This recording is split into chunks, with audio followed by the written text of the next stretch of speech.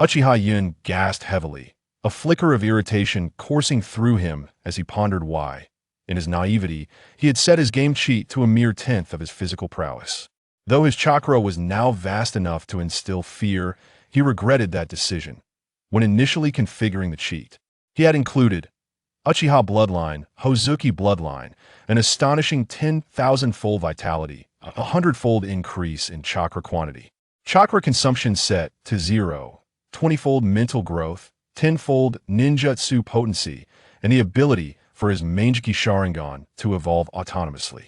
With so many advantages, he believed it prudent to leave some room for other players, thus reducing his physical capabilities to a mere tenth. In the context of the Naruto universe, chakra is the fusion of physical and mental energy, and his corporeal strength lagged behind, resulting in a diminished chakra pool.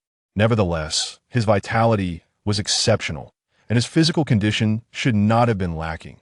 Yet reality dealt Uchiha Yun a heavy blow.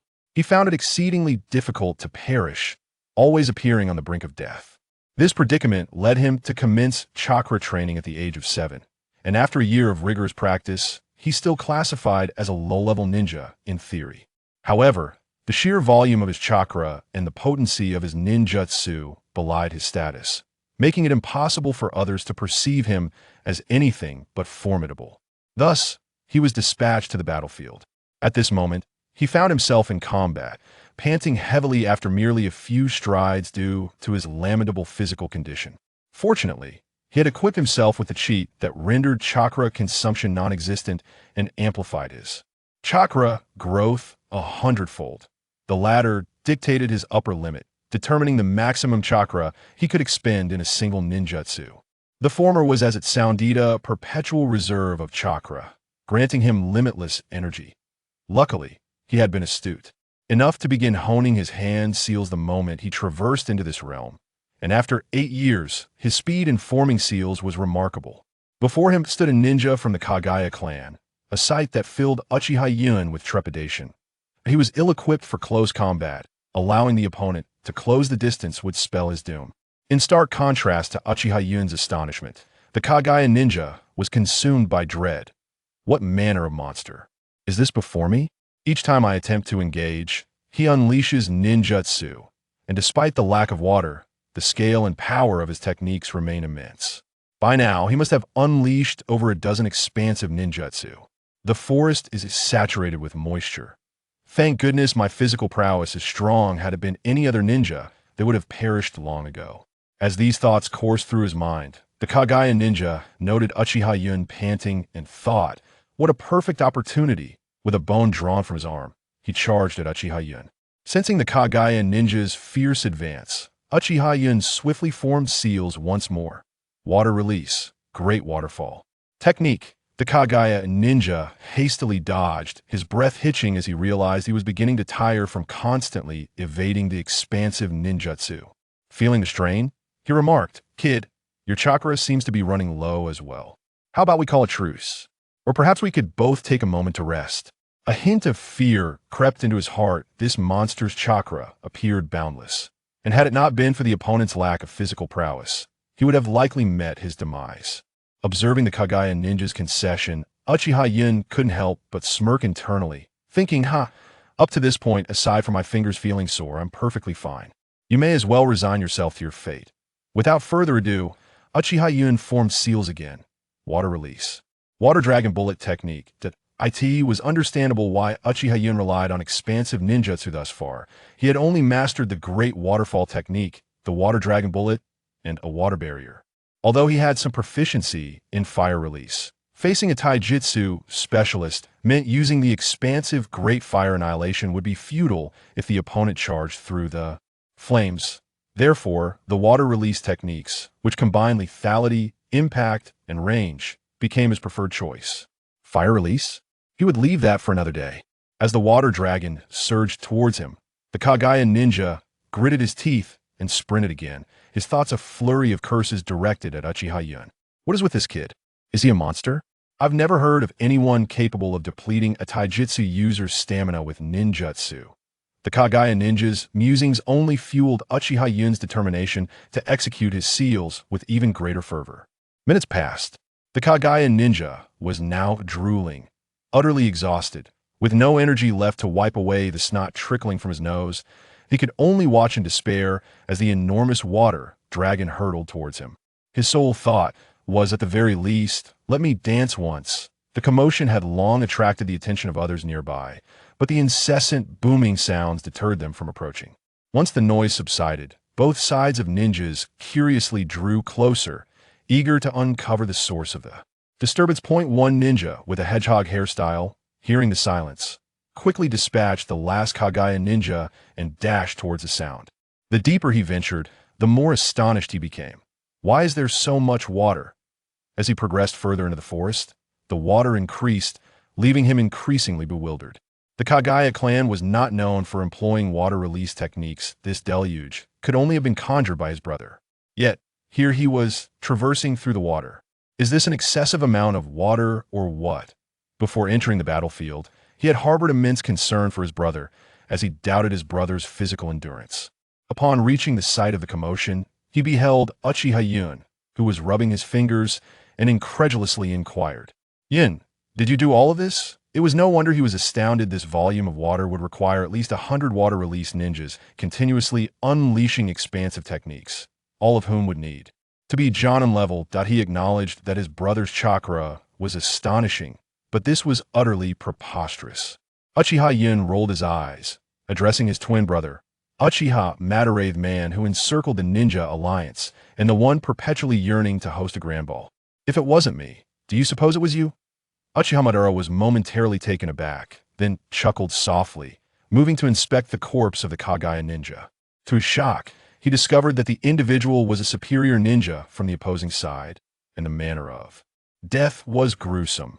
The overwhelming force of the water dragon technique had left the victim's face unrecognizable, and his abdomen was distended, indicating he had ingested a significant amount of water. Did the second young master do this? Most likely. Our Uchiha clan has few practitioners of water release, only the second young master excels at it. This is astonishing, to create such a vast quantity of water in a location devoid of it. The second young master is truly formidable. His chakra is outrageously immense. Listening to the remarks of his clan members, Uchiha Yun scoffed disdainfully. "Who told you this is chakra? I possess Shatura." The opposing ninjas were rendered utterly apprehensive upon witnessing this scene. Surely, the adversary was a monster, possessing an alarming amount of chakra, exhibiting no signs of weakness whatsoever. The situation was indeed terrifying. The Uchiha clan, powerful as it was, found the Kagaya clan's ninjas retreating discreetly, seeking ways to report this matter to their superiors and devise a plan to eliminate this child, who appeared to be merely 7 or 8 years old. Upon returning to the camp, Uchiha Cloud found himself basking in the adoration of his peers, enjoying a hero's welcome, despite his accomplishments being limited to the defeat of a single elite ninja. However, considering he was only 8 years old, the implications of such a feat upon his return to the clan were profound. The sheer magnitude of his chakra would undoubtedly grant him substantial influence on the battlefield. Of course, Uchiha Cloud had no intention of revealing his other unique trait, the Ghost Lantern. Without his extraordinary ability, he could hardly articulate the nature of his Ghost Lantern physique, even claiming descent from the Otsutsuki clan and suggesting a distant hereditary connection would fall on deaf ears. Moreover, being a twin to Uchiha Madara, with a mother of pure Uchiha lineage, if Uchiha Taijima were to discover this, the facade of a simple ninja would devolve into a melodrama of familial intrigue, a scenario far from ideal. Discussing time travel or extraordinary abilities with Uchiha Taijima was utterly implausible. The commander of this operation was a man named Uchiha Hatsu, who had positioned Uchiha Cloud beside Uchiha Madara, a seat typically reserved for elite jonin, signaling a significant elevation in Uchiha Cloud's status. Uchiha Madara sat to the right of Uchiha Hatsu, occupying a position akin to that of a spokesperson, underscoring his noteworthy status, despite being merely a chunin. As the assembly gathered, Uchiha Hatsu inquired about the Kagaya clan, directing his gaze towards Uchiha Cloud. Today, the young master had proven extraordinary. The sheer volume of his chakra had astonished him, leading him to speculate that this child might contend for the position of clan leader in the future. Eager to gauge Uchiha Cloud's sentiments, he anticipated that this remarkable individual would become someone to be revered. Uchiha Cloud, however, was indifferent to aspirations of ascending the Uchiha hierarchy. With a shrug, he remarked, "What is there to consider?" As he gazed across the camp, Uchiha Hatsu was momentarily taken aback, then shook his head with a wry smile, realizing that Uchiha Cloud was feigning ignorance, and decided to let the matter rest. Uchiha Madara chuckled at his brother's words, expressing little concern for the clan leader position. He felt that either he or his brother could assume the role, provided it was not someone from another branch. It was common knowledge that those within the Hokage's circle were often infatuated with their siblings. The other attendees exchanged amused glances, although the battlefield commander held the highest seat. They all understood that this mission against the Kagaya clan was merely an opportunity for Uchiha Madara to gain experience and acclimate to this esteemed position. At the tender age of 8, he became a chunin, and it is rumored that he is on the verge of a breakthrough. As long as he does not meet an untimely end, it is only natural that he will ascend to the position of clan leader upon reaching adulthood. Currently, a fierce rivalry has emerged with Uchiha Yun, which is a matter concerning only the two brothers. It is evident that Uchiha Madara still holds the upper hand. Uchiha Madara requested a map, studying it with a furrowed brow. Uchiha Fugaku and Uchiha Yun followed his gaze, their expressions mirroring his concern. Although the Kagaya clan opposite them is not particularly formidable, the primary objective of the Uchiha clan this time is to hone Uchiha Madara's skills. The battlefield is set in the Luyun Gorge, a valley where each side of ninjas occupies a mountain peak. In the previous skirmish, both sides suffered considerable losses from exchanging explosive tags. If a medium-sized clan incurs significant losses, the return home would yield no rewards. If they manage to avoid punishment, it would be deemed a fortunate outcome. Originally, Uchiha Yun intended to play a minor role in the battle, but unexpectedly, an elite jonin disrupted his plans entirely. Indeed, Uchiha Madara pondered something and turned to Uchiha Yun with a smile. "Yun, what is the defensive range of your water barrier?" Uchiha Yun could only manage a wry smile.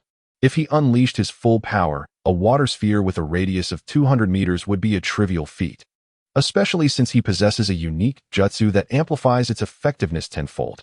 However, he refrained from boasting too much, fearing he would become a target. After some contemplation, he decided to be modest, yet not overly so, approximately 70 to 80 meters. Noticing the wide-eyed astonishment of those around him, he felt uneasy. Despite having reduced his chakra output to 1/10, why were they so shocked? Good heavens, 70 to 80 meters. Is it truly that extraordinary? This realization struck him as somewhat surreal. Perhaps only the Uzumaki clan's renowned elite jonin could match such a feat when at full strength. It was astonishing. He suddenly felt that the chakra levels of the Uchiha clan's ninjas appeared rather meager in comparison. Do not speak like that. How do you think the smaller clans and civilian families would perceive it? As if the Hitaki clan had no thoughts on the matter, came the retorts around him, eliciting laughter. Feeling a bit bashful from the discussions surrounding him, Uchiha Yun sheepishly scratched his head, realizing he had inadvertently put on a facade of superiority. However, upon reflection, the tenfold enhancement of his area of effect jutsu indeed greatly increased its lethality, and coupled with his 100-fold chakra reserves, it seemed his water release techniques were undeniably formidable. Uchiha Madara's eyes lit up. Then how many times can you unleash it? What could Uchiha Yun say, having already inflated his prowess? He could not backtrack and claim he could only perform it 2 or 3 times, as that would be akin to slapping his own face. Approximately 10 times. He stated confidently. Considering the chakra levels of the likes of Kisame Hashigaki, Uchiha Yun felt reassured. If others could possess such strength, then merely scaling his chakra down to a comparable level to theirs did not seem so extraordinary after all. He had never considered that the dry persimmon zetsu was merely an exception, often referred to as a tailed beast, yet had not yet emerged into the public eye. By all accounts, zetsu at present could scarcely be classified as liquid. On the battlefield, Uchiha Yun stood amidst the throng of troops. It was he who had proposed this strategy. He harbored no aspirations to vie for the position of clan leader, yet wished to prevent the Uchiha clan from incurring excessive losses. The Uchiha, a clan cursed yet also filled with love. Uchiha Shursui betrayed his family out of profound affection for Konoha. Uchiha Itachi sacrificed himself for his village and his brother, Uchiha Sasuke. Sasuke, in turn, betrayed Konoha for the sake of his family. If the members of this clan were not so deeply invested, their hearts would not bear such anguish. Uchiha Madara chose the path of darkness to spare the world from suffering.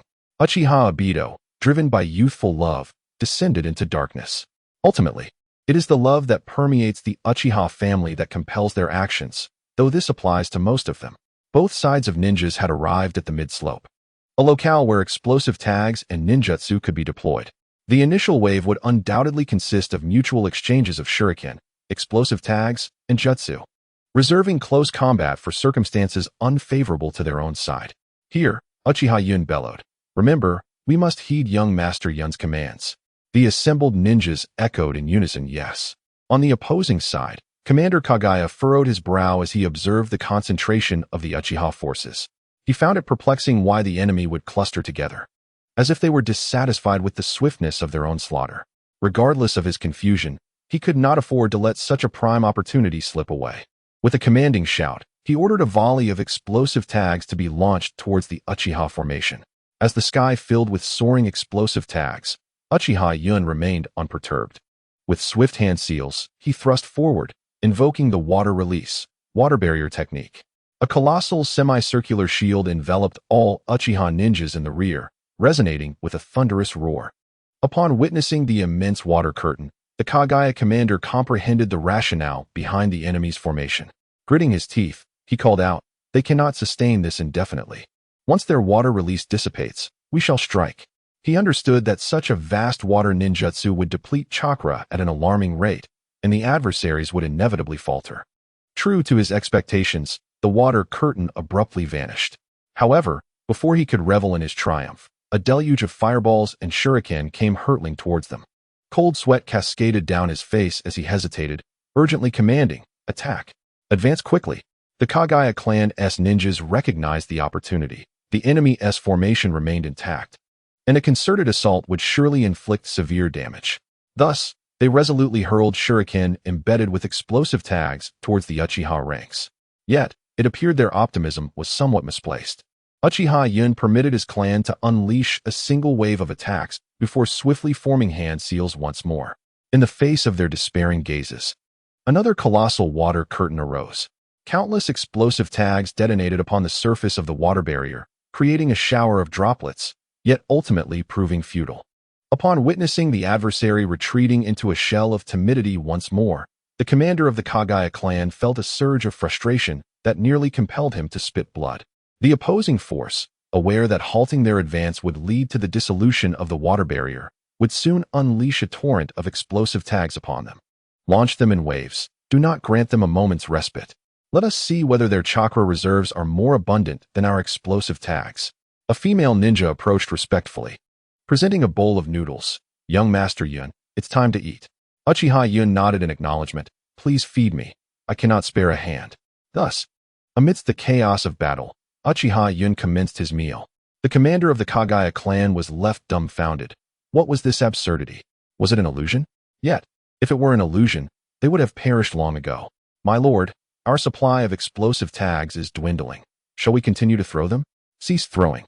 Charge forward." Meanwhile, Uchiha Madara gazed enviously at his brother's water barrier. If only he possessed such an abundance of chakra, dominating the entire ninja world would surely be a trivial endeavor. With a smile, he thought, "Fortunately, he is my brother." A ninja knelt before Uchiha Madara. "Lord Madara, the enemy is charging." Madara nodded, fully aware without needing further elaboration, as he had been observing the enemy's movements from the periphery of the water barrier, prepared to relay information to Uchiha Yun. Approaching his brother, Madara informed him, "They are advancing towards us." Uchiha Yun replied with understanding, "When I withdraw the water barrier, quickly disperse the formation, but do not charge yet.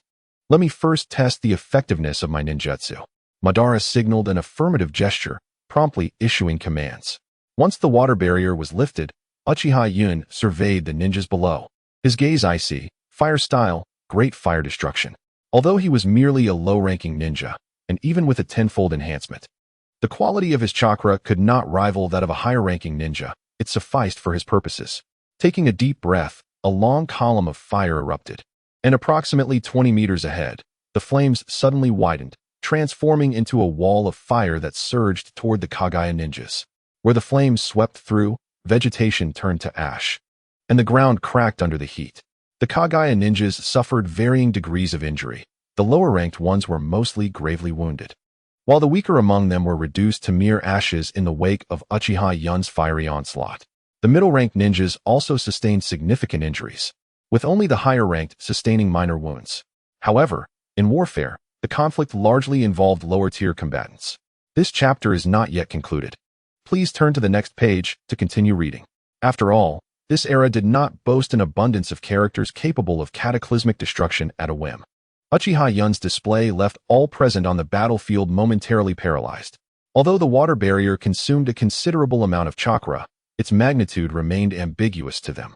They could only gauge Uchiha Yun's chakra reserves to be extraordinary from the water's volume, without a clear understanding of its true extent. However, this instance was different. Uchiha Yun's great fire destruction obliterated at least 100 foes, a spectacle witnessed by all, providing them with an immediate comprehension of his formidable prowess. On the side of Kagaya, the remaining ninjas stood in a daze, staring at the lifeless bodies of their comrades, paralyzed by their grief. Former allies vanished under the onslaught of a single ninjutsu. They were not unaccustomed to the death of their kin, nor to the mass demise of their brethren. However, the sheer magnitude of loss brought forth by just one technique shattered their worldview. It felt surreal. Just one ninjutsu. This was not the act of a human, but that of a monster. The Kagaya ninjas understood that this battle was utterly futile. One among them, gripped by terror, turned and fled towards the rear.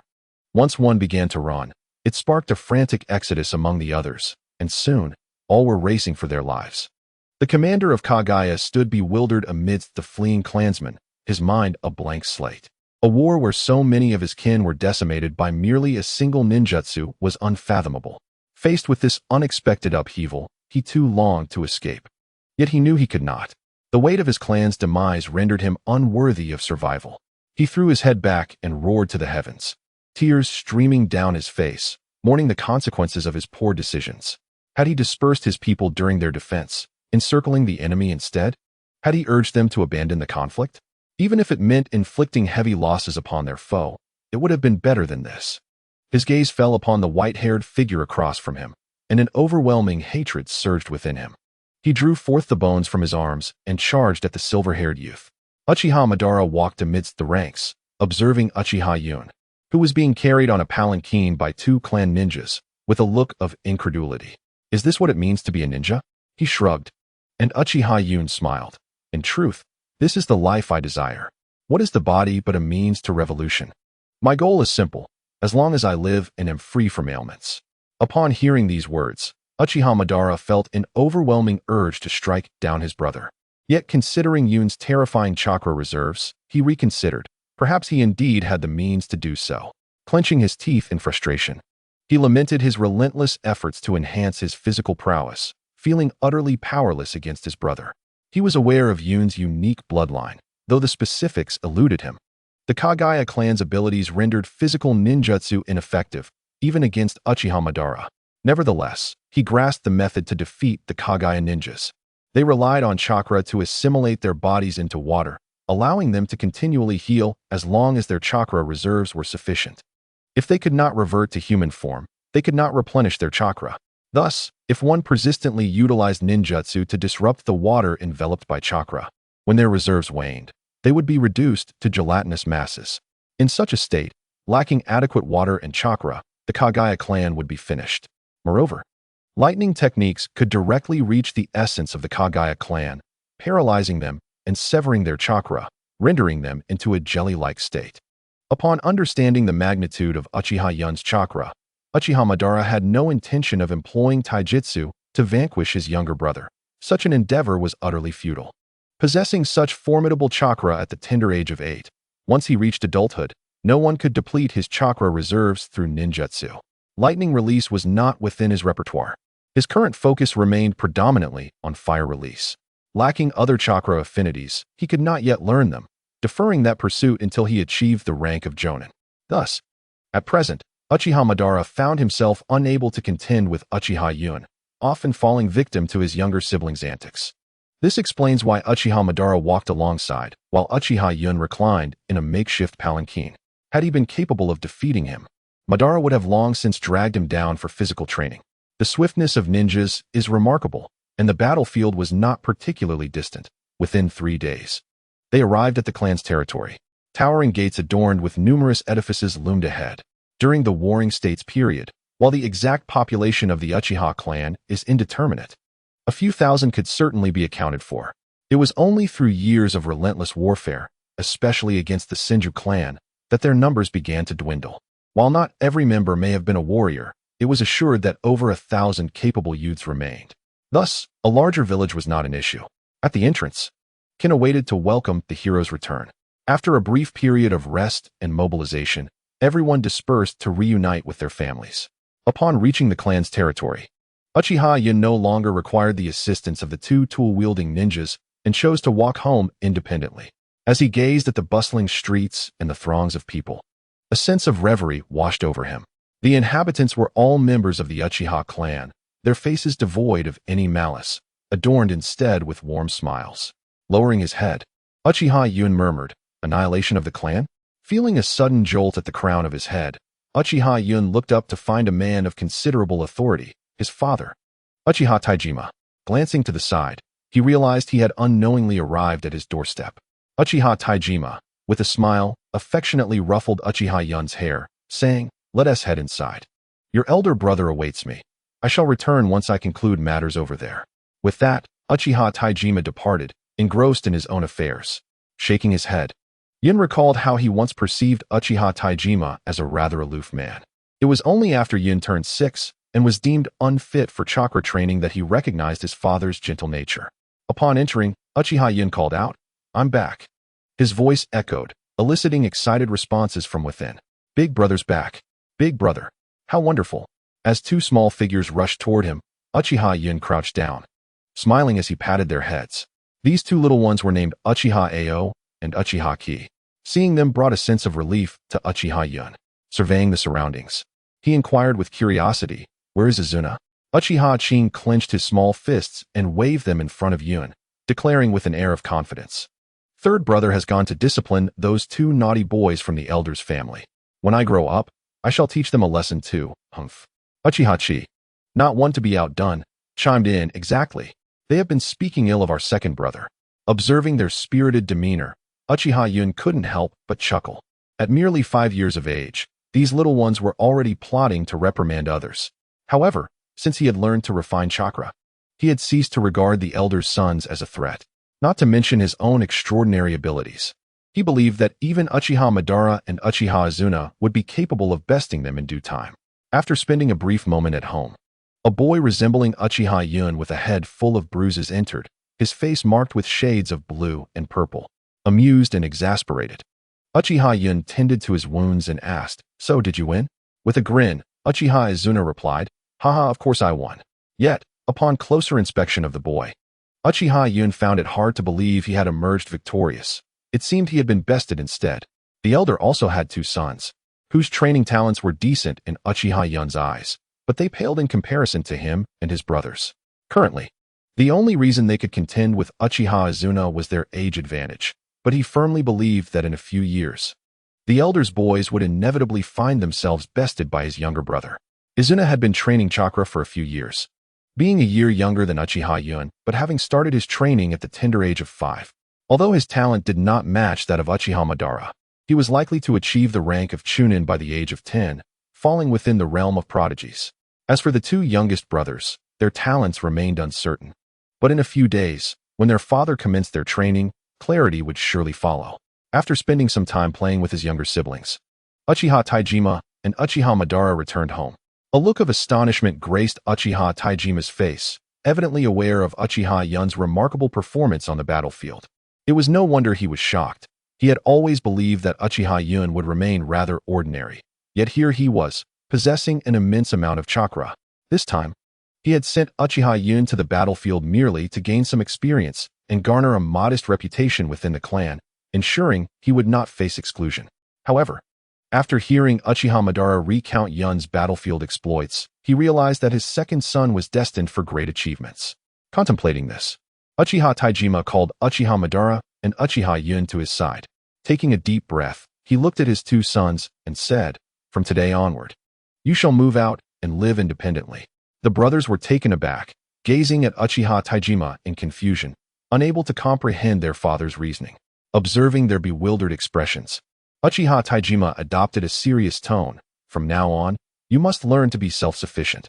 I shall no longer provide any assistance. Ninjutsu, consumables, and resources of power, henceforth. I shall provide none of these for the two of you. Of course, as long as you refrain from actions that harm the Uchiha clan. I shall not interfere with your endeavors, regardless of the methods you choose. After a moment's contemplation, Uchiha Taijima added, this is for your training. I shall reassess when you reach adulthood. Uchiha Madara and Uchiha Kyumo exchanged glances, each astonished by the other's expression. Uchiha Kyumo wore a bitter countenance, his heart heavy with disappointment. This meant that henceforth, he would have to bear the cost of everything himself. Apart from a single house, he and Uchiha Madara possessed nothing. This signified that he would no longer enjoy the services of servants, and, most importantly, those sisters who often cared for him might soon depart. In stark contrast to Uchiha Kyumo's despondency, Uchiha Madara radiated excitement. As they walked towards their new abode, Uchiha Kyumo, intrigued by his brother's exuberance, inquired, Madara, what brings you such joy? Turning with enthusiasm, Uchiha Madara replied, this is how we can demonstrate to others just how exceptional the son of the Uchiha clan leader truly is it not? Uchiha Kyumo, bewildered, responded, huh? Will others not find it remarkable that we can become superiors without relying on our family's resources? Uchiha Kyumo nodded in agreement. And then? Is that not sufficient? Uchiha Madara inquired, a hint of confusion in his gaze. He gazed skyward, contemplating before continuing. Without my father's disapproving glare and devoid of others' constraints, this should suffice. Should it not? Uchiha Kyumo shook his head and sighed. You fail to grasp what we have sacrificed. What have we lost? Uchiha Madara scratched his head in confusion. Without directly answering, Uchiha Kyumo countered. Can you cook? No. Do you possess wealth as a chunin? No. When you grow weary from training, isn't it comforting to have someone prepare your bath and massage your tired muscles? Indeed. And lastly, do you have sufficient funds to exchange for new jutsu? This final question left Uchiha Madara momentarily speechless, his mind racing with despair. He had never considered such matters while under his father's support. The thought of worrying about them now was unfathomable. Suddenly, his outlook on life felt overwhelmingly bleak. Then, a spark of hope ignited within him as he turned to Uchiha Kyumo, his eyes gleaming with a glimmer of realization. Kyumo, if you can think of these things, does that mean you have a solution? Uchiha Kyumo facepalmed, bemused by his brother's naivety. No wonder he had always dreamed of an extravagant lifestyle. First, we must address the issue of finances, whether for food, combat supplies, or consumables. All require funding. Uchiha Madara nodded in agreement. This indeed needs resolution, but how? Uchiha Kyumo uttered two words through clenched teeth. Loans. Upon reflecting on the unfortunate plight of two 8-year-old children who must rely on loans to survive, a wave of sorrowful tears cascades down, lamenting, paternal love is as formidable as mountains and as tumultuous as earthquakes. Through a myriad of words, Uchiha Madara finally comprehends the essence of loans. Observing Uchiha Cloud chuckling, he remarks, Cloud, your intellect is truly remarkable. However, what shall our next objective be?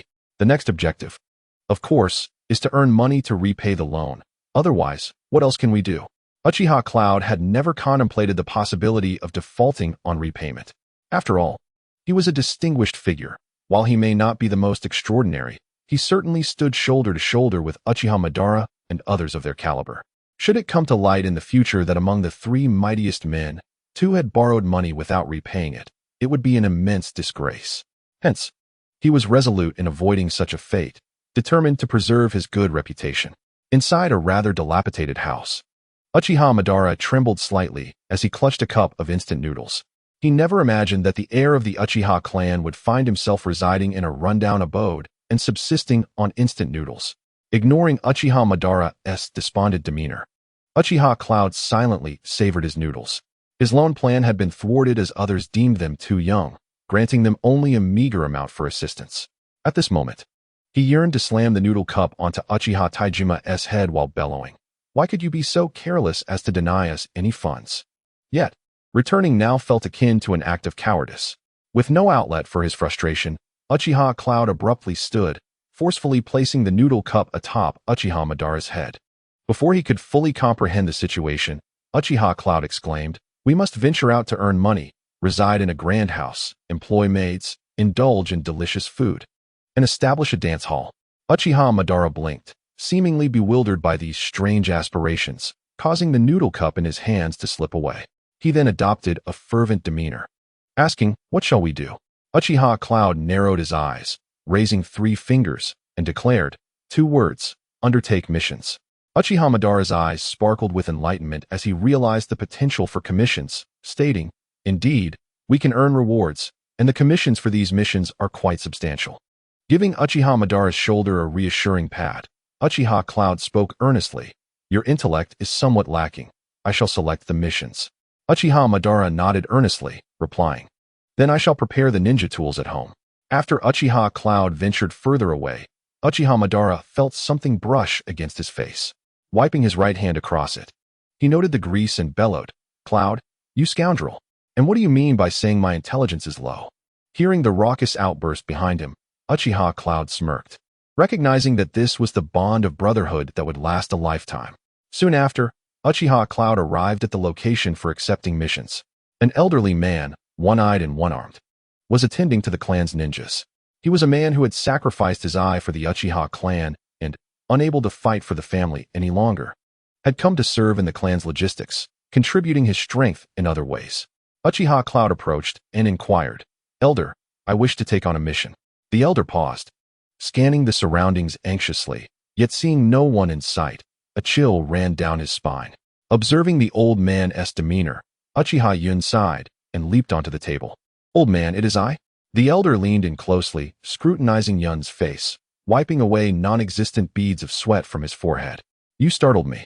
I thought there were ghosts haunting in broad daylight. Turns out it is merely the second young master. He then shifted the conversation. However, second young master, you are rather young. Do you have a lead ninja accompanying you? Uchiha Yun was momentarily taken aback. He had no lead ninja. The only companion at home was a hedgehog-haired boy of similar age, who was rather reckless. Upon exiting the mission hall, Uchiha Yun employed a transformation technique to assume the form of a formidable middle-aged man before re-entering. Clearing his throat, he coughed lightly to draw the attention of those within. The old man, lost in thought, was startled and turned to find himself suddenly respectful.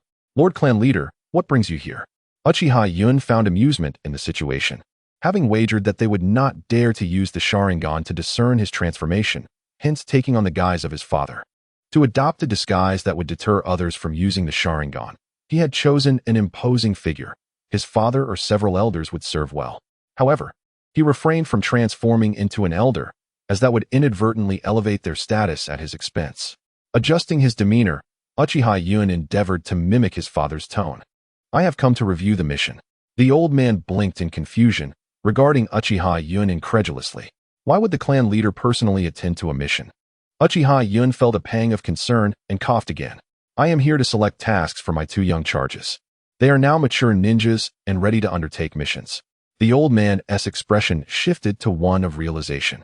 No wonder the clan leader would personally handle a mission. It appears the second young master has already informed you. But how could this happen so swiftly? Adopting a warm expression, the elder presented all the available mission scrolls. Lord Clan Leader, here they are. Please take a look. Uchiha Yun nodded and began to sift through the tasks. After a lengthy review, he found himself dissatisfied, perceiving the missions as overly simplistic until he reached the final scroll, an A-rank mission, annihilate a rival clan. Upon examining the details, he learned that a significant family had been persistently oppressed by a ninja clan and had sought assistance to eradicate their oppressors. Given that this family was merely the ruling family of a town, lacking in skilled ninjas, they had been subjected to relentless harassment. Uchiha Yun slammed his hand on the table. This is the mission. The elder, taken aback, exclaimed, Lord Clan Leader, your 2 young masters. One is merely a Genin, and the other is only a Chunin. Though the opposing family is small, they are still a ninja clan with elite ninjas. Is it wise to send them? Waving his hand dismissively, Uchiha Yun confidently nodded. Despite the potential for hubris, he saw no issue with the task he had chosen. Of course it is fine. I will dispatch clan ninjas to accompany them. Rest assured. With the clan leader's assurance, the elder had no further objections and thus entrusted the mission to Uchiha Yun. Just moments after Uchiha Yun departed, An old man gazed at the individual before him with a puzzled expression. "Chief, is there an issue with the mission?" Uchiha Taijima was taken aback. "Mission? What mission?" The old man was instantly flabbergasted. "Did you not just accept an A-rank mission from me? You mentioned it was intended for the two young masters." "A-rank?" Uchiha Taijima nearly shouted, and then a thought struck him. He called out to those nearby, "Quickly, retrieve those two rascals. Retrieving them may be problematic. The mission has already been issued. It is their choice." "Are you suggesting, Chief, that you wish to violate the rules?" Upon hearing this voice, Uchiha Taijima clenched his teeth, filled with resentment, yet utterly powerless, for the speaker was Uchiha Daigo, a revered elder of the Uchiha clan, wielding considerable influence. He cast a cold glance at Uchiha Daigo, remaining silent for a while before disdainfully flicking his sleeve and departing. "Yun, do you think we can manage this mission with just the two of us?" Holding the mission scroll, Uchiha Obito hesitated. Though he possessed an air of arrogance, he was not blind to the reality. Despite being a mere small clan, they had two jonin among their ranks. A careless move could lead to their downfall. Uchiha Yun shrugged. "What is there to fear? Brashness is the way to go. As long as they lack lightning-style ninjas, they are at my mercy. You know the potency of my jutsu." Uchiha Obito rolled his eyes. He did not possess such an outrageous amount of chakra, nor the extensive range of jutsu. While his techniques were indeed formidable, his prowess was merely that of a chunin. To challenge an entire clan with hundreds of ninjas was not just arrogance.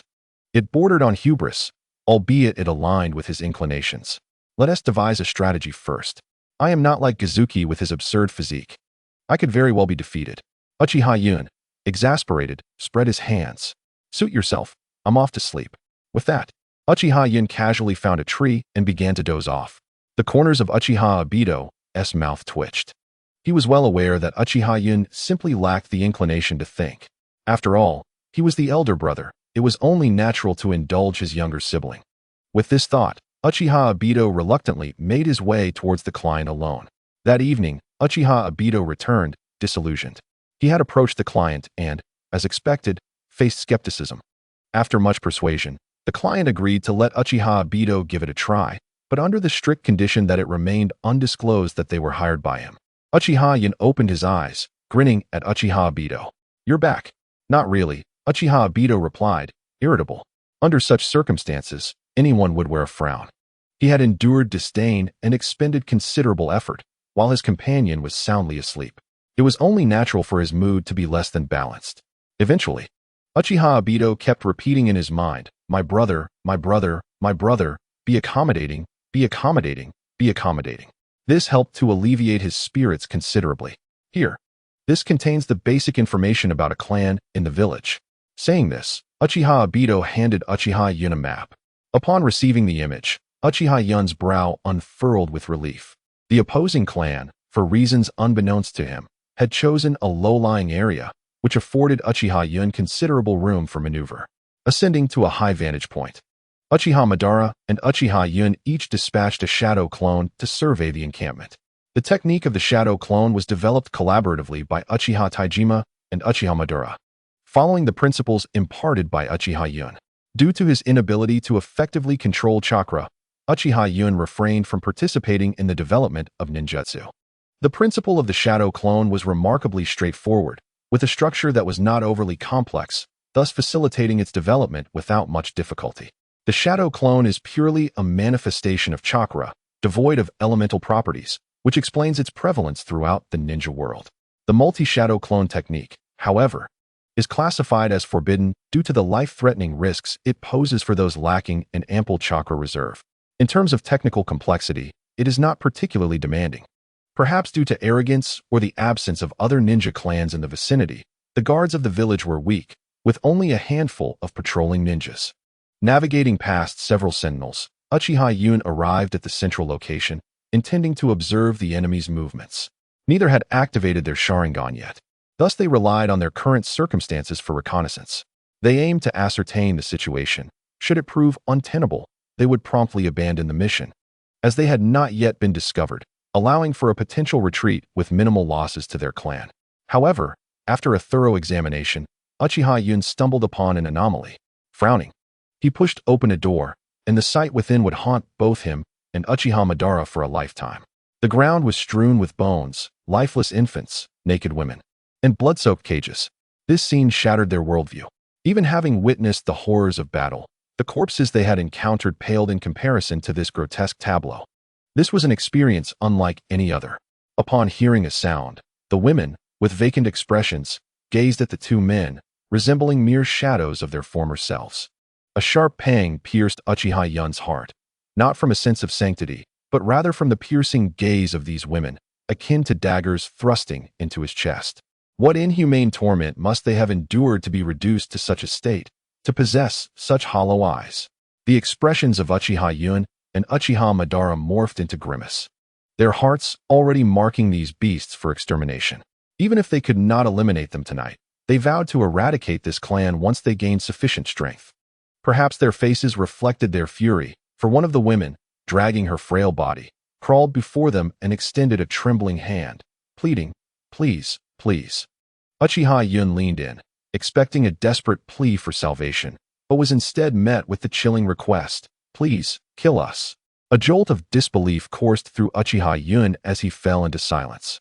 Without a word, Uchiha Madara swiftly drew a kunai and severed her throat. Witnessing the look of relief wash over her features, Uchiha Yun felt as though another blade had pierced his heart. The demise of this woman perhaps instilled courage in those around her. Subsequently, Uchiha Yun and his companion numbly wielded their kunai. At the request of the women, the infant was taken along with their mother. Painfully closing his eyes, when Uchiha Yun opened them once more, they were ablaze with crimson, mirroring the gaze of Uchiha Madara. Within those scarlet orbs, a tomo spun incessantly around the pupil, exuding an eerie yet exquisite allure. After dissolving his shadow clone, Uchiha Yun stood atop the mountain, coldly proclaiming, "I have resolved their fate." From his vantage point, he gazed down upon the cluster of buildings below, his hands swiftly forming seals. Fire release, great fire destruction. This time, he held nothing back. Unleashing his full might, the fire erupted with tenfold intensity and 100-fold chakra, producing flames of staggering proportions. Stretching to a diameter of 1,000 meters. Like the wrath of a deity, the infernal blaze surged towards the structures, instilling despair.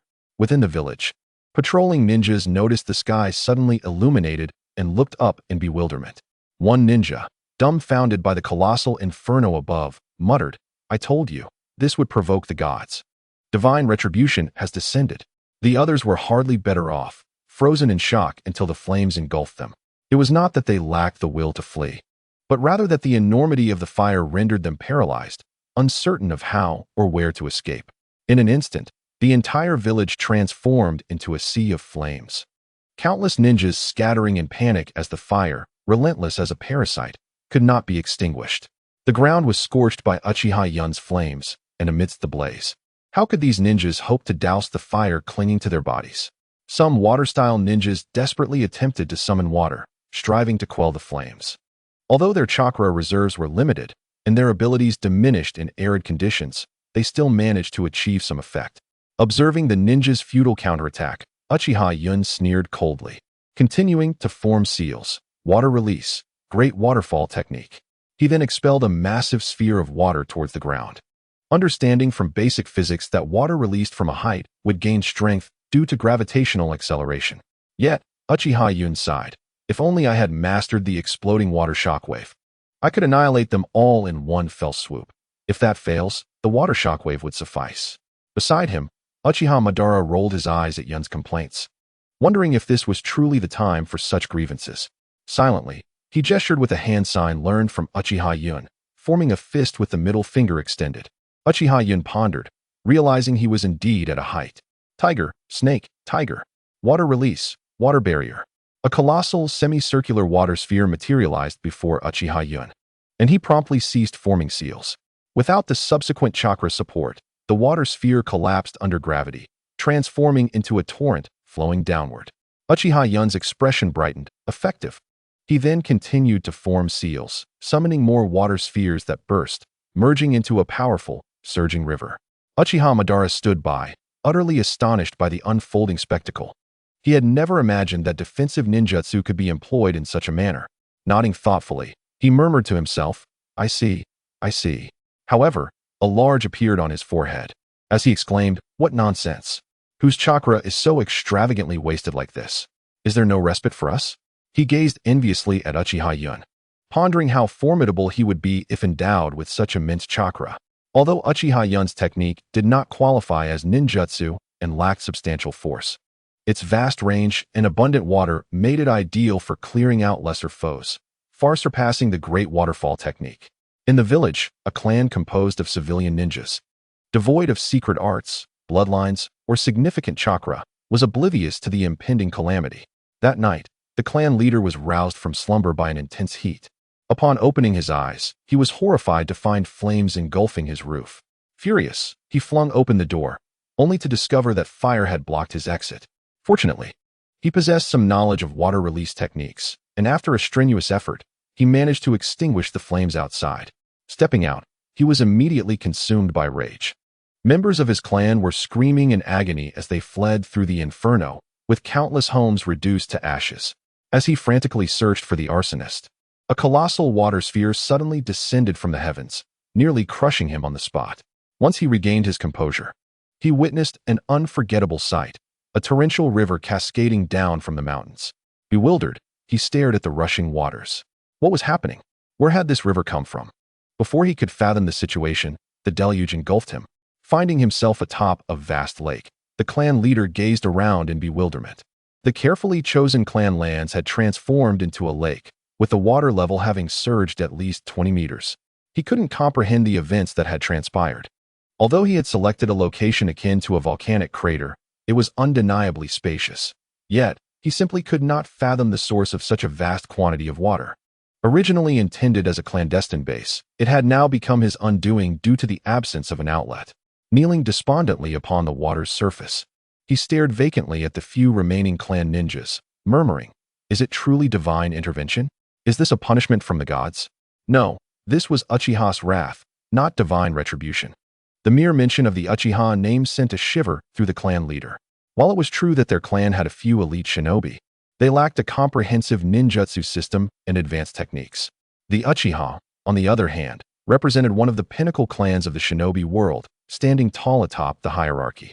While other large ninja clans could potentially contend with the Uchiha in one-on-one combat, their numbers could provide some leverage. The clan leader believed his family to be weak, and he dared not confront the Uchiha elite. The mere arrival of a single Uchiha Jonin could spell doom for them all. With a stiff neck, he turned to look at his adversaries, hesitating, for in his recollection, the Uchiha, Senju, and Yui clans possessed a strength that rendered them nearly unapproachable.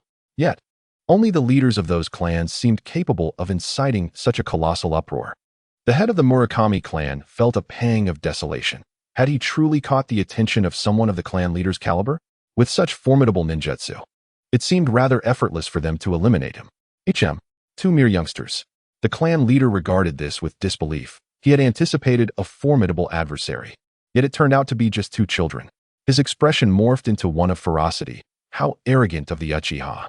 Although I lack bloodline abilities, an immense chakra reserve, and the extensive jutsu repertoire they possess, they believe they can dispatch me with just two youngsters?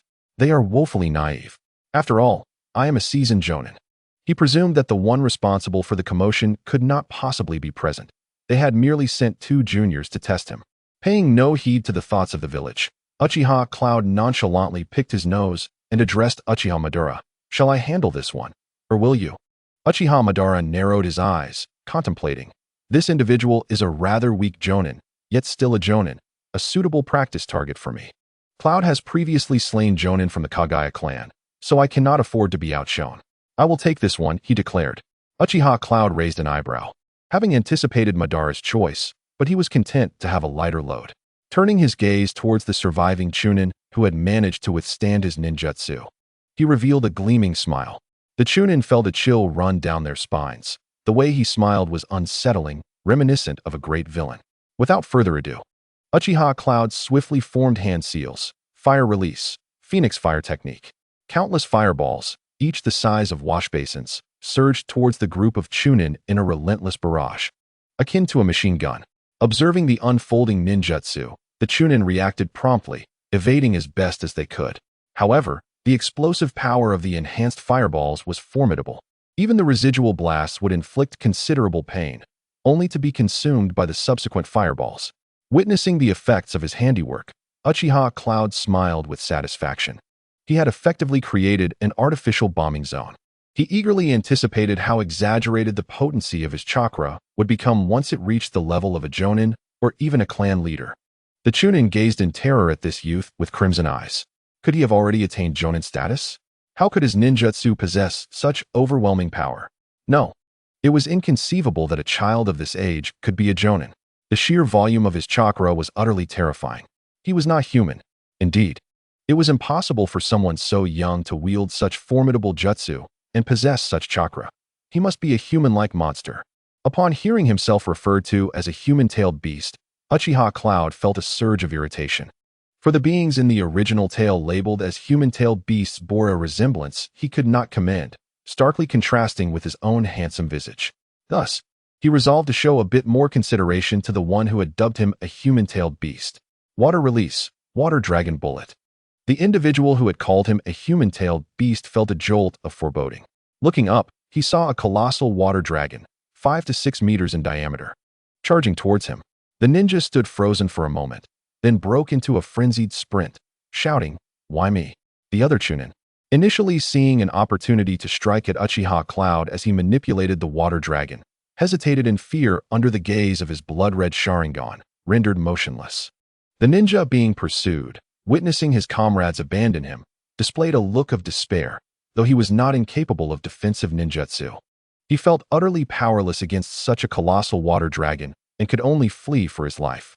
Observing the scene, Uchiha Madara wore a relaxed expression.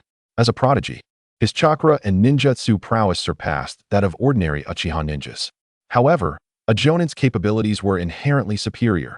Their chakra had undergone a qualitative transformation, and the power of their ninjutsu was vastly greater than that of a Chunin, with diverse chakra attributes. Despite employing C-rank jutsu, the adversary still posed some challenges for Madara. He found himself looking down on the village leader, whose taijutsu skills were lacking, inferior even to his own as an 8-year-old. Madara used ninjutsu to probe his opponent's capabilities: fire release, great fireball technique, water release, water barrier. The opponent, unwilling to yield, retaliated with his own defensive techniques. In the midst of a violent explosion, a smoke screen formed between the two. Seizing the opportunity, Madara dashed into the smoke, drawing closer to the village leader's body while utilizing the advantage of his Sharingan to perceive every movement of the inept fighter. Once in close quarters, Madara needed no hand seals. With a few swift motions, he dispatched his foe.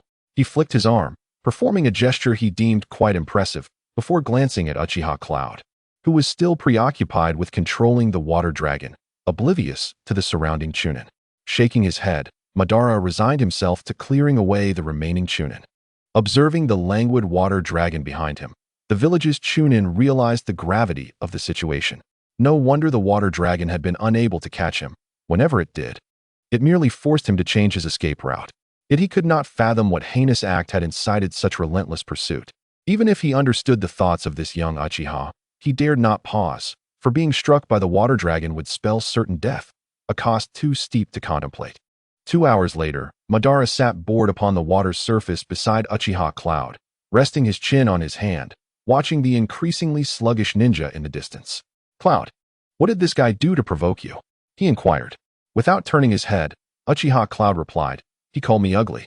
Upon hearing this, Madara erupted in fury.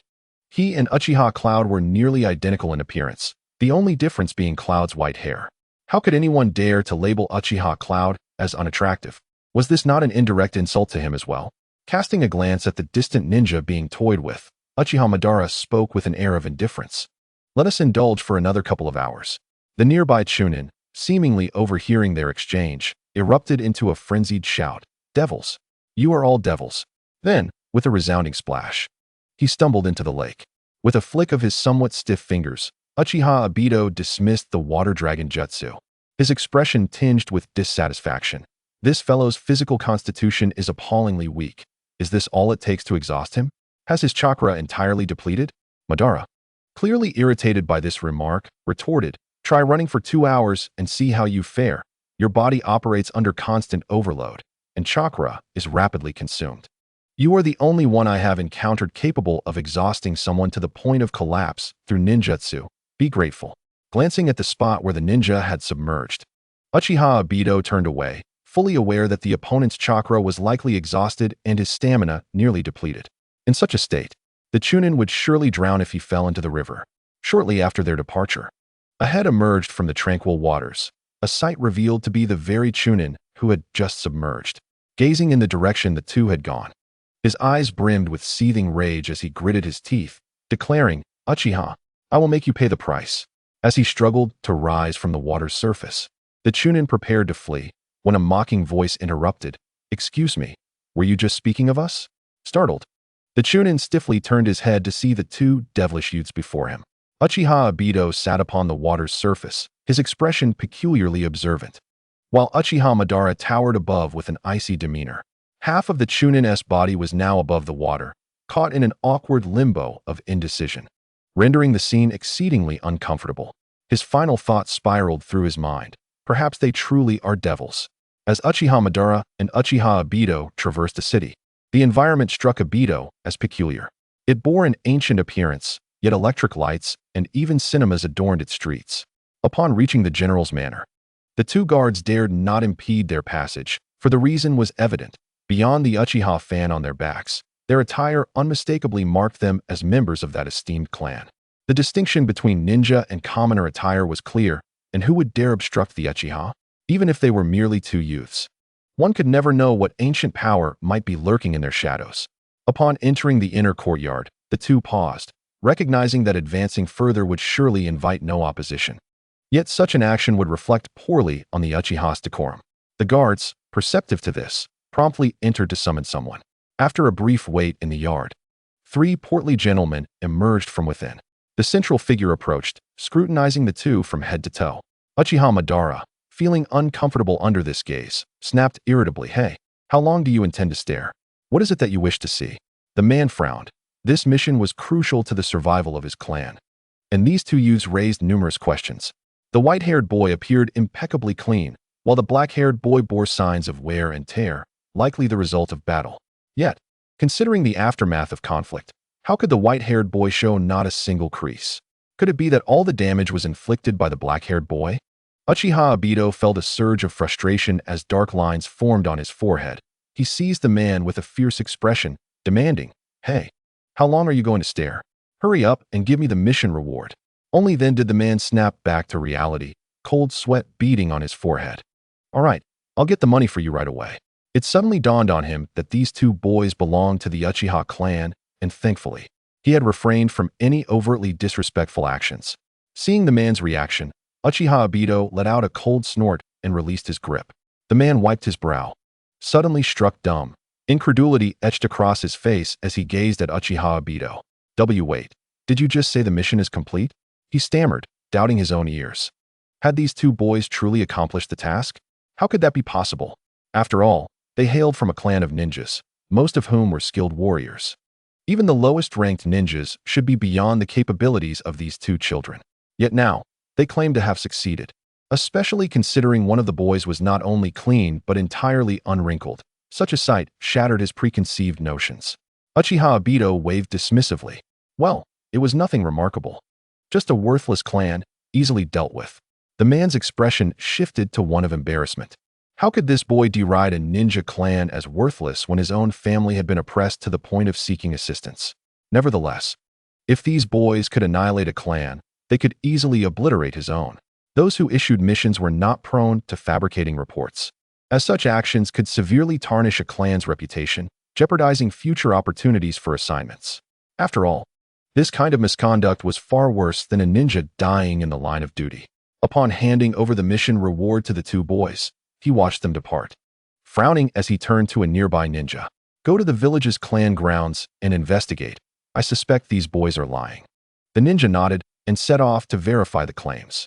Upon arriving at the clan grounds, the ninja stood bewildered before a vast lake. Where was the clan's territory? What was this lake doing here? What was going on? As he submerged himself in the water, he beheld the ruins of houses and a chaotic scene of corpses beneath the surface, which deepened his confusion. Most of the bodies appeared to have been burned, and though the structures were scattered by the flood, signs of fire damage were evident. Returning to his clan, he promptly reported his findings. The middle-aged man listened intently, uncertainty clouding his brow. Could it have been the result of ninjutsu? Absolutely not, the ninja replied with conviction. Those two boys possess nowhere near the chakra required to create such a vast lake. It's simply unheard of. But did you see any other individuals? The man countered. It must have been one of the ancient monstrosities from their clan that intervened. It has to be. The determination in the words of the ninja was unwavering. Yet by the end, uncertainty crept in. The Uchiha clan held their honor in the highest regard, a truth well known throughout the ninja world, making such actions highly improbable. Thus, it was likely that those two young ones were responsible. Their discussion circled back to the beginning. The charred corpses and the burned houses could be attributed to ninjutsu. But what about the water? What was the explanation for that? Oblivious to the troubles they were causing others, the two were on their way home. Although Uchiha Yun was not particularly adept in taijutsu, the task at hand was not far, and with the support of chakra, his stamina was quite sufficient. Consequently, they soon returned to their residence. The first order of business upon returning was to relocate to a larger house and hire 2 maids. The maids were of different surnames, making the hiring process effortless for them. Uchiha Madara lay sprawled on the floor, devoid of dignity, which was indeed the lifestyle befitting a young master of the Uchiha clan. Accepting the pastries offered by the maids, Uchiha Yun nodded in agreement, exclaiming, "Ah, the wickedness of capitalism, yet I find it delightful. By the way, Yun, how much do we have left? I have no desire to revert to a life of instant noodles and dilapidated dwellings." Uchiha Yun produced a notebook and read aloud from the ledger. Although this mission was a suppression task, it was merely an A-rank mission.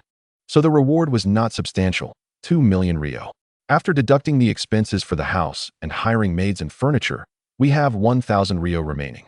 Uchiha Madara was taken aback, his eyes widening in disbelief. How is that possible? We had 2 million ryo, and now it's gone?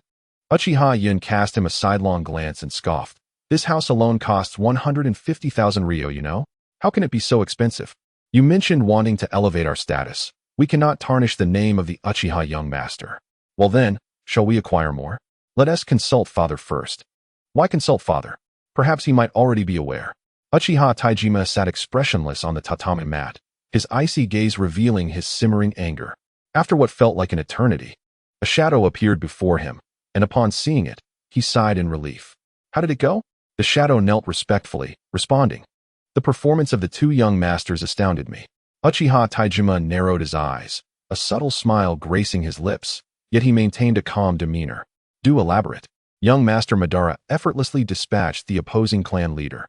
Although the adversary was merely a jonin, a civilian ninja at that, his combat prowess was commendable. Yet Madara eliminated him with ease. Many of their chunin were also slain by him, and he even awakened his Sharingan. Uchiha Taijima chuckled softly, nodding in approval. He was exceedingly pleased with Madara, for it was clear that he harbored great expectations for him, having already earmarked him as the future clan leader. Madara's performance was indeed commendable. At the tender age of 8, he had slain a jonin and a host of chunin, regardless of their civilian status. And what of Yun's performance? The shadow hesitated for a moment, unsure of how to begin. The shadow's uncertainty piqued Uchiha Taijima's curiosity. Just say it. Is he truly worthless? Is his performance on the battlefield merely a fabrication of others? Or has he simply not performed well this time? The shadow shook his head, replying, Young Master Yun. If I were to offer my assessment, I could sum it up in 2 words. A monster. Uchiha Taijima felt a twinge of displeasure. How could he be pleased to hear his son labeled as a monster? Young Master Yun had annihilated all of the lower ninjas and some of the middle ninjas of the Murakami clan. The shadow was well aware of this and could only respond with a bitter smile. Witnessing it all firsthand, he found it utterly unbelievable that such feats could be accomplished by an 8-year-old child. Everything that transpired could only be described as a calamity. Uchiha Taijima silently drummed his fingers on the table, perplexed as to why the elimination of a few lower and middle ninjas warranted such an extraordinary characterization from his subordinate. It hardly seemed sufficient to be deemed a monster. The shadow cleared his throat and began to recount all that he had witnessed. With each detail, Uchiha Taijima grew increasingly astonished. By the time he heard of Uchiha Yun conjuring a vast lake using a water barrier technique, he could no longer maintain his composure. It seemed entirely justified to refer to his son as a monster. The fact that a B-rank ninjutsu could yield effects surpassing even those of A rank was nothing short of monstrous. The sheer volume of chakra was enough to send chills down his spine. Although he was perplexed by the terrifying extent of his son's chakra, his predominant feeling was one of joy, murmuring, "The Uchiha clan is truly on the verge of standing at the pinnacle of the ninja world." Soon, however, he began to worry about the future of his two sons and the position of clan leader. After much contemplation, he found himself at a loss, ultimately deciding to allow the two children to vie for the position on their own. Unbeknownst to him, Uchiha Yun had no desire to contend for the role of clan leader. At that moment, within the lavish confines of a villa, Uchiha Yun and Uchiha Madara were engaged in discussions about monetary matters. Unfortunately, their current skills were far too limited. After being sent away by their father, they could no longer freely learn the clan's ninjutsu. To acquire knowledge, they would need to earn money first. A C-rank ninjutsu required 1,000 ryo to learn. A B rank was tenfold that of a C rank, and an A rank was 10 times the cost of a B rank. As for S rank ninjutsu, they dared not even contemplate it, as it would require completing 10 extermination missions to earn the funds necessary for one. The Uchiha clan was not composed of mercenaries. They would not readily engage in the extermination of other clans, nor were there enough missions available to fulfill such requirements. Grasping his hair in frustration, Uchiha Yun lamented why they had not pursued the study of advanced ninjutsu earlier. They had assumed that being the heirs of the Uchiha clan would grant them unrestricted access to ninjutsu, enabling them to learn at their leisure. Now, however, they found themselves in the awkward position of needing to purchase their education. Sitting on the tatami mat, Uchiha Yun felt as though his hair might be pulled out in exasperation. Presently, the Senju clan was embroiled in conflict with the Yuhi clan, which was temporarily of no concern to the Uchiha. A few years would pass before the Uchiha would engage in battle with the Senju. In the original narrative, these families only began to experience conflict after their fame gradually escalated. Although the Uchiha and Senju clans are swiftly gaining renown, they have yet to reach a level where they instill fear wherever they go. The encounter between Hashirama Senju and Madara Uchiha likely occurred when they were around 15 years of age. The prospect of swiftly amassing wealth is currently unattainable, requiring a few more years until a confrontation with the Senju can take place. Upon reflecting on this, Uchiha Yun felt a peculiar sensation. His sudden intrusion into this situation made him wonder if the Senju would indeed fall victim to the Uchiha's prowess. How about we split up for missions? It would be an excellent opportunity to see who earns more and masters more jutsu. Although both could pool their resources to acquire jutsu and learn together, the pride associated with the Uchiha clan deterred them from doing so. Having spent 8 years in the Uchiha clan, Yun was naturally influenced by the fervor of his peers, and he did not perceive this as a negative aspect. The Uchiha, after all, is a clan that evokes a sense of pride. Yun shrugged, expressing indifference, acknowledging that he was merely a slacker. If he lost, so be it. However, he felt compelled to learn more individual jutsu, lest he hesitate to engage in combat in the future. Recently, he had intentionally slowed his chakra refinement process. Refining chakra increases its overall quantity, and once one reaches their physical limit, further refinement enhances its quality, leading to an upgrade. As he sensed his abilities becoming increasingly extraordinary, he found himself even more lethargic. Chakra naturally increases with age, and varying physical constitutions and talents result in differing rates of refinement. His hesitation to continue refining stemmed from the fact that he is Madara Uchiha's twin brother, having been influenced by Indra in the womb. His innate talent could hardly be lacking. Should he inadvertently advance, the scope of his jutsu would become even more extraordinary, leading him to wonder if he would cease to engage in combat altogether. This was no game. Jutsu do not discern friend from foe, and on the battlefield, any action taken by him could impact Uchiha ninjas as well. Therefore, Uchiha Yun resolved to refrain from further training until he found suitable individual jutsu. As for the techniques he already knew, such as the Water Dragon Bullet technique and the Great Fireball technique, he chose to disregard them. He often reassured himself, being a slacker is perfectly normal. Upon arriving at the mission reception area, Uchiha Yun grinned at the old man. The elder's gaze was filled with reproach. "Young master, you nearly caused me great trouble last time." The elder and the clan leader almost came to blows right here. Yun was aware of this incident, awkwardly scratching his head and chuckling. "I was merely concerned you wouldn't assign me any tasks." "Very well, young master, you have proven yourself with your last mission. This time, I shall not hinder you." You may choose from the tasks available here, the elder replied, somewhat resigned. He added with a sideways glance, but below S rank. Uchiha Yun pouted in response, why so strict? I am well aware of my own capabilities. Besides, if I cannot handle it, there are others who can. The old man let out a bitter smile, saying, this is for your safety. If you can prove you possess S-rank abilities, I can assign you an S-rank mission. Uchiha Yun felt a stir of interest but, after considering the complications, decided to forego it, waving his hand dismissively. I'll take an A-rank mission instead. The old man nodded and promptly presented a substantial stack of papers for Uchiha Yun to peruse. This price is too low. This one is rather dull. This lacks intrigue. This one piques my interest. Uchiha Yun examined a task paper that seemed to have some allure. Retrieve the clan's secret techniques from the rogue ninja. Mission description: the rogue ninja, Wumi Daishiang, has stolen the clan's secret techniques. They must be recovered. Mission rank: A. Reward, 2 million Ryo. Quite a handsome sum, comparable to a bounty mission. Without hesitation, Uchiha Yun selected this task. After a lengthy and tedious journey, Uchiha Yun finally arrived at the mission location. The Wumi clan was indeed a ninja family.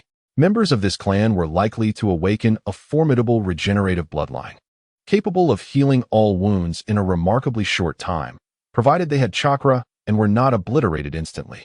However, the clan's chakra was limited, which accounted for their status as a minor family. It was precisely this clan's unique constitution that motivated him to undertake this mission. Upon seeing the Uchiha crest, a throng of Wumi clan members rushed out to greet him. They were astute enough to recognize that Uchiha's willingness to send a child indicated that the child possessed considerable strength, thus they did not dare to be negligent. Once everything was confirmed, the Wumi patriarch briefed Uchiha Yun, saying, Esteemed one, our bloodline grants us extreme regeneration. As long as there is chakra, we shall not perish. Uchiha Yun nodded in understanding and departed. Following the direction pointed out by the Wumi patriarch, Uchiha Yun began to sprint vigorously. Initially, the traces were easy to follow, given the large group that had pursued the rogue. However, as he progressed, he resorted to his Sharingan to discern finer details, footprints, broken branches, and the direction of disturbed foliage. Uchiha Yun felt frustrated, realizing that if he continued this way, he would eventually lose the trail. Fortunately, the Wumi patriarch had provided him with a likeness of the target. Otherwise, once the rogue blended into a crowd, his search would have been futile. After 5 full days of pursuit, Uchiha Yun finally detected the presence of his quarry through his heightened senses. Phew, it was fortunate he had opted for a 20-fold increase in mental acuity. Otherwise, he could have been waiting indefinitely. Sitting on the ground, Uchiha Yun analyzed the situation. Based on his reconnaissance, the target was a Jonin with a commendable chakra reserve. However, it remained uncertain how much chakra would be expended during the healing process. His taijutsu appeared lacking, as even someone of his modest skills could keep up, though one could not dismiss the target's sense of security. However, it is not a plausible reason for an 8-year-old child to catch up to him before he has crossed the borders. Nevertheless, the opponent is an adult, undoubtedly possessing superior physical abilities compared to this mere 1/10 of his strength.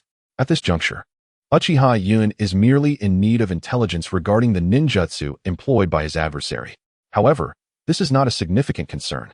Aware of his own physical limitations, Uchiha Yun swiftly creates 2 shadow clones and promptly executes a series of hand seals. Water release, water dragon bullet technique. 3 immense water dragons surge forth, hurtling towards his opponent. Just as Goimi Teisho had lit a campfire and prepared to rest, he was startled by the thunderous sound of rushing water, sensing imminent danger, and hastily performed the body flicker technique to evade. Barely escaping, the water dragons crashed into the very spot he had occupied moments before, creating a massive crater. Observing the sheer magnitude of the attack, Goimi Teisho wiped the cold sweat from his brow and exhaled, relieved to have escaped in time. The power was terrifying. Had a high-ranking shinobi from some prominent clan arrived? A youthful voice then echoed in his ear. No, just a lowly genin, but it should suffice to take your life. Water release, great waterfall technique. Upon hearing this voice, Goimi Teisho was taken aback, yet he had not practiced hand seals with intent, leaving him unable to evade. The 3 water spheres struck his back with pinpoint accuracy. He coughed up a mouthful of blood, finally able to discern the appearance of his assailant, a white, spiky-haired figure clad in armor, which, judging by its design, likely belonged to one of the Senju, Yuhi, or Uchiha clans. However, the crimson tomo in the opponent's eyes immediately revealed their identity, Uchiha. Spitting blood once more, he scoffed. "Tch, does Uchiha look down on me so? A mere child dares to pursue me? Little master, there is more to this chapter. Please click the next page to continue reading, as the story becomes even more thrilling." Rising to his feet and brushing off the dust from his clothing, Goimi Teisho regarded Uchiha Yun with an air of indifference. Uchiha Yun silently acknowledged this clan's resilience. Had it been another individual, the Great Waterfall technique would have inflicted at least moderate injuries, yet this fellow had only expended 1% of his chakra. Seeing Goimi Teisho's demeanor, Uchiha Yun sought to ascertain a particular point, swiftly forming hand seals once more. Water release, water dragon bullet technique. Observing the water dragon, Goimi Teisho, even in his impervious state due to chakra reserves, would not dare to confront this assault head-on. He continuously evaded. Witnessing this, Uchiha Yun smiled with relief before altering his hand seals. Fire release, Phoenix fire technique. The speed of fire release surpasses that of water release, possessing greater lethality. Thus, he opted for fire release to deplete his opponent's chakra. Realizing the nature of Uchiha Yun's assault, Goimi Teisho gritted his teeth and charged directly into the flames. The merciless fire engulfed him, causing his skin to crack inch by inch, yet under the restoration of his chakra, he regained his former state. Emerging through the inferno, he became a shadow of his former self, devoid of any hair. However, he felt not an ounce of anger, for the Uchiha child stood right before him. In the ecstatic gaze of the boy, the kunai found its way into his chest. He understood that, under ordinary circumstances, he was on the verge of crossing the border. And once outside, he would likely evade any further pursuit. This boy was intended to be the final obstacle in his path. Now that the boy lay lifeless, it signified his escape from impending doom. However, he pondered, why did the kunai not draw blood? You may have lost your hair, yet you have not grown stronger. Wu Daxiang stared in disbelief at the kunai in his hand, as drops of water trickled down from it, falling onto the ground. His mind was flooded with questions. Why was it water? Where was the blood?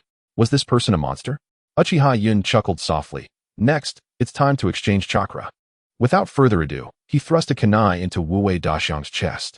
The bloodline limit of the ghost lamp was somewhat akin to that of Wu Wei. Yet the former did not experience pain, for they were composed of water. The Wu Wei bloodline, however, was different.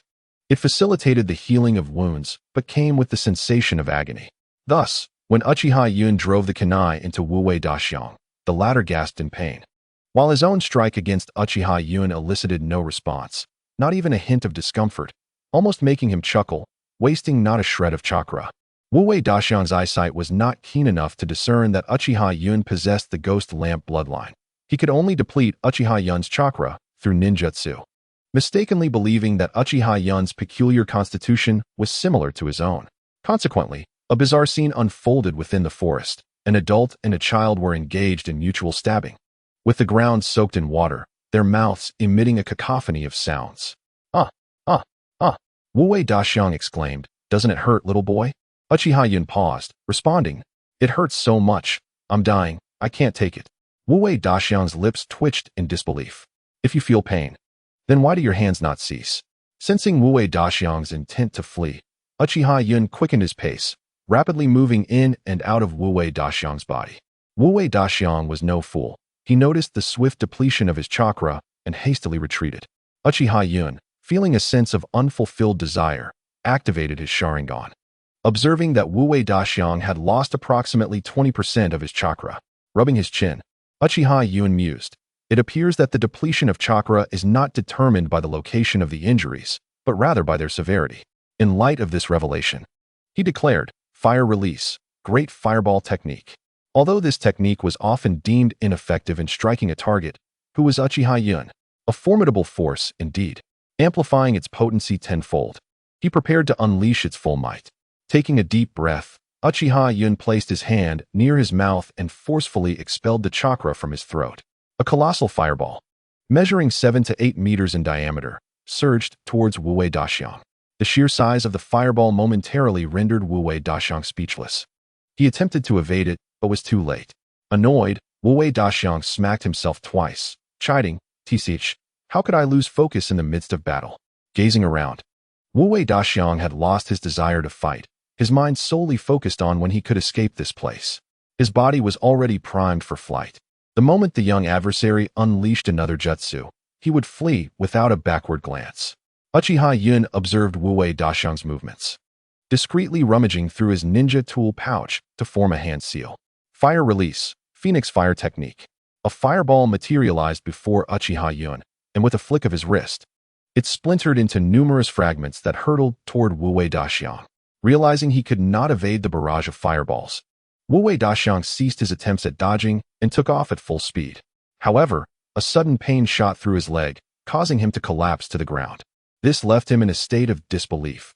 Despite possessing ample chakra, capable of instantaneous recovery from injuries, why had he fallen? It was a shuriken. Such a jutsu existed? Upon noticing the shuriken embedded in his leg, the realization struck him. As long as a foreign object remained within his body, he could not restore his wounds instantaneously. He had to extract the foreign object. Hastily, he removed the shuriken from his wound, yet Uchiha Yun had already completed another hand seal. Fire release, Phoenix fire technique. Fireballs, each the size of basins, relentlessly crashed upon Wu Daxiang. The temperature of the fireballs was searing, and upon detonation, the heat intensified, especially since Wu Daxiang's clothing had long been incinerated. Cries of agony emanated from the flames. Due to the unrelenting assault, Wu Daxiang had no opportunity to regain his footing. As he felt the chakra within him dwindle, despair finally gripped him. Was this truly the end? Just as his chakra was nearing depletion, the attacks ceased. Wu Daxiang watched as the young adversary approached, his expression complex. He bore no animosity towards the boy, recognizing that the latter was merely fulfilling a duty for pay. Such was the nature of their era. Yet, if given the chance for vengeance, he would strike without hesitation. Looking down upon the bare-skinned man, Uchiha Yun closed his Sharingan. The scene somewhat disconcerting, he dared not activate his Sharingan again to scrutinize the details, for the imagery was too provocative to fathom. Now tell me, where is the secret technique you stole? Wu Daxiang shook his head. There is no secret technique, only experimental data, which has already vanished. Uchiha Yun furrowed his brow. What experimental data? Be precise. Wu Daxiang offered a resigned smile. It is well known that our Wu clan possesses very little chakra. So the elders sought alternative means to augment our chakra levels. What methods they employed, I have yet to discern. Glaring coldly at Wu Daxiang, Uchiha Yun found the man's words hard to believe. In this era, ninjas held a strong sense of belonging, and such an endeavor could evidently enhance the overall strength of the clan, perhaps not by a trivial margin. How could this man contemplate destruction? The chapter is not over. Please turn to the next page to continue reading. Wu Daxiang sighed wearily. Indeed, it could enhance the clan's overall strength. But those elders conducted experiments on individuals from other clans, and that clan is quite formidable. As they were set to launch an assault on us today, the elders exhibited an inflated sense of superiority. Uchiha Yun paused, taken aback. Which clan? The Uzumaki clan, replied Wumi Daisho, gazing at him in disbelief. Uchiha Yun could hardly fathom that they would provoke the Uzumaki clan. Such folly would surely lead to their annihilation. The Uzumaki clan is renowned throughout the ninja world for their immense chakra reserves. No wonder these fools had set their sights on them. Uchiha Yun's expression turned peculiar. Do your elders not comprehend that the Uzumaki clan excels in sealing techniques? Do you intend to rely solely on your regenerative abilities in battle? Wumi Daisho was momentarily stunned, then lowered his head in resignation. I knew we would fail, but I did not anticipate such a decisive counter. Initially, I had hoped to steal the experimental data. If the Wumi clan had not faced extinction, we could have risen again. If we are annihilated, at least I would have preserved our lineage, with the hope of resurgence in the future. Uchiha Yun twitched his lips. It appeared that the minds of this clan were somewhat misguided. The arrogance of their leadership, believing that their unyielding chakra could withstand the odds, was astonishing, and those who understood the situation were even more blunt.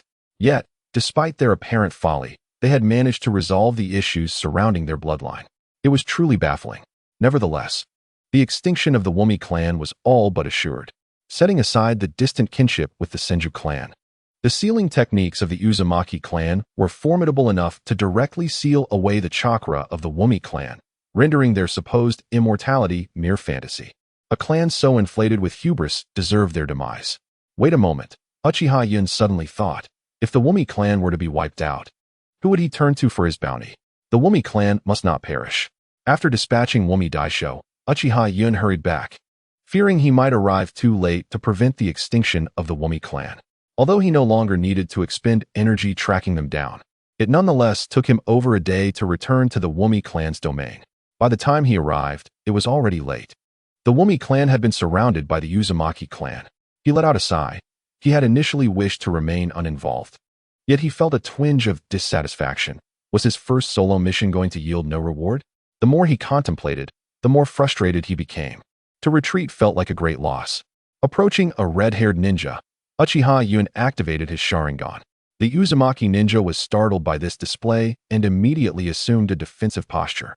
What do you intend, Uchiha brat? Having awakened his eyes at the tender age of 8, the ninja recognized the boy's talent, compelling him to remain cautious. As the activation of the Sharingan usually signified impending conflict, Uchiha Yun shook his head.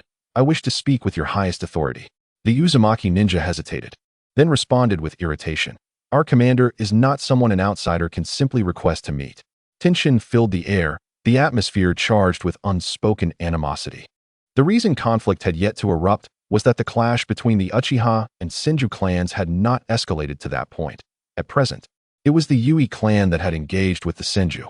In this era, ninjas generally undertake tasks assigned by noble families, with each clan catering to a specific aristocrat. Thus, Uchiha Yun, belonging to a lesser noble clan, is able to venture out alone on such an assignment. The confrontation between the Uchiha and Senju clans is likely to occur several years hence, when the Yui clan fails to fulfill a contract, leading to their replacement by the Uchiha. Consequently, the Yui clan descends into obscurity.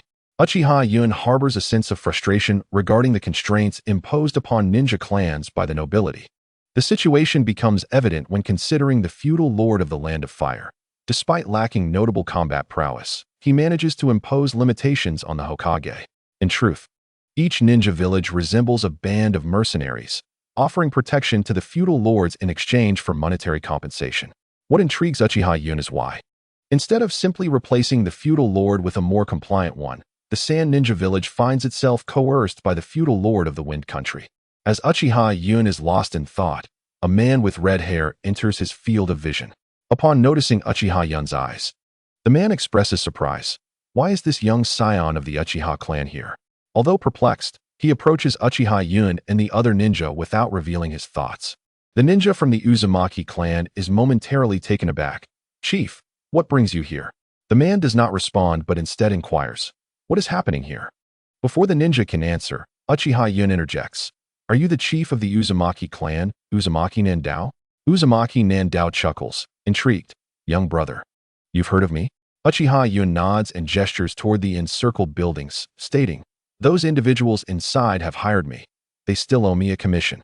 Uzumaki Nandao pauses, then bursts into laughter. Ah, so that's the case. Young brother, what do you propose we do? Uchiha Yun strokes his chin and replies, I should go in and collect my payment first? Uzumaki Nandao, looking at Uchiha Yun with a peculiar expression, shrugs. Very well. Go ahead. Uchiha Yun nods and strides directly into the territory of the Wumi clan. Uchiha Yun is unperturbed by any potential harm, for the mere words of the Uzumaki clan hold little weight in his view. Even if they are a prominent clan, Uzumaki clearly understands this fact. Should they dare to act against Uchiha Yun, regardless of his status, the Uzumaki clan would undoubtedly suffer significant repercussions, leaving them with even less reason to confront him. Daddy, who was that just now? Upon hearing this voice, Uzumaki Nandao quickly dons a smile and turns around. That was a member of the Uchiha clan. A porcelain-like little girl gazes curiously at the fan behind Uchiha Yun. Uchiha? Indeed. Mito, they are a remarkably powerful family, he replies, affectionately ruffling the girl's hair. He then watches Uchiha Yun depart, his eyes narrowing slightly. The young Uchiha, displaying no signs of panic under the scrutiny of so many foreign ninjas and daring to address the commander directly, is indeed quite intriguing.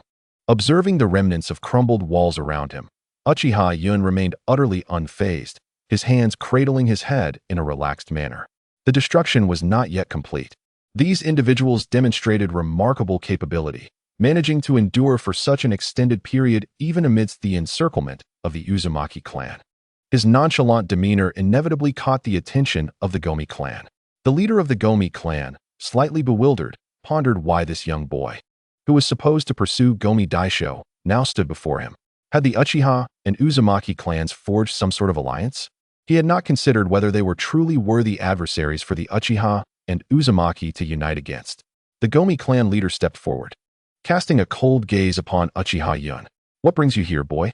he inquired. Uchiha Yun shot him a surprised glance. "You still owe me a bounty," he replied, producing a sealing scroll and performing a series of hand seals upon it. A puff of white smoke enveloped the air, and a bloodied human head materialized atop the scroll. Nodding towards the severed head, Uchiha Yun announced, "I have brought you the head of Gomi Daisho." The Gomi clan leader was taken aback, his expression darkening. Was the head of Gomi Daisho truly what he desired? His countenance, like a turbulent sea, mirrored his realization that after being thoroughly overpowered by the Uzumaki clan the previous night, he had fixated on Gomi Daisho as the last hope for his clan, only to find the man now beheaded. Seeing the leader's expression, Uchiha Yun quickly deduced the source of his dismay. His mood soured. How could these individuals appear even more foolish than Kagaya's group? They had issued a task, yet now regarded the one who fulfilled it as an enemy. What was this predicament? Misfortune or irony? After a moment's contemplation, Uchiha Yun waved his hand dismissively. "Forget it. I can still retrieve my payment after speaking with the Uzumaki clan. I can simply wait a bit longer." The Gomi clan leader felt a pang of anxiety. He recognized the truth in Uchiha Yun's words. The boy's audacity to come here indicated a significant relationship with the Uzumaki clan, who presumably wished to avoid conflict with him. "Wait!" the Gomi clan leader shouted. Uchiha Yun did not turn around, but merely tilted his head. "What?" he asked. The Gomi clan leader clenched his teeth. "We can provide you with the money, but you must assist us in smuggling out some embers." Upon hearing this condition, Uchiha Yun abruptly turned away, disregarding the urgent calls behind him. "Wait. 10, 5, 5, 1. The Gomi clan leader's eyes almost blazed with fury. He yearned to eliminate the young boy before him, yet he had no choice but to relent. Finally, Uchiha Yun paused. The unique constitution of this clan intrigued him. It seemed that with proper training, they could be quite interesting. "Fine, I agree, but the payment must be increased," he stipulated. The Gomi clan leader, torn but ultimately resigned, acknowledged the gravity of his clan's situation. What did money matter when his family was on the brink of extinction? He hastily acquiesced. After the Gomi clan leader handed Uchiha Yun 4 million ryo, Uchiha Yun upheld his end of the bargain, departing with an individual who appeared rather refined. Turning his head, Uchiha Yun addressed the young child, who appeared to be around 5 years of age. "Take a good look, for you shall never see them again." The child turned back, gazing at the familiar faces from days gone by, tears streaming down his cheeks. He did not resort to any desperate actions, merely wiping away his tears in silence. Uchiha Yun observed the reactions of the people around him: longing, envy, joy, and astonishment. Each response varied. As for those consumed by negative emotions, Uchiha Yun felt no concern, even finding a hint of amusement in their plight. Regarding the rest, he felt a twinge of sentiment. He was no savior, nor did he wish to be one. If circumstances allowed, and his mood permitted, he might choose to save a few. However, he had little desire to engage with those lacking in wisdom, especially when they sought to threaten him. How amusing. Clapping his hands to bring the child back to reality, Uchiha Yun regarded him with seriousness. "From this moment forth, you shall be my servant. I shall not concern myself with your other matters, but you must pledge loyalty and obey my commands. Otherwise, your entire clan will vanish from this world." The child, understanding the gravity of Uchiha Yun's words, nodded in trepidation and lowered his head, silently following behind him. After casting a glance at the child, Uchiha Yun chose to ignore him, reflecting on the considerable sum of 400,000 ryo, which filled 2 backpacks. He did not hesitate to share one of the packs with the child. Though not excessively heavy, approximately 20 kilograms, it felt immensely burdensome for the young one. Observing the child's pace, Uchiha Yun remained unhurried, walking ahead leisurely. With a slight smile, he mused to himself, "Your clan has strayed from the path to strength. Focusing on physical techniques would be most beneficial." The child's steps faltered as he gazed in astonishment at the seemingly frail, yet towering figure ahead. "Is there a future in physical techniques?" Uchiha Yun continued without pause. "For others, training the body requires consideration of injuries and endurance, but your clan possesses a unique ability to recover swiftly, rendering such concerns moot. You need only to train tirelessly. The child's eyes sparkled with hope. Can physical techniques truly defeat the leaders of those great clans? Glancing back at the child, Uchiha Yun chuckled softly. Not only the clan leaders, even the sage of 6 paths might be bested, though the effort and sweat required would be exponentially greater than what others endure. Upon hearing this, the child felt a surge of determination, as if the weight of the money he carried had lessened. He looked earnestly at Uchiha Yun and declared, "I will work twice as hard and will not disappoint you." "Sir." Uchiha Yun smiled and shook his head, choosing not to respond further, while the child continued to follow him closely. If Uchiha Yun's instincts were correct, he would cultivate a character of extraordinary potential. Of course, he also possessed means to manage him, employing Jinjutsu and leveraging his own unique abilities to keep the child in check. In the midst of the incessant chatter from the little one, who exactly is Uchiha Yun? Born beneath the red banner and nurtured in the gentle spring breeze, he is a youth of notable aspirations. Yet, he feels capable of leading this individual astray, rendering them utterly disoriented. In truth, Uchiha Yun likely comprehends why this clan has not made an appearance in later narratives. Such a diminutive and audacious family is destined for obliteration, even if the great shogun of the 5 flavors were to carry forth their data and essence. Moreover, the denizens of this era are fervently devoted to ninjutsu, leaving taijutsu in the shadows. This is evident when observing Rock Lee and Might Guy, especially considering Lee's initial ridicule in the original tale. Despite Konoha having been established for decades, taijutsu has never received significant recognition, let alone in the present day.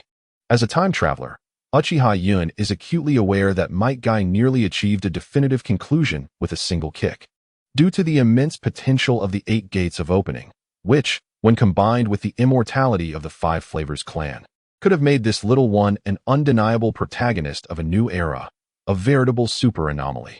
"Little brother, you're here, and you've brought a child with you?" Unbeknownst to them, Uchiha Yun and the little one had reached the threshold. Casting a glance at the child, he observed a serene expression devoid of any reaction, prompting Uchiha Yun to nod in acknowledgement. The child's remarkable endurance suggests that they are indeed resilient, and it appears that Uchiha Yun has fortuitously stumbled upon a significant advantage. Without the capacity to endure hardship, the child's future accomplishments would be inevitably limited. Turning his gaze towards Vortex Nandao, Uchiha Yun presented his bag. "This is their ransom." Accepting the bag and glancing inside, Vortex Nandao raised an eyebrow. As the leader of the Vortex clan, he was indifferent to such trivial sums in the presence of a mere child. While one should eradicate the roots of a problem, he perceived that an orphan from a small clan could hardly pose a challenge, given that his clan remained their natural adversary.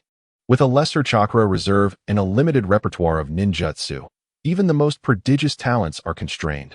Thus, releasing the child was inconsequential. Nodding in agreement, Vortex Nandao shifted his focus away from Uchiha Yun. A subtle smirk graced Uchiha Yun's lips as he departed with the little one. Once they had distanced themselves, he inquired, "Do you harbor resentment towards them?" To Uchiha Yun's surprise, the child shook their head. "Our clan's ability to augment chakra stemmed from capturing members of the Vortex clan for experimentation.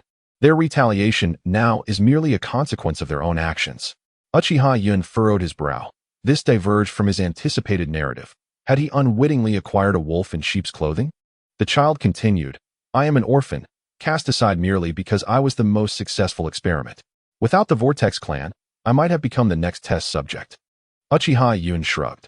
Those individuals are not entirely foolish. They recognize that there exists but one opportunity to cast aside any prejudices and present the most gifted among them. The child nodded in silence, indicating a profound resentment towards the 5 flavors clan.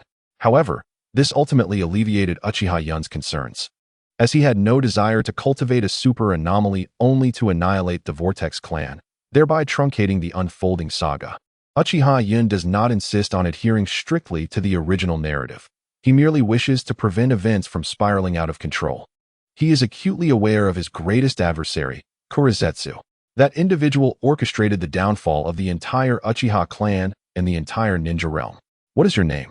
"From this moment forth, I shall have no name." "Then you shall be called Sora." "Very well, Lord Yun. You are quite an insufferable little brat. I must confess I prefer my younger brother."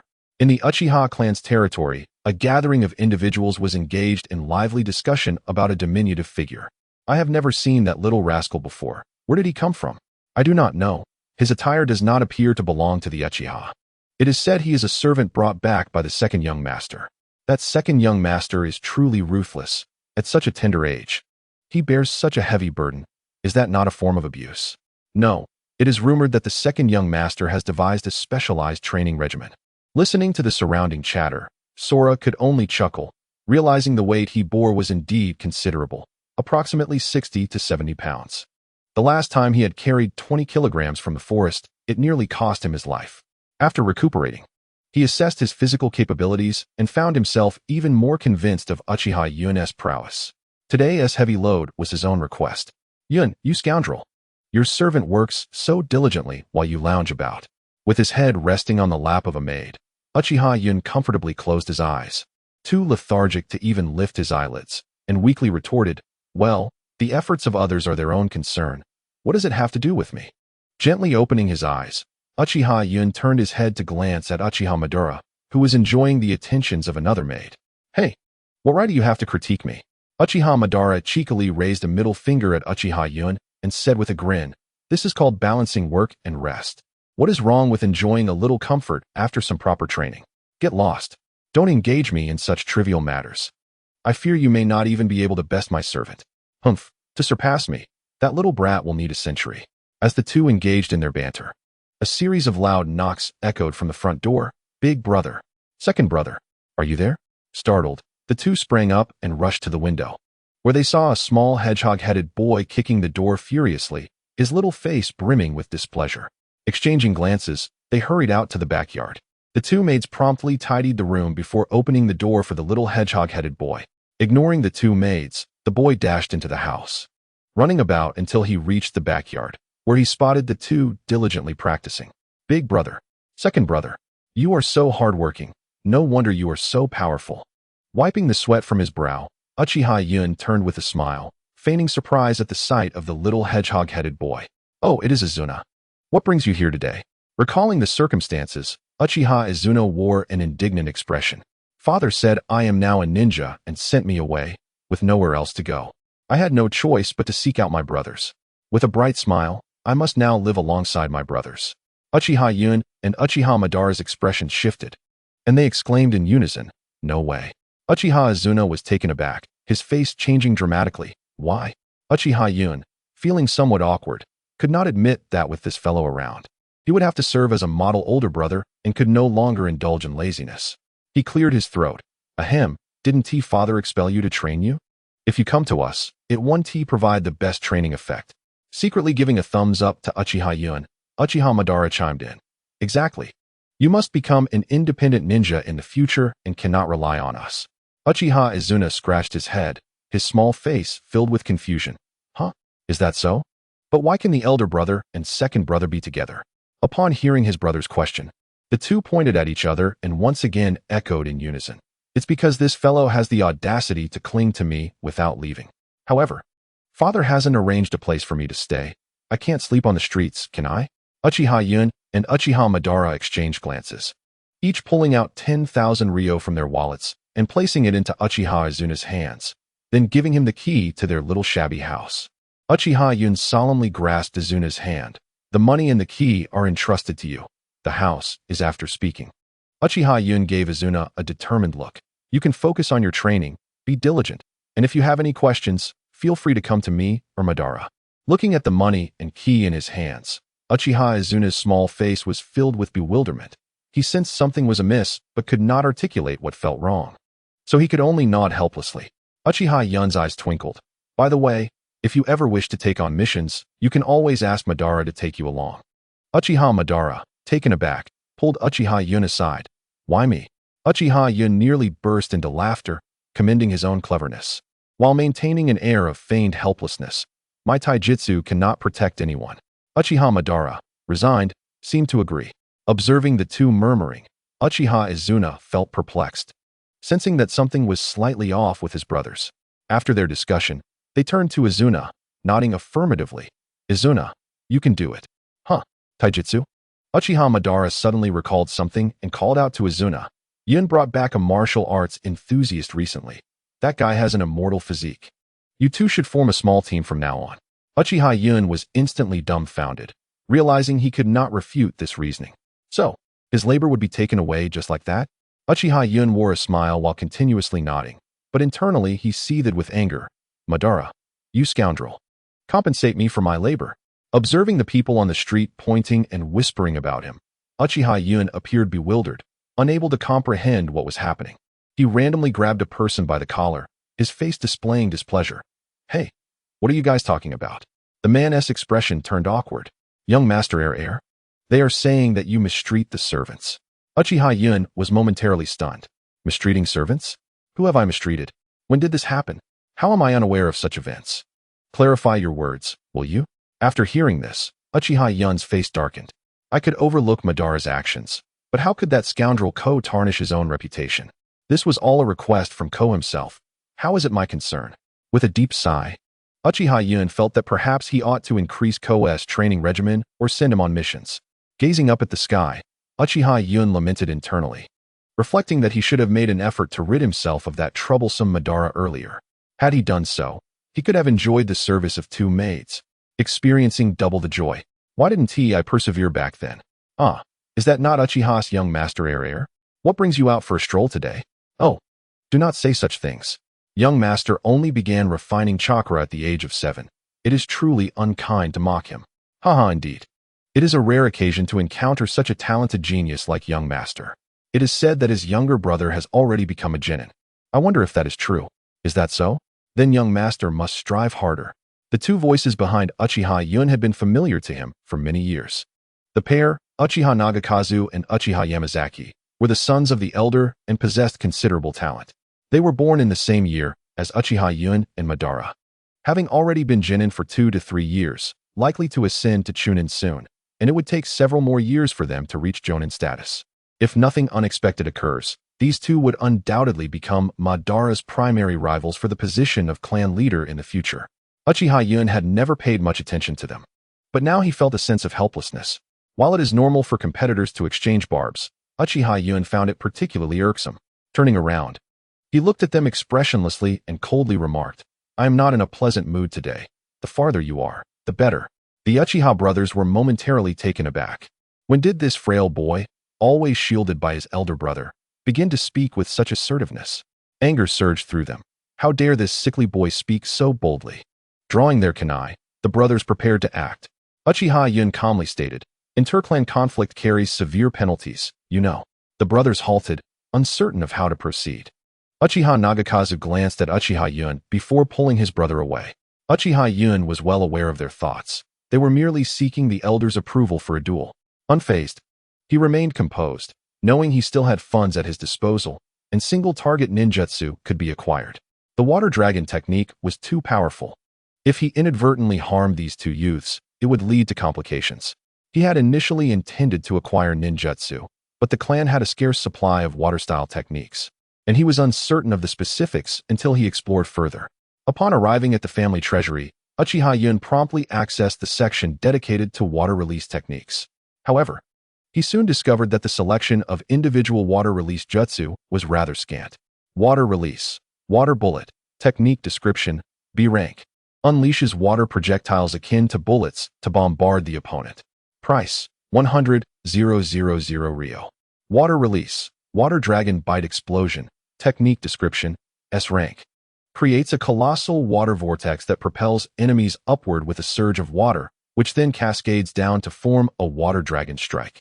Price, 10,000 Rio. After merely perusing these two techniques, Uchiha Yun felt dissatisfied, convinced that their destructive potential would be immense in his hands. Pondering further, he shifted his focus toward group techniques. Upon spotting one particular jutsu, his gaze became irrevocably fixated. Water release, great explosive water shockwave, description, S rank. Forms a massive water sphere that envelopes the enemy, allowing the user to move freely within it. Price, 5,000 Rio. Note, insufficient chakra significantly diminishes its efficacy. This technique genuinely captivated him, appearing to be custom-tailored for his needs. Regrettably, the price proved to be a considerable burden, rendering it beyond his financial reach. With a determined resolve, Uchiha Yun set the scroll down and hurried home.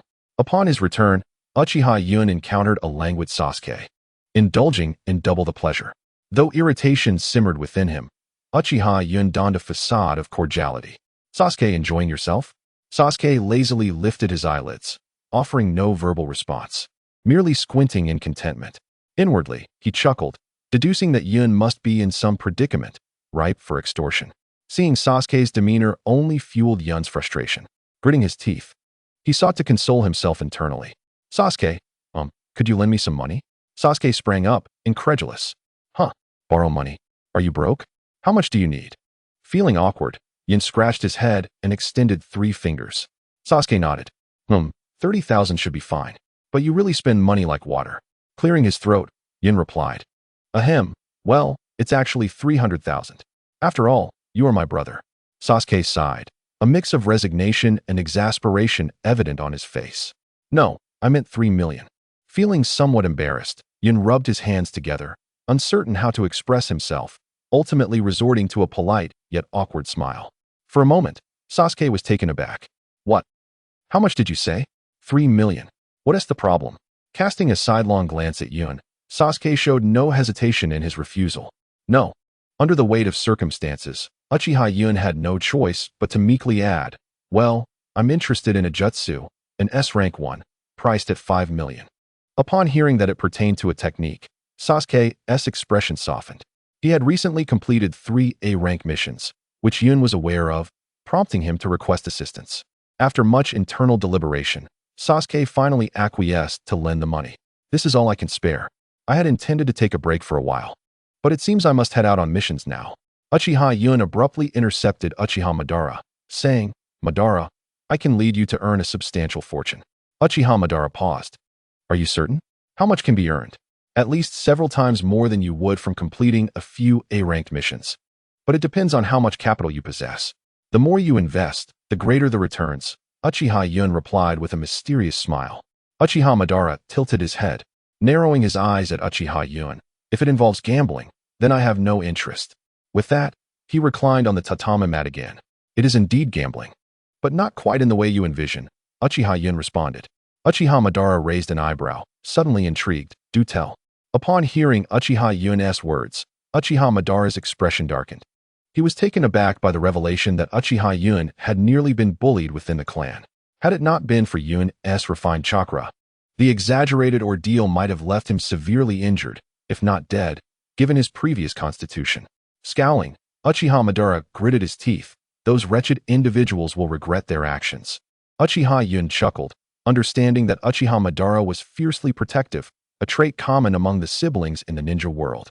Why wait to deal with them? Why not take action now? Noticing the confusion on Uchiha Madara's face, Uchiha Yun raised his brows repeatedly. "Isn't the eldest elder's family operating a casino?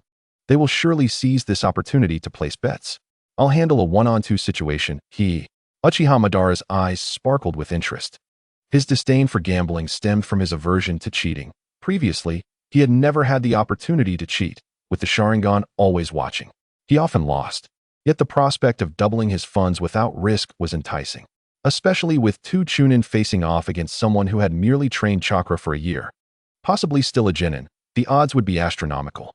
Seeing Uchiha Madara intrigued, Uchiha Yun seized the moment to set his plan in motion. "I will take half of the earnings." Uchiha Madara's face was etched with confusion. "Who gave you the audacity to demand half? Can I opt out of this battle?" After a brief pause, he relented. "Fine, you may have half." Inside the clan's assembly hall, a middle-aged man, appearing nearly 40, wore a frosty expression. "Uchiha Taijima, your little brat is far too arrogant." Uchiha Taijima activated his Sharingan. The 3 tomo coldly fixed on the man. "Uchiha Daiwu, one may indulge in folly, but one must not speak recklessly. You understand the consequences of careless words, do you not?" Uchiha Daiwu suddenly recalled the other man's prowess, cold sweat trickling down his back. Yet, he stubbornly snorted, continuing, "My 2 boys wish to challenge your second young master to a duel. What do you think?" Uchiha Taijima's eyes flickered. On what grounds? Who in the clan does not know that Yun only began training at the age of 7? Your 2 boys are nearly Chunin. Do you not feel embarrassed? Uchiha Daiwu did not dwell on it too much. If Uchiha Taijima had immediately acquiesced, it would have raised his suspicions. He chuckled coldly. The conflict among the three boys occurred in the bustling district, witnessed by many clan members.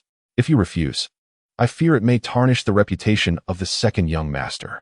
Uchiha Taijima slammed his palm on the table, glaring fiercely as he pointed an accusatory finger at Uchiha Daigo.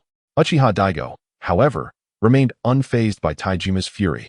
Upon hearing the reports from his two sons, a clever scheme to undermine the clan leader's lineage immediately sprang to his mind. If word got out that the second young master was a mere waste, Uchiha Taijima would surely find himself in a precarious position. The thought nearly brought a smile to Daigo's lips. With a grin that seemed to stretch from ear to ear, Uchiha Daigo suggested, why not inquire about the opinion of the party involved? He had heard from his sons that when they attempted to confront Uchiha Yun, he cowered under the family's name, inhibiting them from taking action.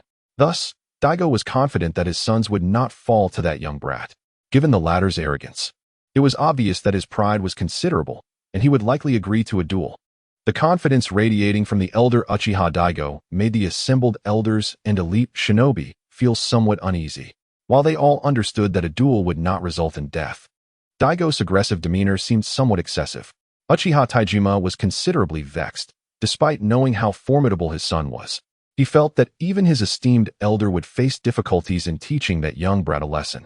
The notion of his sons being targeted by others was particularly irksome to Taijima. Internally, he scoffed, "Huh? You may laugh now, but you'll regret it soon enough." Very well, it is decided.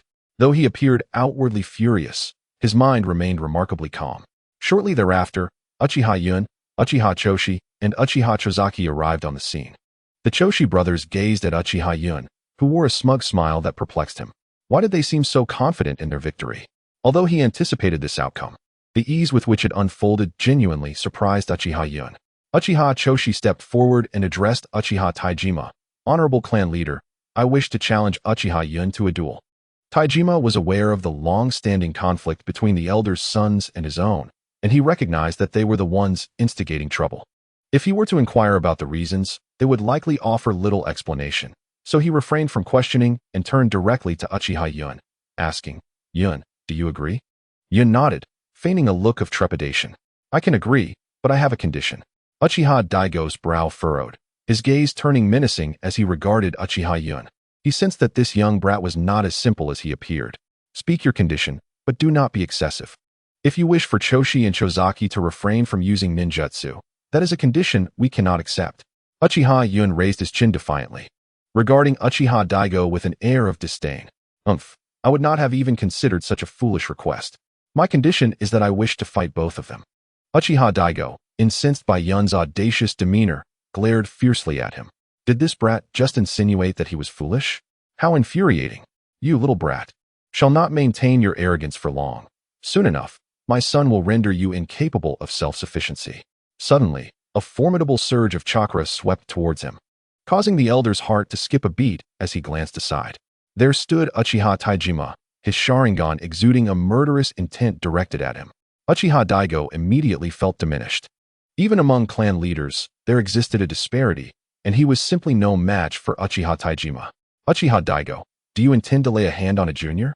he inquired, his voice tinged with incredulity. Uchiha Daigo's face flushed crimson with rage and frustration, yet he found himself powerless.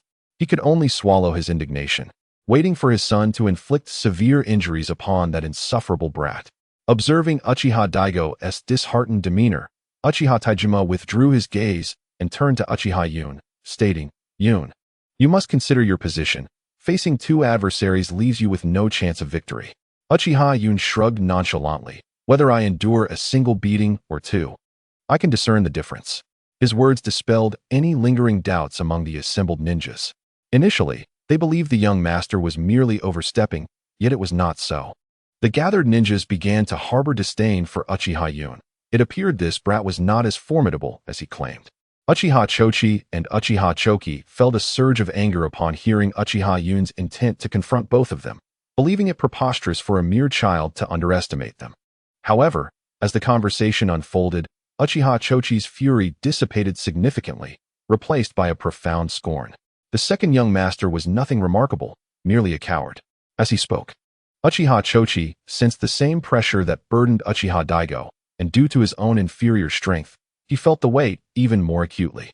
Witnessing this scene, everyone in the room exchanged glances, realizing that the clan leader's protective instincts were perhaps excessive, bordering on bullying the elder's family. While it was understandable to reprimand the elder for his indiscretions, interjecting in matters between the youth seemed excessive. Yet, they dared not voice such thoughts. Opting instead to sit in silence, playing a game of statues, Uchiha Yun reveled internally, wearing a smug expression as he regarded the two brothers. His demeanor exuding a sense of delight, as if to say, "I relish the sight of your frustration, knowing you cannot best me." As Uchiha Madara strolled along the street, he attentively observed the pedestrians and shops around him. Remarkably, he had never taken the time to truly appreciate the Uchiha clan. His life had been dominated by training or spending time with Uchiha Yun, or, more recently, undertaking missions. As he absorbed the atmosphere and sensed the chakra emanating from the throngs of people, a swell of pride surged within him. This is the Uchiha clan. This is one of the most powerful families of the warring states. This is a distinguished lineage. As he continued walking, Uchiha Madara noticed a large crowd gathered ahead. Curiosity piqued, he approached to overhear the discussions of the onlookers. They were speaking of the second young master's duel against the elder's two children. Indeed, they say it will be 1 against 2. One exclaimed, "Who doesn't he know that the second young master only began refining his chakra at the age of 7? The elder's children are nearly at the Chunin level, aren't they? Ha ha ha, this is truly amusing. Where does the second young master find such courage? It is said that he made this decision to avoid a beating. Is that so? In that case, the second young master is indeed clever. After all, he understands that he cannot win. His opponent will have both brothers taking turns against him. It is wiser to resolve the matter at once. Even if he loses this duel, he will have a reasonable excuse for being outnumbered." However, the murmurs of those around him left Uchiha Madara feeling frustrated. He realized that the more people knew about this matter, the more participants there would be in the betting.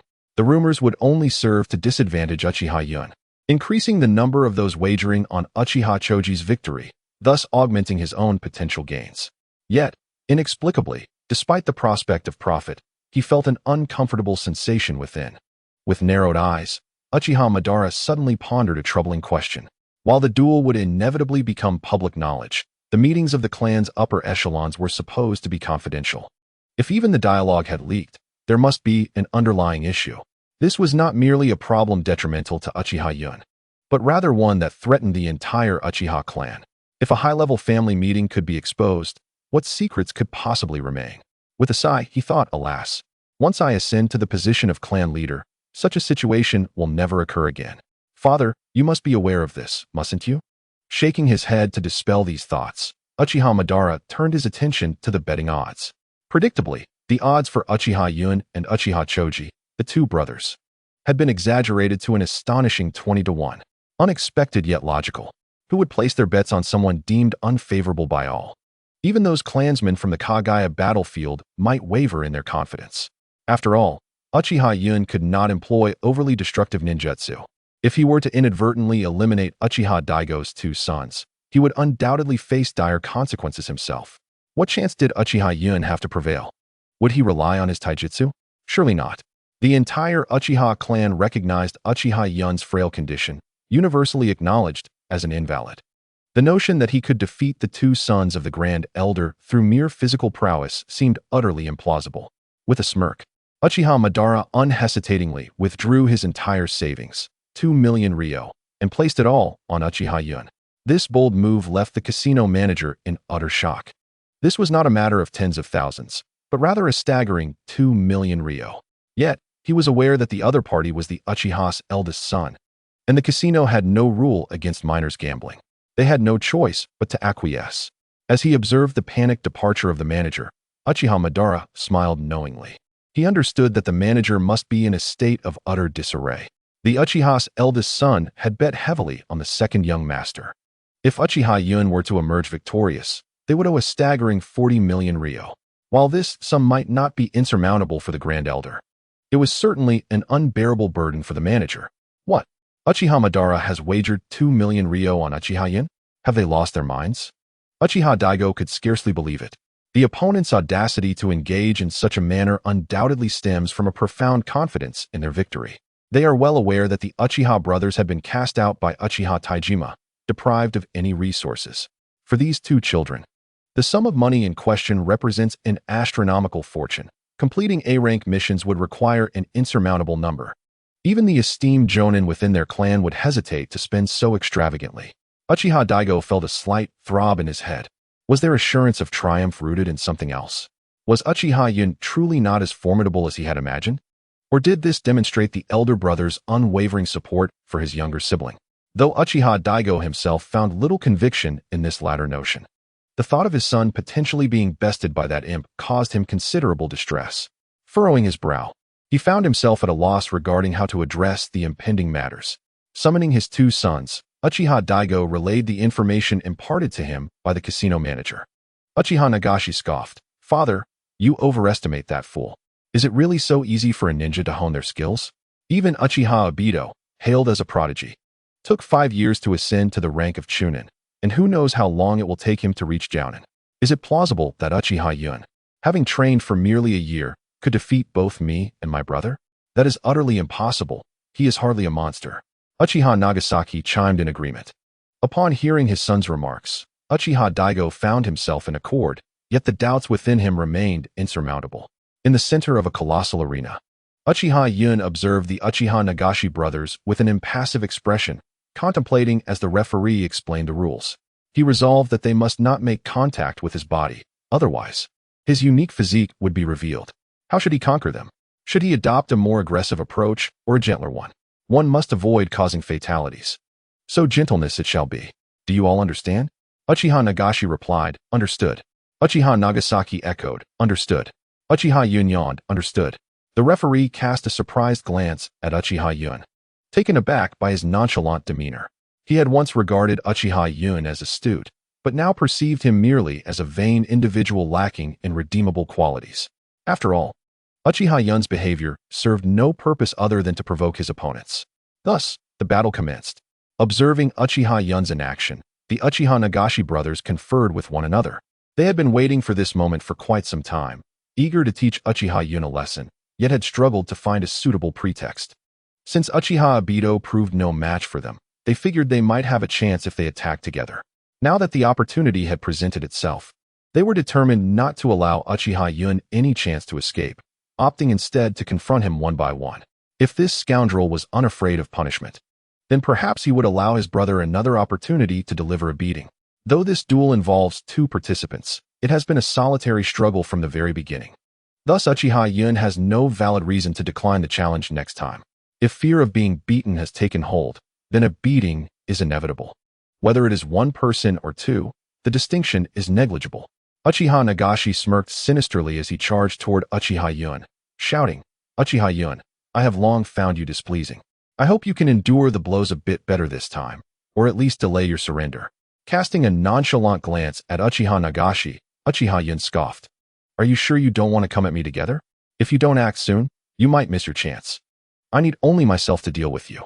Uchiha Nagashi dismissed Uchiha Yun's well-intentioned advice, feeling insulted and humiliated, his anger intensifying. With a subtle nod, Uchiha Yun reflected on how diligent his father had been in maintaining secrecy. Without further hesitation, Uchiha Yun swiftly formed hand seals. Water release, water dragon bullet. At the sight of the water dragon bullet, Uchiha Nagashi's pupils constricted in disbelief. This guy can't even be a genin yet. How could he possibly execute the water dragon bullet? And it's so thick. With no time to ponder, he quickly evaded the robust water dragon. As he wiped the cold sweat from his brow, he thought, this guy's ninjutsu is astonishingly powerful. If I were to be struck, I wouldn't just be injured, I'd be in serious trouble. Uchiha Yun's water dragon not only astonished Uchiha Nagashi, but also captivated the audience, who gasped at its size and power. Can he truly have trained his chakra for only a year? This is simply outrageous. They mused, what a monster. Even Master Madara does not possess such talent. Yet others speculated, perhaps Master Madara's taijutsu is equally formidable. Young Master Yun's taijutsu seems lacking. Who's to say who would emerge victorious? Did no one notice the sheer magnitude of young Master Yun's chakra? This was a B-rank ninjutsu. Indeed, the spectators' discussions revolved around Uchiha Yun's genius and extraordinary abilities. Uchiha Nagashi was on the verge of exploding with frustration. What am I, then? Merely a stepping stone? With a furious roar, Uchiha Nagashi charged once more, shouting, Uchiha Yun. Let us see how many water dragon bullets you can unleash. B-rank ninjutsu is not something a mere boy of your age should wield so freely. Disinterested in the confrontation with a mere genin, Uchiha Yun sluggishly formed hand seals. My apologies, but I can indeed use it at will. Water release, water dragon bullet. Having dodged another incoming water dragon, Uchiha Nagashi found it increasingly difficult to maintain composure. What if his opponent could actually deploy numerous attacks? All it would take was one hit to put him in jeopardy. Nagaki, come help me, he finally shouted, unable to restrain himself any longer. Uchiha Nagaki, startled by the massive water dragon, rushed forward upon hearing his brother's call. Observing the two brothers joining forces, Uchiha Yun mused, that should suffice. I shall unleash another ninjutsu. Water release, great waterfall technique. As Uchiha Yun grew increasingly adept at his technique, the number of hand seals required diminished significantly. A jutsu that once demanded 17 seals could now be executed with merely 12. Though this reduction may seem modest, it remarkably conserved time during battle. Uchiha Chotsi and Uchiha Chosaki gaped in astonishment at the immense water sphere before them. Damn it! How can this guy's ninjutsu be so vast? Is he intent on annihilating us? After narrowly evading the colossal water sphere, the devilish voice of Uchiha Yun echoed in their ears. Water release, great exploding water colliding wave. Upon hearing this, despair washed over their faces. To be precise, while the destructive power of this technique was not overwhelmingly potent, it served as a restraining jutsu. Once ensnared by this technique, the caster gained enhancement within the water sphere, while the trapped individuals endured a series of debilitating effects such as disturbances from the flowing water and oxygen deprivation. This imbalance would drastically widen the gap between them, which is precisely why it was classified as an S-rank ninjutsu. The disparity in physical prowess between Uchiha Yun and his adversaries was not sufficient to disregard the efficacy of this technique, contributing to their sense of hopelessness. This jutsu was akin to the expansive technique used by Kisame against Killer Bee.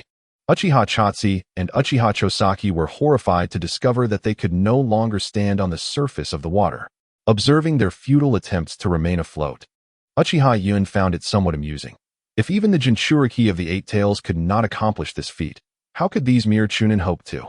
Their hearts began to race as the realization dawned upon them that they were indeed incapable of standing. The water level gradually rose, inundating their knees, then their waists, and eventually reaching their heads. The spectators were left in utter disbelief. The dueling arena was colossal, designed to prevent ninjutsu from harming onlookers. Yet here it was, submerged by a single technique. With the water level rising ominously, it seemed intent on engulfing the entire 30-meter arena. The audience, bewildered, cast aside their incredulous thoughts. He is just a child, only 8 years old, and his chakra is so extraordinary. What does this mean for the rest of us? Uchiha Daigo was rendered speechless. How could so much water emerge from a seemingly dry area? What kind of monster was his opponent? Simultaneously, watching his sons become engulfed in water without any means of rescue filled him with frantic anxiety. What was this? Drowning his own children with ninjutsu? Surely, this was not the intended use of such techniques. In stark contrast, Uchiha Yun thrived in his element, feeling as though every cell in his body was rejoicing, likely due to the influence of the Hozuki bloodline. Observing the two struggling against the rising tide, Uchiha Yun smiled coldly, like a fish gliding through water. He swiftly approached Uchiha Chotsi, seizing him and pulling him under. Uchiha Yun bared a menacing grin, brandishing his small fists at Uchiha Chotsi, who covered his mouth with trembling hands, shaking his head in terror as he gazed at Uchiha Yun before him. Uchiha Yun paid no heed to him, a malevolent smile gracing his lips as he struck Uchiha Nagatomo forcefully in the abdomen. Uchiha Nagatomo winced in pain, instinctively clutching his stomach and preparing to cry out. However, as he opened his mouth, a deluge of water surged in, silencing his cries. Those who have been submerged know that once the first breath of water is inhaled, the desperate urge to breathe follows relentlessly. As the water continued to pour in, Uchiha Nagatomo thrashed about in a futile struggle, with his legs ensnared by Uchiha Yun. Resurfacing was an impossibility, and he could only flail his arms in a chaotic frenzy. Gradually, his abdomen swelled, his struggles waning until, ultimately, his eyes rolled back and he lay motionless. Uchiha Yun had no intention of truly drowning him. Instead, he hastily delivered him to another ninja before turning his back. The moment his opponent lost the will to fight, victory was his. This method served to torment Uchiha Daigo, forcing him to witness his son's agonizing struggle in the water. Helpless to intervene, the duel had been his proposal, and unless Uchiha Nagatomo was gravely injured or on the brink of death, he could not call for a cessation of hostilities. Observing his brother's dire predicament, Uchiha Nagasaki was gripped by fear, swimming frantically towards the wall with the speed of a champion. Alas, within this jutsu, he could not outpace Uchiha Yun. Like a water specter dragging its prey, Uchiha Yun pulled Uchiha Nagasaki beneath the surface as well. He recalled the desperate longing for life in Nagasaki's eyes, the silent pleas for salvation. In the fleeting moments before losing consciousness, his final thought was, he must be a devil. Surely a devil. Father, save me. Witnessing the plight of his two sons, Uchiha Daigo fell into a profound silence, his heart brimming with hatred. He understood why Uchiha Madara had invested heavily, and why Uchiha Taijima held such affection for this son. Everything had been meticulously orchestrated, a scheme against the elder of the Uchiha clan. With bloodshot eyes, he cast a glance at the distant Uchiha Taijima, who was laughing heartily, and Uchiha Yun, who wore a sheepish expression. Uchiha Daigo turned away, and as he passed his two unconscious sons, he clenched his teeth and snorted coldly before departing. The onlookers erupted in fervor over the spectacle, exclaiming, "Is this fellow a monster? Is it not a boon to have a monster among us? Such an astonishing chakra. If I possessed such remarkable chakra, I too could stride confidently. But it's simply luck, I senti it. Luck? To reduce talent to mere luck is quite an accomplishment in itself. Damn Uchiha Nagatomo. These two fools have cost me a fortune. Be careful. Don't let the elder hear you, or you'll find yourself in a tight spot." The crowd buzzed with various opinions, yet most were jubilant, recognizing the emergence of an extraordinary figure within their clan, heralding the Uchiha's ascendance to even greater strength. With the Uchiha growing formidable, their kin would undoubtedly reap the benefits, both in status and wealth. The elder branch of the Uchiha clan certainly found themselves less than pleased. The stronger the clan leader's faction became, the more they would be overshadowed, eternally relegated to second place. Today, Uchiha Taijima truly regained his dignity. The genius of his eldest son was already well known, and now his second son had also showcased his remarkable talents, impressing everyone present. The sudden emergence of two extraordinary sons left many neutral parties eager to curry favor with him. However, as he observed his second son, Uchiha Taijima felt a twinge of concern. With Uchiha Cloud now exposed, many would surely seek his life in the future. It appeared that having an exceptionally gifted son was a double-edged sword. In the clan's conference room, Uchiha Taijima held a scroll in his hand, his face shadowed with a grim expression as he regarded the assembly below. "What are your thoughts on this matter?" he posed, prompting an eerie silence to descend upon the room, as none dared to respond first. The gravity of the situation was palpable. Uchiha Daigo, on the other hand, was disinclined to speak. He had little desire to even look at Uchiha Taijima. Were it not for the obligatory family meeting, he would have abstained from attending altogether. Sensing the heavy atmosphere, the second elder, Uchiha Shu, finally broke the silence. The northern clans have long harbored resentment. Now, with the combined assault from the Akimichi and Nara clans, we must retaliate. Uchiha Taijima nodded in agreement. A counteroffensive is indeed necessary. What is the status of our commander and the number and quality of the dispatched clan ninjas? Uchiha Shu pondered briefly. If we deploy too few, we won't be able to hold the line. If we send too many, the Hyuga clan from the south will surely become restless. Perhaps around 1,000 clan ninjas would suffice? He offered a reasonable suggestion. And what of the commander? He continued. I believe both Madara and Cloud exhibit remarkable potential.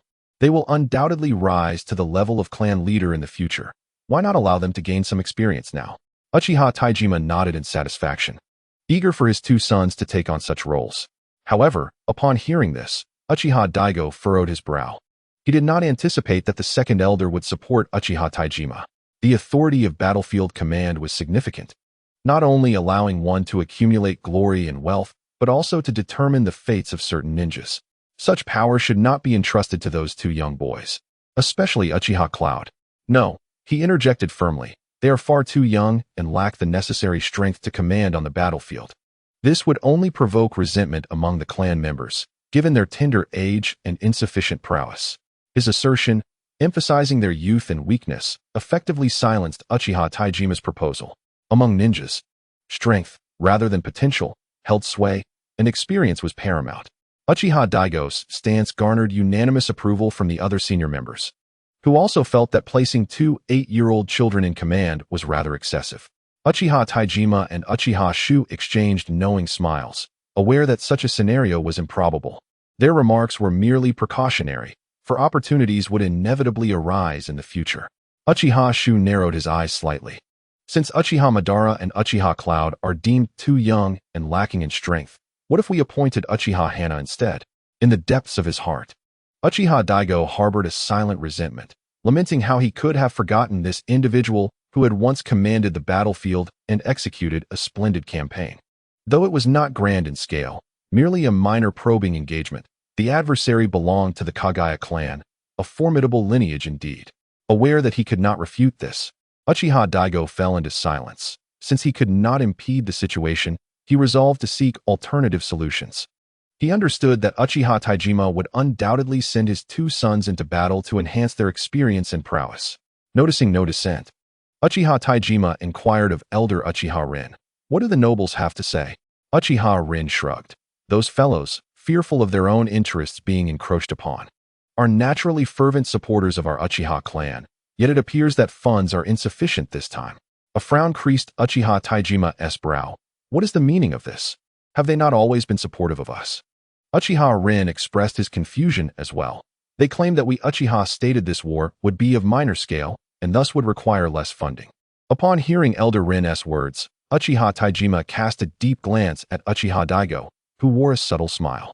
Without evidence linking Uchiha Daigo to this matter, Uchiha Taijima found himself powerless and could only swallow his indignation for the time being. Should the perpetrator be unveiled, the clan would undoubtedly not spare him. Harming the clan's interests was a grave transgression, one that none among them would easily forgive. Uchiha Taijima's tone was icy, as he, being the clan leader, was compelled to consider the welfare of the Uchiha. It was unexpected that someone would undermine them at such a critical juncture. After speaking, he surveyed the room, ultimately fixing his gaze upon Uchiha Daigo. Uchiha Daigo appeared unfazed, leisurely savoring his tea. "Ah, what a delightful brew. Why do you look at me so? Do you suspect me?" His voice bore an edge of indignation, yet his countenance betrayed no trace of anger. Uchiha Taijima, gritting his teeth, retorted, "I sincerely hope it is not you." In a sudden fury, Uchiha Daigo slammed his palm down on the table. Rising to his feet and pointing an accusatory finger at Uchiha Taijima, bellowing, "Uchiha Taijima, do not overstep your bounds. I am the esteemed elder of the Uchiha. Would I stoop to such deeds? Present the evidence if you possess any. Without it, do not slander me." The other elders and elite shinobi hastily stepped forth to quell Uchiha Daigo's ire, urging him to calm down. "Indeed, elder, temper your anger," they implored. "Leader, you have gone too far." Through it all, Uchiha Taijima remained a cool observer, his insight keen. The individuals attempting to placate Uchiha Daigo were clearly his allies, and their intervention only served to cast Taijima in a less favorable light. Seated in his position, Uchiha Taijima did not spare them a glance, coldly stating, "Enough. Are you all still children? You are, after all, the upper echelon of our clan." With this singular remark, the room fell into silence, and the individuals retreated sheepishly to their seats.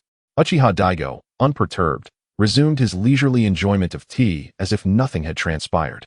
Uchiha Yun reclined comfortably on the tatami mat, observing Uchiha Madara, who was busily engaged in preparations. With a hint of impatience, he remarked, "Madara, what is all this? Is such grandeur truly necessary?" A prominent frown appeared on Madara's forehead as he turned to Yun with a stern expression. "We are heading into battle, not embarking on a leisurely outing. Can you afford to be so unprepared?" Tilting his head in confusion, Uchiha Yun inquired, "Why not? That fellow is the only one thus far who isn't afraid of my punches." Madara was taken aback, staring at Yun in disbelief. "You don't mean to send him in first while you stay back and cast jutsu, do you?"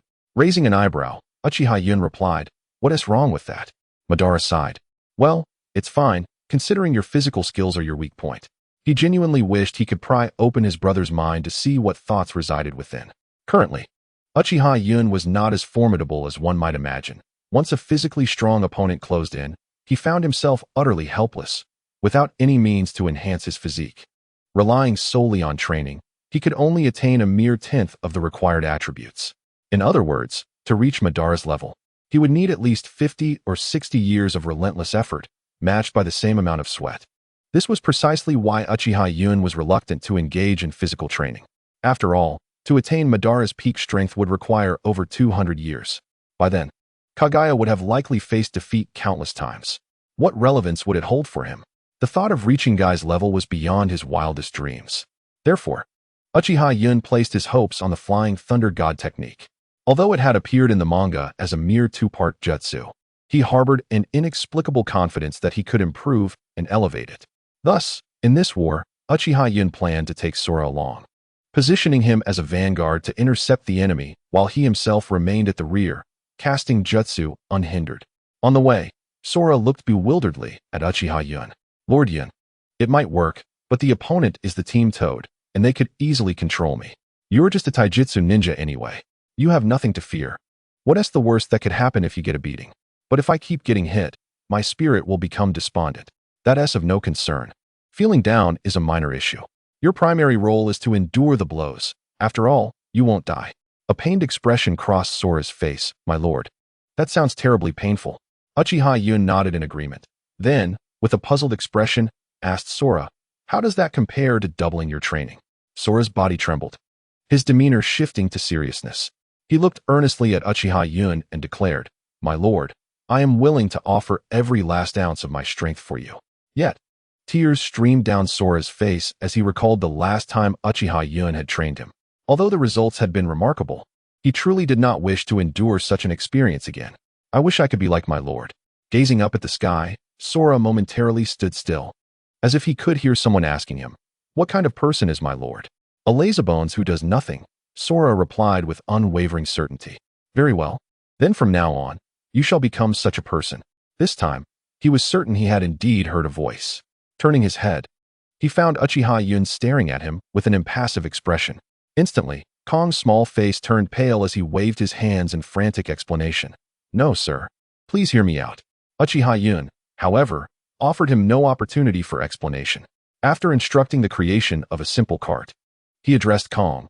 You shall pull this cart to the battlefield. The surrounding ninjas twitched their lips. Typically, ninjas did not utilize horses, resorting to carts only for the transportation of supplies. With the supply troops stationed at the rear, Uchiha Yun was further compelled by Uchiha Taijima to lead the troops ahead, with Uchiha Hatsu keeping watch. While Uchiha Hatsu would certainly hold his tongue, the likelihood of other clan members reporting the situation remained uncertain, compelling Uchiha Yun to seek his own means of transport.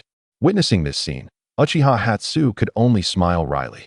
He had no desire to offend this second young master, whose formidable talent was bound to overshadow him. He was eager to curry favor, for who knew? Perhaps one day the position of clan leader would fall to this very young master. Kong gazed at the cart, his expression one of utter bewilderment. Had he just fallen victim to an illusion? Why had he sensed nothing at all? Yet, the situation had already unfolded, and with tears welling in his eyes, he resolved to carry out this task. Observing Kong's struggle, Uchiha Yun sighed. Kong, it is not that I am being difficult with you, but rather that you are not striving hard enough. Your clan possesses a talent that can undoubtedly excel in physical arts. Why do I say this? You do exert effort, but it is insufficient, and you harbor a tendency toward laziness. Thus, I must supervise you. I see this as merely an excuse for your laziness, Uchiha Yun remarked. His fist clenched, casting an irritated glance at the person beside him. Madara, if you believe so, then you may disembark, you rascal. After approximately 3 days of travel, the group finally arrived at their destination. Gazing at the dense forest ahead, Uchiha Yun was filled with questions. Pointing at the thicket, his expression exaggerated, he asked, are you certain this is the battlefield we will be facing? Uchiha Hatsu shrugged his shoulders. The Nara clan excels in shadow techniques, while the Yamanaka clan possesses formidable mental prowess. Their family's techniques are rather peculiar, capable of controlling an individual. Neither of these clans excels in combat. Uchiha Yun suddenly understood. So, among these 3 clans, only the Akimichi clan possesses significant lethality. Thus, their combined might is unparalleled. Many strategies cannot be executed on the plains, rendering the Nara clan's combat effectiveness less impressive, correct? Uchiha Hatsu nodded. Indeed, while the disparity is not particularly vast, the forest allows the Nara family's advantages to flourish. These fellows will not overlook any opportunity to enhance themselves. As he spoke, Uchiha Hatsu appeared somewhat troubled. In the forest, although Uchiha could perceive chakra flowing within the human body, he could only discern a shallow layer. Any obstruction rendered clarity elusive. Uchiha Yun pondered for a moment before suddenly addressing Uchiha Hatsu. But, are they not the ones attacking us? Why should we rush to confront them? Uchiha had a sudden epiphany, striking his left palm with his right hand. Indeed, all we need is to defend ourselves. With a look of exasperation directed at the excited personnel, Uchiha Fa found some understanding in Uchiha Yun's perspective. The Uchiha clan had long occupied a dominant position in the ninja world. Typically, when they entered the battlefield, they charged in recklessly, rarely facing defeat. Their family's aggressive nature was well known, and the nobility relished having such a formidable clan to assist in expanding their territories. It was not surprising that they had not grasped the situation immediately. Yet, Uchiha Yun harbored a lingering suspicion that matters were far from straightforward, as though an intricate web were enveloping them. That night, while Uchiha Yun was nestled in a deep slumber, he was abruptly roused by a cacophony of noise. Emerging from his tent, he surveyed the chaotic camp and frowned, seizing a clan ninja by the arm and inquiring, "What is happening?" The ninja, his expression tense, replied, "The three clans have launched an attack." Without another word, he dashed towards the source of the commotion, observing the frenzied activity around the camp. Uchiha Yun narrowed his eyes. Is this merely a nighttime raid? That seems improbable. The Uchiha can perceive chakra, making night battles disadvantageous for the enemy. Clearly, the situation is more complex. Reaching the perimeter, he noted the Uchiha clansmen, their crimson eyes darting about, yet no sign of the enemy was visible. With a heavy heart filled with uncertainty, Uchiha Yun approached Uchiha Madara. "Madara, what transpired?" Madara, his brow furrowed and preoccupied, responded, "A few enemy ninjas came, threw some shuriken and explosive tags, then retreated." With arms crossed, Uchiha Yun studied the map before him, murmuring, "A war of attrition? Perhaps, but the likelihood is minimal." During wartime, ninjas rarely undressed or removed their footwear while sleeping. Even in a surprise attack, they could quickly organize a counteroffensive. While a war of attrition could yield some effectiveness, the enemy would surely not entertain the notion of exhausting the Uchiha. Unable to unravel the mystery, he decided to set it aside and return to his tent, swiftly drifting back into sleep. Throughout that night, the ninja from the three clans attempted multiple incursions. Yet their efforts were limited to tossing a few shuriken before fleeing. Uchiha Fa was not foolish. He promptly ordered his clansmen to clear the surrounding trees and established 3 levels of alarm, the first being the lowest. This way, the Uchiha could detect enemy movements from afar and sound alarms of varying intensity based on the number of foes. Consequently, the enemy's harassment tactics were effectively neutralized. This back and forth continued for 3 days, yet Uchiha Yun's bewilderment only deepened. Why was the enemy persistently harassing them, even with small contingents? What advantage did they gain from delaying? Their supplies would soon arrive. Suddenly, Uchiha Yun shot up, rushing to Uchiha Fa's tent and shaking him awake. Seeing the urgency etched on Uchiha Yun's face, Uchiha Fa felt a pang of anxiety. "Second young master, what is the matter?" Uchiha Yun quickly inquired. "Are you certain they remain in the forest?" Uchiha Fa paused, momentarily at a loss. "Can we be sure?" he murmured, realization dawning upon him. Behind the forest opposite our camp lies a city, once the domain of the Uchiha clan, now a territory contested by 3 factions. Each day, a small contingent of their ninjas launches attacks, yet we have yet to witness their main forces. There is certainly something amiss. Uchiha called out loudly from outside the tent. "Quick, convene a meeting." Soon, all the leaders involved in this war had gathered.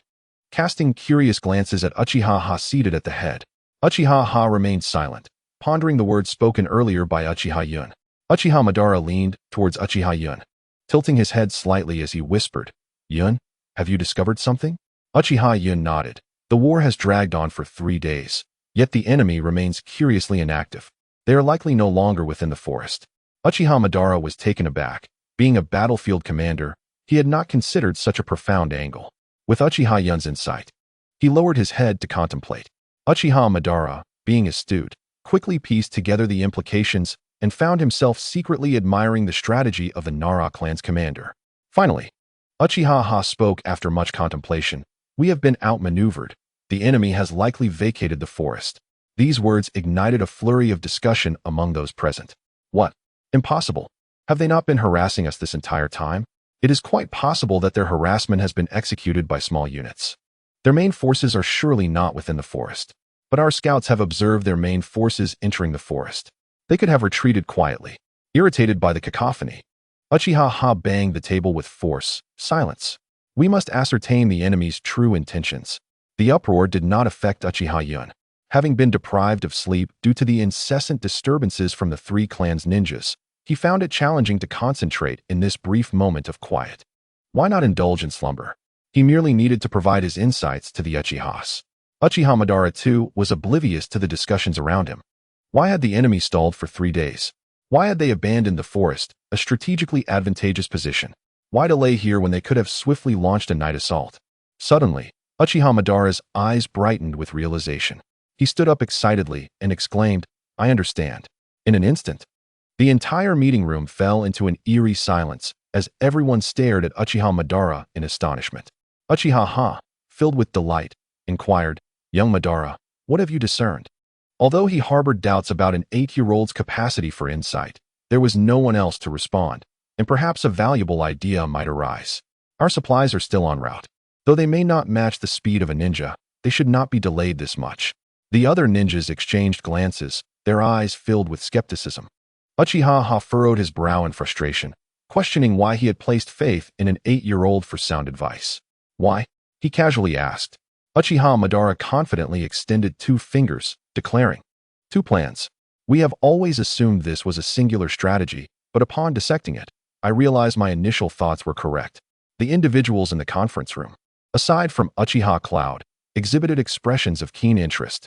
This bolstered Uchiha Madara's confidence immensely, considering his psychological age was merely 8. At this moment, the approval of these adults served as his greatest encouragement. Clearly, they had prepared 2 distinct strategies. The first involved an ambush in the forest, engaging in guerrilla warfare, with numerous traps such as explosive tags hidden within the foliage. The second plan entailed a defensive position, compelling them to withstand a siege until their supplies ran out, forcing them into the forest for a brutal confrontation, one they would likely be ill-equipped to handle, leaving them with no option but to retreat. Uchiha Itachi nodded in agreement, recognizing that the 3 clans were indeed formidable, and it was improbable they would launch an assault with only 1,000 shinobi against the Uchiha. However, why did they initiate conflict with such a modest contingent? Clearly, they were reluctant to engage but were tempted by the allure of profit. At some point, Uchiha Cloud, who had been dozing, opened his eyes and raised a single finger in a gesture of contemplation. Uchiha Itachi felt a pang of confusion. What were these 2 young masters discussing? He found himself unable to comprehend. The implication was clear. The 3 clans were not the main force. Someone harbored ulterior motives towards the Uchiha. Just as Uchiha Itachi was about to voice his thoughts, a ninja burst into the conference room. Panic evident on his face as he addressed Uchiha Itachi, "Commander, the Hyuga clan has launched an attack on our clan, with the clan leader personally leading the charge." Uchiha Itachi immediately rose, his expression darkening. Although this news seemed tangentially related, its implications were profound. It signified a severe shortage of resources within their clan and implied that, even amidst escalating conflict, reinforcements would no longer be forthcoming. He looked at Uchiha Cloud with a hint of reverence. What was this second young master? 8 years old? Throughout the discussion, all the ideas had originated from him, prompting Uchiha Itachi to seek his opinion. So, young master, what is the adversary's objective? Plan 1. Should we engage them in the forest, their numbers would vastly outnumber ours, leading to our utter defeat. The Hyuga would then launch a full-scale assault on our clan, and caught between 2 fronts, we would undoubtedly suffer catastrophic losses. What of Plan 2? Plan 2 entails us holding our ground without entering the forest. They possess a city and can resupply at will. By severing our supply lines, they can easily overpower us. If we are compelled to confront them, they will still employ overwhelming force to annihilate us. Upon hearing this, Uchiha Itachi was drenched in cold sweat, realizing that if events unfolded according to this script, the enemy would seize large territories in the north, compelling the noble families to further oppress the Uchiha, confiscating their resources and damaging their reputation. Thus, the future for the Uchiha clan would become increasingly grim. and he would inevitably be branded a pariah within the family. Uchiha's expression was one of bitterness. These strategies, though seemingly simple, proved to be remarkably effective. It was akin to knowing that one must participate in a team battle, yet being distracted by a wounded ally nearby. Should one engage or abstain? Engaging might not guarantee success, while abstaining breeds discomfort. Uchiha was far from foolish and soon contemplated a solution. Addressing Uchiha Yun, he said, "Gentlemen, we require your assistance in incinerating the provisions. How many personnel do we need?" He understood that Uchiha Yun possessed an extensive range of ninjutsu and an immense chakra reserve. Thus, entrusting this task to him was the wisest choice. Uchiha Ban would remain alongside Uchiha Yun, and their synergy in task execution was well established. The selection of additional team members was left to their discretion. After exchanging a glance with Uchiha Ban, Uchiha Yun stated, "Let us proceed with 3, plus 1 additional." Uchiha hesitated momentarily, but ultimately nodded. After all, it was the gentleman's own decision. Following reconnaissance, the Uchiha ninjas were relieved to confirm the presence of numerous explosive tags within the forest. This validated Uchiha Yun's analysis, allowing them to proceed with their planned actions. Meanwhile, Uchiha Yun and his 2 companions arrived beneath the walls of a city occupied by the 3 clans. Uchiha Yun nodded to his comrades, applying chakra to his feet as he ascended the towering wall with ease. Upon reaching the top, he activated his Sharingan and, finding the area devoid of sentries, gestured to his companions below. "We shall split up. Upon locating the warehouse, we will reconvene here. I will handle the incineration myself. You are aware of my unique abilities. They cannot harm me, nor can those skilled in sealing techniques bind me," Uchiha Yun stated with gravity. The 2 exchanged glances and nodded before parting ways. He held no concerns for them. Uchiha Ban possessed the Sharingan, giving him an advantage in visibility during the night, and he was adept in taijutsu. As for Kong, his survival skills were exceptional, and his speed nearly rivaled that of a lower-ranked ninja, making him difficult to eliminate. Ironically, he was the one most unlikely to escape. Once detected, pursuit would be straightforward. Navigating cautiously through a multitude of blue figures, Uchiha Yun diligently searched within the city. After several convoluted circuits, the 3 regrouped atop the wall. Uchiha Yun stroked his chin, wearing a look of exasperation as he remarked, "These fellows are indeed astute. The provisions are strewn across various locations. Thus far, I have identified 8 distinct hiding spots. Indeed, these cunning individuals have distributed their supplies so widely on their own territory. It is difficult to articulate my thoughts on the matter." Uchiha Ban sighed in agreement. With a mischievous grin, Kong chuckled, cradling his head with his arms, and suggested, "Shall we abandon our efforts?" Uchiha Yun shot him a disapproving glance, but remained silent, merely scratching his cheek in contemplation. Within the city, in a seemingly opulent dwelling, a corpulent man with long hair, a pineapple-haired individual, and a woman of undeniable charm convened. The rotund figure gazed at the pineapple-headed individual and remarked, "Just now, the secret ninja mentioned the discovery of 3 younglings, 2 of whom appear to be from the Uchiha clan." The woman scoffed disdainfully. 3 younglings? Does the Uchiha clan look down upon us? In stark contrast to her dismissive attitude, the pineapple-headed man displayed palpable excitement, stating, "Those 2 younglings must be the sons of Uchiha Taijima, both possessing exceptionally prodigious talents." The rotund figure paused in surprise. "Nara, where did you acquire this intelligence?" Nara Shikamaru chuckled, "That's not for you to inquire. Just know it has a source." Yamashiro Saika concurred. "Indeed, caution is always prudent. However, if these 2 younglings are indeed the seeds of the Uchiha, we must not act rashly." The rotund figure disagreed with Yamashiro's sentiment, waving his hand dismissively. "Ah, the Uchiha are hardly preoccupied with us at present. While they are formidable, our 3 clans are not to be trifled with. Until their talents mature into the clan's pinnacle combat prowess, they remain merely prodigies." Nara Shikamaru picked up a book and laughed. "And what of it if they do attain such prowess? The dead hold no value." Akimichi Kido, the rotund figure, pondered before suggesting, "Shall we send someone to eliminate them?" Nara Shikamaru stroked his chin, rejecting Akimichi's proposal. According to the intelligence, both youngsters have awakened their ocular powers. In terms of night vision, we cannot match them. It would be unwise to attempt capturing them under the cover of darkness. Let them come to us. Akimichi Kido inquired, "You mean by cooking food?" Yamashiro Saika added. Uchiha Madara squatted, contemplating for a considerable time. This poses a dilemma. As soon as we burn a granary, they will react. We must bear the risk while ensuring their supply lines remain intact. Kozo continuously grasped his head in frustration. Lord Madara, perhaps we should simply retreat. After all, the three of us could never accomplish this. Uchiha Madara shook his head vehemently. How can one so easily concede? You fool! Isn't that disgraceful? What disgrace? It's better than losing one's life. Uchiha Kyumo retorted nonchalantly. A series of furrows formed on Uchiha Madara's forehead, teetering on the brink of an outburst. Gritting his teeth, he directed his ire at Uchiha Kyumo. Kyumo, stop indulging in your meal. Where did you pilfer that food from? Uchiha Kyumo disdainfully tossed the food he held to the ground. I just took it from a civilian house. It's truly awful and even moldy. Uchiha Madara clenched his fists repeatedly, ultimately relenting. How could this individual still be preoccupied with food? Just moments ago, he thought he had changed, only to abandon that notion after a few minutes. Did he not consider the context? Even worse, he consumed someone else's provisions and then complained about their quality. Wait. Food. Awful. Moldy?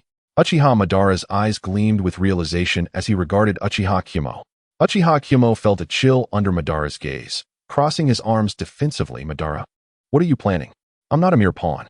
Uchiha Madara leaned closer to Uchiha Kyumo's ear, whispering a few words. Uchiha Kyumo's eyes brightened, nodding incessantly. As Kong stood aside, his lips twitching incessantly, he pondered. What secret conversations could those two possibly be having? Did they regard him as a spy for the other? Were they wary of him?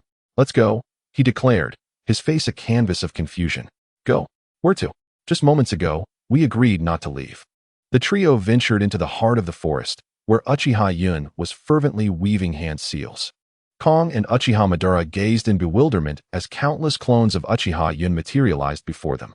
Although this strategy had been proposed by Uchiha Madara, he had never anticipated that Uchiha Yun would become an overwhelming force today, with no fewer than 20,000 shadow clones at his disposal.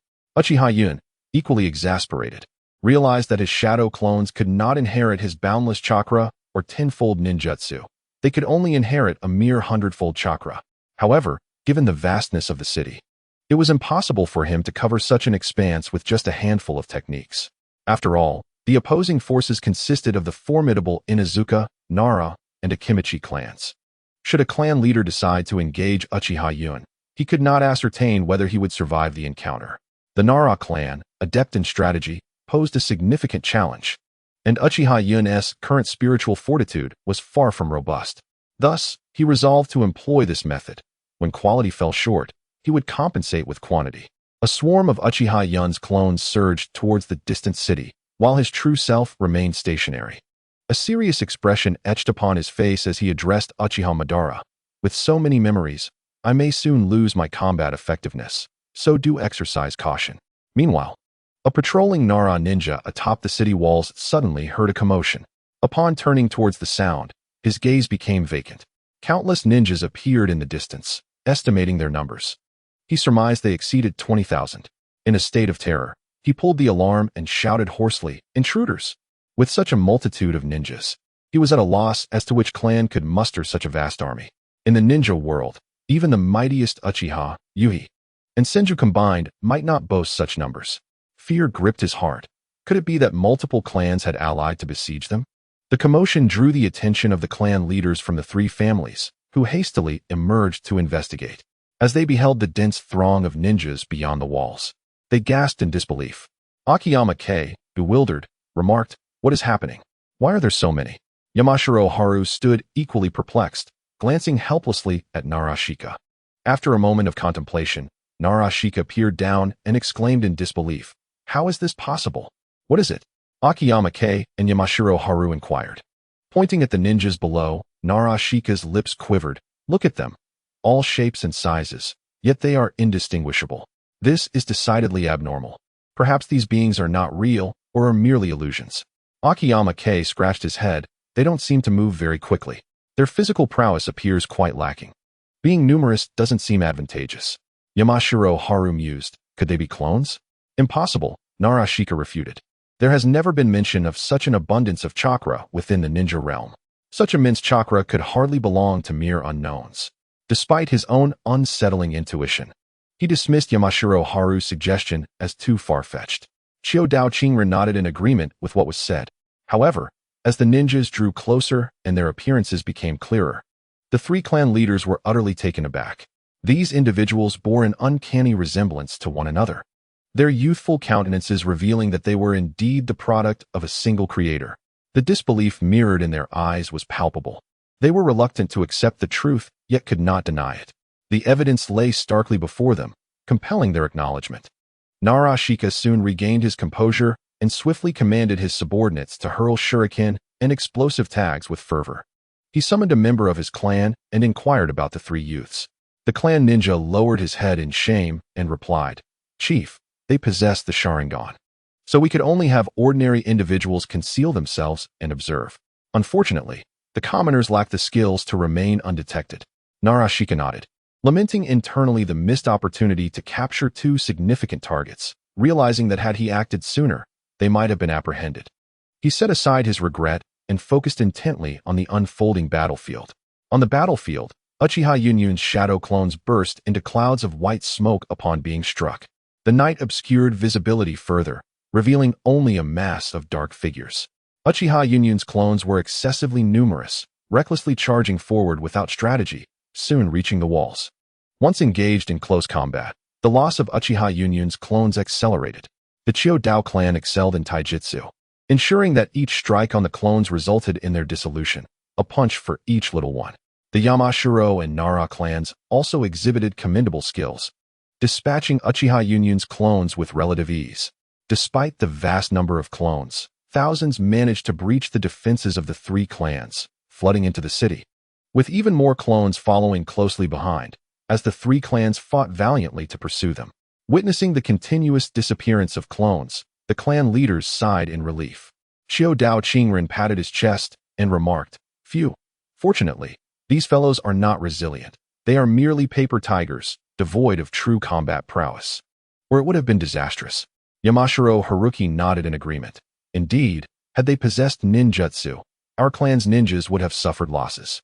Only Naruto remained silent, observing the fleeing shadow clones with an unsettling feeling. "My lord, there is more to this chapter. Please turn to the next page to continue reading. The following content is even more thrilling."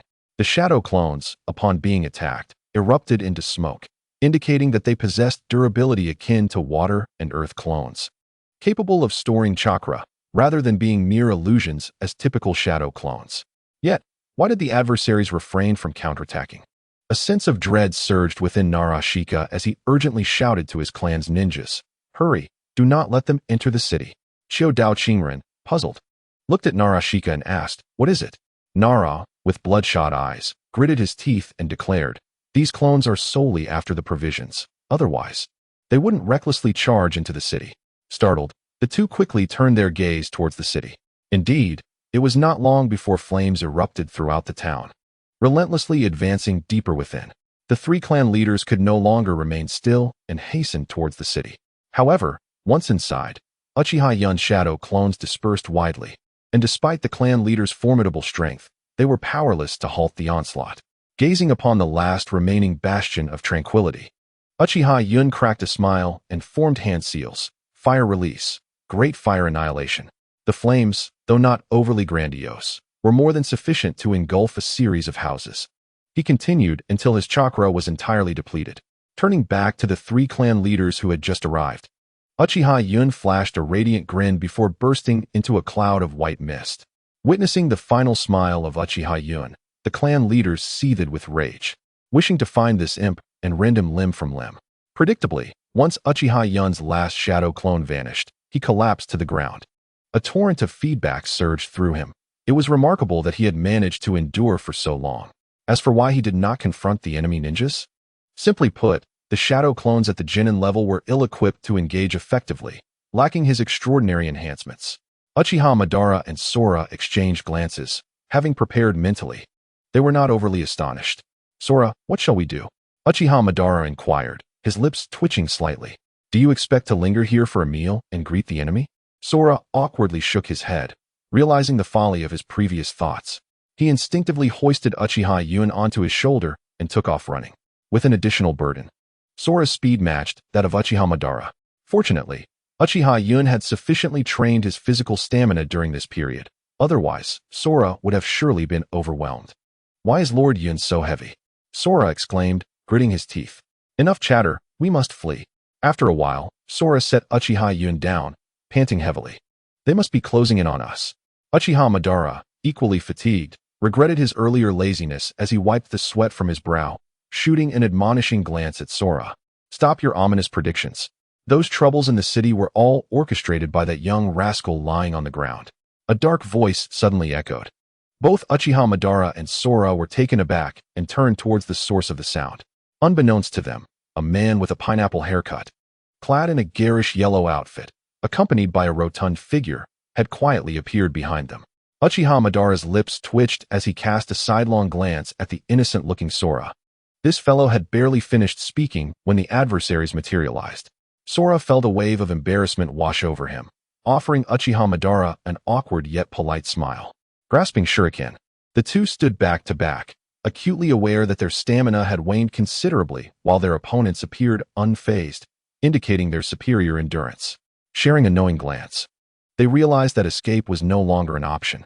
The physical stamina of both individuals was nearly exhausted, while Sora could recover at any moment. Uchiha Madara lacked such restorative capabilities. Abandoning Uchiha Madara was simply not an option for Sora. Madara activated his Sharingan, scrutinizing the situation. With 3 Jonin present, escape seemed implausible. Sora nonchalantly nodded, acknowledging, "Well, I was destined to perish anyway. Lord Yunin saved me, so it's not entirely in vain." Madara delivered a punch to Sora, retorting, "What nonsense are you spouting? If death is to come, one must at least take someone along for the ride." With that, Madara brandished his kunai and charged forward. Sora shook his head, dispersing his fatigue with chakra. There was no need to do so earlier.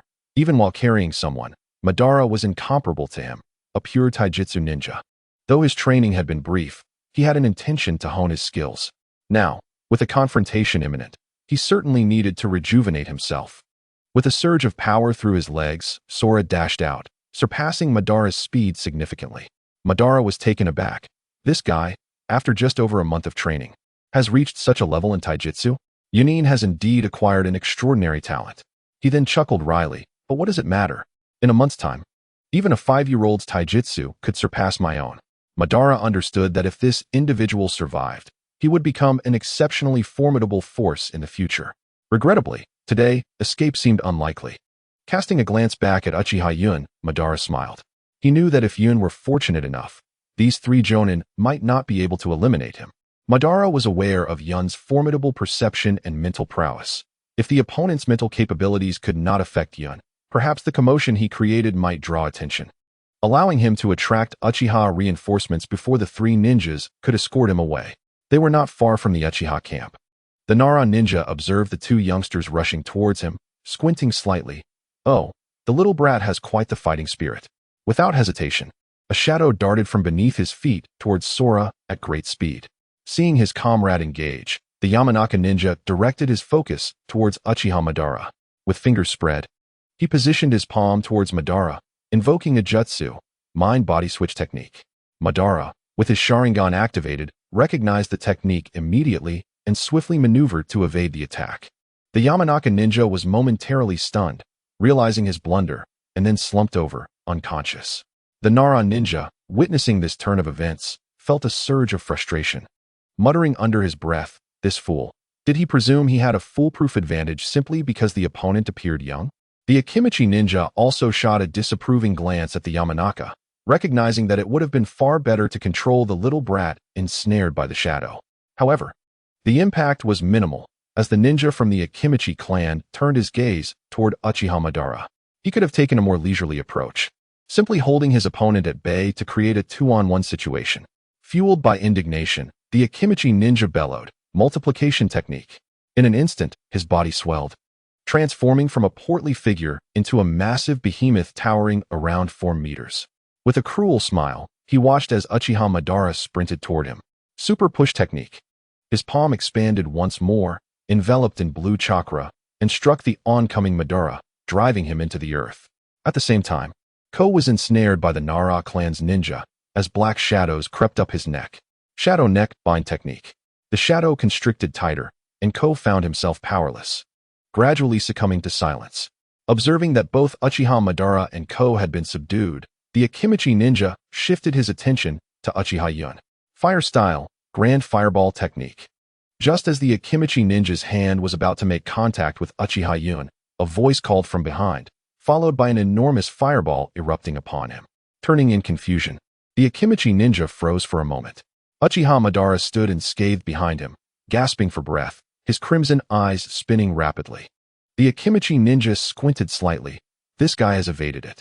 Yet, no matter what, you are merely a chunin, he remarked with a cold smirk. Suddenly, his belly ballooned, his limbs and head retracting into his body, meatball battle car. He then spun rapidly, crashing down with a thunderous thud as he rolled toward Uchiha Madara. His speed was astonishing. Before Madara could react, he collided violently with him, sending Madara flying over 10 meters and causing him to spew blood. The Nara clan ninja, witnessing this, swiftly extended his shadow, racing toward Uchiha Madara to restrain him in place. It is over, Uchiha brat. No matter how talented you are, your fate is sealed here today. The Nara ninja revealed a sinister grin. Is that so? I beg to differ. Ko's voice resonated in his ears. In disbelief, he glanced down at his belly. A kunai was embedded there, blood dripping onto the ground, staining the grass crimson. This blow shattered his technique, and the shadow retreated to his feet. His eyes widened in shock. How is this possible? I had broken your neck. Ko chuckled darkly. Villains perish from excessive chatter. That is a lesson taught to me by Lord Yun, so you need not know. Meet your demise. He raised his hand, kunai poised to slice at the Nara ninja's throat, yet halted just a centimeter from his windpipe. With a sudden shift in tone, he exclaimed, "Ah, so close, but thankfully I made it in time." The Nara ninja sighed in relief. You scoundrel, if it weren't for you, we would have won long ago. On the other side, the ninja from the Yamashiro clan had unknowingly shifted from a reclining position to a half-kneel, his hands performing a peculiar gesture, controlling the empty body. This ninja made a beeline for Uchiha Obito. As he witnessed the empty figure charging towards him, Obito immediately comprehended the situation, his brows furrowing in confusion about what to do. However, the empty figure showed no concern, brandishing a kunai and launching a frenzied assault on Obito. The nearby Akimichi ninja furrowed his brows in dismay, thinking, has this fool become overly confident again? He must detach from that body at once. Obito's taijutsu was not on par with the empty figure's prowess, and soon, he found himself adorned with an array of injuries. Gritting his teeth and glaring at the ferocious visage of the empty figure, Obito silently vowed, if I survive this, I shall make this fool pay dearly. Practicing taijutsu is one thing, but now he is aiding the enemy. While swinging the kunai, the empty figure laughed maniacally. Huh? Little brat, how does it feel to be injured by your own comrade? Quite exhilarating, isn't it? Ha ha ha. I must act swiftly, faster still. Obito clenched his teeth, struggling to fend off the relentless assault. With a roar, he hastened the speed of his kunai strikes, his Sharingan spinning ever faster. I must be quicker, quicker still. Suddenly, he perceived that the empty figure's movements were beginning to slow, increasingly sluggish. Ultimately, he was no longer relying on instinct and vague traces to defend himself, but could distinctly see the trajectory of the empty figure's arm. The single tomo in his Sharingan split into two. Now that he could see it, he could follow it. The empty figure looked astonished at Obito, surprised that this little brat had evolved at such a critical moment. Sensing the increasing adeptness with which the boy dodged his attacks, he grew somewhat anxious.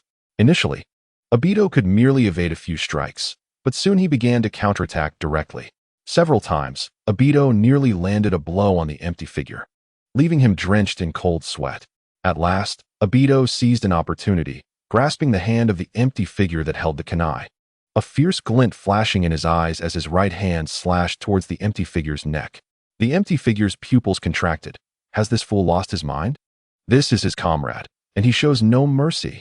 Once the Yamashiro clan controls another, any harm inflicted upon the controlled individual is equally inflicted upon the controller. Thus, he dared not endure the strike and hastily withdrew from the empty body. Obito's kunai grazed the empty figure's neck, eliciting a spray of blood. Seeing the Yamashiro ninja retreat from the empty figure, the Akimichi ninja seized the moment and shouted, "Super push technique." His hands enlarged as he dropped low, his palms crashing down with overwhelming force at the location of Obito, and the empty figure. In an instant, sand and stones flew, and dust erupted into the air. As the dust settled, both the empty figure and Obito lay breathless in a massive crater. Gazing up at the azure sky, Obito fell into a trance, murmuring, "Is this how I am to perish here?" The Akimichi ninja has also withdrawn from the multiplication technique, a jutsu that demands an extraordinary amount of energy. And at this moment, he is nearly depleted. Compared to the conditions of Uchiha Madara and Sora, the three clans ninjas are equally beleaguered. The Nara ninja has suffered a stab wound to his abdomen, blood continuously flowing from the injury.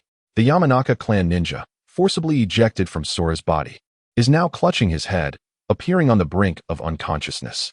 The Akimichi clan ninja has grown too weak to maintain the multiplication technique. The Yamanaka ninja, in agony, lamented, "These two brats are truly troublesome, forcing us into such a predicament." The Nara ninja, having dressed his wound, impatiently gestured, "Let us deal with them swiftly. Once resolved, we can return to report to our clan." After a while, noticing the Akimichi ninja still hesitating, the Nara ninja approached him, clutching his abdomen, and patted him on the back, saying, "Are you dazed? Hurry up and act." Yet, the Akimichi ninja remained unresponsive. It was then that the Nara ninja sensed something amiss. Following the Akimichi ninja's gaze, he was struck dumb. Before them, in the dense forest, countless crimson eyes were intently fixed upon them, the Tomo within them slowly revolving. Upon opening his eyes and recognizing the familiar figure, Uchiha Yun shook his heavy head. "Sora, what has happened?" he weakly inquired. Abruptly awakened from his slumber, Sora became alert. Although Uchiha Yun had mentioned that it was merely a feint, it was still a cause for concern. "My lord, you have been asleep for 3 days. I was deeply worried." He pushed away the head resting in his arms, a look of disdain crossing his face. "Sora, you seem rather unusual today. What is the matter?" Sora's small face bore a hint of grievance. "My lord, I have been entirely devoted to your well-being for the past 2 days. I have been unable to eat or rest, constantly fretting over your health, and now you say this." Uchiha Yun felt a pang in his heart. It turned out that this little fellow cared for him so deeply, and he had harbored doubts he truly should not have. Just as he was about to speak, Uchiha Madara entered the room. Noticing that Uchiha Yun had awakened and appeared in good spirits, Uchiha Madara smiled and said, "Yun, you have finally awakened. The mission assigned to our clan has been classified as SS rank, with a reward of a full 20 million ryo." Upon seeing Uchiha Madara enter, Sora was momentarily taken aback, hastily signaling him to refrain from continuing. Uchiha Madara, seemingly oblivious, continued, "Sora has been clamoring for you to wake up and share the spoils." He then looked at Sora, puzzled, and asked, "Sora, what is wrong? Did something get in your eye?" Sora's face stiffened, feeling as though he had made a grave mistake. Suddenly, a chilling aura pricked at his back. He turned his neck slowly, filled with trepidation, to see Uchiha Yun's face, radiating a murderous intent, nearly bringing him to tears. "My lord, no. Please listen to my defense. My concern for you is genuine, but the money is real too. The two are not mutually exclusive," he exclaimed hurriedly, nearly on the verge of tears. Upon witnessing the gradual softening of Uchiha Cloud's expression, a sense of relief washed over him. However, the subsequent words of Uchiha Madara plunged him into despair, casting a shadow over his existence. Calm. You actually worry about Cloud? Did you not assert that it would be best if Cloud never awakened, allowing us to split the bounty between us?" As he spoke, Uchiha Madara nodded in agreement, his chin thoughtfully resting in his hand. "I, too, found merit in your notion, but alas, Cloud has indeed regained consciousness." Kong's eyes widened in disbelief as he regarded Uchiha Madara, utterly taken aback by the betrayal. Shortly thereafter, he felt Uchiha Cloud's grip upon his crown. The roar of Uchiha Cloud echoed in his ears. "How dare you wish for my demise while coveting my reward? You wretched cur, perish first. Go run 1,000 laps. No, 10,000 laps around the camp before returning. My lord, this is too terrifying. Please, I shall never dare again." Kong's face was a canvas of horror as he begged for mercy. Yet, the resolute expression of Uchiha Cloud compelled him to exit with a heavy heart. Upon reaching the threshold, he remarked, "My lord, please take care of your health in the future." Before he could finish, a pristine pillow flew towards him. "You dramatic fool. Run 15,000 laps. If you perish, I shall claim your bounty." Startled, Kong fled the infirmary as though propelled by the wind. Uchiha Madara observed the antics of the two with amusement. Although the camp was modest in size, for Kong, a practitioner of pure taijutsu, 1,000 laps was merely a moderate endeavor, yet he acted as if he were on the brink of sacrificing his life. This, of course, stemmed from the camaraderie with Kong and the absence of any malicious intent. Otherwise, Kong would have long been torn to shreds by Uchiha Madara. Once the commotion subsided, Uchiha Cloud reigned in his emotions. Madara, what transpired while I was unconscious? Sitting beside Uchiha Cloud, Madara's expression darkened. We were pursued and nearly met our end. Fortunately, that Akimichi ninja was quite cooperative, creating a ruckus that drew the attention of our clan. Given that Madara mentioned they nearly perished, it appeared the battle had been quite dire. By the way, Cloud, if you are so formidable, why is it that the lad you rescued is equally exceptional? Madara's expression bore a hint of vexation. Uchiha Cloud chuckled. Muscle is a concept beyond your comprehension. Just consider that due to his unique chakra and physique, he can recover swiftly. While others require half a day's rest after a single training session, he can rejuvenate and dive back into training without fear of injury, allowing for extreme, exhaustive training, thereby enhancing his physique rapidly. Nodding in a semblance of understanding, Uchiha Madara decided not to dwell further. This rapid augmentation would only sustain in the early stages. Eventually, without proper equipment, progress would naturally decelerate. Had Uchiha Cloud been privy to Madara's thoughts, he would assuredly have enlightened him about the existence of a certain overpowered ninjutsu known as the Eight Gates and lightning release armor within the ninja world. It is inevitable that in the future, Sora's physical prowess will surpass that of Might Guy, and it is also certain that he will surpass Guy in the Eight Gates technique. Should Sora possess lightning chakra, he will undoubtedly seek a way to acquire the lightning armor. Of course, this hinges on Sora's loyalty. Otherwise, his own ghostly techniques would be rendered utterly ineffective. If a method to counter lightning techniques were discovered, Uchiha Yun might consider allowing Sora to learn that jutsu. Sora, with a perplexed expression, turned to Uchiha Madara and asked, Can I get paid now? Uchiha Madara shrugged his shoulders, replying, We are currently in the midst of battle. Do you still wish to claim your reward? You shall receive it only after the fight. Instantly, Sora's countenance fell, despondent and dispirited. Alas, I spoke too soon. What a loss. I have been unjustly penalized. A chilling voice emanated from behind him. Are you truly considering this? No, how could that be? Sora startled, adopting a sycophantic demeanor. I have always held the utmost admiration and respect for you, my lord. Uchiha Yun hastily interrupted Sora's forthcoming words, as they sounded rather peculiar. With a swift change of subject, he turned to Uchiha Madara, suggesting, Madara, what if we split the 2 million Ryo, with me taking 1 million, you 700,000, and Sora 300,000? Why should that be? If it weren't for me rescuing you, I would be entitled to 1,700,000. Madara protested. No way. You take 700,000, I take 1 million, and Sora 300,000.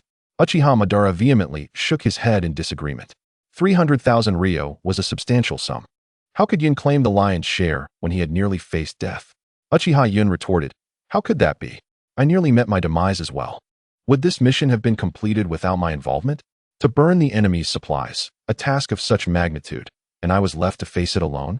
Furthermore, while you two were battling, I was in a state of unconsciousness. Had I not been, how could I have entrusted my back to you two? No, absolutely not. I demand 1 million. As the two engaged in heated debate, Sora interjected with a conflicted expression, Have you forgotten about me? Why am I only receiving 300,000? Uchiha Madara shot him an incredulous glare. How dare you even ask? What did you contribute during the entire ordeal? I was involved in the fight, wasn't I? Sora retorted defiantly. Madara scoffed at him. That was your idea of fighting? You rushed in, got controlled, attempted a sneak attack that failed to kill anyone, and were then used against me. Is this how a competent ninja behaves? Sora paused, his face slightly embarrassed. Realizing the truth in Madara's words, he then thought to himself, Wait a minute, didn't I carry Lord Yun back? Uchiha Madara and Uchiha Yun exchanged glances. Why should you take so much? Seeing the two disregard him, Sora prudently fell silent.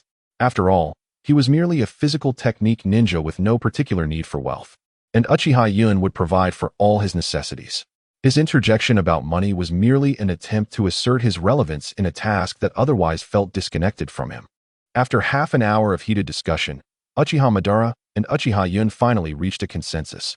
Each would receive 800,000 ryo, while 400,000 ryo would be allocated to Ko. Subsequently, Uchiha Yun took Ko's share, justifying it by claiming that a child does not require such a substantial amount of money, and that the cost of training equipment was exorbitant. This left Ko alone, bewildered in the wind. An hour later, in the conference room, Uchiha Fa breathed a sigh of relief upon seeing the three of them unharmed. Initially, he had been impressed by the seemingly astute analyses of the two young lords, unconsciously overlooking the fact that they were merely 8 years of age. In a moment of folly, he had sent them on a perilous mission. Only after giving the order did he realize his mistake and hastily dispatched someone to pursue them. But they were unable to catch up. Had it not been for the sudden blaze and the tremendous sounds of battle echoing from the forest, he would surely have faced severe repercussions upon returning to his clan. At the very least, the clan leader would have devoured him.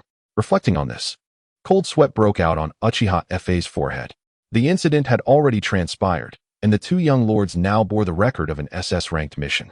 If the clan leader were to see this, he dared not contemplate further. With a cautious glance at Uchiha Madara and Uchiha Yun, he inquired delicately, "Might I ask how you two accomplished the mission? We need to understand the process to strategize our next steps." The two exchanged glances, and Uchiha Yun shrugged. Perhaps they simply set themselves ablaze while experimenting with fire release. We unwittingly benefited from their folly. This response momentarily stunned Uchiha Fa, stirring a sense of gratitude within him. Anyone would find such an absurd excuse hard to believe. The three clans seldom employed fire release. And what kind of experiment could cause such a commotion? This was a convenient alibi. Upon returning to the clan, with Uchiha Yun's words in mind, the leader would likely absolve him of any blame. Gratefully regarding both Uchiha Yun and Uchiha Madara, Uchiha Fa resumed the meeting. Meanwhile, Uchiha Yun returned to his slumber. And this time, few dared to voice dissent. Having successfully completed an SS-ranked mission, these two youngsters were destined for greatness. They were not to be trifled with.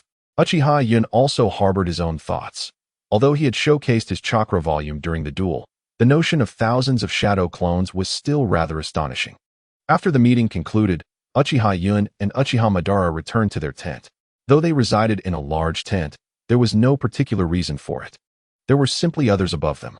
Watching Madara sort through his belongings, Uchiha Yun felt a twinge of boredom. What task have we been assigned this time? Uchiha Madara, immersed in checking his explosive tags, did not lift his head. We are to disrupt the supply lines of the three clans. Why would they assign us such a dangerous task? The enemy has already run out of provisions and must be exceedingly vigilant regarding their resources. Uchiha Yun expressed his doubts. With only a small amount of unburned grain remaining, the three clans would undoubtedly prioritize their logistics. With two mere genin and Uchiha Madara, a chunin, could the three of them truly succeed? Although their combat prowess is quite formidable during the last encounter, Uchiha Madara's mighty fireball struck the Akimichi ninja without eliciting any response. There remains an inherent issue with quality. Though Ko's abilities do not rely on chakra, his taijutsu still pales in comparison to that of the Akimichi jonin. Uchiha Madara, with a hint of exasperation, remarked, "You, who do nothing but sleep during meetings, now find yourself utterly uninformed. It's hard to deal with you. I can hardly muster the energy to explain." The clan intends to engage in a direct confrontation, aiming to divert the opponent's attention from their rear flank. Of course, the enemy outnumbers us, although their quality may not match ours. They are by no means easy adversaries, especially since we are tasked with a siege. While he feigned disinterest in explaining to Uchiha Kumo, Madara found himself reluctantly elucidating the situation. Uchiha Kumo sighed deeply and collapsed onto the bed, embodying despair. Abandoning all plans for a surprise attack on their supplies and forsaking the chance to regain the upper hand through open battle, we must absolutely annihilate their provisions? We cannot afford failure. One must ponder whether such sentiments are befitting of a ninja. Even before the mission commenced, he was already contemplating failure, lamenting the impossibility of a successful outcome. Uchiha Madara was at a loss for words regarding his younger brother. Ironically, it is Uchiha Kumo who should be perplexed by Madara's maturity. As a transmigrator with the soul of an adult, he could at least exhibit some semblance of maturity. Madara, on the other hand, was a native of this world, contemplating family matters at the tender age of 8. The characters in this world are indeed peculiar. It is baffling that children as young as they are begin to vie for status. As for Naruto and others, Uchiha Kyumo found himself at a loss for words. In his world, what do 8-year-olds engage in? Toy cars? Stylish clothes? Girls? Mere subjects of bullying or being bullied. Hey, you are a ninja. How can you entertain such frivolous thoughts? Shouldn't we be striving to complete our mission? Madara's tone was laden with dissatisfaction. Uchiha Kyumo opened his mouth to respond. Yet before he could utter a word, the tent was suddenly flung open. Ko's exuberant voice resonated throughout the tent. Is there another mission? What is it? Observing Ko's enthusiasm, Uchiha Madara cast him a disdainful glance. Hey, Ko, even if you don't need to train, there's no need to be this excited. Ko's expression faltered as he turned to glance at Uchiha Kyumo, seemingly reminded of something sorrowful, his face falling. Sir, why not let someone else take my place? I'll undertake another mission. Ko yearned to embark on his own mission, as there were still substantial allowances to be earned. Accompanying Kyumo would likely leave him penniless. Uchiha Kyumo glared at Ko in frustration, exclaiming, "Look at your aspirations. Is money truly that significant?" "It is." Ko responded with unwavering conviction, nodding earnestly. "Is money unimportant? In this world, who does not need money? Even if my sustenance is provided by Uchiha Kyumo, money remains essential, especially now that I have moved out. Even if I were to perish, I would rather do so atop a mountain of gold." With a slight roll of his eyes and a resigned sigh, Uchiha Yun waved his hand dismissively. Go on. I had initially intended to leave you a quarter of your pocket money. But if you choose not to join us, so be it." "Very well, I shall take my leave," replied the boy, his spirits lifting at the first part of the statement, only to be met with skepticism upon hearing the latter half. He thought to himself, who cares for that quarter? Am I to be treated like a beggar? I want it all. As he pulled aside the tent flap, one foot already stepping out, Uchiha Yun remarked nonchalantly, This mission is at least an SS-level task, worth a minimum of 20 million ryo. How shall I spend it?" The boy froze at the mention of 20 million ryo. If he exerted himself this time, coupled with his own funds, surely more would come to Uchiha Yun, perhaps even a split among the three of them. A quarter would still amount to at least 1 million ryo. Considering his current abilities, it was unlikely anyone would assign an A-level task to a 5-year-old. Silently, he withdrew his foot and gently lowered the tent flap, dusting off the surface. With a stoic expression, he inquired, "Sir, when do we depart?" Just then, Uchiha Madara had finished his preparations. "We leave now." The trio arrived at the ambush site, where Uchiha Yun dispatched numerous shadow clones, ensuring every path and thicket was monitored, leaving no room for the enemy to circumvent them. Bored while perched in a tree, Uchiha Yun produced a deck of cards, and the three began a game of landlord. The cards had been crafted by Uchiha Yun during a moment of idle time, utilizing the available sturdy paper in this world. Noticing the multitude of notes plastered on the boy's face, he expressed his frustration. With a puzzled glance at Uchiha Madara and Uchiha Yun, he asked, "Sir, why do you both keep your Sharingan activated?" Uchiha Madara replied, with a stoic demeanor, "Ahem, it is, of course, to be prepared for unforeseen circumstances. What else could it be for?" The boy regarded them with deep suspicion. Wasn't the Sharingan supposed to consume chakra? Uchiha Yun cleared his throat. "Ahem, as you are aware, my chakra reserves are substantial, and this minor expenditure is of no consequence." Noticing the boy's gaze directed at him, Uchiha Madara awkwardly scratched his nose. "The enemy is approaching. It is prudent to prepare in advance, is it not?" Secretly giving Uchiha Madara a thumbs up, Yun stifled a chuckle. "I never expected you to be this kind of Madara." With Madara having spoken thus, the boy had little to counter. He inadvertently glanced at Uchiha Yun and exclaimed in astonishment, "Sir, when did you evolve to the double tomo?" Uchiha Yun stroked his chin, a serious expression gracing his features. "It must have been after I fainted last time. I didn't notice when the evolution occurred." Madara, what's wrong?" Turning around, Uchiha Yun noticed Madara's expression of despair and inquired. Uchiha Madara clutched his chest for a moment before seizing Uchiha Yun by the neck and shaking him vigorously. Last time we fought desperately and nearly perished. And you were there sleeping soundly. Now you tell me you evolved without even realizing it?" Struggling to breathe, Uchiha Yun hastily explained, I didn't intend for it to happen. Who knew it would evolve just like that?" The elucidation provided by Uchiha Yun proved to be invaluable, as Madara's actions indeed came to a halt, though his expression morphed into an even greater visage of despair. Despite the knowledge that the words spoken were grounded in truth, a sense of irritation inexplicably lingered. Suddenly, Uchiha Yun furrowed his brow and gazed into the distance, where carriages traversed the shaded path, flanked by vigilant ninjas on guard. Following Yun's gaze, Madara focused intently and signaled with his hands. The opponents were ninjas from 3 clans, presumably the targets of their mission. Uchiha Yun nodded in acknowledgement. The trio ascended to a higher branch, concealing themselves amidst the dense foliage, observing intently. This contingent comprised 3 jonin leading 13 shunin, accompanied by over 10 samurai. During the Warring States period, ninjas existed primarily in familial forms, rendering jonin a rarity. The presence of 3 jonin underscored the significance the 3 clans placed on this shipment. Although competition between samurai and ninjas was fierce, it often remained benign. However, as ninjas adapted better to the evolving times, samurai gradually faced obsolescence, making the presence of some samurai unsurprising. Upon witnessing the opposing formation, Uchiha Yun scoffed, Allow me to enlighten you. Numbers hold no sway in my presence. The curious Ko inquired, Lord Yun, who is this you speak of? Uchiha Yun replied, Uchiha Madara. With swiftness, Madara formed hand seals, prompting Uchiha Yun to bellow. Fire style, great fire annihilation. The familiar technique retained its original potency, yet Yun's chakra quality had diminished to that of a low-ranking ninja after continuous battles. From a novice ninja, he had evolved into a more seasoned practitioner. One fiery assault left a chunin scorched, suffering at least moderate injury. The ninjas and samurai from the 3 clans merrily traversed the quaint country road, when suddenly, a colossal surge of demonic wind and fire erupted skyward, instilling terror within them. The members of the Fat clan hastily augmented their size to bolster their defenses. The other samurai and clan members, witnessing this, sought refuge behind cover. Most chunin and samurai had no time to evade, finding themselves ensnared in the flames. As 3 jonin observed, they were astonished to find a few surviving samurai.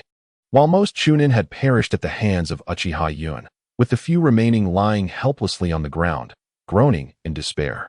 This scene ignited a fierce rage within the survivors. Chunin represented the backbone of ninja clans, invaluable for leading clan members on missions or ascending to jonin status. With but a single move, Uchiha Yun had reduced the 13 chunin he brought to such a state. How could the 3 jonin not be incensed? Satisfied with his achievements, Uchiha Yun nodded in approval and charged forward.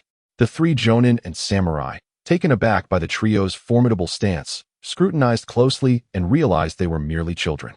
They were filled with astonishment and fury, unable to comprehend that such significant losses were inflicted by merely 3 small children. Even more shocking was the audacity of these 3 young ones as they charged towards them, seemingly disregarding their presence entirely. Uchiha Yun addressed Madara and Sora, declaring, I shall handle that group of warriors. You 2 focus on dealing with those 3 jonin. Madara felt an inexplicable blockage in his heart. He was aware of Uchiha Yun's Ghost Lantern secret technique and understood that with such a physique, subduing a few ninjas would be child's play. Yet, what about the 3 jonin on their side?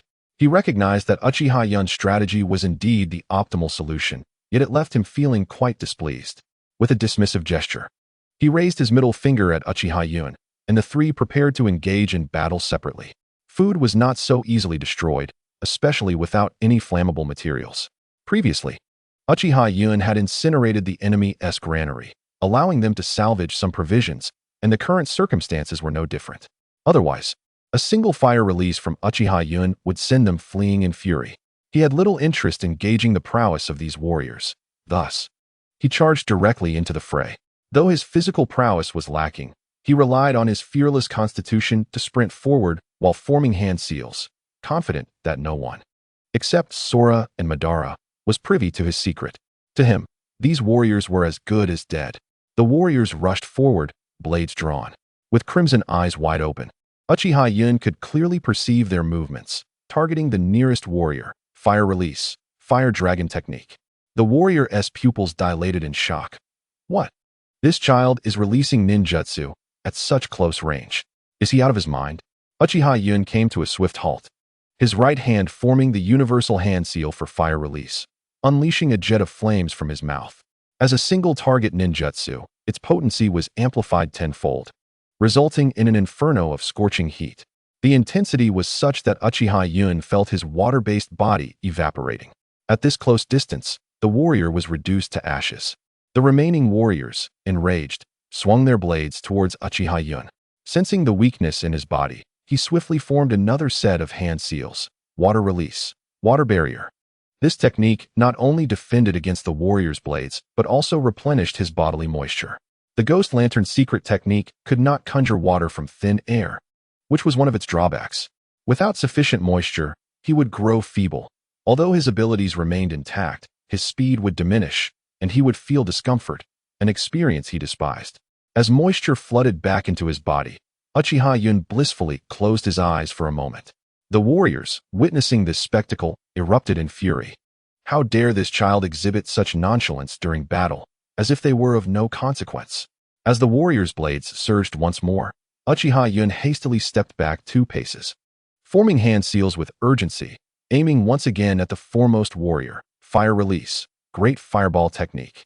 The Great Fireball Technique is often derisively referred to as the technique that fails to strike its target. However, at such close quarters, it would indeed defy reason for Uchiha Yun's ninjutsu to miss. With a resounding explosion, the warrior was reduced to mere remnants.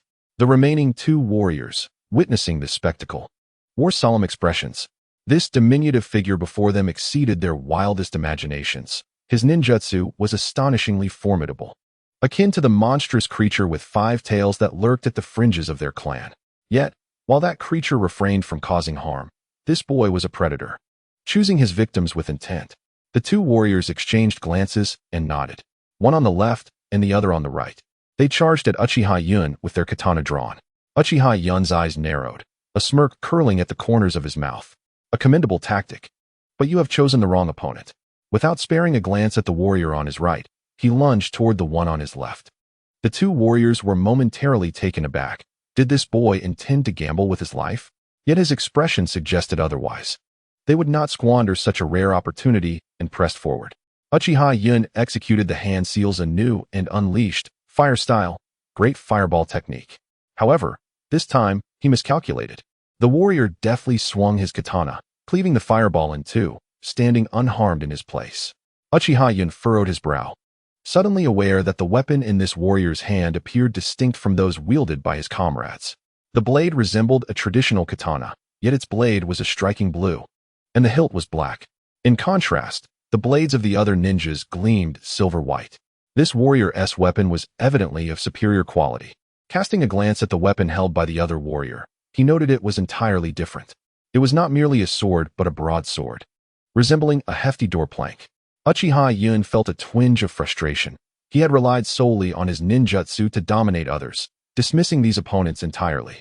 He pondered whether the blades could sever chakra, for if they could, he would find himself in dire straits, at the mercy of their strikes, awaiting the arrival of the 3 jonin to rescue him. With his heart racing, Uchiha Yun watched helplessly as the blades descended upon him.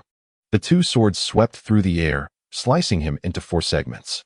Assessing his bodily sensations, he inwardly breathed a sigh of relief. Those blades did not seem capable of severing chakra, as the infamous Samahata would. Though even with Samahata, he doubted it could eliminate him outright. Yet, if they continued to strike him relentlessly before he fully recovered, he would be left to endure the torment, awaiting the arrival of those skilled in sealing techniques. The connection of chakra in his lower body remained intact, allowing Uchiha Yun to recuperate swiftly. In the astonished gaze of the 2 warriors, his dismembered form transformed into water, gradually merging back together. This bizarre spectacle left the warriors bewildered, failing to comprehend what had transpired. Nevertheless, the battle must continue. The 2 warriors resumed their assault, brandishing their blades toward Uchiha Yun once more. Upon beholding the 2 blades, Uchiha Yun felt a twinge of discomfort in his teeth. Since the katana could not be addressed at the moment, he decided to examine the broadsword instead. Uchiha Yun swiftly formed hand seals and invoked the technique of fire release, Great Fireball Jutsu. The samurai, wielding the broadsword, cast a cold smile as he noticed Uchiha Yun aiming at him. With a motion akin to dragging a door, he swung the broadsword with force as the fireball approached, the blade striking the fireball directly. This spectacle left Uchiha Yun utterly astonished. What on earth was this? A mere sword capable of slicing through ninjutsu and repelling it? This was perplexing. This ability seemed to echo the Uchiha clan's fan's rebound capability. Uchiha Yun even harbored suspicions that the craftsman who forged these two blades was the same as the one who created the Uchiha clan's treasured heirloom. After all, the scythe connected to the Uchiha fan appeared to possess similar powers to sever ninjutsu. Gasping for breath, he sensed he was nearing his limits. His chakra reserves were depleted. The colossal figure before him continued its rampage. Feeling helpless, he wondered why this rotund adversary had such abundant energy while he had been completely drained. His legs felt as if they were infused with lead, rendering him nearly immobile. As he gazed upon the enormous hand descending from the heavens, he resignedly shut his eyes. "Please, Master Yun, I can no longer endure." His expression reflected a hint of grievance. He was merely 5 years old and could not fathom the cruelty of the adult who had purchased him. Did he not merit the 2 million? He had initially contemplated secretly using chakra to regain his strength, but the stern gaze of this adult deterred him from such an act. Uchiha Yun, with his Sharingan activated, regarded the young boy with an impassive countenance and barked, "Get up, rise and train, you scoundrel." The boy trembled, casting a fearful glance at Uchiha Yun. Gritting his teeth, he summoned his weary body to lift a stone sphere, approximately his size, once more. Engaging in squats, despair flickered across his face. He felt as though his body was no longer his own, his legs numb and devoid of sensation. Ultimately, he could not withstand the exertion and collapsed to the ground with a resounding thud. Breathing heavily, he lay there, his expression vacant, wondering, "Am I destined to perish here?" "Rise." This time, the voice was considerably gentler, yet to the boy, it resonated like a summons from a demon of hell, for he knew what would follow. As expected, Uchiha Yun presented him with a substantial amount of food and a bottle of water. The boy numbly consumed the provisions. Uchiha Yun's voice resounded again. "Replenish your strength and continue." Following the command, the boy channeled his chakra, and in an instant, his body returned to its peak condition. Without needing further instruction, he hoisted the enormous stone sphere once more and resumed his squats. Running, frog jumps, push-ups, and hammering were all part of his daily regimen. Each exercise accompanied by the stone sphere and added weight. Each time he felt on the verge of collapse, Uchiha Yun would prompt him to restore his vitality. The boy remained oblivious to the purpose or significance of these exertions. He had even posed this question to Uchiha Yun. Uchiha Yun merely informed him that sharing such information would be futile. Receiving such a retort, he was naturally discontented. Yet, he found himself powerless. The individual before him was the second son of the Uchiha clan, while he was merely a remnant of a slaughtered family. In terms of both strength and status, there was no comparison to be made. Furthermore, this person was his savior. What right did he have to question him? Thus, he remained under the dominion of this individual, engaged in relentless training, to the point of exhausting every last bit of chakra within him. Ultimately, after placing the stone sphere in the backyard, he collapsed beside it, utterly spent. However, at that moment, he felt a sense of joy. In fact, this moment each day was his most cherished, for it signified the end of a day filled with torturous exertion. As he observed the nightfall, he couldn't help but resent himself for not possessing a greater quantity of chakra. Otherwise, he could have enjoyed a bit more respite. At the dining table, he devoured the delicious meal voraciously, resorting to using his hands, much to the dismay of both Uchiha Yun and Uchiha Madara. He was uncertain why he acted this way. Perhaps it stemmed from a desire for revenge. One day, after training, he returned home and could no longer contain his frustration, abruptly overturning the table. He felt as though he had been toyed with by Uchiha Yun for far too long. Even if he owed him, he had repaid his debt. He had no fear of death, having long been prepared for it. Expecting the wrath of the Uchiha brothers, he waited, yet found them utterly unresponsive, merely gazing at him in silence. Eventually, it was Uchiha Yun who broke the silence, instructing the maid to prepare another sumptuous meal. After having vented his frustrations once, he hesitated to do so again, yet his discontent lingered. He simply reached for the food. Observing the brothers remain unfazed, he felt a swell of annoyance. After finishing his meal, he sat quietly, watching as the Uchiha brothers had the maid prepare yet another feast. He felt a surge of embarrassment. Caught in a state of indecision, unable to sit or stand comfortably. The courage to confront his own demise was not an everyday possession. Resolutely, he returned to his room to sleep. Nevertheless, the Uchiha brothers continued to disregard him, amplifying his discomfort. The following morning, once again facing the stern instructor that was Uchiha Yun, he felt his resolve wane. Enduring another day of torment, he resorted to grabbing food with his hands at the table. When he noticed Uchiha Yun and his brother requesting another feast, he declared himself unsatisfied and proceeded to consume an entire table's worth, ultimately overindulging, while the brothers remained indifferent. Finally, he set his sights on the large stone sphere used for training. After a moment's hesitation, he adjusted his stance and struck the sphere with a powerful punch. The sphere remained largely intact, but a careful observer would note the minute cracks forming upon its surface. Pleased with his handiwork, he made slight adjustments to the specialized exterior of his weighted gear before retiring for the night. The next day, while training, he exerted a bit more force. The stone sphere shattered into two halves, tumbling to the ground, and the weights that had burdened him suddenly clattered to the floor. Witnessing the bewildered expression on Uchiha Yun's face, he felt an overwhelming sense of joy. Freed from the stone sphere and the weights, his body felt incredibly light. And as he gazed at the retreating figure of Uchiha Yun, a triumphant smile spread across his face. Having tasted the sweetness of destruction, Kong embarked on his daily acts of sabotage. On this particular day, having just completed his mischief, he curiously followed Uchiha Yun, who had departed once again. Uchiha Yun first made his way to the equipment shop, and Kong understood that he was there to forge new gear. A sense of discomfort settled within him, for his daily acts of vandalism stemmed from a desire to evade the tedious and painful physical training. Before long, Uchiha Yun arrived at the family's financial office. Here, Kong could not enter and was left to conceal himself nearby. For several consecutive days, he observed Uchiha Yun visiting the financial office. Each time he returned, he would merely admonish Kong not to damage the training equipment. "Young master, if you wish to borrow money, it may not be available to you in the future." "Oh, that is fine. I'll think of other ways later," Uchiha Yun replied. Kong, bewildered, listened intently. "Borrow money? Is it due to the equipment I've destroyed?" In a bid to return to the training ground before Uchiha Yun, Kong hurried back and sat on a shared bench, swinging his legs restlessly, his heart a tumult of emotions. "Here, let me treat you to ice cream." Raising his head, he saw the smile on Uchiha Yun's face, which only deepened his internal conflict. Accepting the ice cream and gazing at the cream atop it, he found himself unable to take a bite, despite it being his favorite food.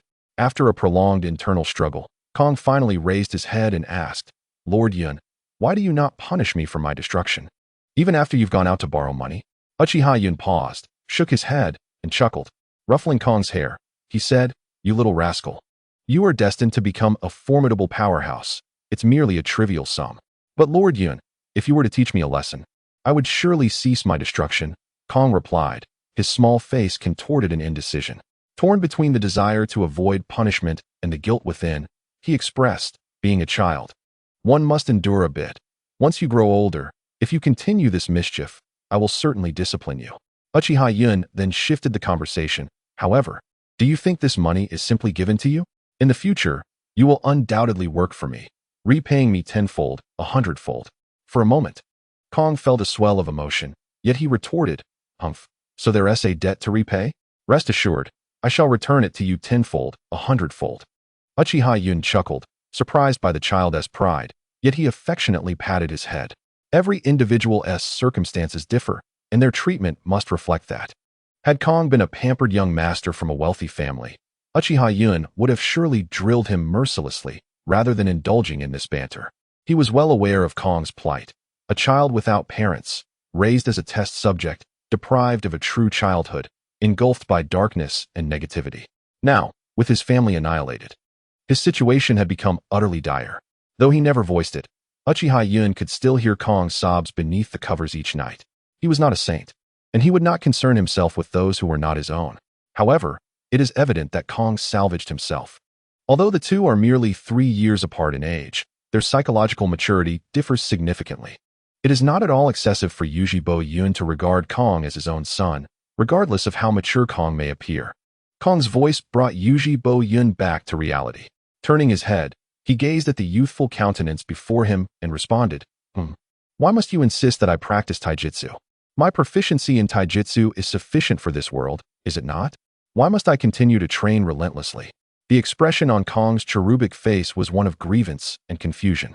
He could not comprehend why, despite his arduous daily training, he was compelled to pursue taijutsu when mastering ninjutsu could render him significantly stronger with comparatively less effort. Your talent for ninjutsu is rather subpar. Even if it were exceptional, it would not compel you to train in ninjutsu.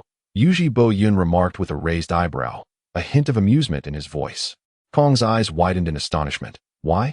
Isn't mastering ninjutsu a pathway to immense strength? I could accomplish much for you. Uchiha Yun erupted into hearty laughter, pressing down a bit more firmly on Kong's head. Little one, your aptitude for taijutsu far surpasses that of ninjutsu. Should you pursue ninjutsu, no matter how formidable you become, you would only attain the level of a clan leader. However, what might be the outcome of training in taijutsu? Kong's eyes sparkled with anticipation, very strong. This response, while not entirely satisfying, provided Kong with a semblance of closure, easing any lingering doubts in his heart. Observing the enthusiastic Kong embark on his training, Uchiha Yun's face lit up with a smile. This little rascal, had he known that such encouragement would spur him on, he would not have needed to play the role of a benevolent father so earnestly. Shaking his head, Uchiha Yun decided to leave Kong to his own devices. After all, he had laid his cards on the table today. How Kong chose to proceed was ultimately his own affair. As he watched Uchiha Yun recede into the distance, Kong wiped the tears from his face. Though he was young, he could discern right from wrong. He could no longer recall how his parents had treated him, but he was acutely aware of how Uchiha Yun regarded him. Though the training was stringent, it was rooted in the desire to cultivate his potential and prepare him for greatness. Having endured much darkness within the family, Kong had grasped a great deal at such a tender age. In the evening, upon returning home, Kong cautiously placed the large stone in the backyard. Gazing at the very stone he had once loathed, he found that he no longer harbored thoughts of destruction. At the dining table, Kong refrained from his usual antics and enjoyed a harmonious meal with the Uchiha brothers. Of course, his mischievous tongue still proved unrelenting. Uchiha, observing the unusually quiet Kong, teased him. Well, little rascal, no mischief today. Kong lifted his chin defiantly. I simply do not wish to burden the elder sisters too much. Oh? I did not realize you possessed such consideration for others. How annoying. Uchiha-ban's eyes narrowed. It seems this little one has yet to fully accept the mindset of a servant. Kong's heart tightened. While Lord Yun treated him kindly, Lord Ban also exhibited a certain firmness that suggested he would follow through on his words. He felt a surge of anxiety within. If I were to perish, Lord Yun would be left with nothing. Observing his distress, Uchiha Madara erupted into hearty laughter. Since hearing Uchiha Yun proclaim that this fellow could rival the Six Paths, he had begun to regard the young lad with newfound respect, often teasing him. As for the hierarchy of age and status, who says subordinates cannot be friends? The master-servant relationship pertains to status, while friendship is rooted in emotional bonds. The two are not mutually exclusive. Naturally, Uchiha Yun did not regard him merely as a servant for all tasks. Hey, how long do you intend to lie there? The vacant eyes opened, revealing Uchiha Madara standing before him, his massive hands raised, blood oozing from the corners of his mouth. Madara glared at him with evident fury. Snapping back to reality, he hastily rolled over and, with great effort, began to shuffle to the side. In his current state, he was devoid of any combat capability, rendered almost useless. The three clans ninjas momentarily ignored him, channeling all their focus onto Uchiha Madara, whose spiky demeanor was driving them to the brink of madness. There's no other choice. You lot shall taste this. Uchiha Yun's furious roar resonated in the ears of all present, drawing their attention entirely. With swift hand seals, Uchiha Yun bellowed, water release, great exploding water colliding wave. The two warriors were momentarily bewildered. Just moments ago, they had been engaged in a lively exchange with this young lad, believing that ninjutsu would have no effect on them. Why then was he resorting to it now? The three clans ninjas held a different perspective. As long as one possessed spiritual energy, they could sense certain things. Among them, the ninja from the Yamanaka clan possessed the strongest mental prowess. As he detected the swirling chakra within Uchiha Yun, his eyes nearly bulged from their sockets. What is this immense chakra? Within his perception, he sensed the chakra rapidly coalescing in Uchiha Yun's throat. The magnitude of this energy filled him with dread. Shortly after, the Nara clan's ninja also sensed Uchiha Yun's condition, his mouth agape. What does this young lad intend to do? Is he planning to exhaust his chakra all at once? What sort of bizarre ninjutsu is this? Typically imperceptible to them, the moment Uchiha Yun unleashed his full power, the chakra within him surged, erupting forth in a singular moment, coupled with a continuous supply that did not deplete, evoking a sense of fear among the three clans' ninjas. The Nara clan ninja was the first to react, shouting at the Akimichi clan ninja, "Quick, stop him. This young lad has gone mad." A smirk graced Uchiha Yun's lips. "Mad? That is because you do not comprehend the essence of true power." The Akimichi clan ninja, with his substantial bulk, attempted to leverage his long legs to close the distance to Uchiha Yun swiftly. Yet, his speed was inadequate. Suddenly, Uchiha Yun's throat swelled, and he unleashed a thick, elongated jet of water. The water surged forth, rapidly expanding into a wide river that engulfed the surroundings. In an instant, a colossal hemisphere of water formed, resembling an enormous pot inverted upon the ground. The height of the water sphere reached approximately 1,000 meters, with its exact length remaining unknown. Everyone, including Ko and Uchiha Madara, found themselves enveloped within this aquatic sphere. Observing the two struggling for breath, Uchiha Yun shook his head. The scope of the ninjutsu was indiscriminate, transcending the boundaries of friend and foe, which rendered it beyond his control. Floating within the water, he gazed towards the distant battlefield, where a fierce clash was underway. Uchiha Yun let out a bitter smile, murmuring to himself, "This is precisely why I wish to avoid using this technique." Turning his attention, Uchiha Yun fixed his gaze upon the two warriors and the three clans' ninjas, gritting his teeth as he spoke. "Why must you lot wait for death like this?" With a swift formation of hand seals, he invoked the technique, multiple shadow clone jutsu. In an instant, countless replicas of Uchiha Yun materialized around him. His intent was straightforward. He did not require these clones to eliminate the adversaries, merely to subdue them. Once he entrusted the task to his shadow clones, Uchiha Yun hastily dragged Madara and Ko towards the water's surface. Setting aside their identities, he mused that it would be a historical mockery if, before their enemies were vanquished, his own comrades succumbed to drowning. On the battlefield between the three clans and the Uchiha, all combatants ceased their actions. They collectively gazed, bewildered, at the enormous water sphere, their expressions filled with astonishment. Their hearts were overwhelmed with shock. This ninjutsu, akin to a divine masterpiece, was beyond their comprehension. Was this truly a creation of man? It was terrifying. Could such a vast chakra be wielded by a mere human? The battlefield commander, Uchiha Hatsu, stood stupefied, staring towards the distant spectacle. That direction was all too familiar to him. It was the route reported for the transportation of supplies by the enemy. Where did this ninjutsu originate? This was utterly terrifying. Suddenly, a realization struck him, and his countenance shifted to one of panic. He hastily summoned a ninja to issue a command. "Quickly, advance towards that direction. Everyone move swiftly. Disregard the battlefield for now." He concluded his orders with a roar, remembering that he had dispatched 3 young ones to that area. He could not help but feel alarmed. There was no way he could believe that such an extraordinary ninjutsu was the work of those 3. It was simply impossible. They must have unleashed some secret weapon. The 3 young ones he had sent included 2 sons of clan leaders. If they perished here, his own fate would be far worse than disgrace. Even if he sent reinforcements now, by the time they arrived, it might be too late. He fervently prayed in his heart, "Young masters, please hold on. We are on our way." The clan leaders of the 3 families also witnessed this magnificent scene. The head of the Nara clan was the first to react, shouting towards the distant curtain of water, "This is bad. That is our vital supply route." He bellowed at the 2 clan leaders, still in shock. "What are you staring at? The enemy has cut off our supplies." The leader of the Akimichi clan pointed toward the enormous orb of water in the distance, weakly uttering, "Is there still a need for us to approach? If we do, it would be akin to courting death." The leader of the mountain clan spoke with uncertainty. For a moment, Nara clan leader fell silent. Indeed, such an exaggerated chakra presence could only spell doom for those who dared to approach. The scale of this phenomenon suggested that at least 100 combined ninjutsu techniques were required to create it. He was acutely aware of how many people he had dispatched, and thus, it was clear that their adversary was a being of monstrous caliber.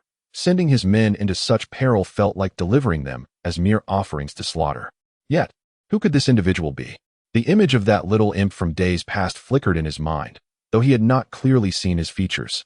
He mentally dismissed the absurd notion that it could be him. The little imp had indeed exhibited remarkable prowess, yet this curtain of water was undeniably more extraordinary. Such a volume could only be manipulated by someone of great stature. Upon further reflection, Nara concluded that the little imp could not possibly be the architect of this spectacle. The realization that he had once let the boy escape without a second thought filled him with rage, turning his face pale. Nevertheless, now that the Uchiha clan had recklessly rushed toward the scene, his own arrival would bear little significance. Could he truly hope to eliminate those little imps amidst the Uchiha clan's formidable protection? He himself found such a notion laughable. With a deep sigh, he lamented, the Uchiha have become increasingly terrifying. The other two clan leaders, having shared the same thoughts, nodded in agreement. Meanwhile, dragging along two burdens, Uchiha Cloud relentlessly formed hand seals with his hands. Behind him, 5 burly men continued their pursuit. Fire Release, Grand Fireball Technique. Fire Release, Phoenix Fire Technique. Water Release, Great Waterfall Technique. Yet, this group remained undeterred in their relentless chase of Uchiha Cloud. These ninjutsu techniques proved utterly ineffective. Uchiha Cloud felt an urge to use Uchiha Madara and Kuu as bait for his pursuers. With a full sprint, he reveled in the exhilarating sensation of perspiration coursing down his body, an experience he had long been deprived of. It was intoxicating, and he dared not relinquish it. His fingers ached from forming seals, yet his adversaries showed no sign of faltering. In a moment of desperation, Uchiha Cloud shouted, "Why are you pursuing me?" Receiving no response, he resigned himself to the task of continuing to form seals while running. He had never before perceived the significance of a ninja's rank as he did now. The techniques he unleashed served only to marginally disrupt his assailants. When battling a warrior, one could cleave through with a single strike or smash through a door. However, when facing a ninja, the rotund Akimichi was simply too resilient to be easily vanquished. He pondered that if he were a jonin, with tenfold the potency of his techniques, he could eliminate any adversary daring enough to withstand his assault. Yet, reality was harsh. He was not a jonin, and with 2 half-injured companions in tow, he was incapable of engaging in this battle. Feeling the fiery sensation in his lungs, Uchiha Cloud simply sat down on the ground, ceasing his flight. Taking deep breaths of fresh air, he suddenly realized that being a slacker was indeed a source of joy. As the 5 men saw Uchiha Cloud come to a halt, they immediately closed in around him. The physical stamina of the Akimichi clan's hefty members has waned somewhat. Their lineage sacrificed endurance for combat prowess. Though their martial arts are formidable, their physical capabilities leave much to be desired. Thus, they find themselves panting heavily. Huff, huff, little brat, why have you stopped running? Uchiha Yun shrugged his shoulders, replying, "As you can see, my stamina is simply lacking. I can no longer run." Nara and the ninjas from the mountains also found themselves in a precarious situation, for regardless of the weakness of Uchiha Yun's techniques, they would still sustain injuries upon contact. The constant need to evade had drained their energy significantly. Impatiently, Nara instructed the others, "Let us swiftly deal with these little brats to prevent further complications." As Uchiha Yun beheld the approaching samurai, brandishing their blades with grim expressions, he raised his hands above his head and shouted, "Wait." The samurai paused, their lips twitching as they responded, "Little brat, what trick are you trying to pull?" Uchiha Yun grinned mischievously. "Have you ever seen a living transformation?" The samurai looked taken aback. "What do you mean by living transformation?" "Just like this," Uchiha Yun declared, forming hand seals. With a couple of resounding bangs, both Ko and Uchiha Madara dissipated into smoke, vanishing from sight. Uchiha Yun raised an eyebrow, a satisfied grin spreading across his face. "So, what do you think? Surprised?" Initially, the others were taken aback, bewildered by the peculiar words emanating from Uchiha Yun's mouth. Once they regained their composure, their faces flushed with embarrassment. They had never anticipated that Uchiha Yun had successfully deceived them, allowing 2 little brats to escape. Internally, Uchiha Yun lamented that if only his martial arts were better, his shadow clone technique would have been more effective, allowing him to lead them on a wild goose chase and escape long ago. However, as his physical prowess was lacking, he could only use the cover of smoke to discard Uchiha Madara and Ko. Fortunately, his continuous release of ninjutsu had successfully diverted their attention, and these individuals had remarkably failed to notice. Regrettably, the chakra his shadow clone could sustain was limited, making it impossible to lead away 3 physically adept foes. He was left with no option but to act as bait. The samurai, wielding a door panel, was incensed. Reflecting on how a mighty warrior like himself was being toyed with by a mere child, he swung the door panel toward Uchiha Yun in fury. With a resounding crash, Uchiha Yun exploded into a spray of water. This time, he had no opportunity to form hand seals. Observing the remnants of his half-formed body, Uchiha Yun could only manage a wry smile, realizing that he had truly gotten himself into a predicament. The water release technique was indeed quite effective, but it required the presence of water. He had not yet reached the level where he could create water with a mere clap of his hands. And now, surrounded by several burly men, he found himself utterly helpless. The water he had previously summoned was too far away to be of any use, and the grand water burst technique required far too many hand seals, leaving him with no chance to execute it. He intended to form seals once more when a samurai's blade severed his arm. Naturally, as he had transformed into water, he felt no pain. The ninja from the Akimichi clan chuckled slyly. "Little brat, it seems you are at your wit's end. With the secret technique of the Hozuki clan, you cannot unleash any ninjutsu in a water state. Once I scatter you, without water to assimilate, you will surely perish." Upon hearing this, Uchiha Yun began to sweat profusely. Indeed, as long as there is chakra, the Hozuki clan can assimilate the surrounding water to reform their bodies. However, without water, once scattered, they cannot conjure it from thin air. If dispersed to a certain extent, reconstitution becomes impossible. This explains why severed limbs, once transformed into water, lose their chakra support and revert to mere ordinary water. His mind raced, and a glimmer of inspiration struck. "Hey, don't you have the slightest interest in me? With such a remarkable physique, it would undoubtedly yield incredible results if studied. Should you succeed, your failed mission regarding the provisions would not only escape punishment, but earn you rewards within your clan." Uchiha Yun's tone was laden with temptation. If they showed interest, he would surely find an opportunity to flee. He acknowledged the gamble involved. The others brightened at his words. Noticing their interest, Uchiha Yun felt a wave of relief wash over him.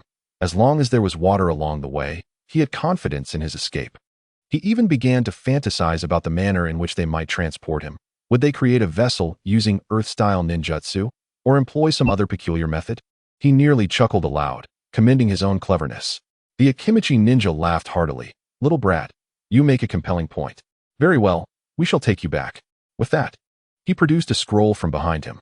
Uchiha Yun's jaw nearly dropped in shock as he bellowed, "You scoundrels, who carry sealing scrolls around with them?" The Akimichi ninja replied coldly, "Little brat, to prepare for various unforeseen circumstances, most ninjas carry scrolls." Staring blankly as the scroll was pointed towards him, Uchiha Yun felt tears welling up. Yet, perhaps this was a favorable outcome. At worst, it would mean death, and they could not torment him further. As he watched the sealing scroll draw ever closer, a sense of panic began to rise within him. Just as he was contemplating his predicament, the three clans ninjas froze. Standing motionless, Uchiha Yun, curious, felt a strange familiarity with this scene. Had he witnessed it before? Suddenly, in the depths of the forest, a myriad of crimson eyes appeared, their black tomo swirling incessantly. A delighted expression crossed his face. "Hey, I'm over here. Come quickly." The Akimichi ninja begrudgingly retracted the sealing scroll, raising his hands above his head and squatting down. From the shadows emerged Uchiha, casting a cold glance at the three clan ninjas. Upon noticing Uchiha Yun's half-scattered form on the ground, his face involuntarily twitched. "Young Master Yun, how did you come to master the Hozuki secret technique?" Uchiha Yun spread his open palms upward, responding, "I truly do not know. Perhaps it is simply a matter of talent." Once his hands had gathered enough energy, he no longer required assistance from others. Swiftly, he formed a series of hand seals, executing a jutsu he was most familiar with, the water release, water barrier technique. A torrent of water surged forth from before him, rapidly saturating the surrounding earth. As he continuously infused the water with the chakra coursing through his body, he gradually began to restore his own vitality. Once fully rejuvenated, Uchiha Yun commenced a series of stretching exercises in place. "Oh, it feels far better to possess my own body." That strange sensation was quite unsettling. Shifting his gaze to the warrior before him, Uchiha Yun broke into a mischievous grin. He then approached the warrior, forcefully grasping the hilt of his sword and tugging. The sword did not budge. Uchiha Fa nodded, stepping forward with a piercing gaze directed at the warrior, as the three tomo in his eyes began to rotate. Seeing this, the warrior immediately raised his hands above his head, a look of dismay etched across his face. Wielding the katana, Uchiha Yun gestured playfully, "I'm going to pull you up." The warrior forced a grimace, a smile more sorrowful than tears, and chuckled awkwardly. Brandishing the sword, Uchiha Yun swaggered over to the Akimichi ninja, exuding an air of arrogance. "Oh, are you the one who claimed you would shatter me?" Uchiha Yun playfully kicked him twice, resembling a boisterous air. The Akimichi ninja, infuriated, dared not retort and hastily shook his head. "Ah, it seems the sealing scroll can indeed seal living beings." The Akimichi ninja gasped in alarm, urgently countering. "No, no, living beings would easily perish within. Only the unique bloodline of the Hozuki clan can survive." Uchiha Yun paused, pondering if it was due to the oxygen. Indeed, the Hozuki clan appeared to thrive in water, requiring minimal oxygen. Satisfied, Uchiha Yun turned to Uchiha Fa and remarked, "Well, the bravado has been displayed, and the anger has been vented. How shall we deal with these individuals? Let us first seal their chakra. Once the battle concludes, if the Uchiha emerge victorious, they shall be redeemed. If they lose, Uchiha Fa's demeanor remained humble, entirely inconspicuous as a battlefield commander and elite shinobi." Uchiha Yun understood Uchiha Fa's intent. Should they lose, he would undoubtedly dispose of the five, lest they allow the enemy to gain an advantage. Observing the surrounding Uchiha clansmen, the Nara ninja could not help but inquire, "May I ask about the ninjas from our three clans?" Shaking his head, Uchiha Fa remained silent. The Nara ninja sighed, nodding in resignation. While scrutinizing Uchiha Yun from head to toe, Uchiha Fa felt an odd sensation, yet could not pinpoint what was amiss. Uchiha Yun, feeling uncomfortable under his gaze, impatiently waved his hand. "What is it? Is there something peculiar about me?" "No, it just feels as though something is missing." Uchiha Fa responded curiously. Upon hearing this, Uchiha Yun anxiously felt over his entire body, fearful that a piece might be amiss. However, after searching diligently, he found nothing unusual. At that moment, a timid voice arose from the crowd. "My lord, I am quite curious about what is missing." Uchiha Yun gestured slightly. "What?" Just as the individual was about to respond, a voice, filled with palpable anger, echoed through the gathering. "What is missing is us." Turning to the source of the voice, Uchiha Yun felt a wave of embarrassment wash over him.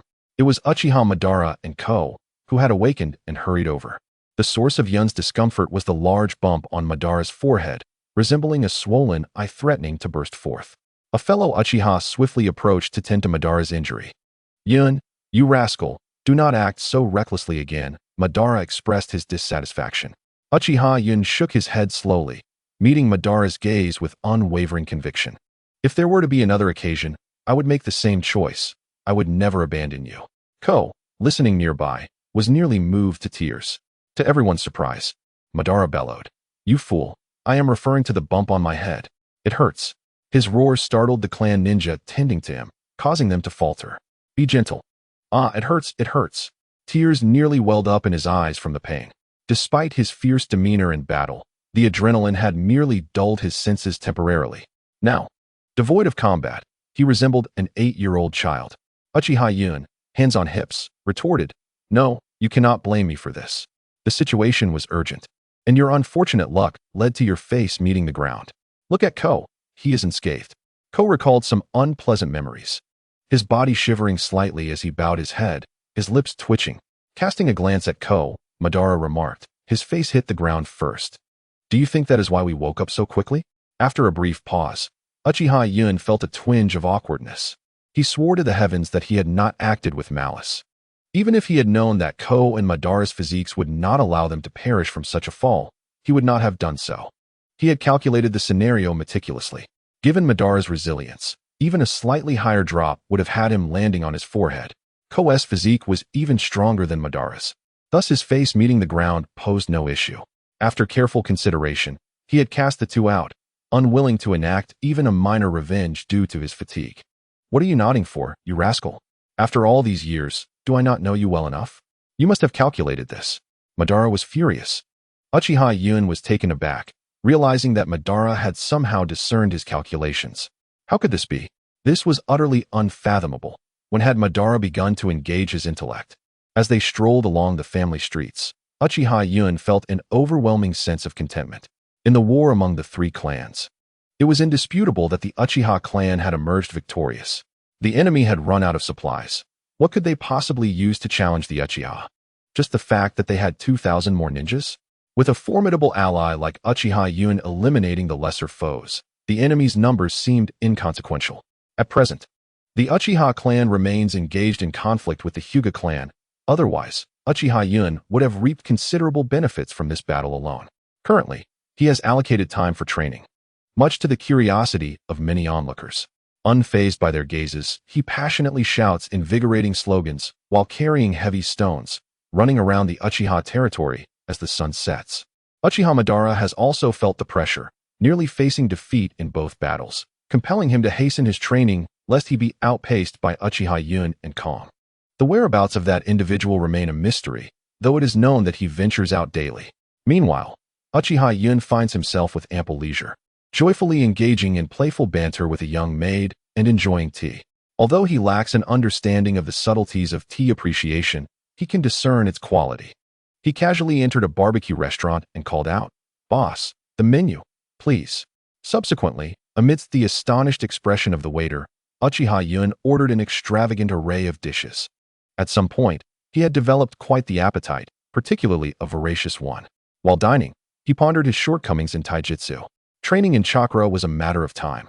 Yet taijutsu remained a source of frustration for him. Especially with his constitution's aversion to lightning release, it seemed impractical to simply flee from any lightning users he might encounter. This thought left him in a state of bewilderment. The property of pure water being non-conductive was indisputable. So why did the ghost lantern's secret technique exhibit a fear of lightning? This conundrum perplexed him greatly.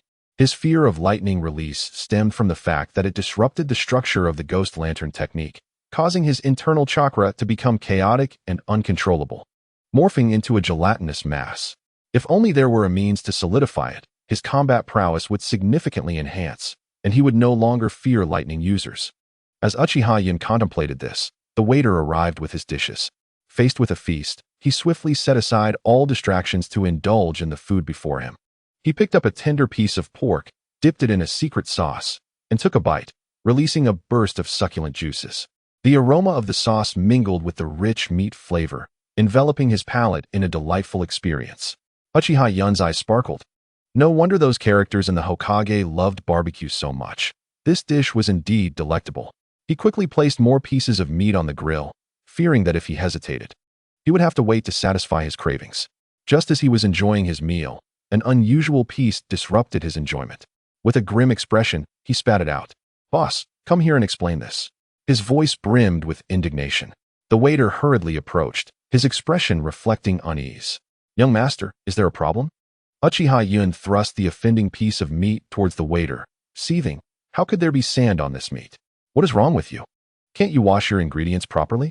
The waiter scrutinized the roasted meat, noticing the presence of some fine grit, so minute that it was nearly imperceptible. "I apologize, young master.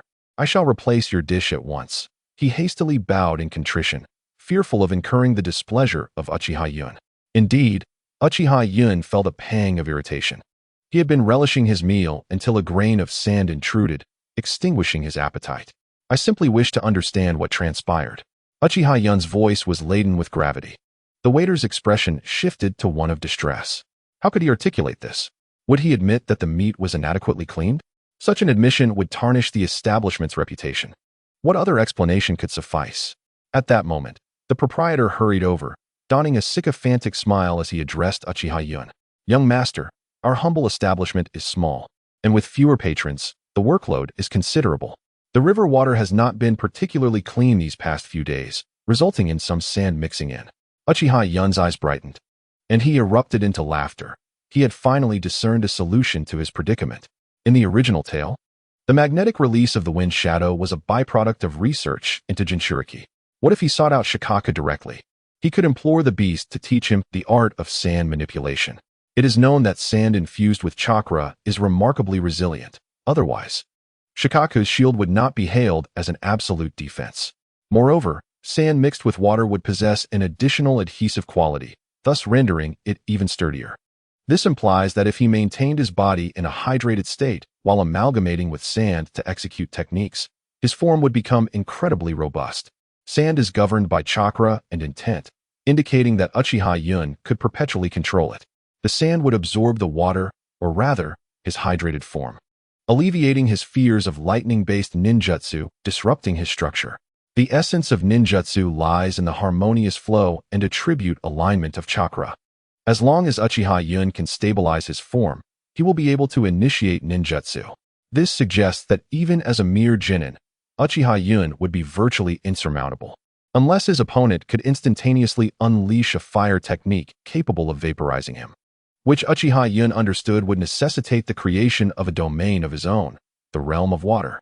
Unless the adversary could evaporate an entire lake in an instant or obliterate his spirit, it would be utterly impossible to extinguish Uchiha Yun's life. Contemplating this, Uchiha Yun's smile widened with delight. He promptly settled the bill with the proprietor, giving him an encouraging pat on the shoulder. "Huh, you have been an immense help to me this time. I shall frequent your establishment henceforth." The proprietor looked on in bewilderment as Uchiha Yun departed, puzzled by the young master's exuberance. He skeptically counted the money in his hand, calling out to the retreating figure, "Young master, your payment." Uchiha Yun waved dismissively. "Consider it a tip." The proprietor chuckled in disbelief, watching Uchiha Yun fade into the distance, muttering to himself, "Young master, you have shortchanged me. This is hardly sufficient." Yet, he reasoned that Uchiha Yun had spared him from the disgrace of a tarnished reputation and a chaotic scene demanding compensation, which he deemed a significant favor. Uchiha Yun excitedly approached the task office and addressed the elder. "Old man, I have come to accept a mission." The elder, bewildered, replied, "Young master, what tasks are there in the Nara Desert?" He looked at Uchiha Yun with a perplexed expression, suspecting that the young master was intentionally playing a trick on him. It was utterly nonsensical to specify a mission in the Nara Desert. The elder could not comprehend what the young master was attempting to accomplish. Scratching his head, Uchiha Yun began to realize that his inquiry might have been somewhat foolish. During the Warring States period, various clans fought their own battles, accepting missions within their territories, and tasks were typically taken by those nearby. It was rare for missions to extend beyond one's domain unless a situation was particularly dire, prompting neighboring clans to intervene. And only when they failed would they seek assistance from more distant clans. The clans closest to the Nara Desert were, of course, the Nara, Akimichi, and Yamanaka clans, followed by the Senju clan. Between the Senju clan and the Nara Desert lay a clan of sandstorm dwellers. Thus, tasks in the Nara Desert were hardly suited for the Uchiha clan. While the elder was at a loss for words, Uchiha Yun suddenly brandished a piece of paper before him. "Old man, what is this? Is there not a mission available?" Upon closer inspection, the elder was taken aback and rushed to snatch the paper away. "Young master, this is not permissible. It is absolutely out of the question." Uchiha Yun chuckled and quickly withdrew his hand. Indeed, it seemed that fortune favored the bold. Mission: eliminate the monster in the Nara Desert. Mission description: deep within the Nara Desert lurks a monster that has long wreaked havoc, a creature formed from the accumulation of sand and influenced by otherworldly powers, born from the vengeful spirits of the deceased trapped by the desert sands. Mission reward: 10,000,000 Rio. Upon reading the mission, he couldn't help but chuckle. Having perused the original text, he certainly understood that Shikaku was initially regarded as a monster. The tailed beasts were named according to the number of tails they possessed after being captured by Uchiha Madara and Senju Hashirama. Did Madara and Hashirama truly care for their original names? In their eyes, tailed beasts were merely powerful chakra creatures. The notion that later figures like Minato Namikaze and the third Hokage could defeat the Nine Tails was, to them, utterly preposterous. Even the second Hokage, Tobarama Senju, would not believe it. Contemplating this, Uchiha Yun wore an odd expression. To speak of it, during his prime, Minato could certainly defeat him before he could even complete his hand seals. Shikaku was by no means the weakest among the tailed beasts. Thus, he realized that defeating Shikaku was practically impossible. His own capabilities were simply insufficient. Nevertheless, Uchiha Yun resolved to venture forth and assess the situation. Wait, young master. This is truly unwise. You cannot proceed like this." The elder, witnessing Uchiha Yun's departure, was left dumbfounded. He abandoned the task office and hurried outside, searching frantically for any trace of Uchiha Yun. "This is a disaster. Surely my wages will be docked." The elder's face turned ashen as he sprinted towards Uchiha Rin's residence. The old man, having sustained a limp in one leg, could not hasten his pace. By the time he arrived at the Uchiha residence, 2 hours had already elapsed. Upon hearing the old man's report, Uchiha Rin was engulfed in fury. What? That reckless boy dares to undertake a task involving such a monstrous entity. The old man, trembling in fear, cast apprehensive glances at Uchiha Rin, anxious about incurring his wrath. After all, it was he who had assigned the mission and had also directed Uchiha Yun towards the task concerning the Nara Desert. This was simply intolerable. Eventually, Uchiha Rin sighed, alas. Go on. Once the old man departed, Uchiha Rin felt a throbbing headache. Most of the formidable shinobi in the household were away, and Uchiha Taijima had entrusted him with the family's administration. Should anything befall Uchiha Yun, he would bear the blame. It was worth noting that Uchiha Yun had narrowly escaped death alongside Uchiha Madara on the battlefield of the three clans, and he had worried for a considerable time. Now, this young lad had chosen to accept an extraordinarily perilous task, one that even the Sandstorm clan could not resolve. What made him believe he could succeed where others had failed? Rubbing his forehead, Uchiha Rin acknowledged that there was no recourse. He convened a meeting, and as he anticipated, being merely the fifth elder, he was restrained by the influence of the Elder Council. Even if he wished to dispatch someone to retrieve Uchiha Yun, he could not. Uchiha Daigo even suggested condemning Uchiha Yun, alleging that he would fail the mission and tarnish the family's reputation, were it not for Uchiha Rin's resolute defense. Claiming Uchiha Yun's capability to complete the task, they might have dispatched someone to apprehend him. He found himself reminiscing about the days when Uchiha Taijima and second elder Uchiha Q were present. With them around, Uchiha Daigo would not have been so audacious. He had done all he could. As for the outcome, that was left to Uchiha Yun. Typically, even in the event of a mission's failure, the punishment for ordinary clan shinobi would be a mere fine. Yet, with Uchiha Yun and Uchiha Daigo opposing one another, as long as Uchiha Yun could return after Uchiha Taijima's return, he would likely be unharmed. The concern lay in the possibility of Uchiha Yun returning prematurely. Believing he could not fulfill the task, that would be quite a predicament. If Uchiha Daigo were to act impulsively, condemning Uchiha Yun, even upon Uchiha Taijima's return, rectifying the repercussions would require considerable effort. In contrast to Uchiha Rin's turmoil, Uchiha Yun was merrily strolling along a country path. It was unusual to have the chance to venture beyond the clan's territory when there were no missions. It would be strange not to relish this opportunity. While the clan possessed everything, prolonged confinement led to an overwhelming sense of monotony. He had no intention of deceiving the old man. Circumstances had compelled him to do so. After all, the old man managed task assignments, and without circumventing him, he could not escape. Moreover, this mission was pivotal for his future combat prowess. After traversing through dense forests, Uchiha Yun arrived in the desert. Judging by the task's details, this was indeed the Nara Desert, likely encroaching upon the territory of the Sandstorm clan. Searching for a target amidst the desert proves to be quite a daunting task, as the ferocious sandstorms have left Uchiha Yun in a state of utter despair, tormenting him for several days. Compelled by the circumstances, Uchiha Yun dispatched shadow clones to assist in the search. Fortunately, the vast territory of the Sandstorm clan allowed him to avoid numerous detours. Observing the unique spherical architecture of the Sandstorm clan, Uchiha Yun couldn't help but chuckle. It seemed that families residing in the desert shared a common architectural style. The guards swiftly detected Uchiha Yun's presence and, after a round of inquiries, permitted him entry. Soon enough, the upper echelons of the Sandstorm clan convened with Uchiha Yun in the conference room. At the forefront was a middle-aged man with a square face, furrowing his brows as he scrutinized Uchiha Yun. Internally, he simmered with rage. The desert clans had long suffered from the harassment of a monstrous sandstorm entity. Anything that caught its attention was destined to be buried in the sands. These clans were powerless against the creature, whose chakra appeared inexhaustible, possessing a colossal form that could effortlessly submerge into the sand, making it their arch-nemesis. In a bid to eradicate this monster, the desert clans united to issue a mission, delegating it to the Senju and Uchiha clans. Both clans had consistently deferred this task. Now, Uchiha had the audacity to send a mere child to undertake such a daunting mission. It seemed utterly ludicrous. However, he dared not display disdain. For what if this child turned out to be an extraordinary prodigy capable of accomplishing the task? Success in this endeavor would signify an alarming level of combat prowess that the Sandstorm clan could not contend with. He pondered momentarily before uncertainly inquiring, "My lord, are you truly capable of fulfilling this task?" The other high-ranking members were not devoid of intellect and refrained from voicing objections, though skepticism was etched across their faces.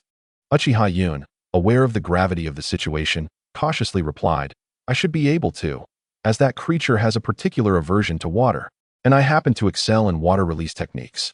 My lord, it is imperative to understand that this task is no trifling matter. Should that creature become enraged, the consequences could be dire, affecting all of our clans in the desert." The leader of the Sandstorm clan frowned deeply. Uchiha Yun felt a pang of anxiety, realizing he could not afford to overstate his confidence. If things went awry, he would have to bear the wrath of these desert clans, and at that point, Uchiha Taijima would be unable to shield him. Just as he grappled with his predicament, a young boy spoke up. "Father, let him try.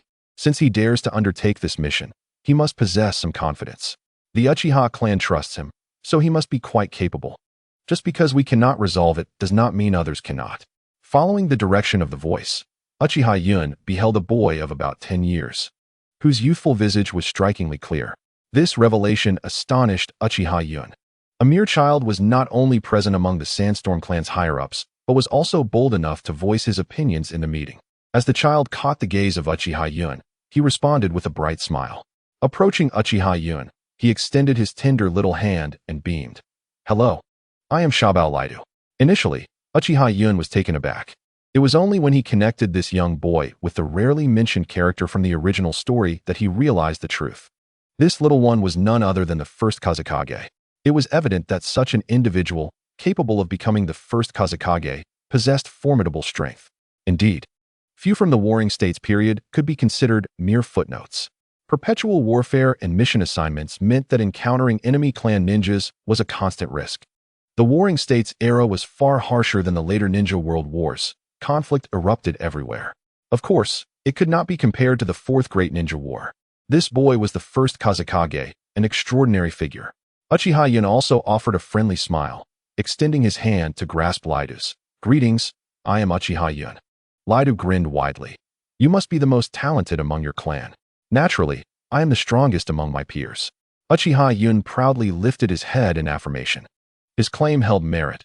Uchiha Madara could not surpass him, and as for others, there was no comparison. Lidu glanced at the other high-ranking members of his clan and expressed, "I wish to accompany you to observe the details of this mission. Having someone alongside will ensure greater safety and allow for timely confirmation of the task's completion." The clan leader's expression darkened as he reprimanded Lidu. "Nonsense, Lidu. Return to your quarters." Lidu shook his head defiantly. "Father, one cannot become a true strongman without enduring hardships. Moreover, I wish to see Lord Wind God."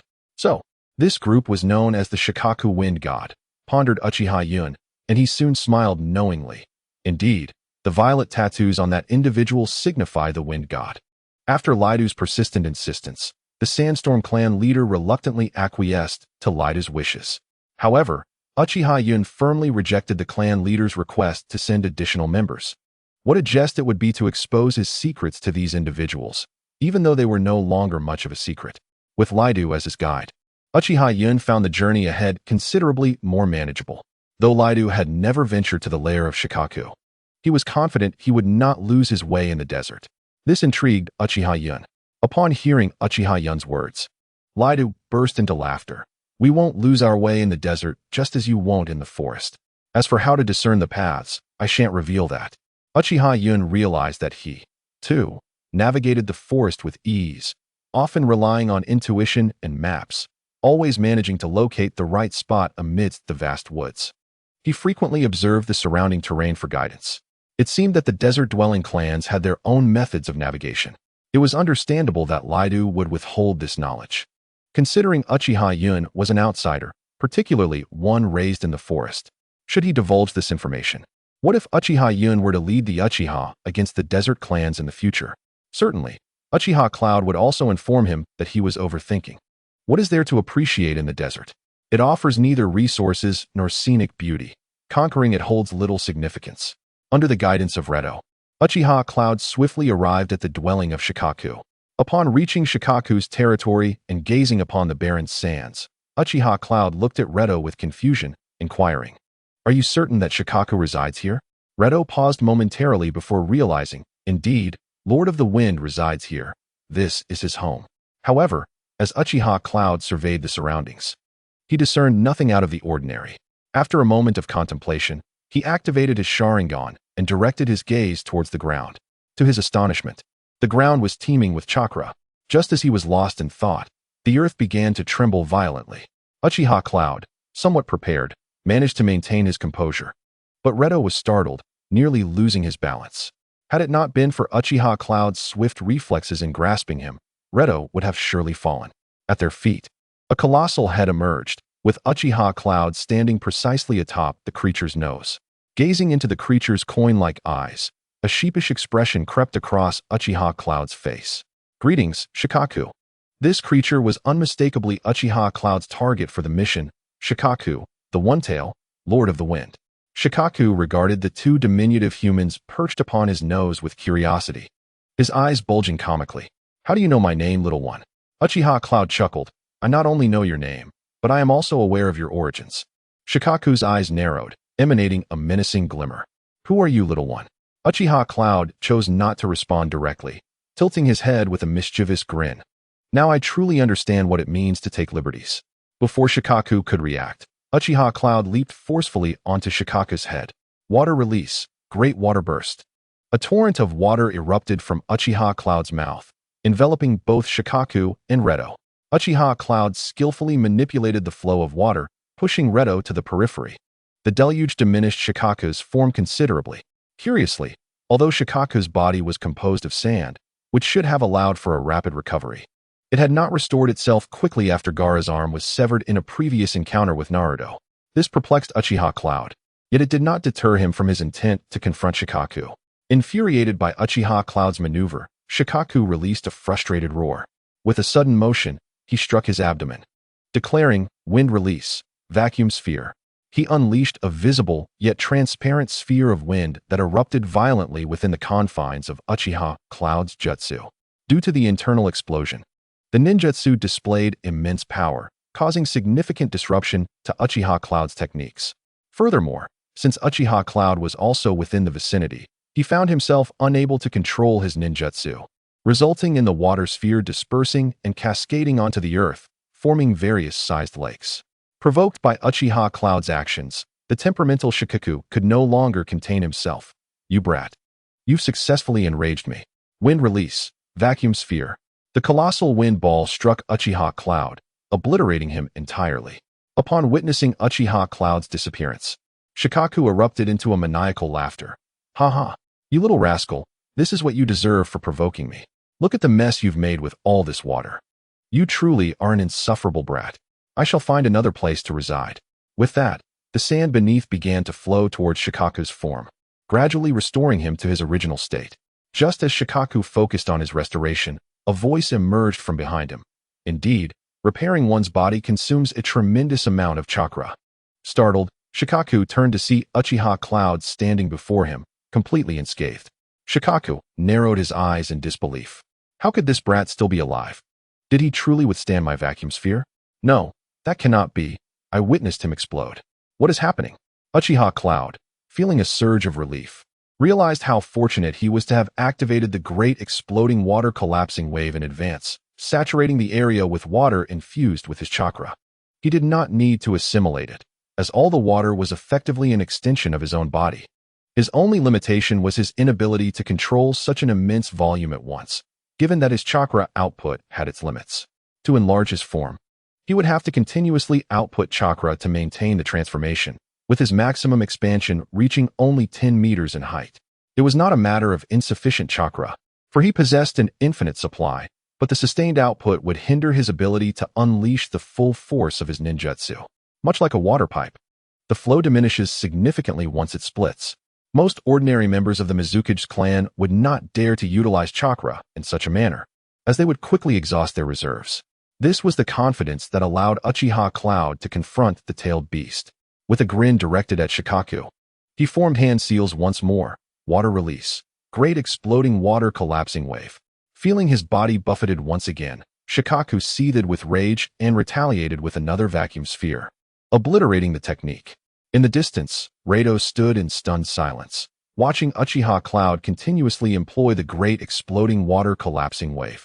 While Shikaku unleashed vacuum spheres and occasionally utilized sand tsunami, He muttered to himself, "What kind of monster is this?" Both combatants wielded immense ninjutsu capable of instantaneously altering the terrain, the scale of which left Rato's mind reeling. He could only watch in awe as the two engaged in their display of power, rendered utterly speechless. Neither the man nor the beast knew how long they had been clashing. Uchiha Cloud felt a cramp in his fingers, yet his face radiated joy. Before him, Shikaku now stood at a mere height of around 1 meter. Shikaku, bewildered, gazed at Uchiha Cloud, pondering, "Who am I? Where am I? What am I doing here? I am indeed a tailed beast, a creature with an extraordinarily rapid recovery of chakra. Yet, here I am, reduced to this state by a mere child wielding ninjutsu. The outcome of this clash is disheartening."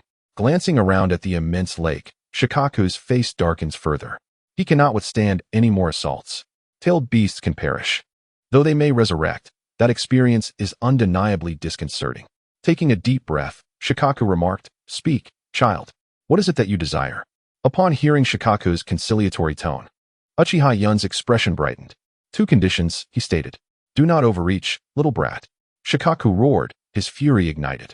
As a proud-tailed beast who had roamed the ninja world freely for many years, this child was the first to dare negotiate terms with him. Now, to propose 2 conditions at once? How could he not be enraged? Uchiha Yun chuckled, "Hold your horses. Both conditions are within your capacity to fulfill." Shikaku regarded him coolly and inhaled deeply once more. "Pray tell. First, cease the harassment of the clan in the desert.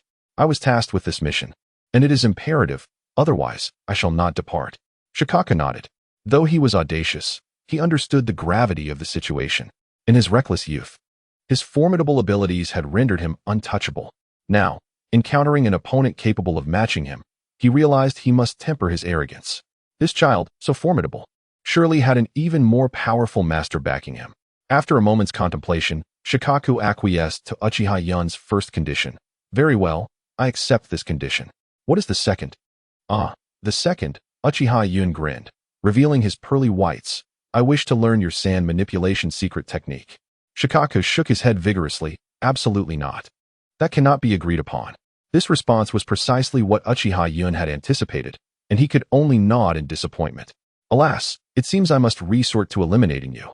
Then study the sealing arts. Once you resurrect in a few decades, I shall return. After all, I have a long lifespan ahead and am in no rush." Shikaku's eyes widened in disbelief as he regarded the child. A sense of incredulity washed over him, and he felt a twinge of pain in his teeth.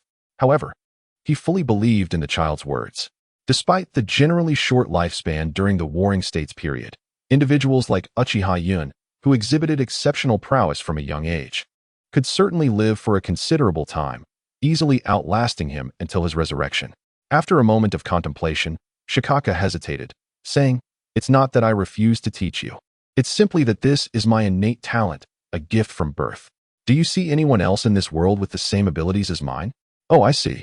In that case, I shall seal you away and study you at my leisure." Uchiha Yun sighed. What a hassle. Shikaku, alarmed, felt urgency rise within him. What was this child thinking? Why was he so impervious to reason? Had he known earlier, he would have unleashed the tailed beast bomb to obliterate this entire area. Alas, the chakra required for such a feat was now insufficient, and this lake was beyond the reach of his tailed beast bomb. Ultimately, Shoha shook his head with a sigh and said, "Forget it, I'll teach you. But you must keep your promise." Uchiha Yun beamed with joy, nodding fervently, "Rest assured. I will absolutely honor my word."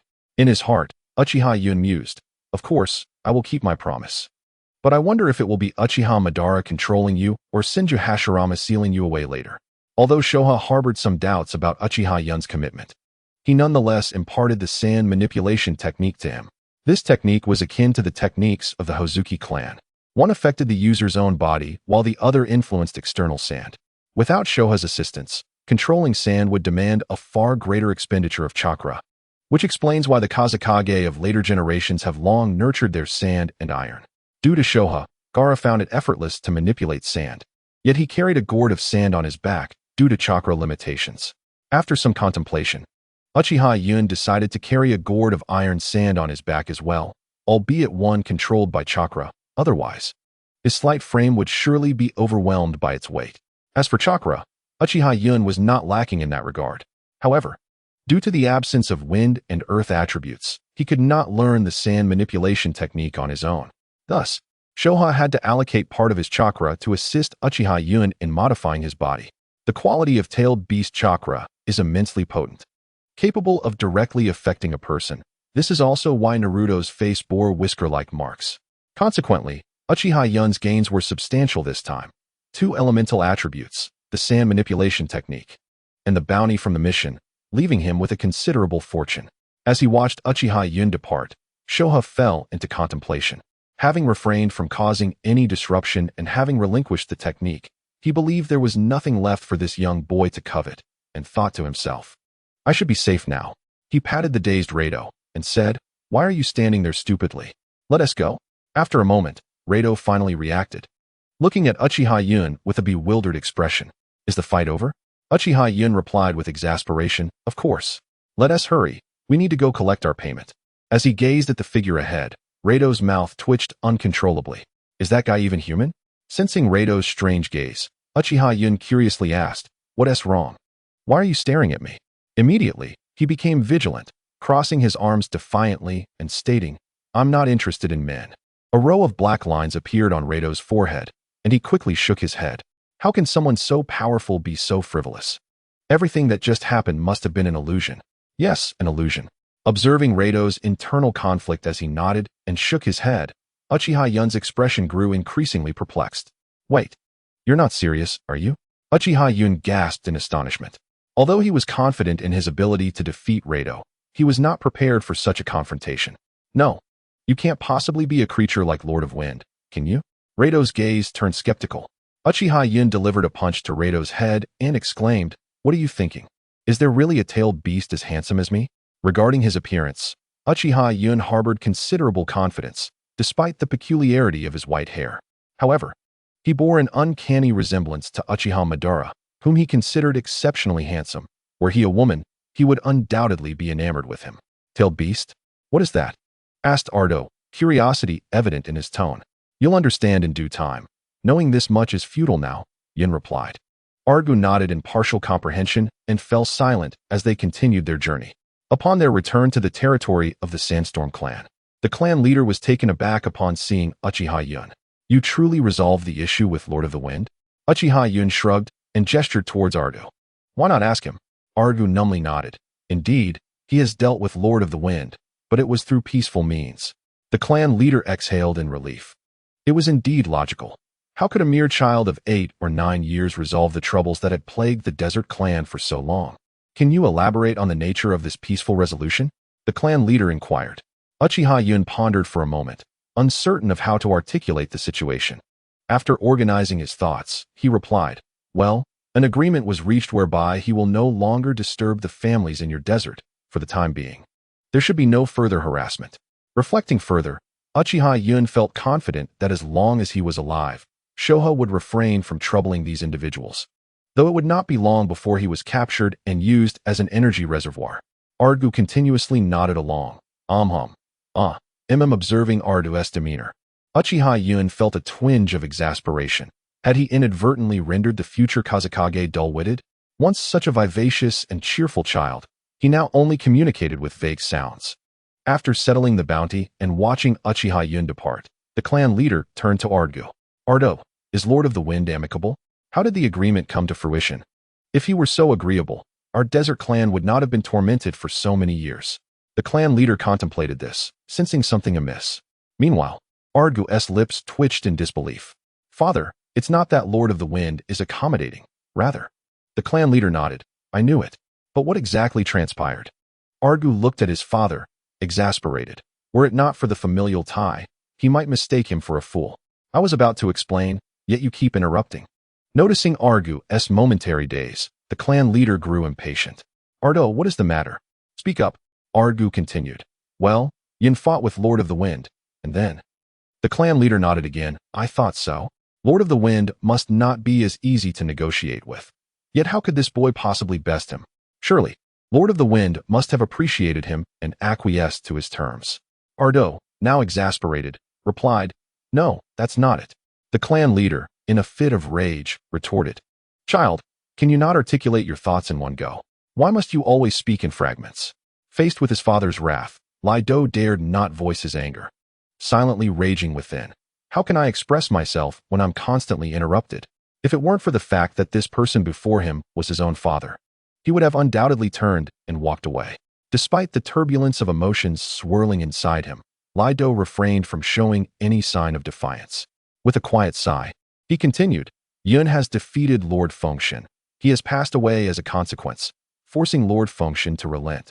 The chieftain of the Sandstorm tribe was taken aback. He truly managed to vanquish Lord Fengshen. This young lad is indeed formidable. He then inquired, perplexed, what happened next? Lord Fengshen should not be easily intimidated by death. It is said that our ancestors once defeated him, yet he resurrected decades later. So he should not fear the threat of mortality. At this point, Lai Do could no longer contain himself. He erupted in anger. Father, please allow me to finish my sentence. Constant interruptions made it impossible for him to convey his thoughts. After speaking, he cast a wary glance at his father. This was his strict parent, and he typically wouldn't dare to raise his voice. Yet today, he had audaciously roared at him. Such an act would have been unthinkable in the past. To his surprise, the chieftain of the Sandstorm tribe bore no trace of resentment. Instead, he sheepishly scratched his head and chuckled. All right, go ahead. I won't interrupt you anymore. Lai Do looked at his father, astonished to discover such a gentle and unassuming side to him. This realization nearly made him burst into laughter. However, just as he was reveling in this newfound perception of his father's amiability, the chieftain's demeanor shifted abruptly. You little rascal, if you don't speak up, I might just give you a good thrashing today. In that moment, Lai Do found himself at a loss for words. His father was still the same fiery figure he had always known. Realizing he could no longer afford to hesitate, he knew all too well that when his father threatened to strike, he meant it. Hastily, he replied, I'm not sure what happened afterward. His voice dwindled as he sensed something amiss. Indeed, the chieftain of the Sandstorm tribe, upon receiving such an answer, erupted in fury. How dare you mock me, you little brat? Meanwhile, Uchiha Yun, carrying a hefty stack of banknotes, was blissfully making his way back atop his sand cloud. As he neared the Uchiha clan's territory, he retracted the sand cloud, transforming it into a black gourd slung across his back. This gourd was crafted from super metals he had gathered in the desert, metals rarer than chakra metal. Their exceptional hardness made them particularly valuable. After scouring the desert for 3 full days, Uchiha Yun had managed to collect just enough to condense into a gourd slightly over a meter tall. Inspired by the character Gaara from the original series, who often carried a sand gourd and appeared quite striking, he had long desired one for himself. Had his taijutsu been more adept, he would have utilized it sooner. But now that he had mastered the sand manipulation technique, he was determined to make the best of it, using chakra to keep it suspended. Transforming it into another shape felt less appealing than the gourd's inherent charm. After all, the gourd's substantial size is not out of place. It is improbable that one could transform it into a mere backpack. The purpose of this gourd is to merge with the body during combat. The secret technique of the Ghost Lantern operates in 2 modes. The first is a passive mode, where it automatically liquefies upon being attacked. The second is an active liquefaction, allowing the practitioner to transform into a vast pool of water. During battle, once liquefied, the practitioner can manipulate the metallic sand to merge it with their body. However, this presents a new challenge. The metal is too rigid and lacks flexibility. Yet, this does not pose a problem for Uchiha Yun. He has devised 2 modes for the metal as well. The first mode is a looser configuration, resulting in a significantly reduced density and increased softness. The second is a hardened mode, rendering the body extraordinarily tough. While this may be countered by exceptionally swift opponents like Might Guy and the 4th Hokage, it nonetheless addresses the shortcomings of his physical form. Uchiha Yun is confident that with these 2 modes, he can create his own invincible domain through a massive water release technique, rendering him untouchable in battle. Even if Might Guy and the 4th push themselves to the limit, they would find no means to overcome him. Of course, he currently dares not confront the likes of the 9 Tails. A single-tailed beast ball could obliterate his great water technique, sealing his fate. As he stood on the ground, the gourd on Uchiha Yun's back appeared to melt and flow onto the earth. Subsequently, a surge of sand erupted from the soil below. In truth, Uchiha Yun himself did not comprehend why he needed to control sand of a specific granularity when he was manipulating earth. Nevertheless, these details were insignificant. Sand possessed greater malleability, concealing his wealth in the freshly unearthed pit. Uchiha Yun retracted the rare metallic sand and transformed it back onto his gourd as he made his way toward his clan's territory. As he approached the increasingly familiar grounds of his family, an uncomfortable sensation began to swell within him. The closer he drew to home, the more intense this feeling became. Upon reaching the entrance of his clan, he was greeted by the sight of the elder and his entourage. Uchiha Yun furrowed his brow, intending to disregard the elder. Just as he prepared to bypass them, the elder spoke up. Uchiha Yun, how could you tarnish the reputation of our clan? Do you have any idea of the losses we may incur? A frown creased Uchiha Yun's forehead as he retorted, which of your eyes beheld me tarnishing our clan's honor? Has the elder truly lost his wits in our clan's decline? Stung by Uchiha Yun's words, Uchiha Daigo's face flushed crimson, his eyes wide with indignation. After taking a deep breath, he replied gravely, is it not a disgrace to accept a task beyond your abilities? By doing so, do you not risk our clan's reputation? Others will perceive the Uchiha as arrogant or foolish. Is that not a degradation of our name? Uchiha Yun let out a derisive laugh. Oh, on what grounds do you presume that I am incapable? Just because you, Uchiha Daigo, cannot achieve it, does that mean I am equally incapable? Uchiha Yun retorted, followed by a taunt. I always wondered why the closer I got to home, the more nauseating it felt. It turns out it's because of your presence, old man. It's you blocking my way. Uchiha Daigo's eyes widened in disbelief, nearly causing him to lose his composure as he pointed at Uchiha Yun, struggling to articulate a response. Despite holding the position of elder for many years, this was the first time someone dared to insult him so brazenly. Even Uchiha Taijima had only scolded him mildly without resorting to such harsh words. Enraged, he charged at Uchiha Yun, throwing a powerful punch.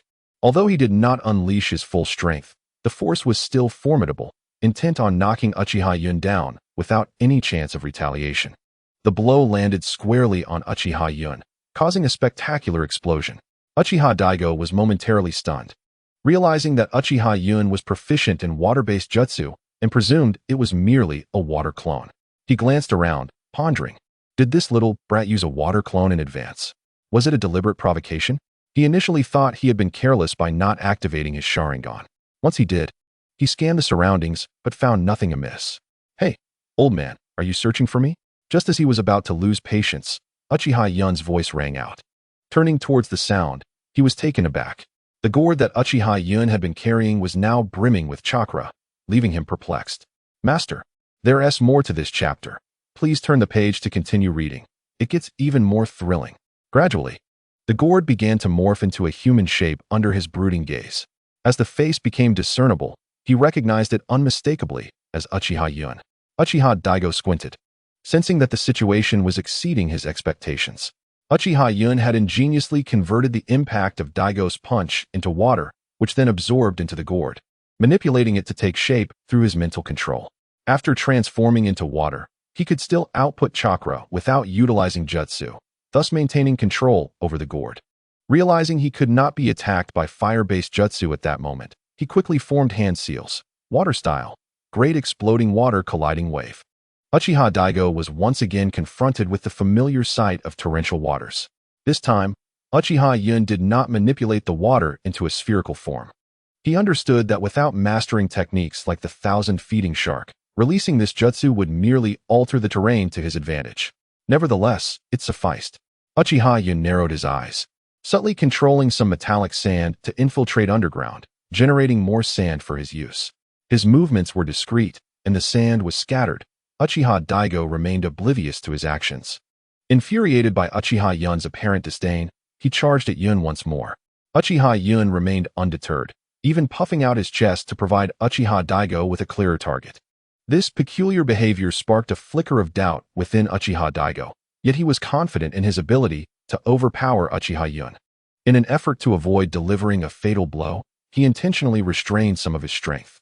However, as his fist collided with Uchiha Yun's chest, regret washed over him.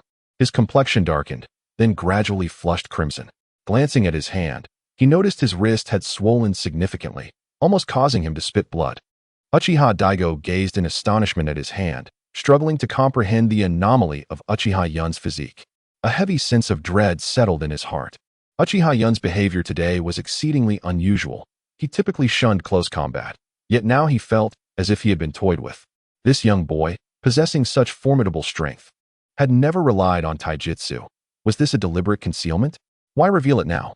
Initially concerned that he might have struck too hard, Uchiha Daigo cast aside his apprehensions and formed hand seals. Fire release, great fireball technique. Uchiha Yun chuckled, raising his hands.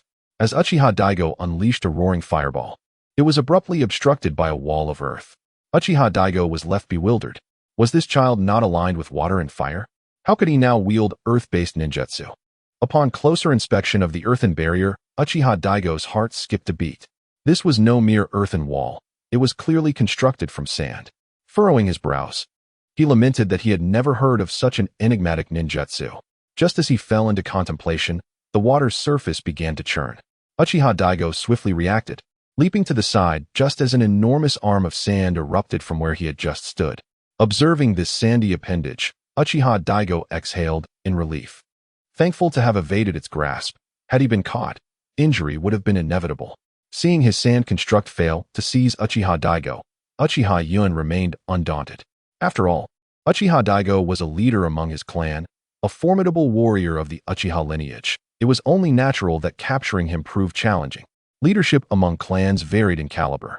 The leaders of smaller clans could not be compared to those of larger ones.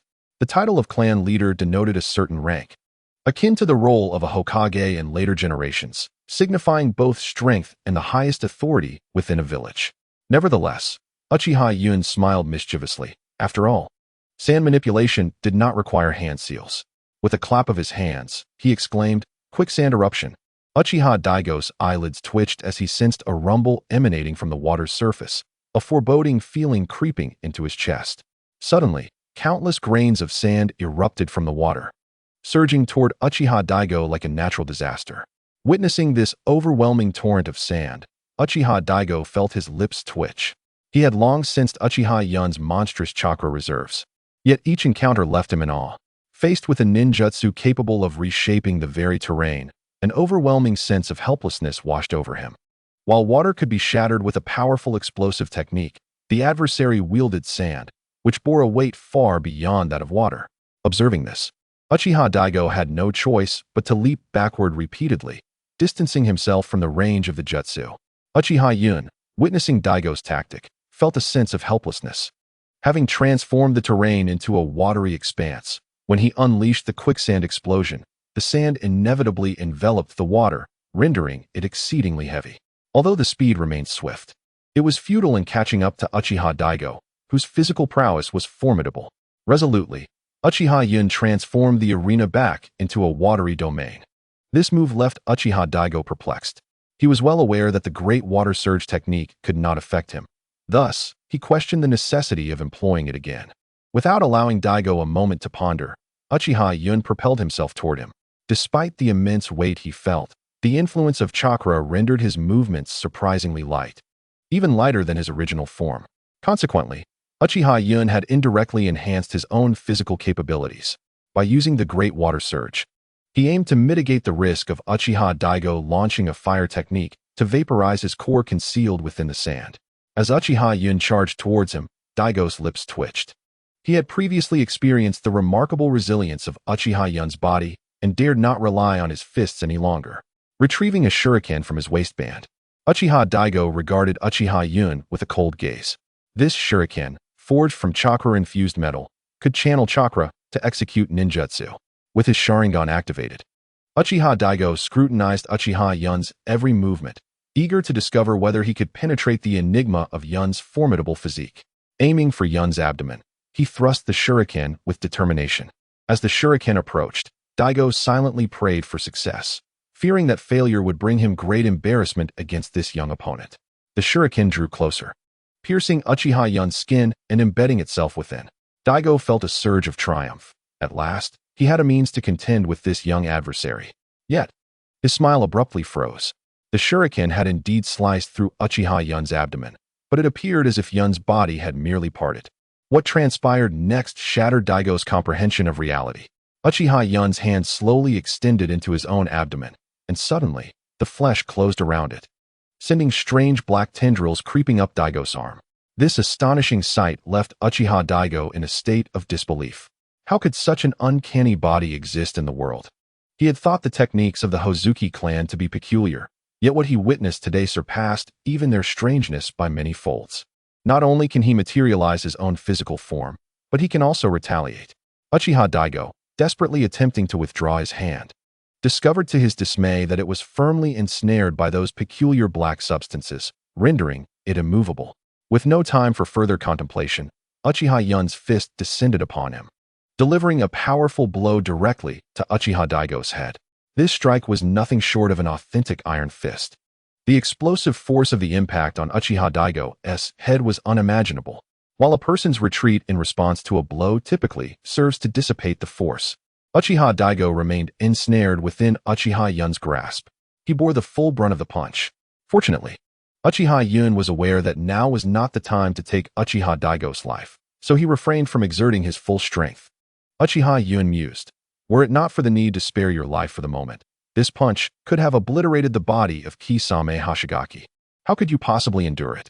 Wait, why do I keep comparing myself to that wretched Kisame?" A fleeting thought made Uchiha Yun sense something amiss. Initially intending to grant Uchiha Daigo a burial in a sandstorm, he reconsidered.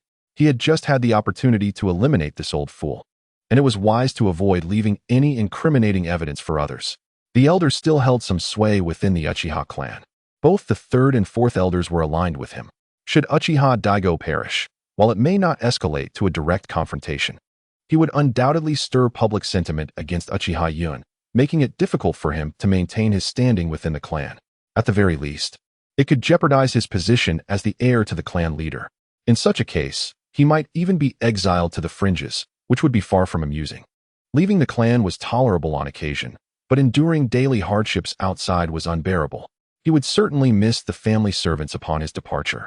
Releasing Uchiha Daigo, who resembled a lifeless dog, Uchiha Yun scoffed disdainfully. "Elder, what do you wish to convey?" Uchiha Daigo lay upon the water's surface, appearing half alive. Were it not for the buoyancy of a living body, he would have sunk to the depths, lacking the strength to speak. Once the altercation concluded, the elder's subordinates dared to approach and assist him. Begone, and refrain from uttering any baseless claims in the future, Uchiha Yun remarked coolly. The two subordinates promptly attempted to help Uchiha Daigo depart, only to be halted by Uchiha Yun. "Ah, this is proof of task completion. The elder may verify it." As he spoke, Uchiha Yun tossed a piece of paper to one of the subordinates. Upon hearing this, Uchiha Daigo, fueled by an unknown surge of strength, snatched the paper from him. After scrutinizing it carefully, Uchiha Daigo coughed up a mouthful of blood, consumed by fury and despair.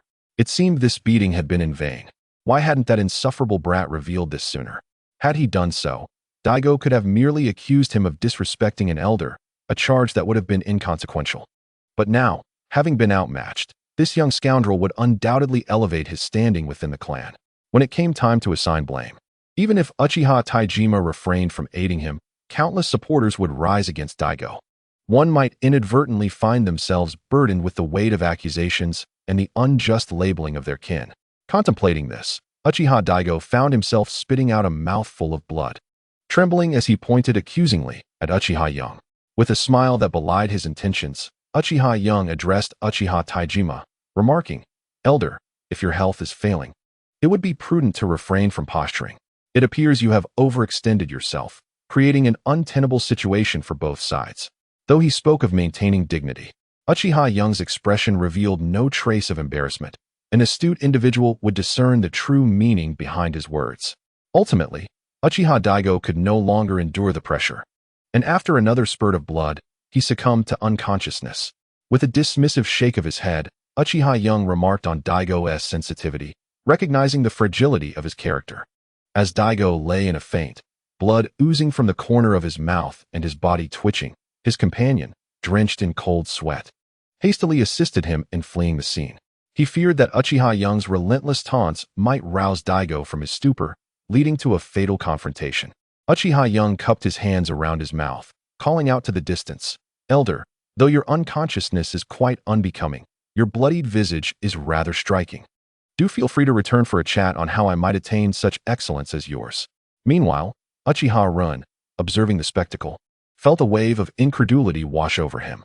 This second son was indeed audacious. delivering a beating while simultaneously uttering words that would infuriate anyone, even absent the physical confrontation. Uchiha Rin could faintly hear Daigo, in the distance, vowing vengeance against Uchiha Yun. He had intended to support Daigo during his confrontation with Yun, but he found himself captivated by the unfolding drama, feeling a surge of excitement, reassured that he had chosen the right side. In light of their shared heritage and years of camaraderie, Uchiha Rin silently mourned for Daigo, reflecting, "Alas, Daigo, it seems the position of Uchiha clan leader is forever beyond your grasp, even should Taijima fall in battle." Upon returning home, Uchiha Yun gazed at the languid Uchiha Madara and felt a pang of exasperation. Madara could not continue in this manner. If he were rendered incapable, Kaguya would undoubtedly seek to eliminate him. Presently, Uchiha Yun lacked the means to defend himself, leaving him vulnerable to her machinations. He could only hope to seal her away once he awakened the Rinnegan. However, observing the beads of sweat trickling down Madara's brow, Uchiha Yun sensed that Madara was acutely aware of his return. Madara noticed Uchiha Yun's evident displeasure and inquired, "Was this mission enjoyable?" Taken aback, Uchiha Yun pondered whether Madara had misinterpreted his demeanor or if he was simply responding truthfully. It was somewhat satisfactory. Indeed, it was quite rewarding. Uchiha Yun had amassed considerable wealth and contemplated distancing himself from Madara, whom he considered a harbinger of misfortune. Perhaps he would procure 2 maids to attend to him instead. Lost in thought, Uchiha Yun even found himself salivating. "Hey, are you even listening to me?" A sudden roar jolted Uchiha Yun back to reality. Turning to see Uchiha Madara, his face flushed with anger, Uchiha Yun curiously inquired, "What troubles you?" Uchiha Madara, struggling to contain his rage, bellowed, "You scoundrel! How much did you earn from this mission?" "Oh, that? Not much, just 1 billion. A trivial sum," Uchiha Yun nonchalantly replied while picking his nose. "Why, you said how much?" Uchiha Madara's voice quivered. Casting a puzzled glance at Uchiha Madara, Uchiha Yun reiterated, "Just 1 billion. What's the matter?" Though his tone remained indifferent, his heart was brimming with delight. Witnessing Uchiha Madara's fury was an amusing spectacle. Uchiha Madara stood frozen, momentarily dumbfounded. "Could you repeat that? How much?" "It's the same amount, 1 billion. It's not much. Why are you so astonished?" Uchiha Yun replied, his impatience evident. His exasperated tone ignited Uchiha Madara's fury. With trembling fingers pointing at Uchiha Yun, he roared, "Damn it! I challenge you to a duel." Curiously examining Uchiha Madara, Uchiha Yun wondered what had transpired to make him so bold as to confront someone who had the upper hand over him. Suddenly, the door swung open. Ko rushed in, exclaiming, "Young Master Madara, young Master Yun has returned, and even hospitalized the elder." Upon seeing Uchiha Yun, Ko's words caught in his throat. Chuckling awkwardly, Ko glanced at Uchiha Madara and remarked, "So, you were already aware, young Master Madara? No wonder you abandoned your training in haste." Uchiha Madara's furious expression abruptly froze, leaving him in an awkward silence. He had indeed rushed home upon hearing Uchiha Yun's return, feigning idleness to observe Yun's reaction. However, he was taken aback by the immense fortune Yun had amassed during his outing, which left him salivating with envy. What irked him further was Yun's dismissive demeanor, as if the money were inconsequential. Moreover, having recently made significant strides in his taijutsu, he felt confident that he could overpower Yun before he could even form a seal. Yet, Uchiha Madara's emotions were conflicted.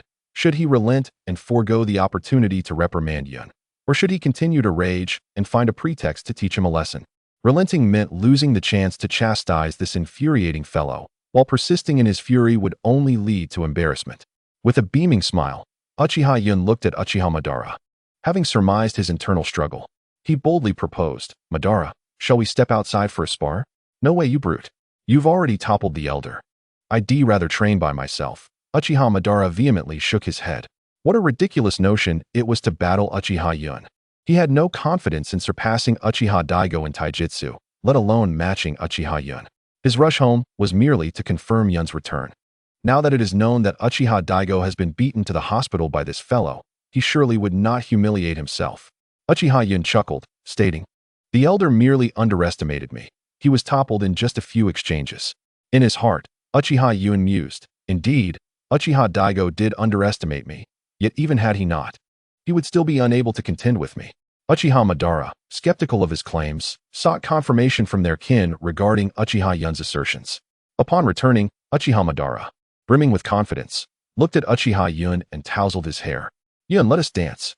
Uchiha Yun was taken aback, though he recognized the classic nature of Madara's words. He inquired, "Why dance? Do you not perceive that combat is an art? Much like dance, it is imbued with beauty," Uchiha Madara replied. Crouched in the corner of the training ground with his arms wrapped around his shoulders, a pitiful expression on his face, Uchiha Yun gently patted his shoulder and sighed. "It is difficult at first, but gradually you will become accustomed to it, even find it quite enjoyable." With a forceful swat, Uchiha Madara pushed Uchiha Yun's hand away, staring at him in shock. "What are you saying? I feel as though my spirit has been tainted." Uchiha Yun regarded Madara with exasperation. "You are overthinking it. I meant that initially, you could not accept the reality of my superiority, but eventually, when you realize you cannot catch up to me, you will adapt." "What does that exhilarating feeling even mean?" Uchiha Madara roared in frustration. Uchiha Yun shrugged. "As long as there are those who wish to bully you, I will help you reclaim your dignity until no one dares to challenge you. Would it not be exhilarating to stride through the shinobi world with confidence?" Uchiha Madara, in a daze, nodded. "That does sound rather appealing." Picking up a nearby beverage, he stood and smashed it to the ground. "What nonsense! Why should it be you who helps me reclaim my dignity? I will surpass you." With that, Uchiha Madara hoisted a large stone ball used for training and prepared to run. Kong quickly intercepted him. "Lord Madara." "This?" Uchiha Madara shook his head. "I know what you wish to express. Fear not. I am aware of my limits and will not be overly harsh on myself." Kong waved his hand dismissively. "No, Lord Madara. You have taken away my training equipment. What shall I use to train?" Uchiha Madara's expression stiffened, nearly choking on his breath, glaring fiercely at Kong. Are you conspiring with Yun to provoke me?" With that, Uchiha Madara dashed off, stone ball in tow. Observing Uchiha Madara's spirited demeanor, Uchiha Yun felt a mix of relief and concern. Turning to Kong, he said, "I leave him in your care. Keep a close watch on his mental state." Kong hesitated, torn between words, his expression a tumult of indecision, which Uchiha Yun found intolerable. "Speak up. I am growing anxious just watching you." "It seems Master Madara is merely seeking an excuse to claim my stone ball," Kong finally managed to voice. Uchiha Yun was taken aback. "Why? It is not as if he cannot afford one." Young Master Ban expressed his intention to save up for ninjutsu, and during this period, he has been diligently training his physical abilities. He has long coveted my stone ball, but has refrained from voicing his desire. The air was thick with a subtle tension. Uchiha Yun was taken aback. "Isn't he wealthy? Why would he be interested in your training stone ball?" Kong awkwardly scratched his head, replying, "Young Master Ban hasn't he explicitly stated it, but he always seems to fixate on my stone ball during training." After a brief pause, he continued, "Young Master Ban also possesses a notebook filled with ninjutsu he wishes to acquire, most of which pertains to lightning techniques." At this moment, Uchiha Yun grasped the underlying motive. Ban had been eager to reclaim his dignity, as he had consistently struggled to surpass his elder brother. It was indeed a source of embarrassment for him. Rubbing his chin thoughtfully, Uchiha Yun murmured, "Perhaps I should allow him some leeway to bask in his glory next time." However, just as he resolved to be lenient, Kong's next words dispelled his thoughts. "Young Master Ban also mentioned wanting to become wealthier than you, to purchase several maidservants, and flaunt them before you, inciting envy." Uchiha Yun was immediately filled with indignation. How dare he resort to such outrageous tactics? "No, I must thwart his plans. It makes sense why he inquires about my earnings rather than my prowess. I absolutely cannot allow his cunning schemes to succeed."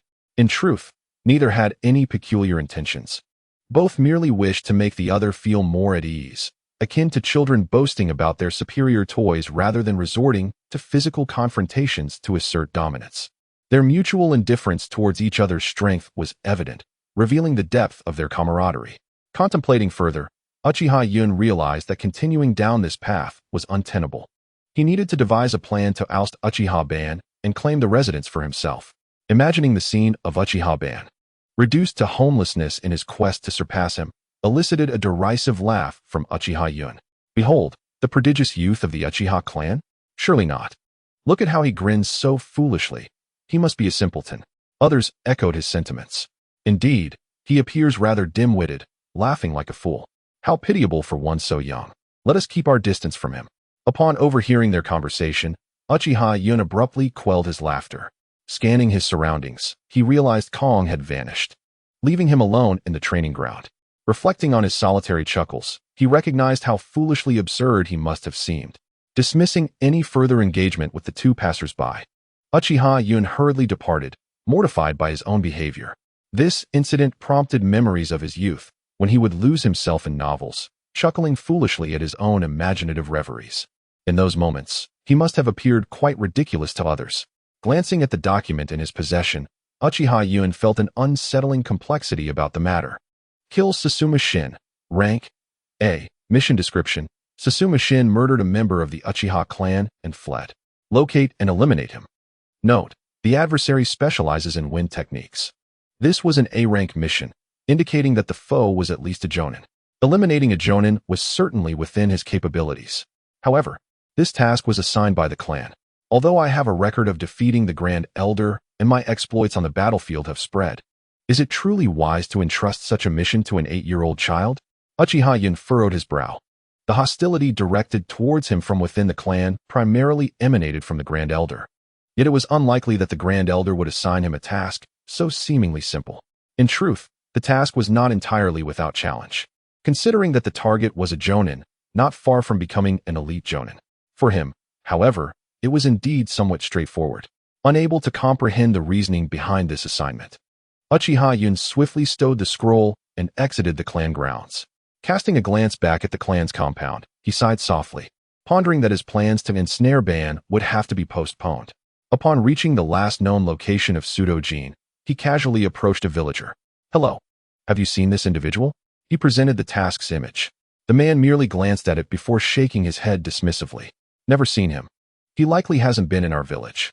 Nodding in acknowledgement, Uchiha Yun did not linger, turning to inquire with other villagers. It was not surprising that this man was unaware. If anyone could readily identify the target, it would indeed be suspicious. However, as he delved deeper into his inquiries and questioned numerous villagers without uncovering a single lead, Uchiha Yun found himself perplexed. This was undeniably the location of his mission, so why had no villager encountered the individual? It was no wonder Uchiha had knowledge of the last sighting, but could not locate the person. With a self-indulgent ruffle of his white hair, Uchiha Yun chuckled to himself.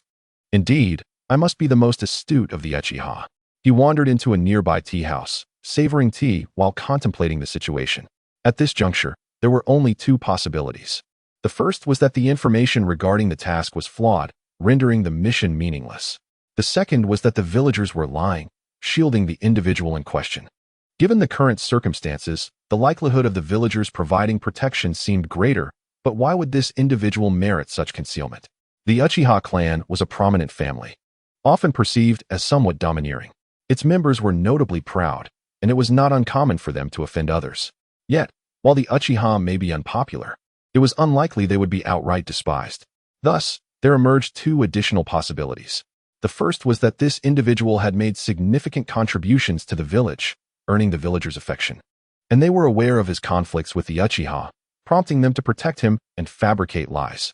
The second possibility returned to the original premise. The task information was flawed. However, the latter was less plausible, as the Uchiha generally maintained accurate task details, and a clan member who had been slain was present here, diminishing the likelihood of misinformation. Therefore, it seemed that this individual must have made considerable contributions to the village. The corners of Uchiha Yun's mouth curled into a smile as he activated his Sharingan. Initially anticipating some revelation, he found himself momentarily bewildered. It should not be the case. If they were aware that I was seeking out Pseudo and that the villagers were inclined to protect him, they would undoubtedly monitor my actions. Such indifference is wholly inconsistent with my analysis. Uchiha Yun felt a growing agitation. The complexity of this mission exceeded his expectations. Indeed, the people of this world are not all fools. If others of my clan have failed to deduce this, what gives me the confidence that I can succeed in this task? Shaking his head, Uchiha Yun sighed, realizing, alas, it seems this mission is destined to fail. Yet, I cannot help but feel a sense of regret for relinquishing my first attempt in such a manner. Rising from his position, Uchiha Yun prepared to return directly to his clan's territory. Not far from the village, he paused on the narrow path. "Come forth. You have been trailing me for some time now," he remarked with a smirk.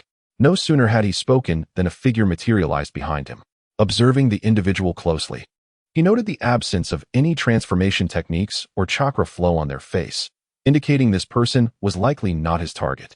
Speak, why have you been following me? The person chuckled softly. Kid, I heard you were searching for Pseudo. Uchiha Yun arched an eyebrow. Oh, you are aware? Of course, otherwise, I would not be following you. Would you like to know where that fellow is? Uchiha Yun narrowed his eyes. This individual had directly revealed their intent, but withheld what he sought, suggesting ulterior motives. With an intrigued gaze, Uchiha Yun replied nonchalantly, Pray tell, what price must I pay? The individual appeared vexed, scowling at Uchiha Yun. You are quite the unlikable brat. Despite your youth, your attitude is rather irksome. Whether it is likable or not is not for you to decide. The person was taken aback, unbeknownst to him. Uchiha Yun had appeared behind him, causing his pupils to constrict as he quickly jumped away, adopting a defensive stance. I do not ask for much, merely 1,000,000 ryo. Uchiha Yun's expression darkened. 1,000,000 ryo was no trifling sum, and in this world without banks, it was implausible for him to carry such an amount. It appeared that he would be unable to procure it promptly, and the prolonged nature of this task would hinder his mission's completion, placing him in an awkward predicament. With a glint in his eye, Uchiha Yun chuckled ominously. Sensing the unsettling expression on Uchiha Yun's face, the individual felt a wave of foreboding. While still contemplating that a mere child could not pose a threat, a rumbling sound resonated from the ground. Upon hearing this, the person's face paled as he attempted to leap away. However, he was a moment too late, as a colossal arm of sand seized his leg, rendering him immobile. Subsequently, the sand coalesced into a sphere, encasing him completely. Uchiha Yun's voice echoed from outside. Would it not have sufficed to tell me honestly?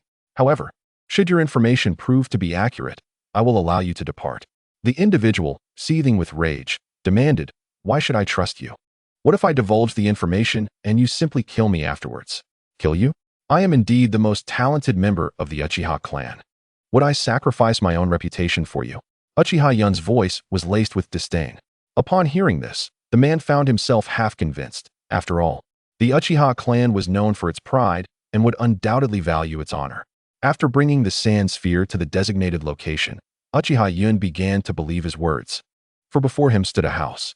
Upon his arrival, a man appeared within the house, strikingly similar to the target.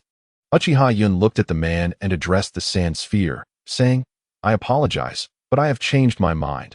I shall escort you on your journey. An angry voice erupted from the sphere. You bastard. How could you? Ignoring the outburst, Uchiha Yun coldly declared, swiftly forming hand seals, sandstorm burial. Yet, the sphere did not crush the individual within. With a resounding boom, Uchiha Yun's sand sphere was obliterated, and a bolt of lightning surged towards him, striking directly. A cloud of smoke erupted, and Uchiha Yun transformed into a gelatinous mass. The man was taken aback. Does the ghost lantern technique explode into smoke when struck by lightning? However, having never witnessed it himself, he dismissed it as plausible. He sauntered closer to Uchiha Yun, looking down upon him. Why have you chosen to attack me? Even in his gelatinous form, Uchiha Yun gazed at the man with a calm demeanor and replied languidly, Because you are Sudoshin. Sudoshin paused, unconsciously clenching his fist as he squinted. On what grounds do you assert that I am Sudoshin? I wasn't entirely certain you were Sudoshin either, but your eagerness is quite telling. Sudoshin was taken aback. Eager? How so? It's clear that your mission's bounty is merely 1,000,000 ryo. Yet you demand 1,000,000 ryo from me. Do you take me for a fool? Uchiha Yun retorted mockingly. Sudoshin blinked. Is that eagerness? It seems more like a ploy to make you give up. Uchiha Yun shook his head. Do you really believe I am that naive? It's evident that with a total bounty of only 1,000,000 ryo, you want it all for yourself, clearly intending for me to depart. Yet, you directly approached me. Surely, that is not an attempt to make me leave. Is your intent not transparent? Uchiha Yun scoffed. Sudoshin sheepishly scratched his head. Wasn't it just to negotiate? I had prepared an entirely different set of rhetoric. Uchiha Yun nodded as if it were a matter of course. Indeed, I initially believed the same. Your demeanor suggested you absolutely knew where Sudoshin was, and I bought it. But why? Uchiha Yun sighed. What can I say? My chakra is rather abundant, allowing me to maintain my Sharingan indefinitely. Sudoshin's eyes widened in realization. You cannot see through my transformation technique, yet you can discern this person's disguise. I see now. He feigned a look of resignation. Thus, I had to personally invite you into the fray. He shifted his tone. However, young one, in your current state, you are incapable of doing anything further. Once dead, knowledge holds no value. Is that so? The sound made Susumu Jin shudder slightly, for it did not emanate from the mouth of the gelatinous Uchiha Yun before him. With a grim expression, Susumu turned to look behind him. Indeed, Uchiha Yun had unknowingly leaned against a tree, wearing a beaming smile as he regarded him. Turning back to face the gelatinous figure, it suddenly transformed into a cloud of smoke with a resounding pop. Susumu Jin was taken aback. When did this happen? Uchiha Yun, with an air of unrestrained delight, whispered a secret to him. The technique I employed against you does not require hand seals. Therefore, the techniques you executed were merely transformation and shadow clone techniques. As Susumu spoke, he realized something was amiss about Uchiha Yun, causing his heart to leap. He hastily leaped back. A gigantic sandy arm surged forth, aiming for the spot he had just vacated, and landed in vain. Susumu wiped the cold sweat from his brow. You sly one, you remain as treacherous as ever. The sandy arm did not cease its advance, but continued to charge at Susumu. With a cold smirk, he swiftly formed hand seals. Lightning release. False darkness. The lightning bolt struck the sandy arm, piercing through it and reducing it to a pile of sand. Susumu chuckled icily. You little brat, we specialize in lightning techniques.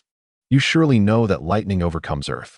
He added, indeed, your ghost lantern technique is also countered by us. I wonder how you shall respond next. Upon finishing their words, they lunged forward with kunai in hand, charging directly at Uchiha Yun. In response to the approaching duo, Uchiha Yun offered a radiant smile. This smile ignited a sense of foreboding within them, as if the little imp harbored hidden depths. Nevertheless, they quickly conjured arcs of lightning release, heavy stream burst. This technique operated on principles similar to Chidori, albeit with less power. Yet, the advantage of lightning over earth instilled great confidence in their ability to vanquish Uchiha Yun. Ignoring the bolts in their hands, Uchiha Yun spoke with nonchalance. Let me share a secret with you. Undeterred, the two, with Uchiha Yun within arm's reach, raised their hands, intent on pressing the lightning against him. Lightning release is undeniable, but what of lightning iron? A pang of concern struck them as they shouted in fury, striving to increase their speed and silence the wretched imp. Boom, boom. Two explosions erupted, a cloud of dust obscuring their vision. As they felt the sensation in their hands, their hearts gradually calmed. They must have struck something solid. However, the little imp's body was surprisingly resilient, failing to penetrate it. This blow, by sensation alone, should have at least fractured his sternum. The smoke dissipated swiftly, revealing their expressions of growing horror. They had not struck the imp at all. Instead, they had hit a black sphere, their palms scorched by molten iron. Thanks to the protection of chakra, the molten metal did not sear their hands. Observing their actions, Uchiha Yun's eyes widened in surprise. Planning to flee? Have you sought my permission? The dark sphere unfurled its fangs, and a myriad of spikes erupted from its surface, skewering the two individuals and rendering them as lifeless as a wasp's nest.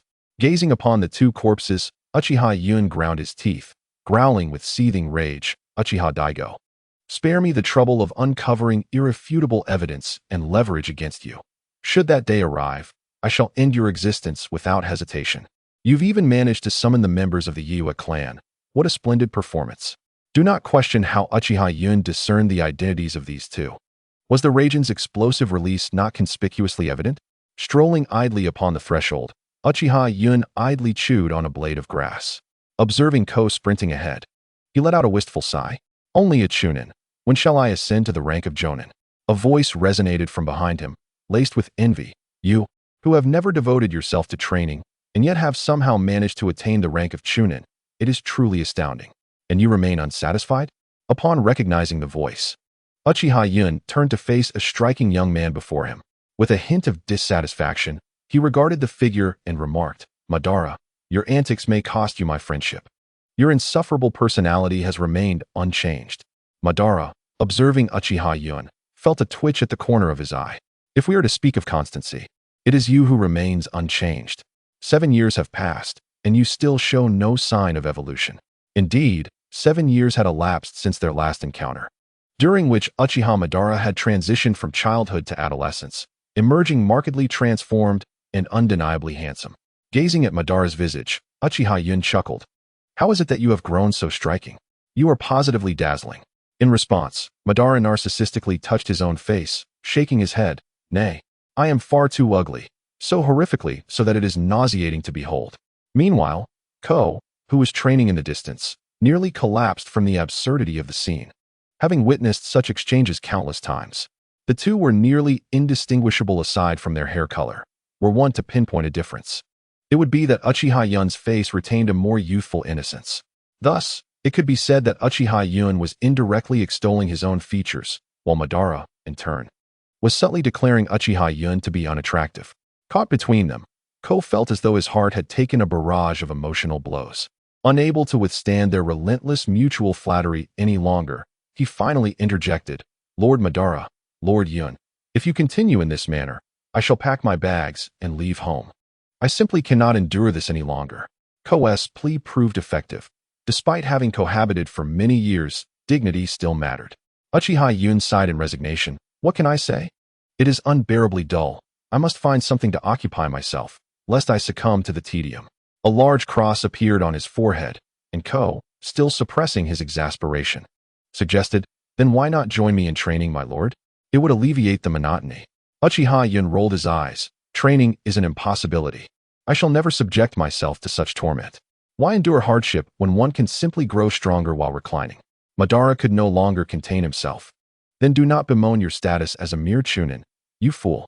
If you refuse to exert effort, you have no right to complain about your weakness. I do not lament my weakness. I merely assert that I am not yet sufficiently strong. Uchiha Yun's visage bore the weight of time, reminiscent of a wise child. Uchiha Madara could no longer contain his frustration and struck Yun atop the head with a fist, exclaiming, You fool. Then go train. What difference does it make? Naturally, Yun would not take this lightly, promptly rising to engage Madara in a verbal spar. Sora observed this with a resigned shake of his head, remarking, Whenever Lord Madara is in the company of Lord Yun, he behaves like a child. It is said that love rejuvenates one's spirit. Could it be? His eyes widened in realization, and he covered his mouth in fear of uttering something inappropriate, his expression tinged with alarm. Spending each day in the presence of these two seemed perilous. Indeed, it felt genuinely dangerous, especially since he could not hold his own against either of them. Sora, what are you pondering? A hand clapped upon Sora's shoulder, causing him to involuntarily shudder. Turning to face the source, he was greeted by yet another boy with a spiky hairstyle. Wait, why yet another? Upon glancing at the distant figures of Uchiha Madara and Uchiha Yun, Sora nodded in agreement. The term was indeed apartment. It was Izuna, and Sora had initially feared it might be someone else. He exhaled in relief. What brings you here today? Is there something amiss? Izuna nodded. Father is returning today, is he not? Sora was taken aback, realizing how much time had passed. It had been 7 years since the conflict began, a remarkably long duration. The mere mention of battle stirred discomfort within Izuna. If it weren't for the opportunistic actions of the oil woman and her ilk, their father would have returned long ago. A deep-seated resolve formed within him to eradicate such threats in the future. Sora nodded, feeling compelled to share this news with both Uchiha Madara and Uchiha Yun. Upon hearing it, they promptly ceased their quarrel, each lost in contemplation of their next course of action. They had 2 younger brothers at home, nearly forgotten in the chaos, and it troubled them to think of the potential for grievances. Upon this realization, both Madara and Yun felt a wave of concern. Uchiha Yun glanced at Izuna, a spark igniting in his eyes. He stood abruptly, pointing at Izuna as he declared, Izuna, you were entrusted with the care of our younger brothers. Let us see if father will hold you accountable upon his return. Hearing Yun's words, Madara's eyes also lit up. Indeed, Izuna, you were tasked with looking after them. How well have you managed? Izuna retorted with indignation. You two dare to criticize me? Were it not for the substantial resources left by father, our younger brothers would have surely perished from hunger. You two have been preoccupied with your training, neglecting us 3 for a span of 7 years. Is that not excessive? This chapter is not yet concluded. Please turn to the next page to continue savoring the thrilling narrative. Izuna's words left both Madara and Yun somewhat flushed with embarrassment. Madara, at least, had dedicated time to training, yet Uchiha Yun had indulged in a life of leisure, spending his days in revelry alongside the household maids. Were it not for his youthful inexperience, who knows what might have transpired over these years? With a light cough, Uchiha Yun remarked, You are aware that we train daily, right? If it weren't for our rigorous training, would we possess such strength? Our younger brother has been entrusted to you, and now you dare to shirk your responsibilities." Izuna disdainfully curled his lip, responding, "Dear brothers, father has not entrusted both younger brothers to me." Feeling somewhat at fault, Madara gently nudged Uchiha Yun with his elbow, tilting his head and murmuring softly, "Isn't it rather inappropriate for us to shift all the blame onto Izuna? After all, he is also our brother. If this continues, father might confine him as punishment." Uchiha Yun shot Madara a sidelong glance and whispered back, "You are aware of the potential consequences, aren't you? If father were to pursue this matter, we might find ourselves back home instead of the dance hall. Just imagine the little maid, and then consider the dance hall." Madara grew increasingly agitated at Uchiha Yun's words and finally pointed at Izuna, exclaiming loudly, "Izuna, this is where you have erred. With father absent, as the eldest brother, you bear the responsibility for the tasks assigned by your older siblings. Not only have you neglected your duties, but you are now attempting to evade accountability. Moreover, these are your younger brothers. While you are preoccupied with your own missions, you have allowed them to frolic about without supervision. When father inspects their training results, what will you say then?" Izuna was momentarily taken aback, bewildered by the situation. What was happening? Typically, his older brother would only offer a few words of support to the second brother. Why was he so quick to shift blame now? Given his brother's penchant for taking the fall, this was not in character for him. Witnessing this dramatic familial spectacle unfold, Ko questioned with a perplexed expression, "What has happened with the two younger brothers? Why are you all so eager to evade responsibility?" Taking a deep breath, Izuna explained, "The training levels of the two younger brothers are deplorable. Several times, with no one to oversee them, it was forgotten to even provide them with money, nearly leading to their starvation. On another occasion, they went out to fight, and upon returning home, no one cared for them. The most outrageous incident was when the second brother took them to the women's bathhouse." Before Izuna could finish, Uchiha Yun quickly interjected, "Wait, don't say such things. I was not the one who brought them there. Who would have known that they, at such a young age, would end up in the women's bathhouse? I was merely searching for them that day." Izuna waved his hand dismissively. "Second brother, do you think I am unaware of your character? Just look at those two maids in your room." Uchiha Yun's expression shifted to one of concern. What could he possibly do in his current state? Would he engage in such absurdities? One day, he had simply remembered he had two younger brothers and intended to check on them, only to discover upon arriving home that no one was present. After inquiring around, he eventually found the two rascals at the women's bathhouse, just as Izuna had seen. A look of anger spread across Uchiha Yun's face as he prepared to refute Izuna, but suddenly realized something was amiss. He stared at Izuna, incredulity etched on his face. "Wait a moment, Izuna. Why were you present at the women's bathhouse?" "Due to the geographical constraints of the hot spring, our family has strictly separated the male and female bathhouses, and they are quite distant from one another. How could you have ended up there?" Izuna froze, stammering as he struggled to articulate a response. He wished to explain himself, but found himself at a loss for words. "Why did none of you come to greet me upon my return? What is all this commotion about?" A deep, resounding voice interrupted their quarrel. For a moment, silence enveloped the group as all eyes turned towards the man who had spoken. Uchiha Yun's expression appeared somewhat unnatural. The purpose of their bickering was to persuade one another, ultimately compelling the other to admit fault, of course with the promise of some reward. Though unspoken, the understanding was mutual, realizing that all of them might face punishment. Uchiha Yun felt a pang of anxiety. He could not bear the thought of the young lady departing from him. He nudged Uchiha Ban with his elbow, signaling him to calm their father, while he himself frantically gestured towards Izuna.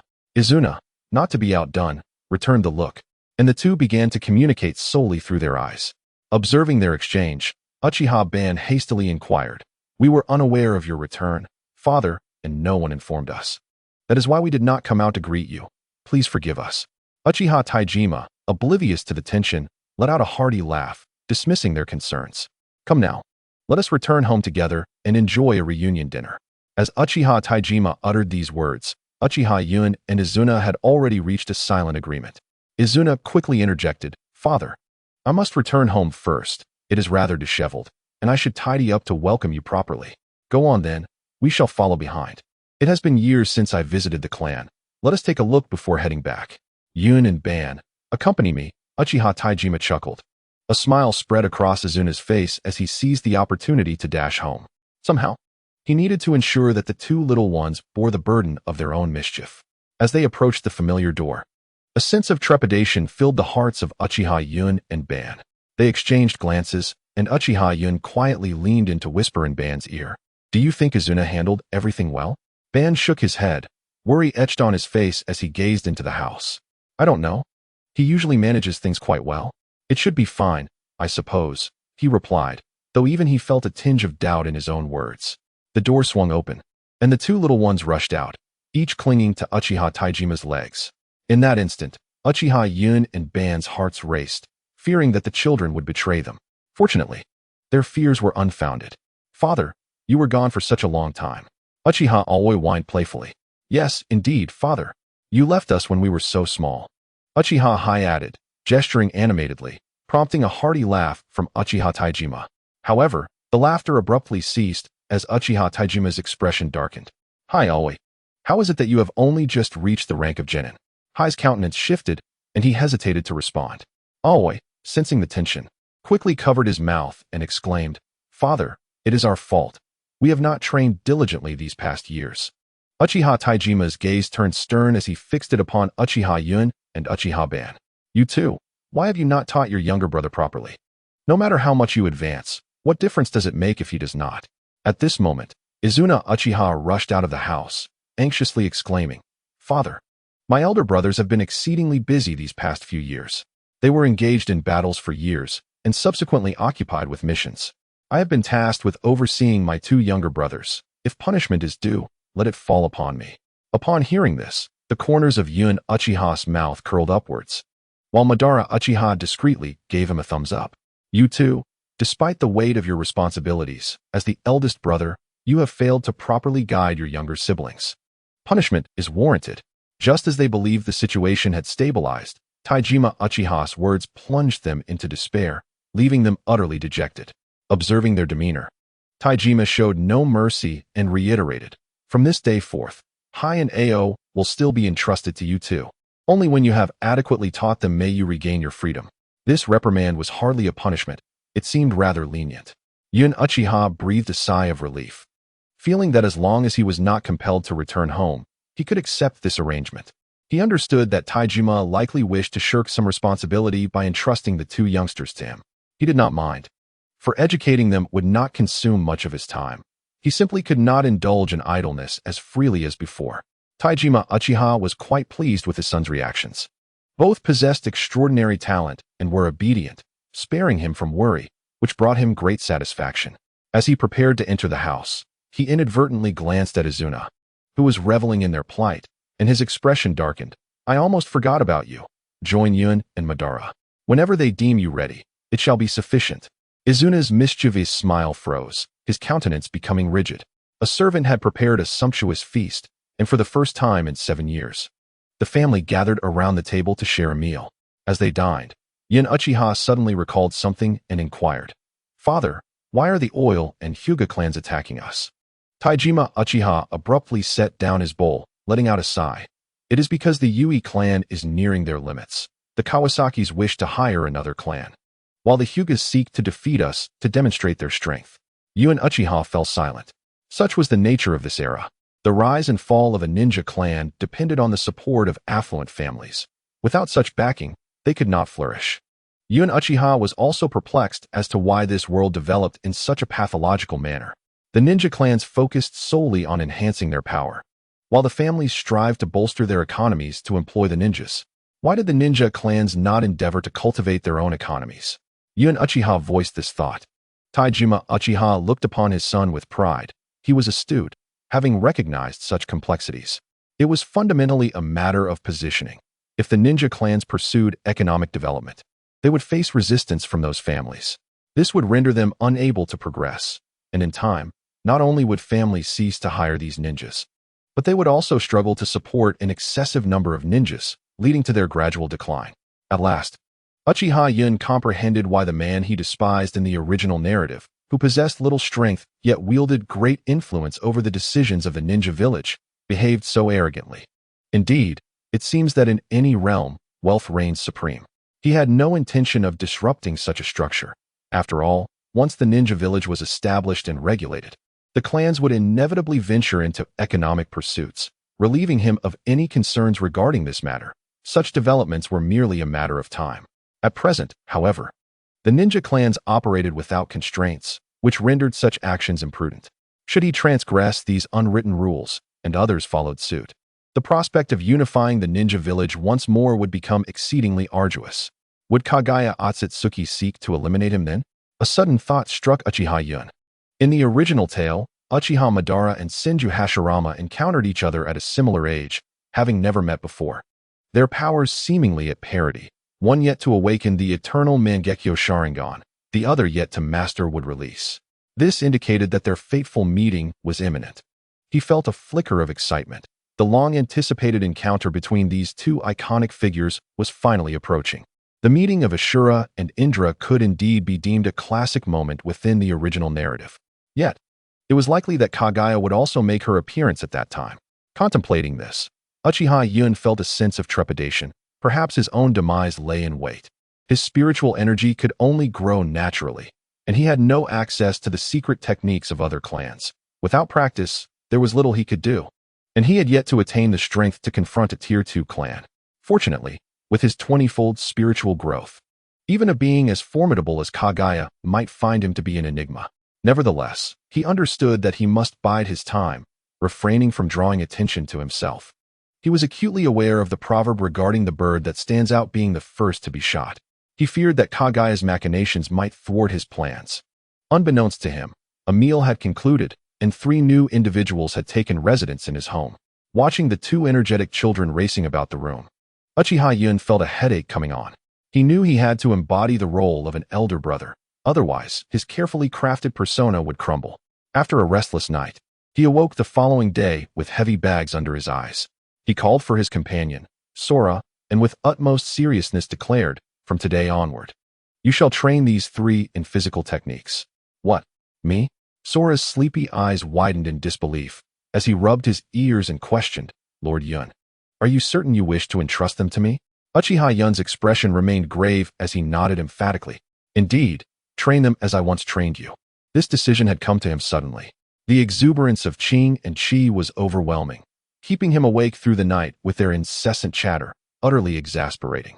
After much contemplation, Uchiha Yun concluded that since the little ones were brimming with energy, why not channel their vitality into something productive? The most effective way to dissipate energy, of course, was through physical exertion. To dissipate the void of energy may prove somewhat challenging at present, yet exhausting the vigor of the 2 little ones should not pose much difficulty. Should it? Contemplating this notion, Uchiha Yun found himself chuckling, recognizing his own brilliance in such a splendid idea. To effectively hone the physical skills of the youngsters while ensuring they do not disturb him, and simultaneously sending them off, truly embodies a masterstroke. Achieving multiple objectives with a single strategy. Upon hearing his idea, Uchiha Madara lauded Yun's cleverness, wholeheartedly endorsing his plan with fervent approval. Witnessing Yun's sudden fit of laughter, Ko was taken aback and hastily interjected, "Lord Yun, please refrain from such antics. I can manage them. Do not frighten me." Ko's voice jolted Yun back to reality, and observing Ko's flustered demeanor, he inquired curiously, "What is the matter?" Relieved by Yun's return to normalcy, Ko sighed. "I thought you had been driven mad by the 2 young masters. You nearly scared me to death." Yun, feeling a surge of irritation, delivered a firm slap to Ko's head, admonishing, "Enough with the chatter, summon them at once. They are to train immediately." Glancing out the window, Ko appeared bewildered. "My lord, considering the time, it is barely past 5 o'clock. Less nonsense, hurry." Yun retorted with an eye roll. Arriving at the quarters of Ki and Ao, Ko finally comprehended Yun's urgency. "Ki, your elder brother's house is enormous. Indeed, it is extravagantly decorated. It feels so comfortable that I hardly wish to sleep. Just wanting to savor this delightful ambience," Ki responded. Yun's chamber was adjacent to those of the 2 little ones, and throughout the night, their incessant chatter rendered it impossible for him to rest. Reflecting on his lord's irritable nature, Ko sighed. "You 2 must blame your wonderful older brother for this predicament." The 2 youngsters overheard Ko's remark and curiously gazed at him. "Ko brother, what is the matter?" Ignoring their inquiries, Ko bellowed, "Get up immediately. Lord Yun and Lord Madara have sent me to train you. Now, this instant, rise and prepare for your morning run. After all, Yun had instructed that they be trained just as he once was, leaving Ko unconcerned about any future retaliation from them. Additionally, having been forced to arise at such an early hour himself, he harbored no intention of showing them any kindness. The two little ones were momentarily bewildered, but upon seeing Ko's grim countenance, they hurriedly dressed and followed him for their morning run.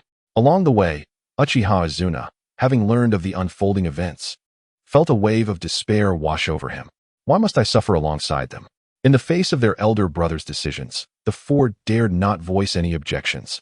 The authority of the two older siblings had persisted through the years. The Uchiha had triumphed in this conflict, yet it could also be deemed a loss. The Hyuga, Akimichi, and Nara clans had engaged in countless battles over the years, with Kagaya as a prior adversary. The family was presently commemorating those lost in the war. Clad in pure black kimono, Uchiha Yun stood amidst the crowd.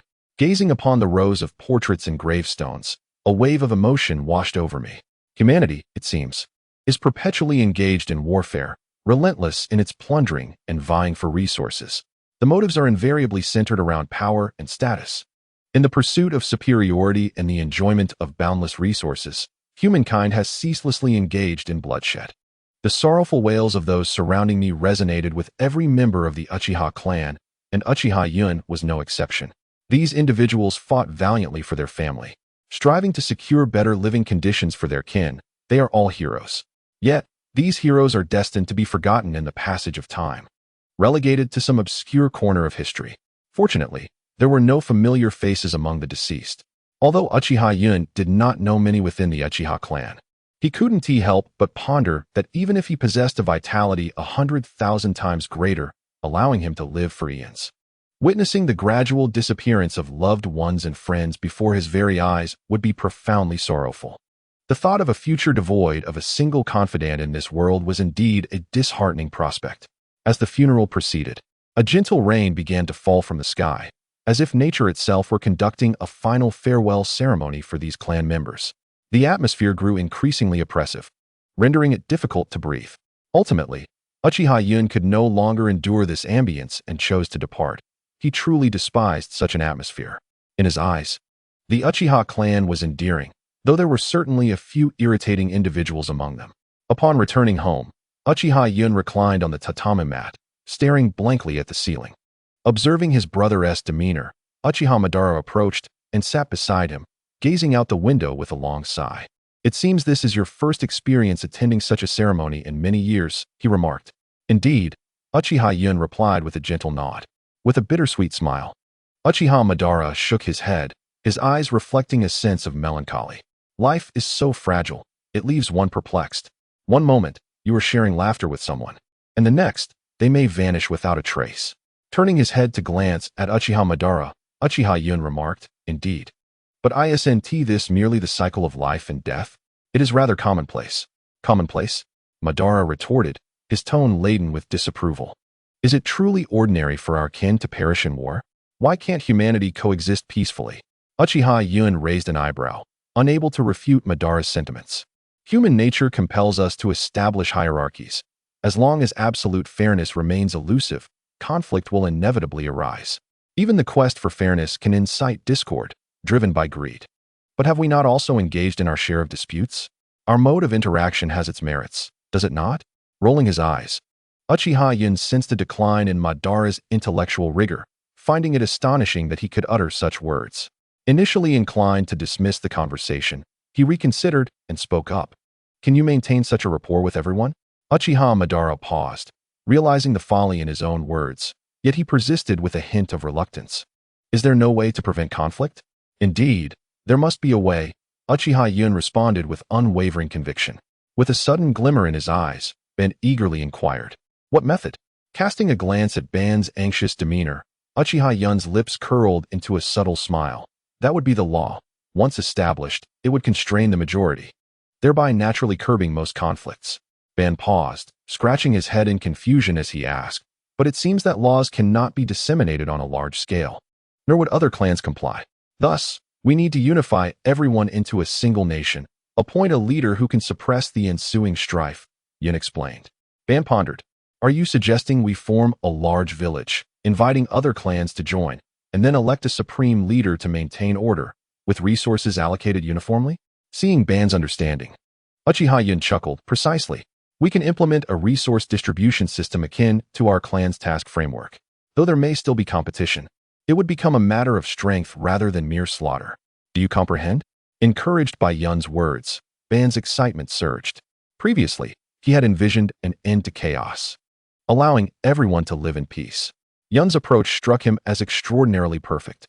With fervor, he gazed at Uchiha Yun and exclaimed, Yun, let us together bring an end to the tumultuous era, diminishing wars and filling the world with love. Join me in this dance. At Ban's exuberant shout, Uchiha Yun, who was sipping tea, inadvertently sprayed it all over Ban's face, staring at him in disbelief. Without a moment's hesitation, Yun declined the proposition. Ban, evidently unwilling to relent, pressed on. Why not? Wouldn't it be wonderful to coexist peacefully?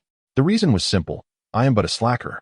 In the end, Ban could not persuade Uchiha Yun to share his vision of unifying the ninja world. Yun simply did not wish to undertake such exhausting endeavors. After all, who wouldn't prefer a leisurely existence? Furthermore, their respective strengths did not permit such ambitions. Perhaps they could revisit this discussion once Ban reached the level of clan leader. Oh, but didn't Uchiha Ban have a good friend? Recalling that cunning fool, Uchiha Yun casually remarked, Ban, why not venture out and seek him? You might just find a kindred spirit. Ban scoffed dismissively. Is there anyone in this world more talented than us? Do the others even deserve to dance alongside me? One must admit, Uchiha Ban was quite proud. Even regarding Ko, he doubted the latter's potential. Observing Ban's demeanor, Uchiha Yun was reminded of an old general adorned with countless flags. If memory served him correctly, Ban had often lost more battles than he won against his close friend. Fire release was countered, Susanoo was restrained, and even with the nine tails, he had struggled. Noticing the look in Uchiha Yun's eyes, Ban's eyelids twitched, a burgeoning sense of foolishness creeping in. After much contemplation, he found no fault in his words.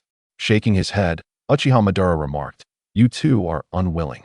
I truly do not know who could accompany me in bringing an end to this chaotic era. I cannot believe that I alone am capable of achieving such a monumental task. Uchiha Yun pondered silently to himself. If it were not for that Senju Hashirama, could you truly bring about the end of this turmoil all by yourself? Casting a glance at Madara's troubled expression, Uchiha Yun's thoughts drifted skyward, recalling that naive, deluded fool. Who knows?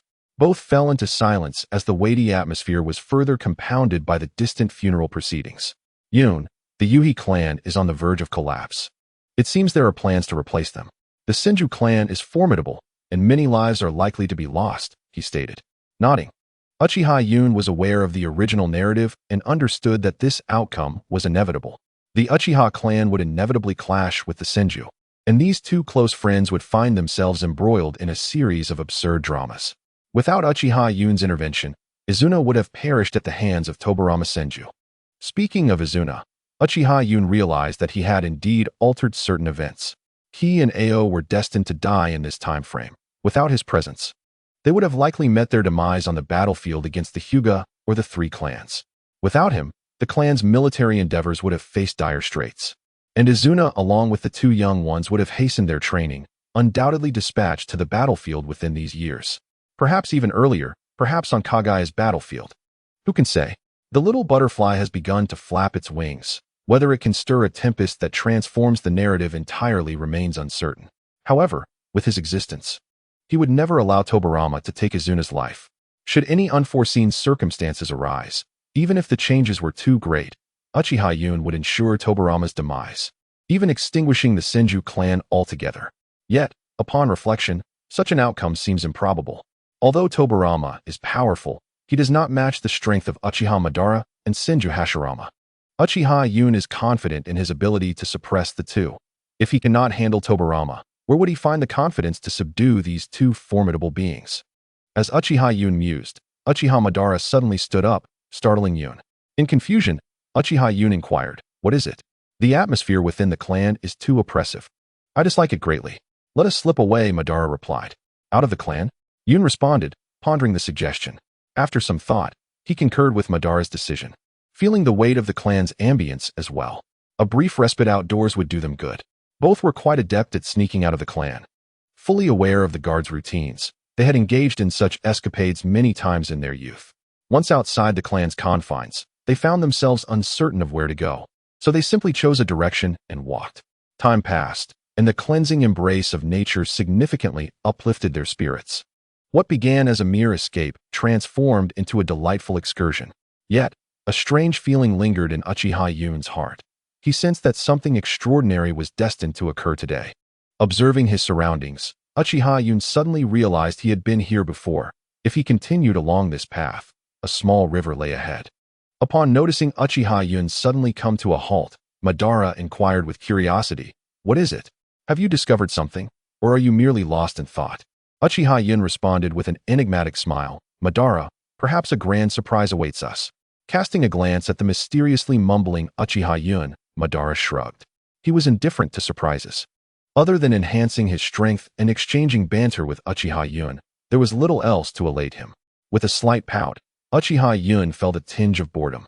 This was indeed a significant matter, yet Madara's reaction indicated he seemed less enthusiastic than the situation warranted. Soon, anticipation filled him again. Alas, this era lacked the luxury of a camera. Had it existed, he would have undoubtedly captured this moment. As Uchiha Yun had anticipated, a small river lay ahead of them. Observing the river, Uchiha Madara casually picked up a stone and hurled it with considerable force. The stone ricocheted several times on the surface of the water, nearly reaching the opposite bank. Uchiha Yun smiled, watching Madara make repeated attempts. In his perception, someone was observing them from behind, and judging by the immense chakra presence, it could only be Madara's companion, Hashirama. Initially intending to toss the stone casually, Madara was frustrated when it failed to reach the other side. As though he were in a rivalry with the river itself, persistently picking up stones to throw. The river seemed to engage in the contest, with each attempt coming just shy of success. Just as Madara prepared for another throw, a stone zipped past him, striking the water's surface. The river showed no leniency towards Madara, as the stone boldly leapt across the water and landed firmly on the opposite bank. Irritated, Madara turned to see a green-haired figure grinning at him from behind. The figure picked up a stone, mimicking the throwing motion, and said, "You need to raise your arm a bit higher. That's the trick." With that, he winked at Madara. This scene sent shivers down Uchiha Yun's spine, as the romantic undertones between the two made him feel oddly uncomfortable. Fortunately, it seemed both individuals were oblivious to Uchiha Yun's presence. Madara, visibly displeased, glared at the green-haired figure, one hand resting on his hip while the other brandished a stone with pride.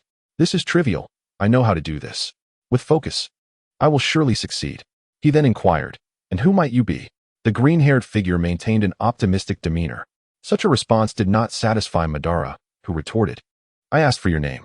"I am Hashirama, though my surname cannot be disclosed for certain reasons," he replied. Madara, undeterred, looked at Hashirama with determination. "Hashirama, is it? Mark my words, this time I will succeed." With that, Madara raised his hand and forcefully launched the stone. Without fail, the stone again offered no regard to Madara's efforts, falling short once more. Witnessing Madara's stance, Hashirama's expression grew serious as he thought to himself, "That posture, as I suspected, indicates shuriken jutsu." The stone did not reach the opposite bank. Madara's expression turned exceedingly awkward as he swiftly turned around, pointing at Hashirama with both hands, and exclaimed, "You scoundrel! Are you intentionally standing behind me to distract me? I'm rather sensitive, you know, when someone stands behind me. I can't even relieve myself." Hashirama, displaying remarkable compliance, adopted a visage of utmost fear, offering no rebuttal to Madara's accusations. After Madara concluded his tirade, Hashirama squatted on the ground, cradling his knees in a posture of utter despondency, muttering, "I'm sorry." Observing this, Uchiha Cloud stood by, rendered speechless. In the anime, Hashirama's expression was terrifying. However, in reality, it appeared adorably naive. This expression momentarily stunned Madara, who, feeling a tinge of embarrassment, remarked, "There's really no need for you to be this dejected." When Hashirama failed to respond, Madara exhaled in exasperation, apologizing, "My apologies. I shouldn't have been so unreasonable." Hashirama remained in his desolate position, reiterating, "I genuinely had no idea you possessed such an irksome sensitivity." Madara, instantly incensed, retorted, "I truly can't comprehend whether you're genuinely kind or just incorrigibly talkative." Suddenly, Hashirama sprang to his feet, as if nothing had occurred, and burst into hearty laughter, shaking his arms. In any case, it's evident that I'm far superior at skipping stones than you. This provocation sent Madara into a fit of rage as he shouted, "Do you believe I could use you as a stone for skipping?" Hashirama, startled, sank back down to the ground, donning a woeful expression. "I never intended to provoke your anger. As an act of contrition, I suppose I shall prepare myself to be thrown into the river. Go ahead, throw me." Hashirama's demeanor prevented any anger from welling up within Madara. Uchiha Cloud couldn't help but muse, truly, what great friends they are. One can hardly bear to see the other in despair. With hands on his hips, Madara leaned forward. "Do you even realize how annoying your flaws are?" Hashirama, still crouching, shifted his expression to a cheeky grin. "Nevertheless, I hope you can manage to throw me to the other side." This comment incited Madara's wrath once more. "You are such a nuisance. Go away." Rising, Hashirama restored his cheerful countenance. "I'm leaving then." Just as he prepared to depart, Madara, still fuming, grasped his shoulder. "Stop right there." Hashirama turned back, exuding a weary demeanor. "What is it? Think carefully before you speak." Madara was momentarily taken aback, unsure why he was holding on to this individual, leaving him momentarily speechless. Uchiha Cloud suddenly noticed a floating corpse drifting in the river. He remained still, as this scene also transpired in the original story. Hashirama, upon catching sight of the floating body, underwent a swift change in expression. Noticing Hashirama's reaction, Madara glanced towards the river, loosening his grip on Hashirama's shoulder. Both were momentarily stunned by the unexpected sight of the corpse. "What in the world is that?" Hashirama stepped into the water to investigate. Witnessing Hashirama traverse the water's surface, Madara exclaimed in astonishment, "Are you a ninja?" Uchiha Cloud, observing this, felt utterly drained of sarcasm, pondering how Madara's intelligence could be so lacking. Why inquire about such an obvious fact? Was he truly unable to believe that his new companion was also a ninja? Kneeling on the water's surface, Hashirama's expression grew grave as he addressed Madara without turning his head. "This place is about to transform into a battlefield. You should return at once." Gazing at the family emblem upon the corpse's armor, Hashirama pondered. This is the insignia of the Uchiha clan. Rising to his feet, his voice tinged with resignation, he remarked, "I must take my leave." As he crossed to the opposite bank of the river, Hashirama turned to bid farewell to Madara, suddenly recalling that he did not even know Madara's name. Madara smiled slightly. "I am Madara. It is a ninja's custom not to divulge one's surname to strangers." Observing Madara with an expression of calm, Hashirama's tone revealed no hint of surprise. "Indeed, you are a ninja after all." Uchiha Cloud waved his hand vigorously in front of Madara's eyes, bringing him back to the present. This behavior left Uchiha Cloud utterly speechless. "Surely, you haven't fallen for him, have you?" Rolling his eyes, a frown appeared on Madara's forehead. "What are you thinking?" Uchiha Cloud spat. "Goodness, who is the one lost in thought? Just look at how you were acting. He has already walked away." Madara's expression gradually darkened. "I merely felt an inexplicable sense of familiarity. A feeling that is difficult to articulate. Is it love? It must be love. It surely is love." Casting a disdainful glance at Uchiha Cloud, Madara felt that his companion had suddenly become rather insufferable, and he had a strong urge to strike him. Given that Uchiha Cloud's body was composed of chakra and water, what would happen if he enveloped his fist with chakra? Without hesitation, Madara decided to give it a try right then and there. Observing Madara's serious demeanor, Uchiha Cloud watched curiously, sensing that this might lead to something impressive. An hour later, Uchiha Madara gazed excitedly at the chakra swirling around his fist, exclaiming, "Wow, I did it. I truly am a genius." Leaning in with curiosity, Uchiha Cloud scrutinized Madara's fist, feeling that this phenomenon seemed oddly familiar. Originally intending to catch Uchiha Cloud off guard, Madara noticed his comrade's expression and a mischievous smile crept onto his lips. His martial arts skills surpassed those of Uchiha Cloud. Thus he felt confident in this endeavor. With a sudden, powerful swing of his chakra-infused fist, he struck before Uchiha Cloud could react. Of course, he moderated the strength of his blow, for his younger brother was quite fragile. As Uchiha Cloud was contemplating the nature of this phenomenon, a fist suddenly barreled towards his face. His heart raced, and by the time he sought to evade, it was already too late. Uchiha Cloud took the full brunt of the punch. Upon impact, he felt stars erupt in his vision, followed swiftly by a wave of pain that he had not experienced in many years. momentarily leaving him dazed. Then, clutching his left eye, Uchiha Cloud yelled, "Huh? You bastard! What have you done?" Witnessing the effectiveness of his strike, Uchiha Madara burst into carefree laughter. "Ha, Cloud, who would have thought you'd find yourself in this predicament? I have actually devised a way to counter you. I truly am a genius." Upon hearing Madara's words, Uchiha Cloud realized that he had indeed made a grave error. Overwhelmed by indignation, he lamented why he had leaned in to take a closer look. This was truly a blunder of epic proportions. Gritting his teeth, Uchiha Yun cast a fierce glare at the maniacally laughing Madara. The gourd behind Uchiha Yun gradually transformed into a fluid, seeping into his very being.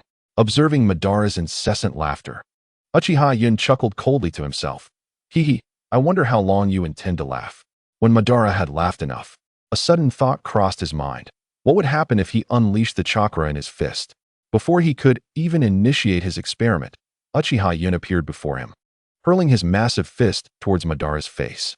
Taken aback, Madara found himself momentarily stunned.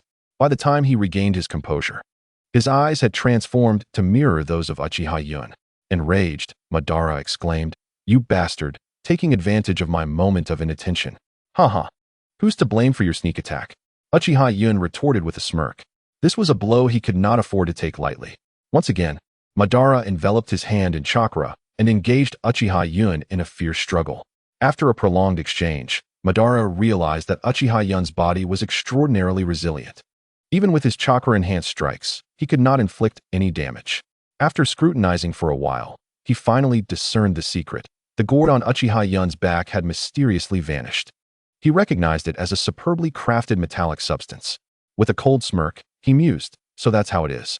However, Yun, since you wish to play this way, I am not afraid to take you down. Allow me to present you with something I recently devised." Uchiha Yun narrowed his eyes, well acquainted with the technique Madara was employing, though he could not recall where he had encountered it. "Let us see what means you possess to breach my defenses." With that, he charged forward, fist raised, towards Madara. In pursuit of testing his hypothesis, Madara also lifted his fist, swinging it towards Uchiha Yun's. At the moment their fists collided, Madara's chakra erupted violently. In a moment of shock for both, Uchiha Yun's arm was forcefully blasted away. Stunned, both fighters stood frozen, not only in disbelief but also in panic. Uchiha Yun's mind spiraled into chaos. What in the world is this monstrous strength? Have I become a hero akin to Yonggwa? He then clutched his arm, collapsing onto the ground, howling, I'm finished. Initially, Madara was equally flustered, his heart besieged by guilt, fear, and confusion. However, the next scene utterly shattered his worldview. Uchiha Yun's arm rapidly began to heal, a process that transcended mere visibility. In a mere 7 or 8 seconds, his entire arm was restored to its former state. Seeing Uchiha Yun still wailing, Madara extended his hand, pulling him up from the ground, then watched as Uchiha Yun continued his theatrics. After a lengthy pause, Uchiha Yun finally ceased his outcry. It doesn't seem to hurt anymore. Looking at his arm, aside from the absence of sand iron, it appeared no different than before. Embarrassed, he scratched his head, bewildered by this strange phenomenon. Logically, the ninja body technique should have rendered his healing ineffective. What then was the nature of this situation? After much contemplation, Uchiha Yun finally recalled that he possessed an extraordinary ability, granting him tenfold vitality, which seemed to be the only plausible explanation. Embarrassed, he scratched his head and inquired, "What on earth is happening?" Madara could only shake his head, equally perplexed and at a loss. After a prolonged silence, Madara managed to utter a statement that nearly infuriated Uchiha Yun. "Perhaps you're a monster." Uchiha Yun retorted, "Get lost." Izuna stared in disbelief at the bruises adorning Madara's face. Utterly astonished, "Brother, did you go on a mission?" Yet, upon reflection, he realized that Madara could not have completed a mission in such a brief span of time. Glancing at the seemingly innocent Uchiha Yun, Izuna tentatively asked, "Did you fight with brother too?" Madara nodded with a smile, feeling exceptionally pleased. In the past, he had been unable to inflict any pain on Uchiha Yun during their bouts. He had been utterly powerless against him. Today, however, he had devised a technique that could make Yun experience pain, which was undeniably exhilarating. Previously, he had been thoroughly dominated by Uchiha Yun, and now, at last, he could see a glimmer of hope for a turnaround. How could he not be elated? Izuna, however, perceived the situation differently. Witnessing his elder brother's delight despite being beaten, he involuntarily twitched his lips, pondering whether his brother had been rendered foolish by Brother Two's blows. Stealing a glance at Uchiha Yun, Izuna attempted to dismiss the thought from his mind. Even if his elder brother had indeed been struck senseless, there was little he could do about it. So he opted to mind his own business. The following day, Uchiha Yun and Madara returned to the riverside, where Hashirama was already waiting for them. Madara regarded Hashirama with curiosity, asking, "Isn't your clan supposed to be at war? Why aren't you participating in the battle?" With a sigh, Hashirama replied, a touch of melancholy in his voice, "I do not wish to partake in this war." Madara's curiosity deepened. Weren't ninjas supposed to value their clan's honor? Could it be that this fellow was indifferent to such matters? It made no sense. Why? He pressed. Hashirama, lost in thought, gazed blankly at the water's surface. Can humanity not coexist peacefully? Why must we resort to war to achieve our desires?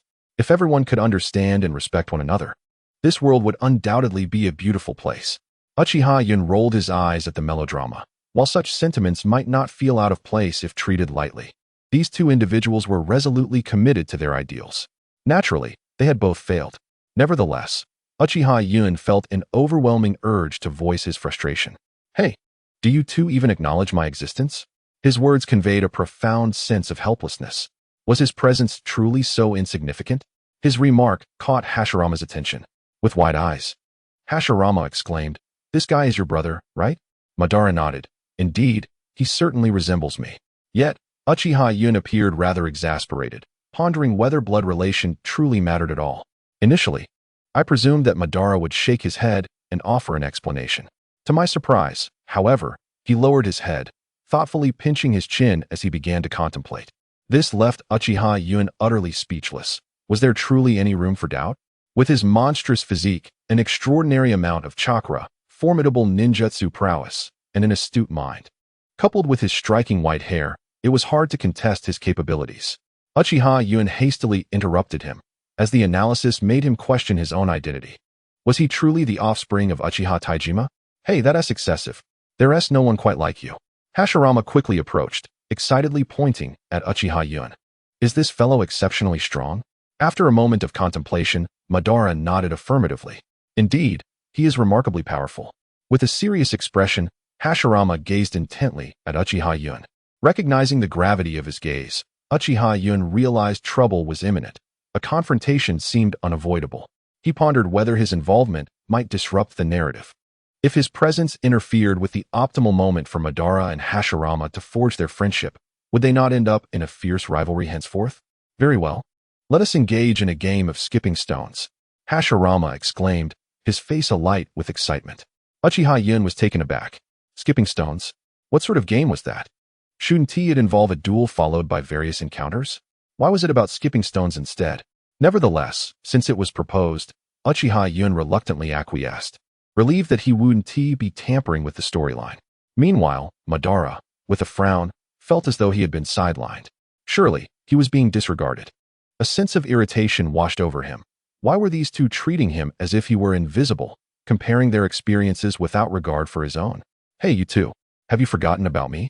They merely glanced at Madara before ignoring him entirely, each picking up a stone to exchange glances. According to the rules, prior to the competition, one must exchange taunts, so Uchiha Yun boldly declared, "Hashirama, don't you dare cry when you lose." Hashirama paused, his expression faltering. "How do you know my name?" This nearly provoked Uchiha Yun into action. Surely, he was doing this on purpose. He refused to believe that Hashirama had genuinely not noticed him that day. Casting a cold glance at Hashirama, Uchiha Yun lifted his hand, focusing intently.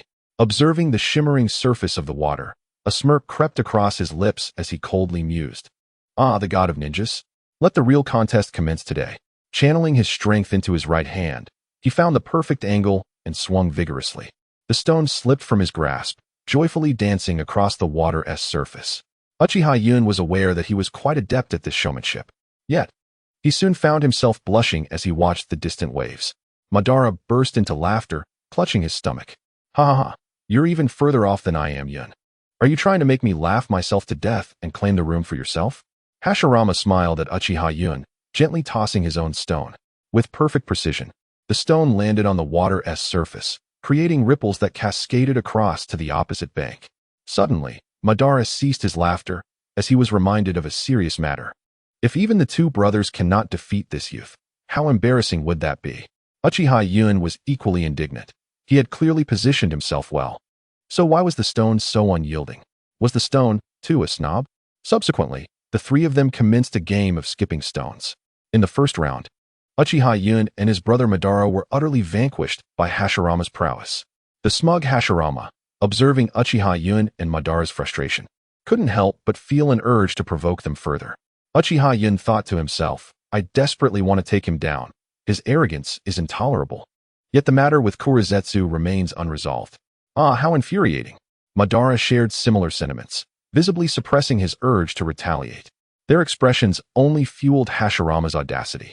You two are no match for me. Should I let you use just one hand? Unable to contain his rage any longer, Uchiha Yun charged at Hashirama, unleashing a flurry of blows while shouting, Ah, you jerk, do you really need both hands to skip stones? After enduring a thorough beating, Hashirama immediately adopted a dejected demeanor, kneeling on the ground with a pitiful expression. This sight softened Uchiha Yun's heart. Was he being too harsh? It was merely a game of skipping stones. And yet he had resorted to violence. This was indeed his fault. Just as he was about to apologize, Hashirama spoke up. I'm sorry. I shouldn't have been so arrogant. Uchiha Yun felt a tad awkward. What was happening? He had assaulted someone, and yet the one he struck was apologizing to him. What a strange sense of guilt. I had no idea your taijutsu was so lacking. Your strikes barely hurt me. Hashirama continued, maintaining his glum expression, though his lips began to curl into a smirk, and his words grew increasingly provocative. Ah, you scoundrel. I want to kill this guy. Uchiha Yun's fury reignited. When was the last time he had been so ridiculed? Those two seemed to avoid him like the plague now. Sensing the tension, Madara quickly restrained Uchiha Yun, urging, calm down. This guy is actually quite decent. Let it go. Observing the brothers' antics, Hashirama interjected, even if you kill me, you still won't surpass me in skipping stones. This provocation was enough to unleash Madara's restraint, leading to a spirited bout between him and Uchiha Yun. They merely engaged in playful antics, never intending to take it seriously, and eventually lay down on the grassy bank by the river to rest. Gazing at the azure sky, Hashirama felt a profound sense of tranquility. Madara, Yun, do you have any dreams? As the gentle breeze caressed them, Uchiha Yun felt himself drifting toward slumber. The question plunged him into contemplation. What was his dream? A lazy life. Absolutely a lazy life. I wish to do nothing and think of nothing, Uchiha Yun replied without hesitation. Madara, exasperated, remarked, You fool, change that. Your life is like this. You should have a grander ambition. A grand ambition? Perhaps it should be to eliminate Kurizetsu, but even that ambition hardly seemed lofty. He hesitated, pondering for a moment. Well, I'm not quite sure yet. Let me think. Madara and Hashirama refrained from interrupting, patiently awaiting Uchiha Yun's response. Madara was genuinely curious about his younger brother's aspirations.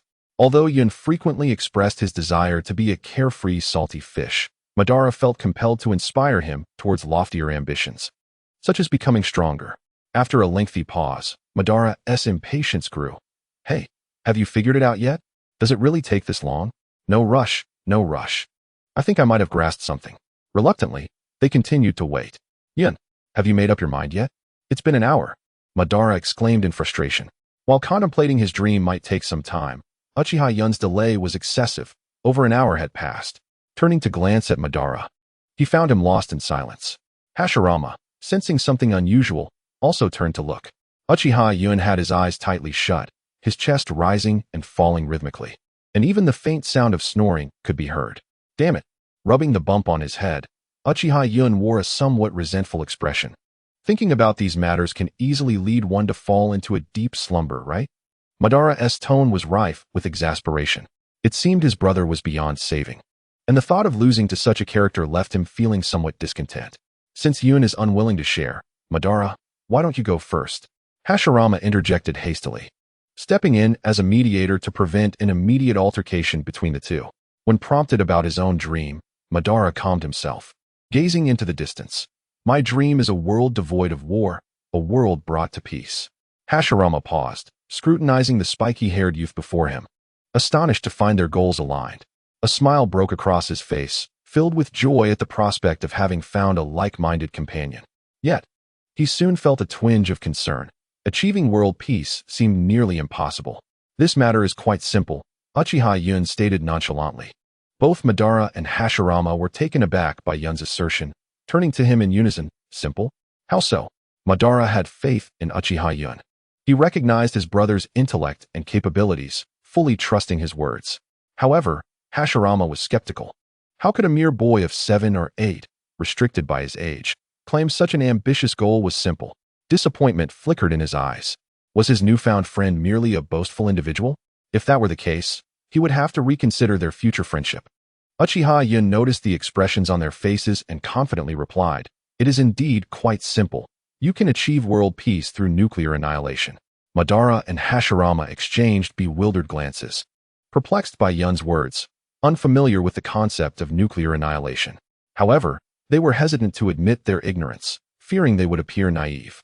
After a prolonged silence, it was Hashirama who finally spoke up. Yun, what does nuclear annihilation mean? It signifies grandeur and impressive prowess. There is no need for further contemplation, for you shall comprehend it as you mature. With a mysterious smile, Uchiha Yun pondered the ninjutsu he had learned, feeling as though his repertoire was still lacking. His shortcomings in physical combat were somewhat mitigated by the support of iron sand and immense strength, yet he realized he had yet to master any techniques in that domain. Thus, he recalled the extraordinary ninjutsu, the Rasengan, from the original narrative. The Rasengan is a technique that permeates the entirety of the Naruto saga, undeniably formidable. This ninjutsu is classified as an A-rank technique, devoid of hand seals and elemental affinity, possessing immense destructive potential. Initially, Uchiha Yun had no desire to engage with this technique, as he deemed it less visually striking compared to others. However, with his physical combat issues resolved, it was only fitting to learn this ninjutsu, especially since he had now acquired wind chakra. To neglect the study of such a technique would be a waste of potential. As he recalled the training methods for the Rasengan from the original work, he began to experiment. First, he concentrated chakra into the palm of his hand. Extending his hand, Uchiha Yun commenced his attempt, only to be startled by the sudden emergence of a massive chakra sphere. Wiping the cold sweat from his brow, he found himself in a mix of amusement and exasperation. That initial attempt had nearly resulted in self-destruction. While he was not particularly frightened of such an outcome, it was nonetheless alarming. Learning from this experience, Uchiha Yun cautiously endeavored to regulate his chakra output. However, he found it perplexing that despite numerous attempts, he could not contain it. It bewildered him, for he felt he had minimized his chakra output to its lowest possible level.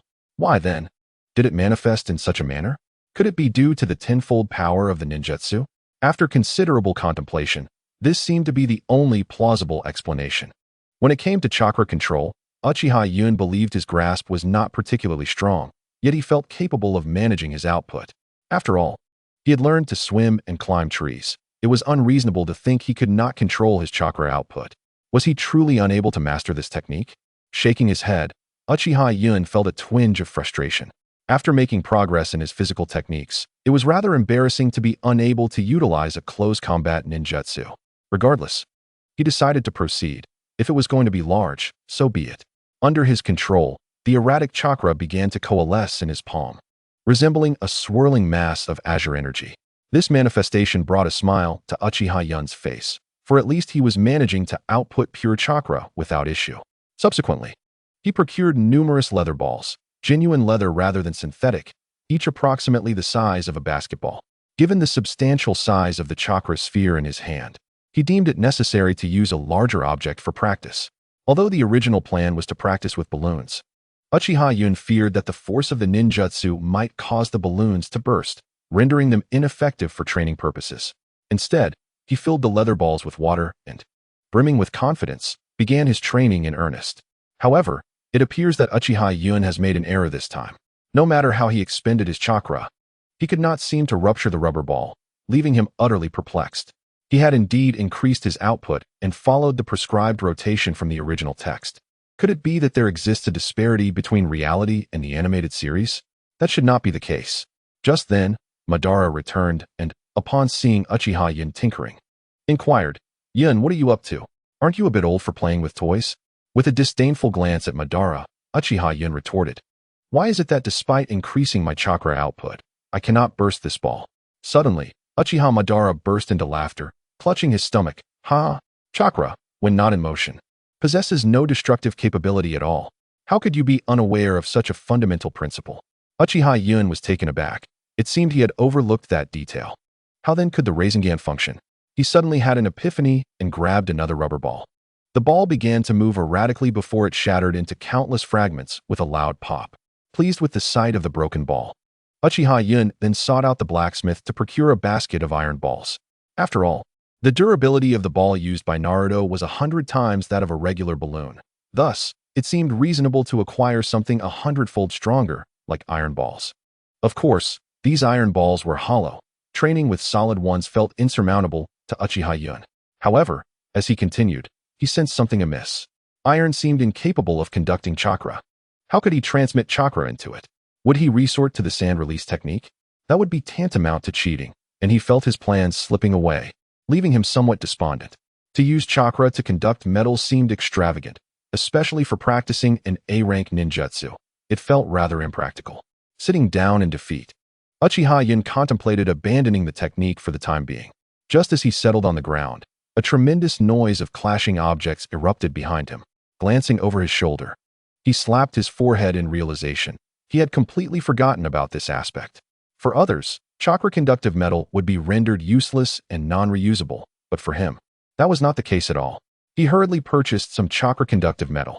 After infusing chakra into the metal, Uchiha Yun could sense it. The sensation was peculiar, akin to it becoming a part of his own body. He understood what was happening, yet no tangible sensations were conveyed. With his mental focus, he shaped the metal into a perfectly round sphere, even more so than those crafted by the blacksmith. A faint smile crept upon his lips as he began to inject chakra into it. However, once again, Uchiha Yun made a mistake. Embarrassed, he retracted the iron ball and dutifully went to buy a multitude of rubber balls. Initially, he had feared that his ninjutsu might escalate in power and become too easy to master. Yet, upon switching to iron, the object remained utterly immobile. For the first time, he felt that his external aid was quite troublesome. The aid was not a living entity. It seemed to have transformed his erratic chakra output into a collective ninjutsu. Otherwise, it would be inexplicable why his training in singular ninjutsu resulted in such an immense chakra output. Gazing at the chakra sphere in his hand, Uchiha Yun felt an unexpected surge of delight. This time, the external aid had indeed surprised him. Perhaps it was his own creation. The aid had magnified the Rasengan tenfold, also enhancing its penetrating power by the same measure. This was perhaps a fortunate turn of events. Initially, due to his erroneous training, the aid had misinterpreted the Rasengan as a collective ninjutsu, directly transforming it into an area-enhanced technique. Subsequently, when he returned to the correct practice, the collective enhancement remained unweakened. Since the Rasengan is a singular ninjutsu, it was granted an additional power enhancement.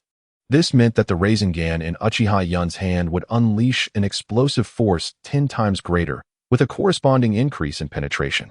While this may seem paradoxical, the mechanics of enhancement were clear. Typically, a tenfold increase in power refers to explosive strength. However, penetration and explosive force appeared to conflict. One inflicts damage externally, while the other pierces through to inflict internal harm. Through Uchiha Yun's experiments, he concluded that these two effects were not mutually exclusive. The Rasengan would penetrate the object before exploding. Therefore, the two enhancements could not simply be multiplied to calculate damage, yet they certainly exceeded mere addition. The Rasengan's power had been elevated to at least 30 times its original strength. Observing the results of the Rasengan, Uchiha Yun pondered how his other ninjutsu would fare in comparison. Gritting his teeth, he resolved to experiment. After all, there was no harm in trying, and he was in need of more ninjutsu. Ultimately, Uchiha Yun purchased a ninjutsu he deemed suitable. Water Release, Water Bullet, Ninjutsu Description, Rank B. Unleashes a barrage of water bullets like a cannon against the opponent. Price, 100,000 Ryo. The reason for selecting this ninjutsu was that he felt it would serve well to probe the bugs. Perusing the scroll's description, Uchiha Yun deliberately altered the instructions. Instead of gathering multiple spheres of chakra as originally intended, he condensed only a single sphere and tossed it away. As anticipated, the previously fist-sized water sphere, upon enhancement, transformed into a basketball-sized orb, creating a large crater upon impact with the ground. Uchiha Yun's heart raced with exhilaration. This indicated a singular enhancement, meaning that the collective ninjutsu had indeed received an augmentation akin to that of a singular ninjutsu. Following the scroll's training guidelines, Uchiha Yun gathered multiple spheres of chakra this time. With a hint of trepidation, he flung the chakra from his hand. Originally, the 10 or so spheres of chakra, under the influence of an inexplicable force, expanded into over 100 spheres. These transformed into basketball-sized water orbs that incessantly bombarded the training ground, carving numerous craters into the earth. Uchiha Yun was so thrilled that he nearly leapt from the ground. This signifies that he has successfully exploited a bug, enhancing not only the range of his clan's ninjutsu, but also its potency. Uchiha Yun even envisions that the jutsu he unleashes in the future will undoubtedly evoke a profound sense of despair in others. Subsequently, Uchiha Yun began to experiment with the refinement of other ninjutsu. Ultimately, his Fengxian Hua received an augmentation, which proved rather awkward. Uchiha Yun recognized the source of the issue. The ninjutsu he had learned was inherently designed for area of effect, necessitating a continuous output of substantial chakra, thereby precluding any enhancement in power. However, he soon found solace in this realization. After all, with his limitless chakra, the area of effect ninjutsu, requiring persistent output, meant that as long as he recklessly channeled chakra, the jutsu's potency would be equivalently amplified. In contrast, single-target ninjutsu could be cultivated from the outset with an increased chakra output to achieve a range-enhancing bug. Thus, this dispersed area of effect ninjutsu could indeed benefit from the enhancement bug. No matter how one calculated it, he had effectively exploited a cheat, reaping considerable rewards. To be dissatisfied with this would surely invite criticism. He was even in awe of his own capabilities, having exploited a cheat that seemed almost beyond human reach. Moving forward, he resolved to enhance his repertoire of single-target ninjutsu, thereby addressing his current shortcomings. Yet, he pondered what other intriguing bugs awaited his discovery within enhanced ninjutsu. He already possessed the bug of sustained output, but he wondered if there were any additional bugs to uncover. The thought alone stirred a strange sense of excitement within him. After enjoying a delightful dinner, Uchiha Yun retired early for the night. The next morning, upon awakening and gazing out at the bright scenery, he felt a wave of elation. However, this good mood was swiftly shattered. After finishing his morning exercises, Kong brought Uchiha Yun some unsettling news. Lord Yun, the clan leader has instructed us to prepare early. It seems there is news from Kawasaki. Kawasaki? The employer of the Yuhi clan? Indeed, Lord Yun. After hastily finishing breakfast, Uchiha Yun, Madara, and Kong sought out Uchiha Taijima. Father, what seems to be the situation with Kawasaki? Uchiha Taijima pondered briefly before responding. The Yuhi clan can no longer withstand the assault from the Senju clan, and Kawasaki intends to seek a new employer, while we Uchiha are sufficiently powerful. Clearly, the matter was far from straightforward.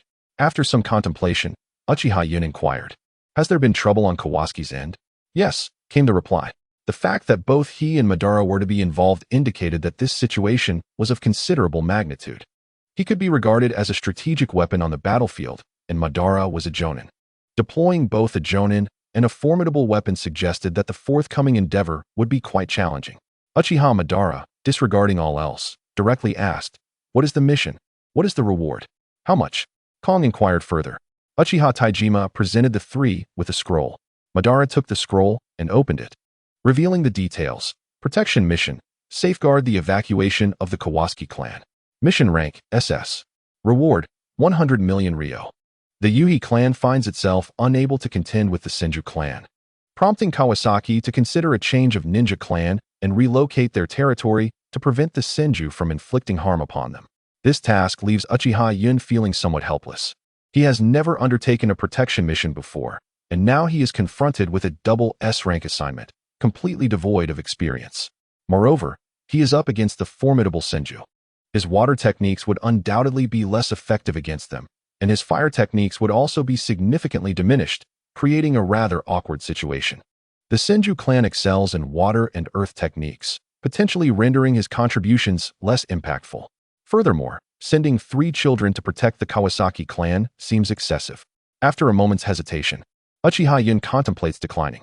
However, Uchiha Taijima interrupts him, stating, "We cannot act just yet. The Kawasaki clan has not explicitly hired the Uchiha, merely assigning us a protection task. Therefore, we cannot mobilize a large number of our clan members to instigate a war." He then sighs, continuing, "The Kawasaki family is exceedingly wealthy, attracting the attention of many ninja clans eager for their employment. This, in turn, incites envy among other clans. We must bolster our defenses against surrounding ninja clans. With our clan's combatants dispatched, I harbor doubts about the capabilities of the remaining upper ninjas." Uchiha Yun nods in understanding. The wealth of the Kawasaki clan is immensely potent, inciting envy among numerous families. Due to the intricate dynamics among ninja clans, they can only accept employment from the Kawasaki and refrain from any other actions, leading to brutal conflicts among clans. It is nearly impossible for a ninja clan to sustain continuous development without the support of a family. Take the Nara clan, for instance. They can only engage in low-level trades, such as selling deer antlers, yielding minimal returns. Once presented with a hiring opportunity, they promptly align themselves with the employer. Without the combat prowess of a clan leader, completing an S-rank task becomes exceedingly challenging. Yet, Uchiha Yun and his companions have already accomplished 2 SSS-rank missions. So Uchiha Taijima believes this task will not pose a significant challenge for them. After all, the ninja clans depend on family support for survival, and the Senju clan is unlikely to take extreme measures, lest they face discontent from the families that follow them. This world is somewhat idealized. The relations among nobles are not as corrupt as one might expect. Essentially, as long as there is wealth to be gained, they are inclined to support one another to regulate the actions of ninjas and prevent them from threatening noble status. However, this mutual support exists only as long as it safeguards their interests. If their own benefits are jeopardized, then the priority shifts, money reigns supreme. In essence, this task does not appear to be overly perilous. After some contemplation, Uchiha Yun believes the 3 youngsters should venture out for some training. "Father, I think we should take Izuna with us. This could serve as valuable training for them, as flowers nurtured in a greenhouse cannot withstand the harshness of the world." After considering his son's words, Uchiha Taijima agrees to Uchiha Yun's request. With Uchiha Yun and Madara present, he feels assured of Izuna's safety, at the very least. Protecting them should pose no issue. Uchiha Yun harbored confidence in his ability to safeguard Izuna and the others. There were few ninjas capable of flight, but the iron gourd upon his back could certainly carry them aloft, ensuring their safety with its robust structure. As for other considerations, they lay beyond Uchiha Yun's purview. The mission was merely a supplementary concern. Kawasaki felt a chill. After all, the Senju clan could ascend to prominence just as easily. Given the original narrative, with the Senju triumphing over the Uchiha, it was only natural that the nobility supporting the Senju would rise in stature, ultimately becoming the paramount leaders of the Land of Fire. Upon accepting the mission, the group departed from Taijima's residence. Ban hesitated along the way, contemplating whether to voice his thoughts. Ko's eyes shimmered with a golden hue, reminiscent of wealth. After much deliberation, Ban finally mustered the courage to speak. "Yun, is it truly wise to let Izuna accompany us?" Uchiha Yun smiled knowingly. Ban was undeniably protective when it came to his younger brother. When they had resolved to establish a village, he had expressed his desire to create a haven for his brother, although he ultimately fell short of that ambition. What harm could there be? Yun countered. Under constant protection, they may never become independent ninjas. Ban shook his head. "That is not my concern. Izuna is merely 14, and Ko and Ki are only 12. Are we really sending them out?" He was interrupted impatiently. He recalled the strictness with which he had once treated the 3 youngsters when they had believed themselves to be inept. How had they transformed into this state after their own awakening? "We first took lives around the age of 7. By 8, we were on the battlefield. They are now in their teens. Why should they not venture out?" Ban understood the gravity of the situation, letting out a wry smile. "Is it not our duty to protect them? If we cannot, I would certainly impose strict demands upon them." Uchiha Yun considered this, realizing the validity of Ban's point. "Then let us inquire about their wishes. However, I wager they will eagerly agree." Ban gazed somewhat forlornly at the 3 young ones before him, who had recently caused him a monetary loss of 100,000 ryo, a painful sting indeed. Izuna looked up at Uchiha Yun and the others with excitement. "Elder brother. Second brother. Are we truly going out to complete a mission?" Ko's cheeks flushed with enthusiasm. "At last, we can see the outside world. He chimed in eagerly. Yes, yes. I've never left the clan grounds. It's the perfect opportunity to explore. Observing their exuberance, Uchiha Yun nodded in approval. Is there any doubt? However, could you share your reasons for wanting to venture out? Izuna was the first to respond. Of course, I wish to grow stronger. There are many powerful individuals outside, and only through life and death experiences can one surpass their limits and strive to catch up with my two elder brothers. Ko pondered briefly. I want to witness whether the outside world is as splendid as they say. I do not wish to remain confined to this place for eternity. He replied without a second thought. It's more fun outside. They want to play with me and fourth brother, claiming we have two monstrous brothers. Their responses caused Ban to furrow his brow, though he could still comprehend Izuna's aspirations. However, the two youngest brothers displayed no desire to grow stronger at all. While I do not wish to expose them to danger, I also do not intend to hinder their development. If they do not become stronger, they will inevitably encounter peril. It is unrealistic for me and Uchiha Yun to remain by their side for eternity. Eventually, they would be unable to evade assassination attempts. Understanding Uchiha Yun's perspective, Ban sighed helplessly. Indeed, it is time for them to venture out and gain some experience. The three of us could each receive 30 million Rio. But now that we have three young masters to consider, some of that must be redistributed. With a resigned gaze directed at Kong, who was busy calculating, Ban placed a hand on his forehead, exuding a sense of helplessness. This fellow, Kong, had inexplicably transformed into a money-obsessed individual, fixating on financial matters at every turn. My earlier contemplative mood was entirely disrupted by his antics. Uchiha Yun, on the other hand, looked at Kong with satisfaction. This fellow truly lived up to the teachings I imparted. I find his character quite appealing. Perhaps I should entrust him with the task of generating wealth in the future? This notion seemed rather enticing, allowing me to lounge about while relinquishing financial concerns. Reflecting on money, Uchiha Yun recalled experiences from his past life. Remembering a classic phrase, "Do not call me poor, I merely lack money at present." I have never envisioned living a life of poverty. I simply refuse to lose something significant due to a lack of funds. Nevertheless, this sentiment could be cast aside as there was no longer a need to fret over finances. The three young ones regarded Kong with disdain, their minds entirely oblivious to the importance of money. After all, with two wealthy brothers and a prosperous father, they felt no concern. Had Uchiha Yun been aware of their thoughts, he would undoubtedly have reprimanded them on the spot. At such tender ages, they should not be contemplating how to exploit me. Ban noted the trio's reactions, further solidifying his resolve to ensure they faced some hardships during this mission. Although he looked down upon Kong's avaricious demeanor, he held no aversion or disdain, for he too had experienced the agony of poverty and financial scarcity. The three youngsters, having never faced such trials, could not comprehend the true significance of money. Their mental maturity paled in comparison to mine and Yun's. Patting Ban on the shoulder, Uchiha Yun remarked, half amused, "Children from impoverished families mature early. Our experiences are entirely different from theirs. Their lives bear no resemblance to those of wealthy young masters. So it is only natural that they lack such thoughts." Ban retorted, "So, a rigorous training regimen is in order? Of course, otherwise, why would I have brought them along?" Uchiha Yun replied without hesitation, raising an eyebrow. Thus, throughout the journey, Uchiha Yun and Ban subjected the three young ones to merciless training. Food. No problem. Did you bring any? Did you forget to bring any? Then you'll have to watch us eat the rations and game we catch. If you want to eat, you'll have to hunt for it yourselves. Certainly, the burdens one bears cannot simply be cast aside. One must strive for greatness through their own capabilities. To think that Kanai is only equipped with a single blade? Your ignorance is truly remarkable, as such fundamental knowledge eludes you. Do as you please. If your tools are damaged, resort to crafting traps from wood for hunting. Are you famished? Should you pass through a village and desire a meal? That is permissible, but be prepared to pay for it yourself. If you lack the means, merely observe the affluent individuals as they dine while you seek your own sustenance through hunting. After enduring a series of trials, the three young ones shed their naivete and matured somewhat, grasping the significance of preparation, strength, and wealth. Yet, this is merely the beginning. Uchiha Yun and his companions must provide them with further challenges, not solely to foster their maturity, but to allow them a glimpse into the essence of life and the harsh realities of being a ninja. Izuna, on the other hand, bears a semblance of maturity, having shouldered considerable burdens even before Uchiha Yun and Madara matured.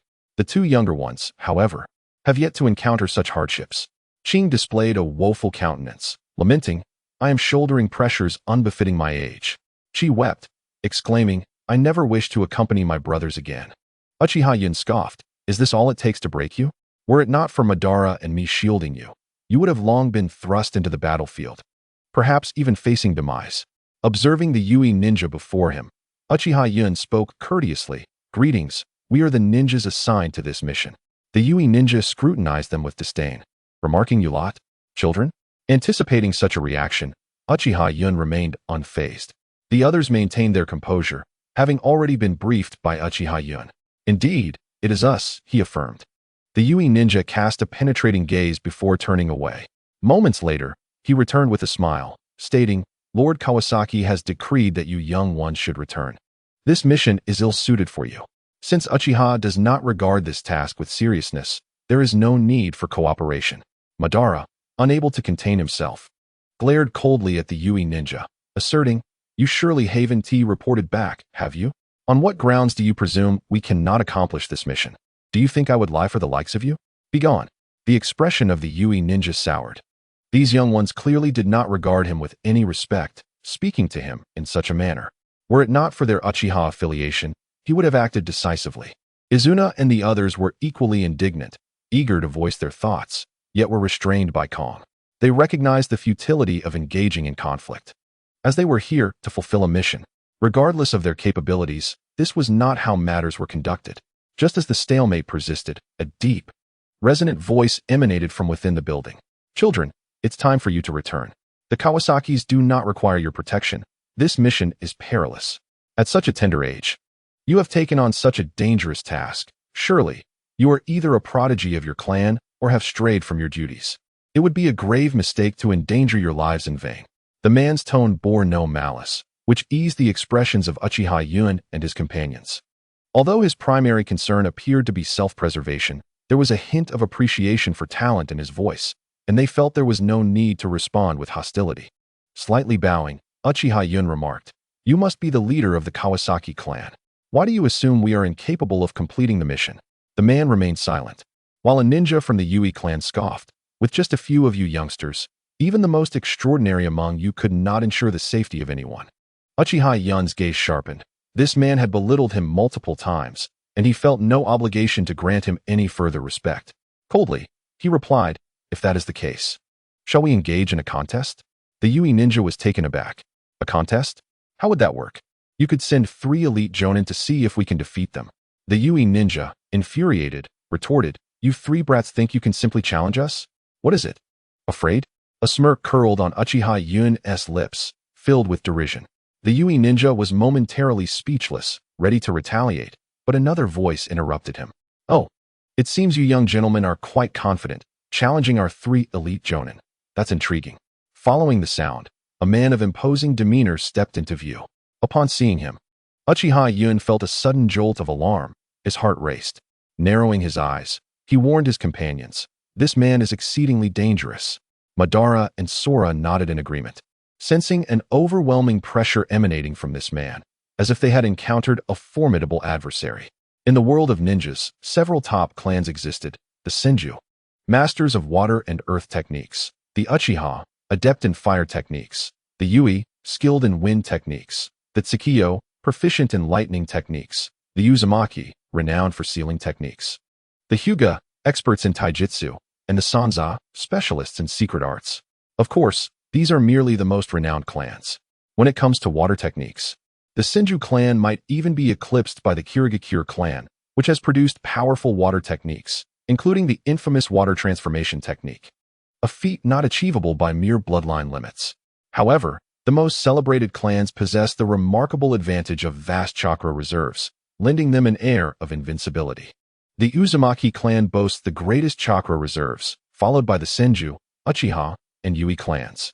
Upon hearing their name, one might suspect that the Yui clan shares some lineage with the Sage of 6 Paths, as their wind techniques are undoubtedly formidable. The man before them was none other than the leader of one of the most elite clans, Yui Kodai. Uchiha Yun furrowed his brow. This leader represented a strength incomparable to that of the lesser clan leaders, and within him lay an additional force that exuded warmth. What could it possibly be? As Uchiha Yun covertly observed Uchiha Ting, the latter was also scrutinizing him and his companions. The immense chakra emanating from them was astonishing, truly. They were formidable beings, with an undercurrent of vibrant life energy surging within. The other young one, too, exhibited a rich density of in-release energy. Feeling the pressure, Uchiha Yun dared not maintain his previous arrogance. The individual before him exerted a pressure even greater than that of Shikaku. To act recklessly would be folly. After a moment of stalemate, Uchiha Ting erupted into hearty laughter. Ah, young one, possessing talent is commendable, yet excessive pride could lead to your downfall. Uchiha Yun raised an eyebrow. You may be impressive now, but your words hold little weight. Casting a peculiar glance at Uchiha Yun, Uchiha Ting narrowed his eyes slightly. However, young one, a substantial chakra reserve does not equate to formidable strength. If you wish to undertake this mission, how about exchanging a few blows with me first? Confused by the proposition, Uchiha Yun responded directly, I refuse. Oh, and why is that? This presents a splendid opportunity to engage in combat with a leader-level warrior, a chance to absorb invaluable battle experience. Why turn it down? Uchiha Ting was perplexed. After all, challenging the strong was a pursuit favored by the talented. Why did this young one deviate from the expected path? Uchiha Yun shrugged, a hint of amusement in his tone. I am well aware of my own capabilities. Engaging with you would simply invite trouble. It's common sense to choose wisely between receiving a beating or avoiding it. Uchiha Ting was taken aback, his laughter erupting once again at the unexpected wit of this young one. Once his mirth subsided, his expression darkened. Young one, you lack the standing to set conditions. Do you comprehend the nature of the individual you face? A jolt ran through Uchiha Yun's heart. He wondered if this old man intended to eliminate him. If that were the case, he would be in serious trouble. Gradually, Uchiha Yun funneled the sand behind him into the earth to create ordinary sand. His subtle movements did not escape Uchiha Ting's notice. Shaking his head, he chose not to impede Uchiha Yun's actions. Fear not, young one. Had I intended you harm, I would have acted long ago, Uchiha Ting said softly. Reflecting on this, Uchiha Yun conceded that if the elder truly meant to strike him, there would be no need for chatter. He would have simply attacked. Given his slight physique, he doubted he could withstand several encounters with this old man. Moreover, he had the Uchiha clan behind him. Should he perish at the hands of this individual, the Uchiha would surely seek retribution. The Uchiha clan, after all, held superiority over Ue in terms of peak strength. Though relieved, Uchiha Yun did not cease his preparations. With a cheerful demeanor, he remarked, since you wish to spar, I must certainly prepare myself. Otherwise, my defenses may falter, and how could we engage properly then? With a shrug, Uchiha Ting indicated his acquiescence. Now that the veil had been lifted, Uchiha Yun no longer concealed his intentions. He augmented his chakra output, causing the sand iron to become ferocious, churning within the earth as he continuously produced more sand. Once the earth was ground into sand, it fell under the control of Uchiha Cloud, resulting in an accelerating momentum akin to a snowball effect. Due to Uchiha Cloud's blatant display of power, the disturbances beneath the surface grew increasingly pronounced, causing the very ground to tremble. The seismic activity intensified, and all present felt the overwhelming vibrations. Aside from Madara, Sora, and Yuhi's calm demeanor, the others succumbed to panic. The Yuhi clan's territory experienced unrest, with some mistakenly believing they were under attack by the Senju clan. Had it not been for Yuhi's timely admonition to his subordinates, the clan might have found themselves in a comical predicament. He was profoundly astonished, realizing the sheer magnitude of the boy's chakra, unprecedented and terrifying. A fleeting thought of eliminating Uchiha Cloud crossed his mind, but it was quickly suppressed. He held a measure of respect for Uchiha. Engaged in battle with the Senju, if Uchiha were to intervene, the Yuhi clan would undoubtedly suffer catastrophic losses. Recovery from such devastation would be no simple task. Uchiha Cloud sensed the murderous intent emanating from the elder. He could clearly perceive the malice in his eyes, prompting him to retract his aggression. He silently acknowledged the peril. It was wise to keep a reserve of power, lest the elder attempt to extinguish him in his infancy. Although not overly fearful, he understood that if things escalated further, the elder might very well take decisive action against him. With a subtle smile directed at Yuhi, Uchiha Cloud stated, Elder, I am prepared. Yuhi nodded in agreement. Given your recent display, your techniques possess considerable power and range. Let us engage outside. With that, Yuhi soared into the sky. Uchiha Cloud's eyelids twitched. The elder was indeed formidable, making any thoughts of retreat seem implausible. In terms of flight speed, he felt outmatched. Shaking his head, he dismissed the troubling thoughts, summoning his sand iron to form a cloud-like mass beneath him as he pursued Yuhi. The Yuhi clan's ninjas watched in bewilderment as their leader and the boy ascended into the air. Flight techniques were exceedingly rare, and they had never encountered another ninja capable of such feats. Initially, they had underestimated the boy's worth, but now it was clear that he commanded attention, particularly due to his rare abilities. Then, the Yuhi ninjas stood agape, stunned into silence. As Uchiha Cloud took to the skies, towering pillars of sand erupted toward him. These colossal formations created a breathtaking visual spectacle, as waves of sand surged from beneath the earth, obscuring the sun and casting the surroundings into shadow. The ominous clouds above vanished without a trace under the relentless assault of the sand, revealing a cerulean sky once the grains settled. This spectacle was witnessed by all. In the distance, the members of the Feathered Garment clan remained oblivious to the unfolding events, their expressions betraying confusion. The leader of the Kawasaki clan observed everything keenly, contemplating whether to forge an alliance with the Uchiha. Even if collaboration was not immediate, the mere presence of this young boy compelled him to consider future cooperation with the Uchiha.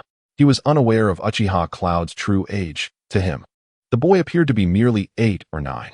The thought of such a young child wielding formidable ninjutsu stirred a sense of excitement within him, envisioning the possibility of his own clan's expansion through an alliance with the Uchiha. After a brief flight, they arrived at an open area. Uchiha Cloud, with little regard for formality, boldly asked, "Old man, is this place suitable?" Feathered Garment, taken aback, glanced at Uchiha Cloud and remarked, "Young one, why have you become so impudent? Are you not afraid I might end your life?" The amusement on Feathered Garment's face suggested he was unperturbed by the boy's tone. Uchiha Cloud shrugged, responding, "Since I'm destined to be beaten anyway, can I at least engage in some banter? Do you dare to kill me? You are currently embroiled in conflict with the Senju. Surely you understand my significance to the Uchiha. If you were to slay me, I doubt you possess the fortitude to confront 2 of the most formidable ninja clans simultaneously." Uchiha Cloud regarded Feathered Garment with an air of amusement. Nodding, Feathered Garment ceased speaking and made a gesture of invitation. Observing this, Uchiha Cloud spat in disdain, realizing the old man held him in contempt. With a cold smirk, he declared, "After making me wait all this time, do you truly believe you have me at your mercy? If you cannot defeat me, you should at least make me pay a price." Uchiha Cloud swiftly formed hand seals. Water release. Great water burst. A colossal sphere of water erupted from his mouth. Although Feathered Garment had anticipated this, he was still taken aback by Uchiha Cloud's overwhelming chakra. Wasn't this boy a sand manipulator? Uchiha Cloud did not intend to employ the Ghost Lantern technique against Feathered Garment, as he did not wish to reveal his ultimate tactics in a non-lethal confrontation. The Ghost Lantern technique was indeed formidable. Despite being frequently thwarted by the likes of Uzumaki Kyuko, it had withstood a tailed beast ball from the 8 Tails without a scratch. To claim the Ghost Lantern technique was weak was a grave misunderstanding. In water-rich environments, those adept in this technique were nearly invincible. Was Ghost Lantern Water Moon truly that powerful? Perhaps not. Yet, it had enabled others to endure a tailed beast's attack, serving as both a means of survival and a lethal weapon, hence its cautious application. Pleased with the terrain he had created, Uchiha Cloud smiled triumphantly and continued to form seals. Water release. Water Dragon Bullet. Simultaneously, he activated his Sharingan, fixating intently on Feathered Garment's every movement. Indeed, given Feathered Garment's agility, the Water Dragon bullets under Uchiha Cloud's command could not hope to strike their target, for the opponent was simply too elusive. The situation was quite vexing for Uchiha Yun, as the majority of his jutsu were relatively sluggish, making it difficult for him to land a hit. With his eyes narrowed slightly, he thought, "Surely, you do not believe that this is all I am capable of." Fire style, Phoenix Fire technique. Countless fireballs erupted from his mouth. Ninjutsu is not something to be recklessly endured. Upon witnessing the sheer volume and size of the fireballs, Yuya's rear courtyard had no choice but to swiftly evade. Uchiha Yun gave no respite, relentlessly unleashing the Phoenix Fire technique. If he could suppress his opponent, why bother with flamboyant tactics? A single, decisive strike would suffice. Yuya's rear courtyard soon discerned Uchiha Yun's strategy, inwardly lamenting, "This child is a monster. The amount of chakra he possesses and his unscrupulous methods are formidable." Initially, he had merely harbored reservations towards the Uchiha clan. But now he found himself wary of Uchiha Yun himself. On the battlefield, Uchiha Yun was nothing short of invincible, engaging the enemy's strongest warriors. Even the collateral damage incurred by other ninjas would undoubtedly cause them great distress. Coming to a halt, Yuya's rear courtyard hastily formed hand seals. After years as a ninja, his proficiency in ninjutsu was unparalleled by others. With just a few seals, he prepared his technique. Wine style, vacuum wave. Dozens of swirling wind blades surged towards Uchiha Yun. A smirk played on Uchiha Yun's lips. After all, his body was composed of an exceptionally resilient rare metal. Surely, these minor wind blades could not harm him. However, as the wind blades approached, he realized the gravity of the situation and quickly conjured a shield using iron sand. The wind blades astonishingly produced sparks as they scraped against his shield. Uchiha Yun broke into a cold sweat. Typically, the ninjutsu he released would be enhanced, and he feared that even his own body could be severed by such reinforced attacks, nearly exposing his true nature. A disconcerting crunch echoed through the air. Uchiha Yun stared incredulously at his abdomen, where a significant gash had emerged. How could the wind bypass his defenses? Lowering his shield, his expression darkened. His opponent possessed something formidable. There was something peculiar about that wind. Fire style, Phoenix fire technique. Wind style, vacuum sphere. As their techniques clashed, their garments became increasingly tattered. Each time Uchiha Yun raised his shield in defense, his opponent's ninjutsu would skillfully evade and strike him precisely. Yuya's rear courtyard looked on in astonishment. This child can also perform medical ninjutsu. His recovery speed appears quite formidable. This is troublesome. Each time Uchiha Yun would erect a shield, his opponent could not perceive the situation behind it, which meant they were oblivious to Uchiha Yun's true condition. The damage to his clothing was evidence of the hits he had sustained. As for the issue of his opponent's robust physique, Yuya had considered it, but quickly dismissed the notion. With the right methods, perseverance was the decisive factor in physical training. As for talent, it was a secondary concern. His growth rate was already evident. The opponent appeared to be merely 8 or 9 years of age, and it seemed utterly implausible that he could withstand his ninjutsu with mere physical prowess. Furthermore, if the adversary possessed formidable taijutsu, he would have charged forward to engage him in combat. Observing the opponent descend to the ground, Uchiha Yun felt a flicker of confusion. Did the little one truly dare to touch the earth? In truth, Yu Ting had realized that this was not a prudent course of action. After all, Uchiha Yun's chakra appeared boundless. Should he remain airborne, he risked depleting his chakra entirely. Rushing towards the adversary from the skies was evidently unwise, as he could easily fall victim to the opponent's ninjutsu, resulting in significant harm.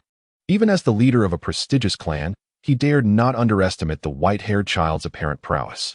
Reluctantly, he resolved to launch a ground assault, aiming for the opponent's face. Noting that the child had scarcely utilized sand for offense, he wagered that the child's sand was merely bluster. Alas, he misjudged. Upon witnessing the opponent's landing, Uchiha Yun swiftly relinquished control over the water release, great water explosion technique. The uncontrolled water was promptly absorbed by the earth, revealing the sand that lay submerged beneath. Standing atop the sandy expanse, Yu Ting felt a surge of apprehension. It seemed the child was preparing to unleash a significant attack. Before he could react, the sand surged violently, akin to a tsunami, rushing towards him.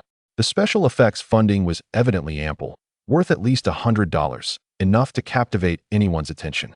The scope and height of the oncoming wave startled Yu Ting, prompting him to swiftly form hand seals. Wind release. Thousand-faced wind. The sand was cleaved into fragments, only to reassemble and then be severed once more. Despite the sheer volume of sand, its elevation continued to diminish under the onslaught of wind blades. By the time it reached Yu Ting, it had been reduced to a mere wall of sand a few meters high, which he effortlessly evaded. Uchiha Yun shook his head, feeling a sense of regret. Had that attack landed, the opponent would have been left severely injured, revealing the adversary's undeniable skill. The potency of the opponent's wind release seemed somewhat exaggerated, capable of slicing through his own sea of sand. He chuckled, a mischievous grin creeping across his face. Noticing Uchiha Yun's smirk, Ting felt a sudden chill, glancing around him. This was dire. An unsettling thought struck him. The opponent could manipulate sand. While he stood upon an expanse of it, looking down, he spotted a slender black sand pillar that had, unbeknownst to him, coiled around his right leg. Black sand. Ting felt a shiver run down his spine at the sight of this ominous pillar. It was evident that this was a formidable foe. Wind release, wind cutter. He prepared to unleash his technique, but the surroundings erupted with a resounding roar once more. Upon closer inspection, he found that, just like before, the sand had once again coalesced into a sea, now encroaching upon him from all sides. Not only had the quantity increased, but its height had also doubled, reaching a staggering 100 meters, leaving him utterly unnerved. If this strike lands firmly, even the toughest body would not withstand it. Wind release, wind blade. Uchiha Yun grimaced inwardly, extending his right hand to perform a grabbing motion. Sandstorm burial. Hotian felt a sharp pain beneath his feet, nearly stifling a cry. Without hesitation, he unleashed spinning wind blades that sliced through the sand pillar beneath him, propelling him upward. Uchiha Yun clenched his jaw, trying to flee. It won't be that easy. Countless sand arms emerged from the desert, reaching for Hotian. Yet, Hotian was exceedingly agile, evading their grasp. He understood that he could not level the entire encirclement. He could only unleash the myriad winds in one direction. Finally, as the sand sea threatened to engulf him, he managed to carve a narrow escape. His chest heaved with exertion. Hotian felt wearied, realizing he had nearly fallen prey to this young trickster, chiding himself for doubting the opponent's mastery of sand. It seemed the other merely found the sand's speed inadequate. Stealing a glance at his right leg, he muttered disdainfully, "This little brat." Uchiha Yun felt a pang of regret upon seeing Hotian intact, nearly achieving a decisive kill, only to have it slip away at the last moment. Truly, the leader of a top-tier ninja clan is deserving of their reputation, indeed exhibiting remarkable prowess. Hotian was not in the best condition. His right leg ached severely. Yet he was grateful to be airborne, not overly reliant on his legs. Casting a cold glance at Uchiha Yun, he shouted, "Youngster, I shall unleash my final strike now. Let us see if you can endure it." Wind release, tornado hurricane. As he uttered these words, a foreboding sensation surged within Uchiha Yun. Witnessing the spiraling tornado erupting skyward, his mouth fell agape. This can't be real. The tornado's diameter must be nearing 100 meters. Countless grains of sand were swept into the whirlwind, transforming it from azure to ochre, resembling a colossal earthen dragon poised to devour all in its path. Terrified, Uchiha Yun shivered and hastily enveloped himself in sand iron for protection. Still feeling insecure, he commanded all the sand to flow toward him, encasing himself in a vast yellow earthen mound. As he sensed the diminishing sand surrounding him, Uchiha Yun's heart raced. Is this the power of a top-tier ninja clan leader? Is this the strength of a war-era ninja? Simultaneously, he couldn't help but scoff. Compared to these monsters, what are those fellows in later generations? Excluding the Fourth War, of course. Speaking of which, how could a creature like the salamander dare to call itself a demigod? That claim is utterly inflated. It's an ocean of exaggeration. As the sand enveloping him continued to dwindle, Uchiha Yun felt tears welling up. This is too much. This fellow is surely more than just adept in wind release. Oh, it looks dire. My brother must be suffering terribly, Qing remarked with a hint of schadenfreude. In recent days, the two older brothers have been relentless in their torment of him and Qi, transforming him entirely. Qi, too, wears a smile on his cherubic face, seemingly reveling in the idea of the second brother being beaten. The laughter of these two little scamps stabs at Uchiha Yun's heart, leaving him with a profound sense of unease. He nods silently, realizing that perhaps his efforts have been insufficient. Strangely, the two youngsters feel a chill run down their spines.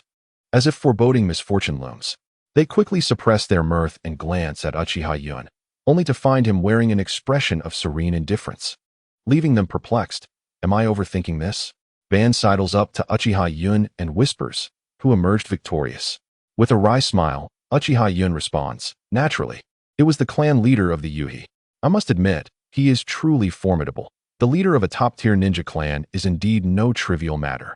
Nodding in agreement, Ban casts a sympathetic glance at Uchiha Yun. Indeed, the leaders of such elite clans are extraordinary beings. Now, it is Uchiha Yun's turn to be astonished. He knows that Ban seldom ventures out aside from undertaking missions, yet his tone suggests he has crossed swords with the clan leader. A sudden realization dawns upon him, and he gazes at Ban in disbelief. Ban, could it be that you? Ban's expression falters, as if recalling an unpleasant memory, and he looks skyward. Yes. Last time we sneaked out, our father. Uchiha Yun gives a thumbs up. You are quite audacious. Was it that dreadful?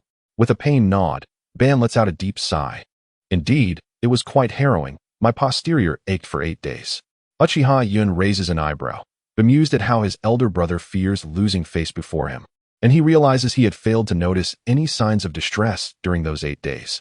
Turning to Lord Kawasaki, Uchiha Yun inquires, Lord Kawasaki, may we now offer our protection?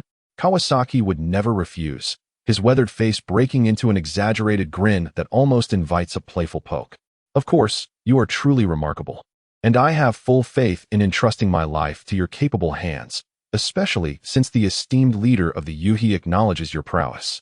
Uchiha Yun shivers at the sycophantic praise, feeling as if Kawasaki has already glimpsed the bright future awaiting them. Nevertheless, he wears a proud smile, relishing in the accolades bestowed upon him. Observing Uchiha Yun's smug expression, a Yuhi ninja inexplicably interjects, while your strength is widely recognized, what of the others? If only you possess the capability to safeguard Lord Kawasaki, his safety cannot be guaranteed. The Yuhi ninja, convinced by his own words, stands tall and defiant. However, upon witnessing the darkened expression of Uchiha Yun, he shivers, realizing he may have overstepped. What right does he have to question the judgment of someone endorsed by the clan leader? Although his argument seemed sound, he recognizes that the individual before him is destined for greatness. If a future conflict arises between Yuhi and Uchiha, and should he hold a grudge, might he find himself in perilous waters? Upon reflecting on this, he felt an even deeper regret. Why had he acted so foolishly? Was it the arrogance of the young brat before him that momentarily blinded him to the true nature of his opponent? Uchiha Yun understood the sentiments of the other party. Large clans often harbored a sense of pride, and encountering someone more talented than oneself frequently incited jealousy. Niji and Sasuke, upon their introduction, certainly believed themselves superior while looking down on others. However, the actions of this individual seemed utterly devoid of reason. Uchiha Yun, who had long harbored disdain for this character, turned to Lord Yuichi with a smile and remarked, it appears this fellow has some objections. Yuichi furrowed his brow, perplexed by the inability of his subordinate to grasp the situation. What folly was this? With Uchiha Yun present, even a few ordinary individuals could effectively accomplish the task at hand. In this era, could one truly ascend to the rank of Jonin without a semblance of intellect? Recalling the earlier display of arrogance, Yuichi's expression darkened as he scolded, you disgraceful fool, return at once.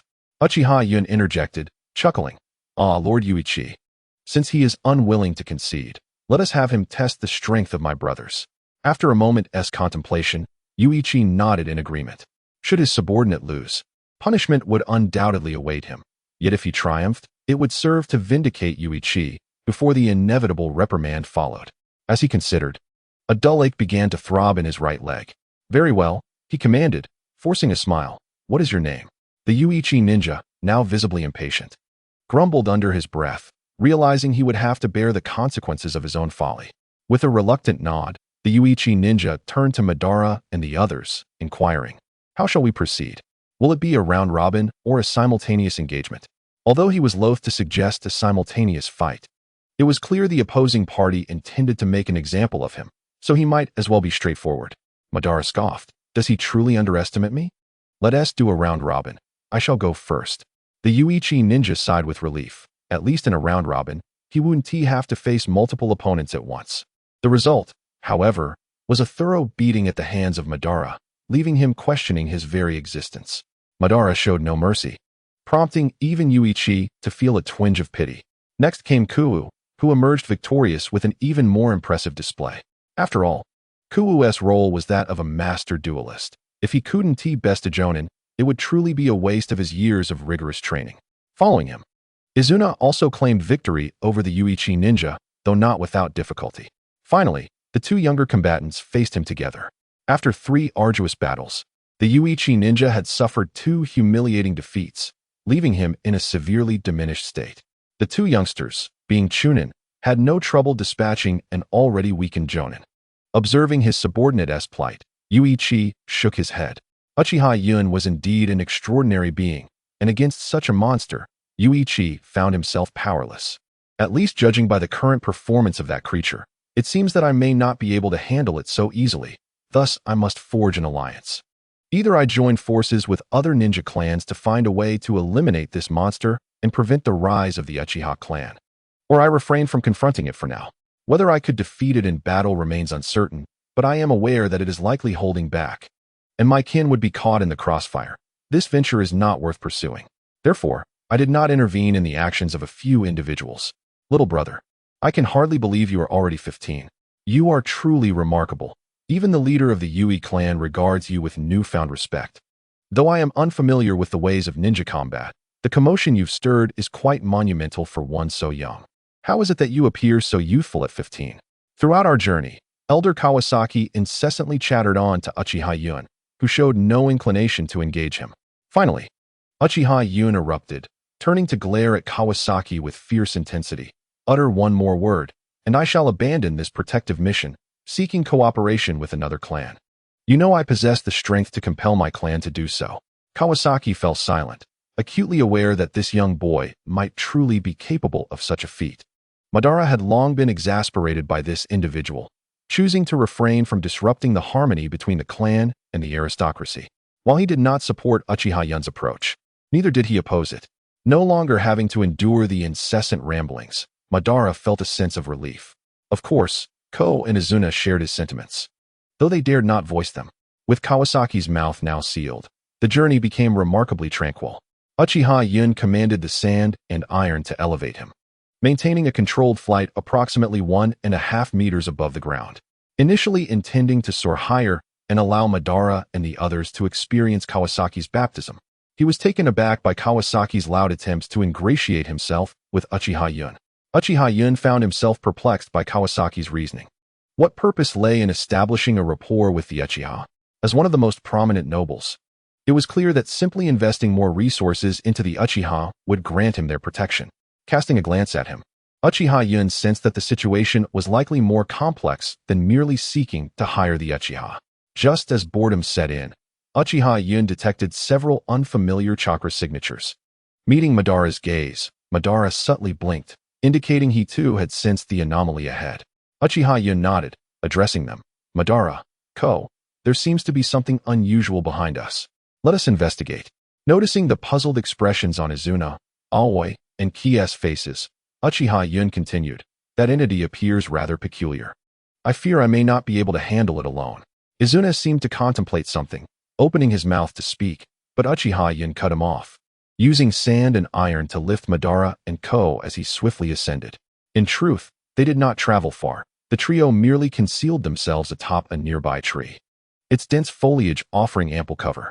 For added security, Uchiha Yun encased the three of them in sand and iron, shaping it before withdrawing his chakra. Thus, the outsiders were oblivious to the presence of the three. Obsidian gazed at Uchiha Yun in confusion and queried, Yun, if you do this, won't we also be unable to perceive the outside situation? Uchiha Yun responded with a mysterious smile, covering his right eye with his hand. Suddenly, a portion of the surface of the sand iron dislodged, and the fragments gradually coalesced to form an eye. This was the eye of sand technique that Gaara had also employed. The eye floated in the air, capable of drifting a certain distance from the caster based on their chakra levels. Uchiha Yun could control it to float approximately 5 kilometers away from himself, which, combined with the height, was more than sufficient. This eye transmitted information to the eye that Uchiha Yun had covered. The act of shielding his eye was merely to prevent the imagery from appearing overly abstract, thus allowing for clearer observation. Kong and Obsidian looked on in bewilderment, utterly perplexed by Uchiha Yun's display. After a brief explanation, Obsidian, somewhat exasperated, remarked, Yun, how are we to know what is happening with this method? Uchiha Yun paused, realizing that managing everything alone was somewhat overwhelming. Having two assistants would mitigate such issues. However, it seemed that this technique did not allow others to perceive the images.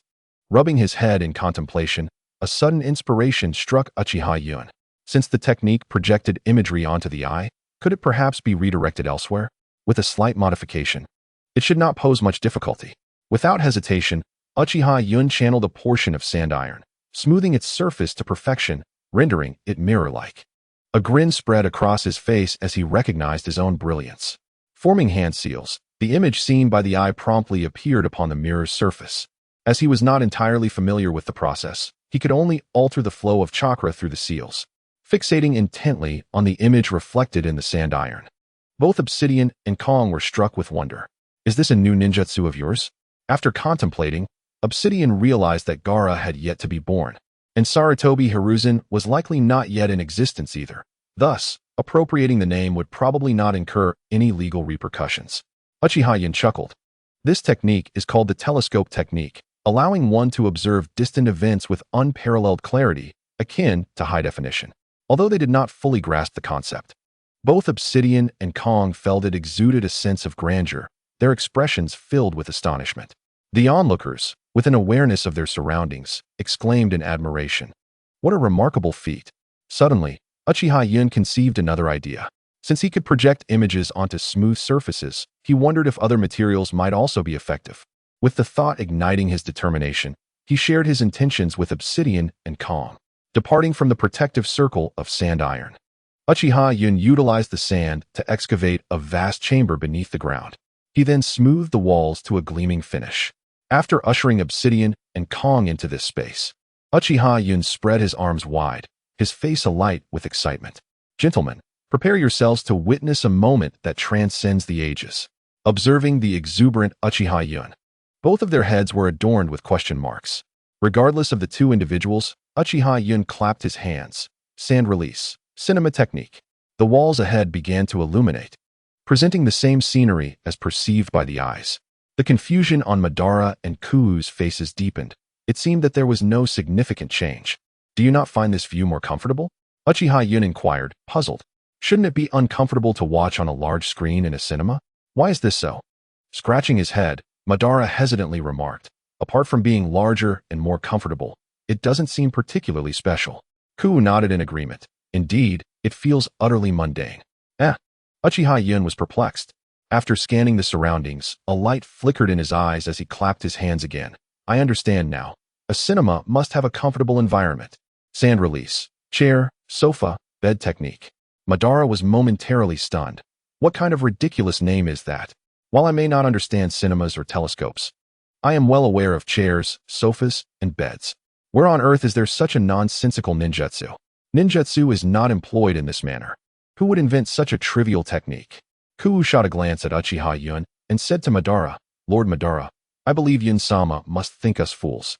Suddenly, countless grains of sand emerged from the ground, transforming into chairs, sofas, and beds.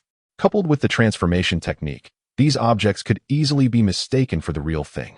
As long as the transformation technique was not subjected to attack, it would not revert. Thus, as long as chakra sustained it, transforming into furniture was entirely feasible. Madara's eyes widened in astonishment. There truly exists such a ludicrous ninjutsu. How lazy can one be? He abruptly paused, casting a sidelong glance at Uchiha Yun, whose face was painted with embarrassment, and realization dawned upon him. If it is yours, then it is not surprising. Madara's tone was calm, as if it were expected. Lord Madara, come quickly. This bed is so comfortable. Turning around, Kuu was lying on the bed, seemingly relishing the experience. Madara shot him a fierce glare and retorted, Look at your disgraceful demeanor. We must keep an eye on the battlefield and ensure they do not suffer significant harm, instead of merely indulging in comfort. At Madara's words, Kuu's expression turned serious, and he solemnly replied, Yes, Lord Madara, I will keep a vigilant watch. Kuu sat exceptionally upright, embodying the discipline expected of a true taijutsu ninja. Satisfied, Madara approached a sofa, promptly lying down and occupying the entire space, revealing an expression of enjoyment. It was important to note that their journey had been arduous. While not excessively tiring, they had to remain alert to the enemy's approach, which had long since drained their mental energy. Now, with such a large sofa before him, how could he not feel at ease? Unlike Uchiha Yun, who floated along on his sand, occasionally napping while subconsciously directing his sandy companion forward, Madara could not simply carry a sand gourd. allowing it to float while perhaps being supported by Uchiha Yun. Gradually, and quite naturally, one becomes adept. The subconscious consistently releases this chakra, exerting control over the sand and iron. Observing the surroundings is irrelevant, merely floating a bit higher suffices. Naturally, Madara's actions invited a wave of disdain from Konoha's cloud. What a waste of chakra, he remarked. Today I discovered the transformation technique is utilized in such a manner. Maintaining it surely consumes a significant amount of chakra. Though his body remained obedient, Madara felt compelled to retort against Uchiha Yun. Casting a disdainful glance at Madara, Uchiha Yun continued to focus on the screen, not bothering to turn back. Chakra? Is it really that depleting? Madara's expression hardened in contempt. Wishing he could slap himself for asking such a foolish question. Why had he inquired about this? Wasn't it akin to a cow humiliating itself by milking its own milk? This fellow's chakra reserves had long been regarded as monstrous, and to call it vast would be an understatement. Here he was, lamenting the chakra consumption of transformation techniques in front of such a being. Silently gazing at the screen, Madara struggled to suppress the urge to unleash a beating upon Uchiha Yun. This individual was infuriating, and the worst part was feeling utterly powerless against him. It was impossible not to harbor resentment. Merely watching a few youngsters engage in battle seemed rather dull. The primary issue was that the cinema he had created lacked sound. Uchiha Yun turned to Madara and asked, "Do you wish to know about the latest black technology?" Madara's expression grew somewhat unnatural. He was inclined to refuse Yun's proposal. Yet his curiosity proved insatiable. "Well, go ahead, just don't produce anything bizarre." However, upon seeing the upward curve of Uchiha Yun's lips, an ominous feeling surged within him. He noticed a short stick materialize in Yun's hand, one end rounded. Indeed, what Uchiha Yun had produced was a microphone, a device familiar to everyone from a past life. Observing his increasingly eccentric younger brother, Madara felt at a loss for words to rescue him from his own absurdity.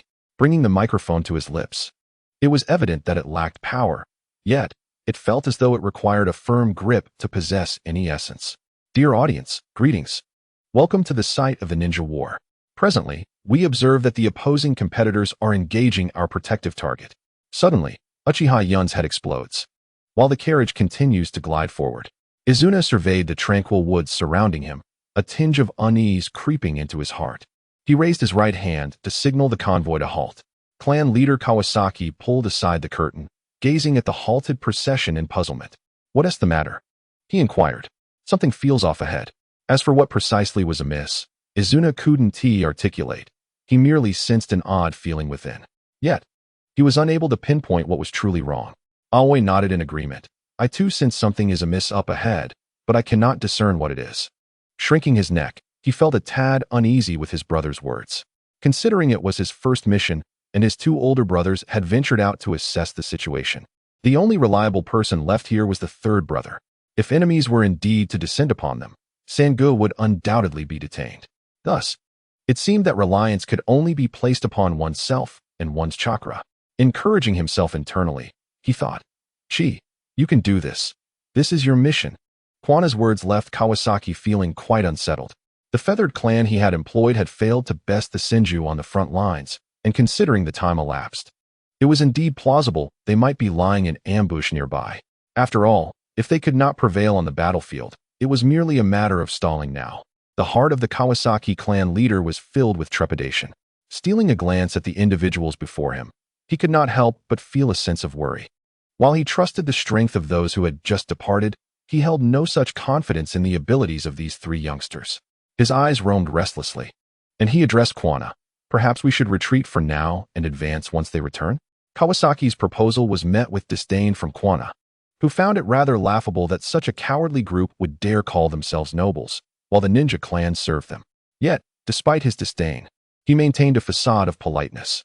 "If we retreat, they will undoubtedly pursue us immediately," Kwana sighed. Ching, puzzled, asked, "Sengu, why is that?" Kwana, exasperated, delivered a sharp smack to Ching's head, veins bulging on his forehead.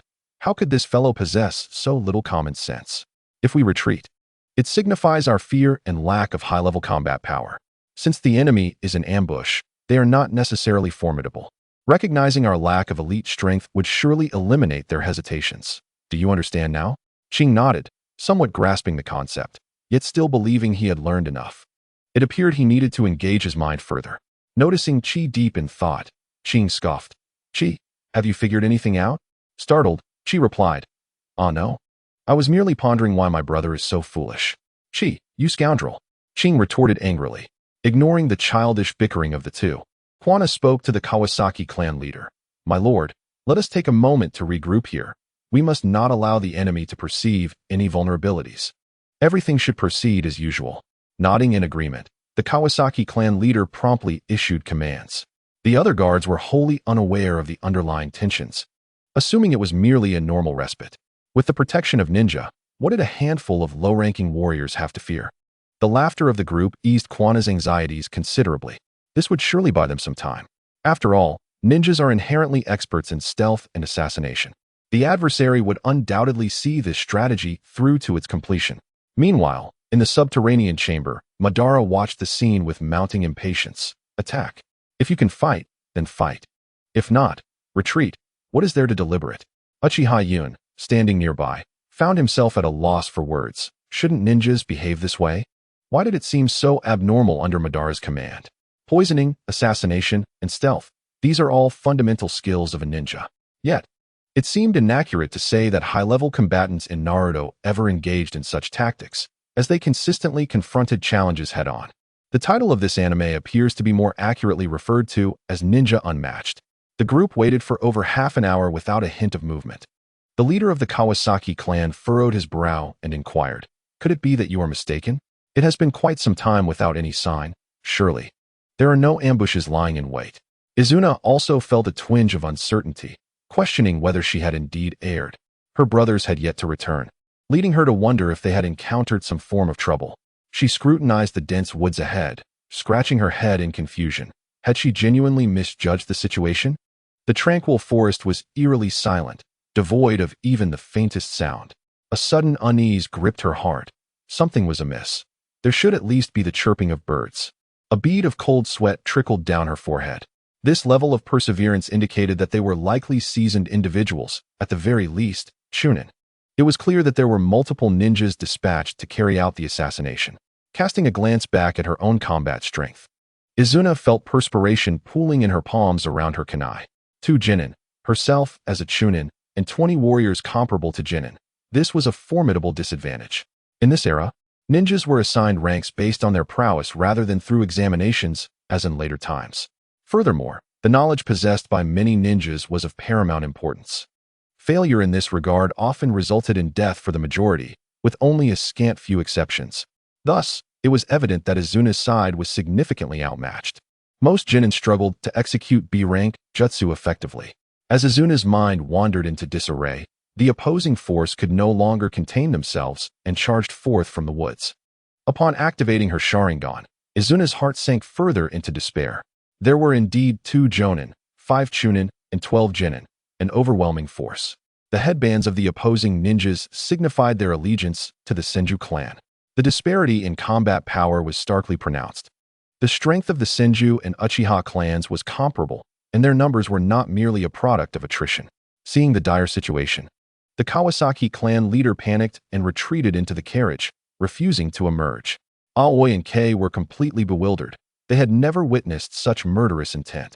The prospect of facing these formidable foes, who seemed poised to claim their lives, nearly brought the 2 young ones to tears. The Senju ninja furrowed his brow upon realizing that the protecting ninjas were merely children, an unexpected development. He then revealed a cruel smile, stating, "Children? The thrill of the hunt is even more exhilarating, especially for prodigies like you who venture out on missions at such a tender age." His sinister laughter nearly caused Aoi and Kei to lose composure. This was their first mission, and they found themselves confronted by such a monstrous figure. Their hearts raced with trepidation, fearing that they might become the primary targets. The performance of the 2 youngsters left Uchiha Yun and Madara utterly disheartened. It appeared that they were indeed incapable of rising to the occasion, trembling before their adversaries. Fortunately, Izuna's demeanor remained commendable amidst the chaos. In the face of unforeseen circumstances, the ability to shoulder responsibility, withstand pressure, conceal one's emotions, and calmly direct operations is indeed commendable. The opposing side showed no mercy. Uchiha Yun exchanged a glance with Madara and Ko, and together they erupted from the ground. Meanwhile, a senior ninja of the Senju clan continued to laugh maniacally. A pair of large feet struck his face, sending him flying over 10 meters. The remaining onlookers were left bewildered, utterly clueless about the situation. As the dust settled, a ninja clad in traditional garb, bearing a long blade, materialized before them. Ko cast a cold gaze upon the group, let out an eerie laugh, and seized the incapacitated senior ninja to flee. The others stood in shock, utterly perplexed by this audacious maneuver. Dragging someone equated to detaining them? Just as the remaining senior ninja contemplated pursuit, Madara intervened, blocking his path. This sudden turn of events exacerbated the already precarious situation for the Senju ninjas.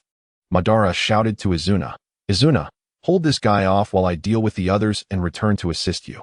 Izuna's expression turned grim. Could he truly detain a senior ninja? His previous victory over Uchiha had been facilitated by the intervention of a powerful ally who had softened the opposition. Now, facing a fully capable and intact senior ninja, Izuna harbored doubts about his own strength. Nonetheless, this was the optimal course of action. Only after Madara eliminated the lower-tier enemies could reinforcements be sent elsewhere. Otherwise, if Madara was bogged down by the opposing senior ninja, Izuna and Ko would undoubtedly face dire consequences against the numerous enemy ninjas. Thus, the task was daunting. If he failed to restrain the enemy senior ninja, not only would he be in peril, but everyone present would also be thrust into jeopardy. He refrained from pondering why Uchiha Yun was absent. He was likely preoccupied with other matters, or he would not have been missing from this scene. Gritting his teeth, Izuna nodded resolutely. "Big brother, I've got this covered. You can proceed with confidence." For some reason, Madara felt a pang of discomfort upon hearing those words. Observing the successful implementation of their plan, he chose not to dwell on it, nodding as he advanced toward the enemies Chunin and Genin. Under his command, two Chunin set their sights on Ko and Izuna. Uchiha Yun could not help but admire Madara's remarkable grasp of the rhythm of battle. It was akin to a dance, each beat perfectly synchronized with the melody. The plan had numerous vulnerabilities, easily discernible to Izuna and the others if they had the luxury of contemplation. But the urgency of the battlefield left no room for such thoughts. Casting a glance at the surrounding situation, Izuna felt an unsettling disquiet. Two Chunin and one senior ninja. Did it seem somewhat orchestrated? Where were his two brothers? Where was Ko? What had happened to the other ninjas? Suddenly, a voice pierced his reverie. "You dare to distract yourself while battling me, little brat." Startled, Izuna snapped back to reality, realizing that the senior Senju ninja had appeared before him. The kunai in his hand sliced toward Izuna's face, drawing ever closer. A sinking feeling settled in Izuna's heart. What to do? What to do? The world seemed to unfold in slow motion, and his eyes transformed into twin crescent moons. There was no escape. It was inevitable. Izuna was nearing despair, as the movements of this legendary shinobi were simply too swift. However, amidst this decelerated reality, Izuna noticed that the angle of the opponent's kunai appeared somewhat amiss, and a flicker of hope ignited within him. Leaning back, he watched as the kunai sliced past his chest, leaving a deep gash but ultimately preserving his life. The Senju ninja, bewildered, quickly glanced down, finding nothing amiss. What had just transpired? It felt as if he had tripped over something, yet he had acted swiftly enough to avoid disaster. In the distance, Uchiha Yun, who had been observing the spectacle, breathed a sigh of relief, wiping non-existent sweat from his brow. That was close. I nearly revealed myself, but fortunately, all is well. Here as your own words back to you. You dare to be distracted while battling me? The Senju ninja was startled, raising his gaze to see a familiar scene unfolding before him. It dawned on him. Wasn't this precisely the maneuver he had just employed against the young boy? Even the posture was identical. There seemed to be no distinction in their stances. He let out a cold chuckle. Was this child attempting to belittle him by using his own technique against him? He retreated a step with his right leg, seeking to evade the impending strike. Yet, as he pushed off, he felt something beneath his foot. What was this? He realized he had stepped on a stick. As the kunai drew closer, beads of cold sweat formed on his brow, prompting him to lift his leg slightly. What? There's more. The Senju ninja was on the brink of collapse. He had just charged through this very spot, and there had been nothing there. What had he stepped upon? But there was no time for despair. Izuna's attack was already upon him. Regret washed over the Senju. Had he known, he would have simply blocked the attack instead of retreating. It was too late now, and the legendary ninja failed to fully defend against Izuna's strike. The attack sliced across his chest, drawing forth a stream of blood. The Senju inhaled sharply. The pain was excruciating, though he had faced wounds before. Today's injury was particularly deep, nearly bringing him to tears. His eyelids twitched uncontrollably, and he harbored a deep-seated hatred for the boy who had inflicted such pain upon him. "You have thoroughly enraged me, little imp." Izuna, too, bore a long wound across his chest, yet he found himself laughing heartily. How absurd. "You intended to kill me all along." The Senju gritted his teeth. "You wretch. Let us see how you handle this." Water release. Water dragon bullet. A colossal water dragon surged skyward, heading straight for Izuna. Aware that he could not withstand such a torrent, Izuna was left with no choice but to evade the dragon's onslaught. Seeing Izuna's frantic movements, the Senju laughed maniacally. "Look at you, jumping around like a monkey." Izuna chose to ignore the taunts, fixating intently on the lengthy water dragon, determined to avoid its impact. Meanwhile, Uchiha Yun surveyed the battlefield with a satisfied smile, confident that everything was well within his control. The skirmish between the two lower-ranking ninjas and the Chunin hardly warranted any concern. A mere watchful eye sufficed. However, the conflict between the Jonin and Izuna demanded his utmost vigilance, for even the slightest misstep could prove catastrophic. Had he delayed for even a moment longer, Izuna might have met his demise. After all, there was no one here skilled in medical ninjutsu. It was hardly feasible to rush him back to Yuhi for aid. Yet, as he observed Izuna's continuous evasion of the water dragon's onslaught, Uchiha Yun sensed an underlying anomaly. Izuna was deftly dodging the attacks, and Yun was unconvinced that the opponent's chakra could sustain a lethal blow. He had activated his double Tomo Sharingan, granting him exceptional dynamic vision. It was virtually impossible for the water dragon to strike him. This indicated that unless the adversary possessed the capability akin to his second brother to exhaust a physically adept ninja through chakra, death was not an option for him. Finally, the Senju Jonin could no longer withstand the pressure. The water dragon's final assault created a massive crater upon impact. Both Izuna and the Senju Jonin stood momentarily stunned at the sight. The Jonin gazed in disbelief at the crater he had inadvertently created, a multitude of question marks swirling around in his mind. Was his ninjutsu truly this formidable? Such a deep pit was the result of his own actions? Izuna felt a wave of trepidation. Had he been struck, he would have been utterly obliterated. Fortunately, he had escaped unscathed. As the two remained in a state of shock, a voice emerged from within the crater. Coughing and spluttering, it exclaimed, "Ah, it's right above me. Now I understand why it felt so peculiar." Uchiha Yun flailed his arms wildly, attempting to disperse the dust and debris. In the distance, Madara leaned against a tree, exuding an air of defeat. Wasn't he this fellow adept at controlling sand? Why had he revealed himself? Izuna looked at Uchiha Yun, bewildered. His thoughts were in disarray. "Brother, what is happening?" Yun himself was at a loss for words, pondering how to explain the situation. At that moment, he realized his cover had been blown, and he had been caught in the act. Quite an embarrassing predicament. "Izuna, this is what I..." Before he could elaborate, Izuna waved his hand in resignation. "Ah, never mind, brother. I believe I grasp the situation now. Allow me to demonstrate my resolve." Seeing the determination in his brother's eyes, Uchiha Yun nodded. His younger sibling had always been perceptive. Upon reflection, he recognized that he had perhaps underestimated Izuna's maturity. Indeed, in the original narrative, this brother had likely witnessed Madara's demise countless times. Conversely, their fourth and fifth brothers had seemingly perished when Madara encountered Hashirama. The Senju Jonin, upon seeing Uchiha Yun, finally comprehended the bizarre occurrences that had transpired. He would find it hard to believe that this young boy had not interfered in the death of another boy. His eyes darkened, and his heart surged with fury, having never before been so disdained since his ascent to Jonin. An endless anger erupted from within him, filling the air with palpable tension. Aiming at the white-haired child, the Senju ninja swiftly formed hand seals, water release, great waterfall technique. Before he could complete his incantation, a colossal sand arm descended from the heavens, hurtling directly towards his face. The Senju Jonin had no time to evade, colliding head-on with the formidable appendage. In an instant, he felt as though he had been struck by an ancient beast. A searing pain surged through his chest, followed by a coppery taste in his throat. As he touched his mouth, fear filled the eyes of the Senju Jonin. What manner of being had he encountered? Despite appearing as a mere child of 7 or 8, why did he wield such powerful ninjutsu without the need for hand seals? It was utterly merciless. Seeing the Senju Jonin attempt to retreat, Uchiha Yun chuckled. If you defeat or kill my brother, I shall allow you to leave. The Senju Jonin, however, was not swayed by Uchiha Yun's deceptive words and promptly turned to flee. Kill him? He had already stated that it was his brother. Should he slay this child, he was certain he would never escape this forest. This child was extraordinarily strong. With just a single jutsu, he had inflicted a significant injury upon him.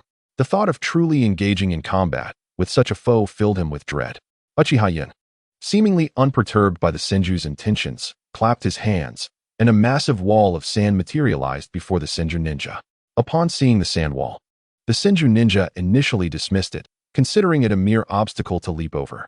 However, as he prepared to vault the wall, countless sand arms erupted from it, raining down a relentless barrage upon him. The battered Senju ninja's face contorted with despair. His suspicions had proven correct.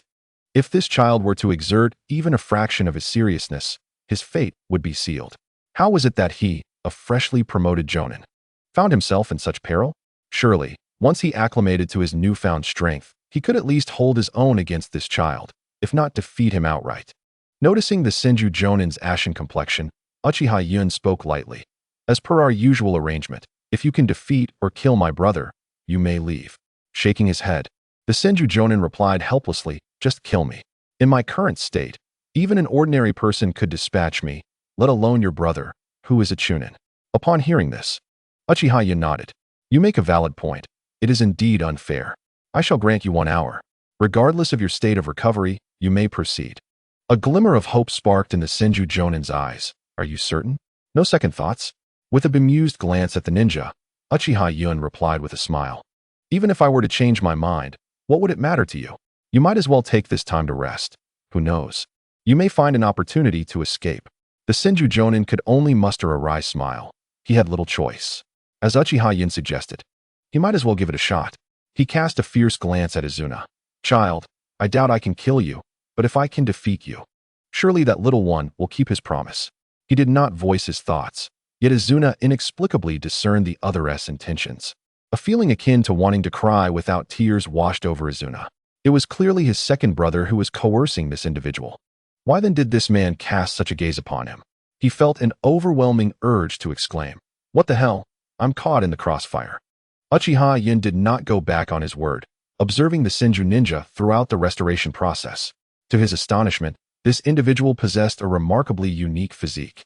In half an hour, while other ninjas could scarcely do anything, at best regaining a modicum of chakra, this fellow was almost completely healed from his injuries. The more serious wounds had transformed into mere scrapes, and the lighter ones had nearly all but vanished. He could ascertain all of this with just a glance. What had once been a laborious joint function was now almost effortless for this individual, indicating that his injuries had largely healed, with the remainder being of little consequence. This prompted Uchiha Yun to reflect. Indeed, the Senju clan possesses formidable regenerative abilities. It was entirely understandable that Uchiha could not prevail, given time, in a prolonged battle. Few could stand against these warriors. The seasoned Senju ninja stood up, stretching his limbs, cautiously glancing at Uchiha Yun. Are you certain you want to intervene? Uchiha Yun, casting a cold stare at the Senju ninja, replied nonchalantly, a promise is a promise. Yet, internally, he felt a twinge of regret, sensing that he might have inadvertently placed his brother in a precarious situation. He could only hope that Izuna would not be overly harmed. With a grim expression directed at the young boy before him, the Senju ninja appeared as though he had consumed an excessive amount of bitterness. How could he be looked down upon in such a manner? Shifting his gaze to another youth, the Senju ninja thought to himself, I must ensure that I thoroughly defeat this brat, otherwise I would be remiss. Tilting his head, the Senju ninja narrowed his eyes. Shall I begin? No sooner had he spoken than an arm of sand erupted from the ground, striking him in the abdomen. A sharp pain coursed through his chest, and he immediately felt as though his very essence had been siphoned away. Uchiha Yun's heart swelled with delight. He had been uncertain how to decisively incapacitate this man, but having just ensnared his brother, he now had the perfect opportunity to rectify it. What? It seems you have yet to grasp your predicament. Such arrogance. Are you truly addressing me? The Senju ninja, incensed, nearly lost his composure, questioning in his mind, where have I been arrogant? Is it not customary to refer to those younger as brat? Confused and unwilling to concede, he dared not utter a word of protest, simply offering a wry smile and shaking his head. Well then, when shall we commence? Since you are prepared, let us begin now. I pride myself on being fair and democratic. The Senju ninja? Just as he had recovered from his injuries and was ready to engage, this individual had suddenly rendered him devoid of strength, and now he was being asked to duel? Casting a fleeting glance at Izuna beside him, the Senju ninja gritted his teeth and nodded. Very well, let us proceed now. Fortunately, the adversary was merely a chunin, even if he sustained injuries. It would not pose significant issues. Observing the Senju ninja regaining his fighting spirit as though nothing had transpired, Uchiha Yun cast a worried gaze towards Izuna. Perceiving Yun's concern, Izuna nodded, fixing his gaze intently on the man before him. His hand gripping the kunai trembled slightly. Just moments ago, he felt no anxiety. Why now did a sense of nervousness envelop him? It was truly perplexing. Izuna found himself particularly disdainful of his present self. Earlier, upon seeing this foe, he was certain his brothers were nearby, ensuring his safety. Yet now, with his brother declaring he would not intervene, had he begun to falter? His heartbeat quickened. Resolute, he clenched his teeth and charged towards the man ahead. A glimmer of excitement flashed in the Senju ninja's eyes. This little brat seemed to have transformed, exhibiting a newfound determination. Had he been spurred into action? The Senju ninja narrowed his gaze on Izuna. Despite the boy's youth, he could not afford to underestimate him. As the kunai approached, a smirk of disdain curled at the corner of the Senju ninja's lips. You think you can defeat me with such rudimentary taijutsu? How naive. He raised his hand, effortlessly deflecting the kunai. Upon gazing into the crimson depths of the Sharingan, the Senju ninja's expression twisted into one of malevolence. You appear to be even weaker than before. Are you afraid? A sudden gasp escaped him as he beheld the kunai embedded in his side, disbelief washing over his features. Blood trickled steadily from the wound. Genjutsu? When did this happen? Izuna, with a firm grip on the kunai, plunged it deeper into the opponent's body. Regardless of what he encountered, he relinquished the kunai and swiftly grasped the object within, extracting it from the Senju ninja's form. The Senju ninja could no longer suppress his agony, letting out a pained howl. Summoning a surge of strength, he kicked Izuna away. Cold sweat beaded on his forehead. It felt as though his very essence had been siphoned away. Upon looking at what Izuna held, his vision blurred with rage. It was not merely a kidney that had been extracted, it was his entire organ, pulsating with warmth in Izuna's grasp. Rising to his feet, he tossed the kidney into the air with a mocking grin, declaring, "This little thing of yours seems quite diminutive. Have you overexerted yourself?" The excruciating pain in his abdomen rendered the Senju ninja speechless, yet Izuna's taunts ignited a furious wrath within him. His eyes, bloodshot and filled with fury, bore into Izuna. He understood that his time was limited. With his kidney taken, and in a state of combat, against an opponent who bore little injury aside from his chest, continuing the fight was tantamount to a death sentence. Silently reaching for his first aid kit, the Senju ninja began to bandage his waist. Fire style, fireball jutsu. The incoming fireball compelled the seasoned ninja to cease his bandaging. He clutched his wound with one hand while the other clutched the bandage, his legs propelling him into a frantic escape. That little brat. The Senju ninja was consumed by an overwhelming hatred. Was this the rhythm of draining his own blood? As he gazed at the silver-haired spectator before him, the Senju ninja fell silent. No matter how deeply he loathed, what could it change? The monstrosity of his opponent was simply too formidable, nearly on par with the leaders of the great clans. He was merely a recently promoted jonin, hardly superior to the chunin. The physical techniques that the Senju clan excelled in had been largely rendered ineffective by that Uchiha brat. With an impassive expression, the Senju ninja pondered why he had fallen victim to Genjutsu. Upon closer inspection, he realized his adversary possessed the double Tomo Sharingan. The mesmerizing beauty of the Sharingan within the opponent's eye stirred within him an unexpected desire for such eyes. Suddenly, it dawned on the Senju ninja, and he cursed under his breath. Damn it, how could I be so foolish? He quickly clasped his hands together and performed the hand seal. Release. Indeed, Izuna was already charging toward him. In a swift motion, he raised his leg and delivered a powerful kick toward Izuna. However, in his already weakened state, he found himself lacking in physical prowess compared to Izuna.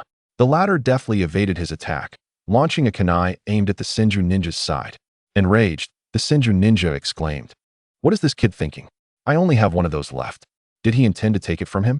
In a moment of desperation, he forgot the pain. Feeling a surge of strength coursing through him, and unleashed a sweeping kick that sent Izuna flying.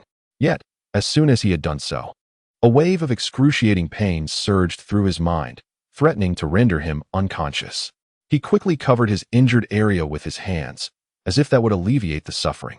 Before he could catch his breath, Izuna charged at him once more, kunai in hand, still targeting his vital organs. He had no choice but to fortify his defenses. Uchiha Cloud watched the two engage in a relentless exchange, both seemingly on the verge of tears. The Senju ninja had foolishly fixated on the corner of Izuna's eye, unaware that the latter excelled in Jinjutsu. With the enhancement of his double Tomo Sharingan, Izuna's illusions had reached new heights. On the ground, the eyes of the Senju Jonin lost all glimmer. His features contorted in agony, tears and snot streaming down his face. Upon glancing at his waist, he noticed 2 gaping wounds, blood oozing profusely from either side. Uchiha Cloud's eyelids twitched uncontrollably.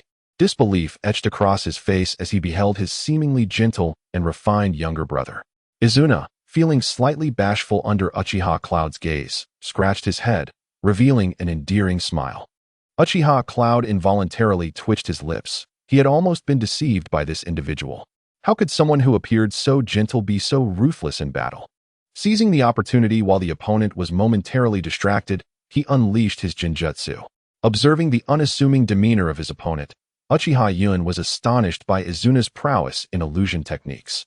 Once ensnared by the Jinjutsu, had it been Uchiha Yun, he would have undoubtedly dealt a fatal blow without hesitation. Yet, this individual, lacking in stature and wary of alarming his adversary, feared that he might not succeed in delivering a deadly strike. Instead, he merely targeted his foe's combat capability. The aftermath was even more brutal.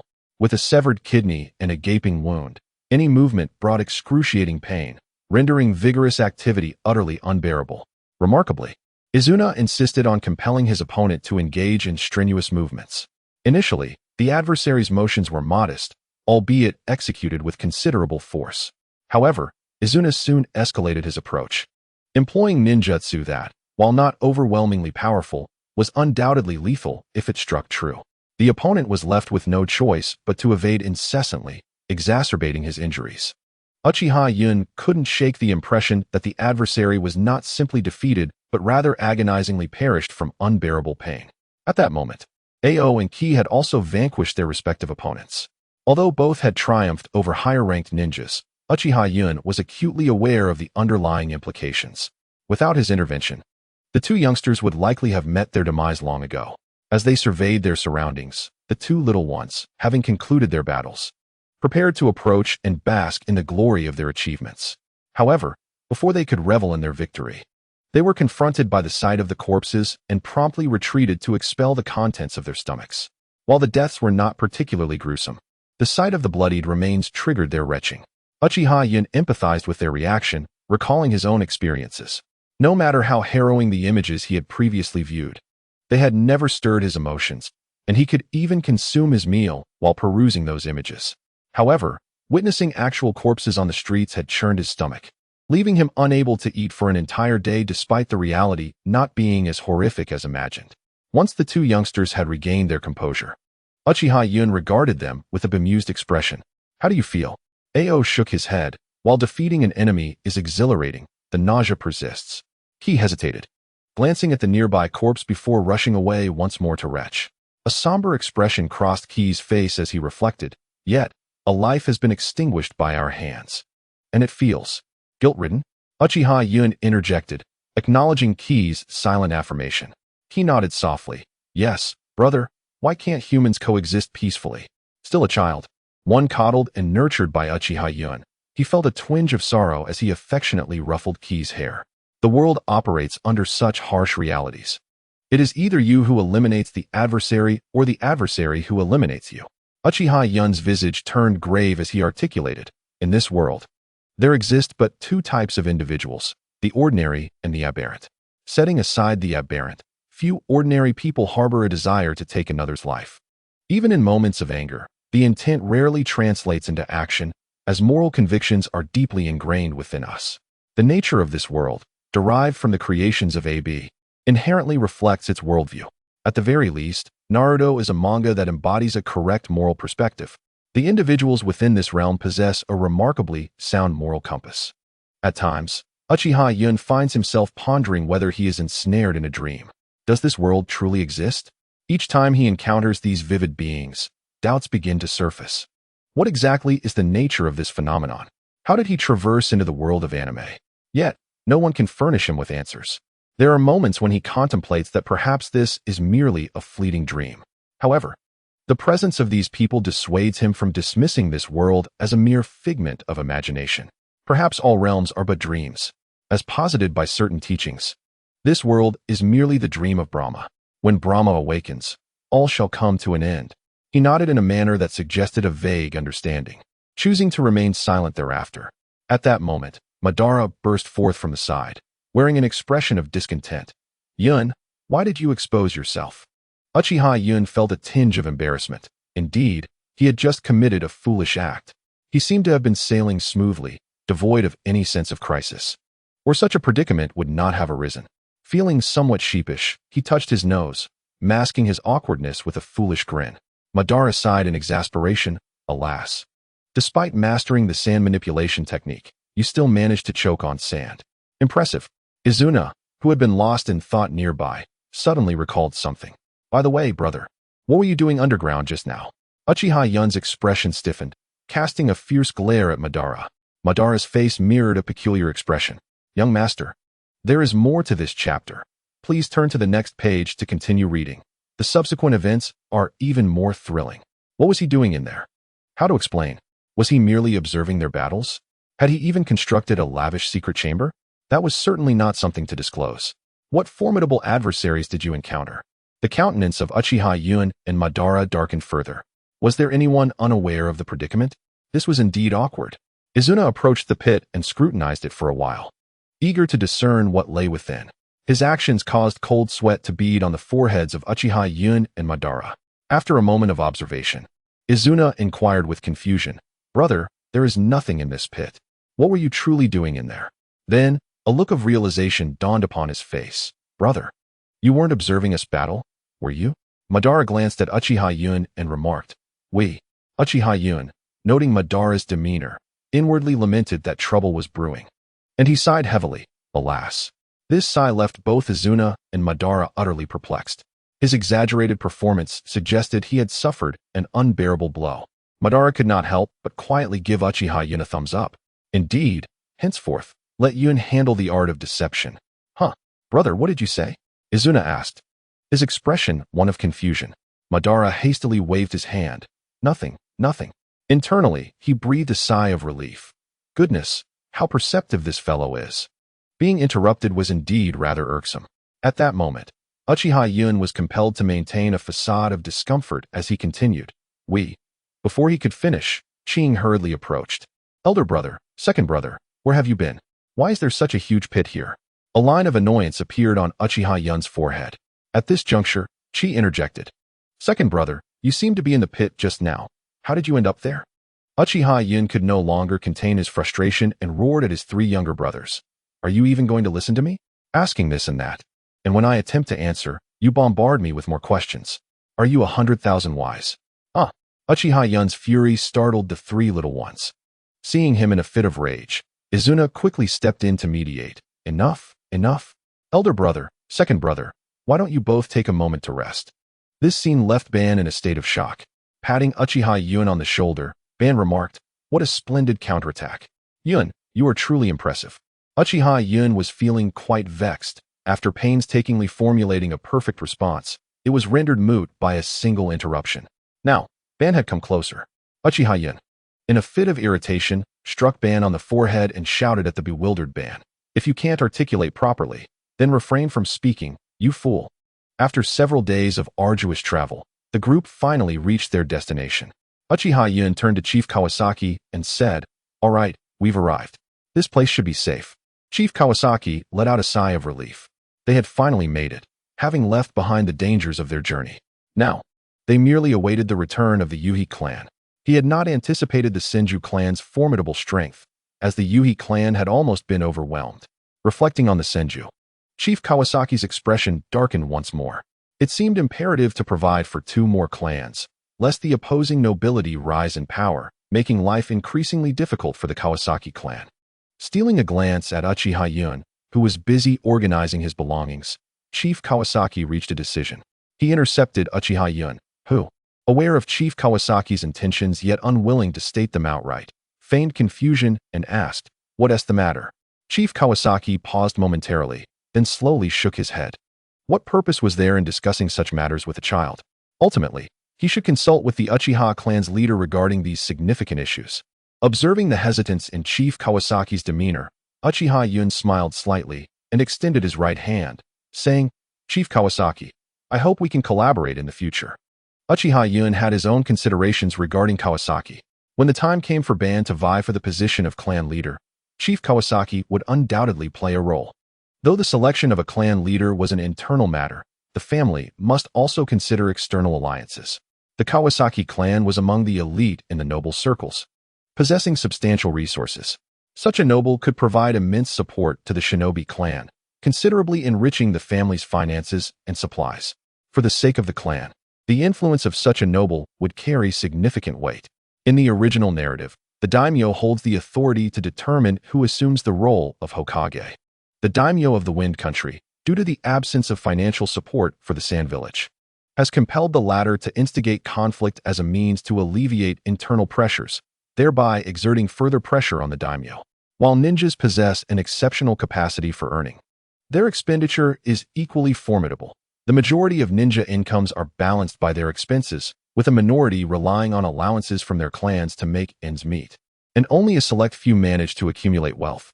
Remarkably, individuals like Uchiha Cloud and Madara, who can amass significant fortunes with just a few missions, are indeed anomalies.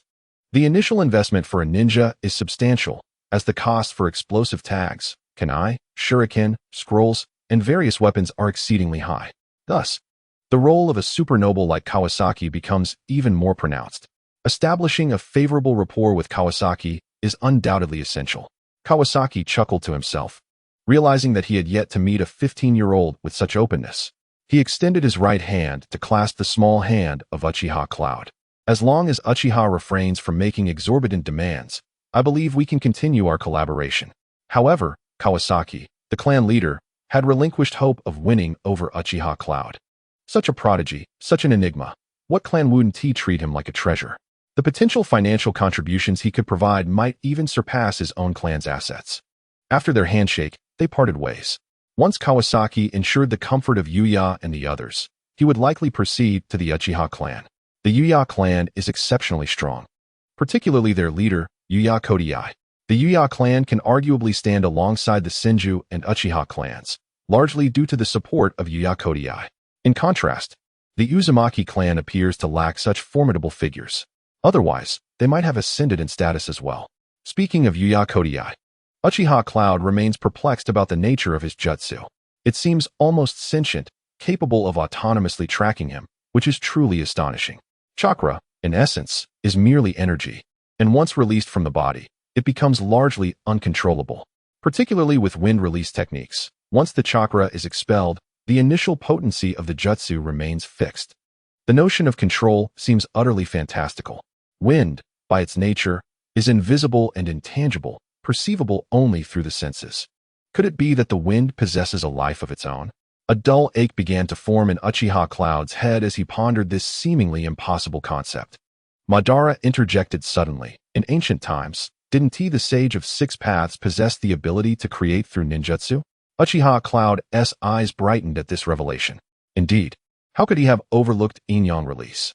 Yang release can bestow life upon ninjutsu, with the most notable example being Senju Hashirama. The vibrant vitality evident in his wood release must surely contain traces of Yang release. Conversely, Yin release is utilized to create physical entities, transforming chakra into tangible forms. With Susanoo being a prime example, perhaps water release could also be tangentially related to Yin release. If that is the case, the peculiar chakra he sensed must indeed be of the Yang attribute. Everything makes sense now. The formidable physique of Yuhui in the courtyard, which only suffered a slight limp from my ninjutsu, remarkably recovered after just a few hours. The presence of Yang released chakra alleviates any concerns. Yang release symbolizes life. And it is no surprise that Senju Hashirama possesses such robust vitality. I recall from my previous studies of ninja information that Tsunade also holds yang attributes. Uchiha Yun smiled with delight. The automatic upgrade of my Sharingan is indeed a splendid boon. It is certain that I will eventually awaken the Rinnegan. The prerequisite for unlocking the Rinnegan is the Sharingan and Yang release.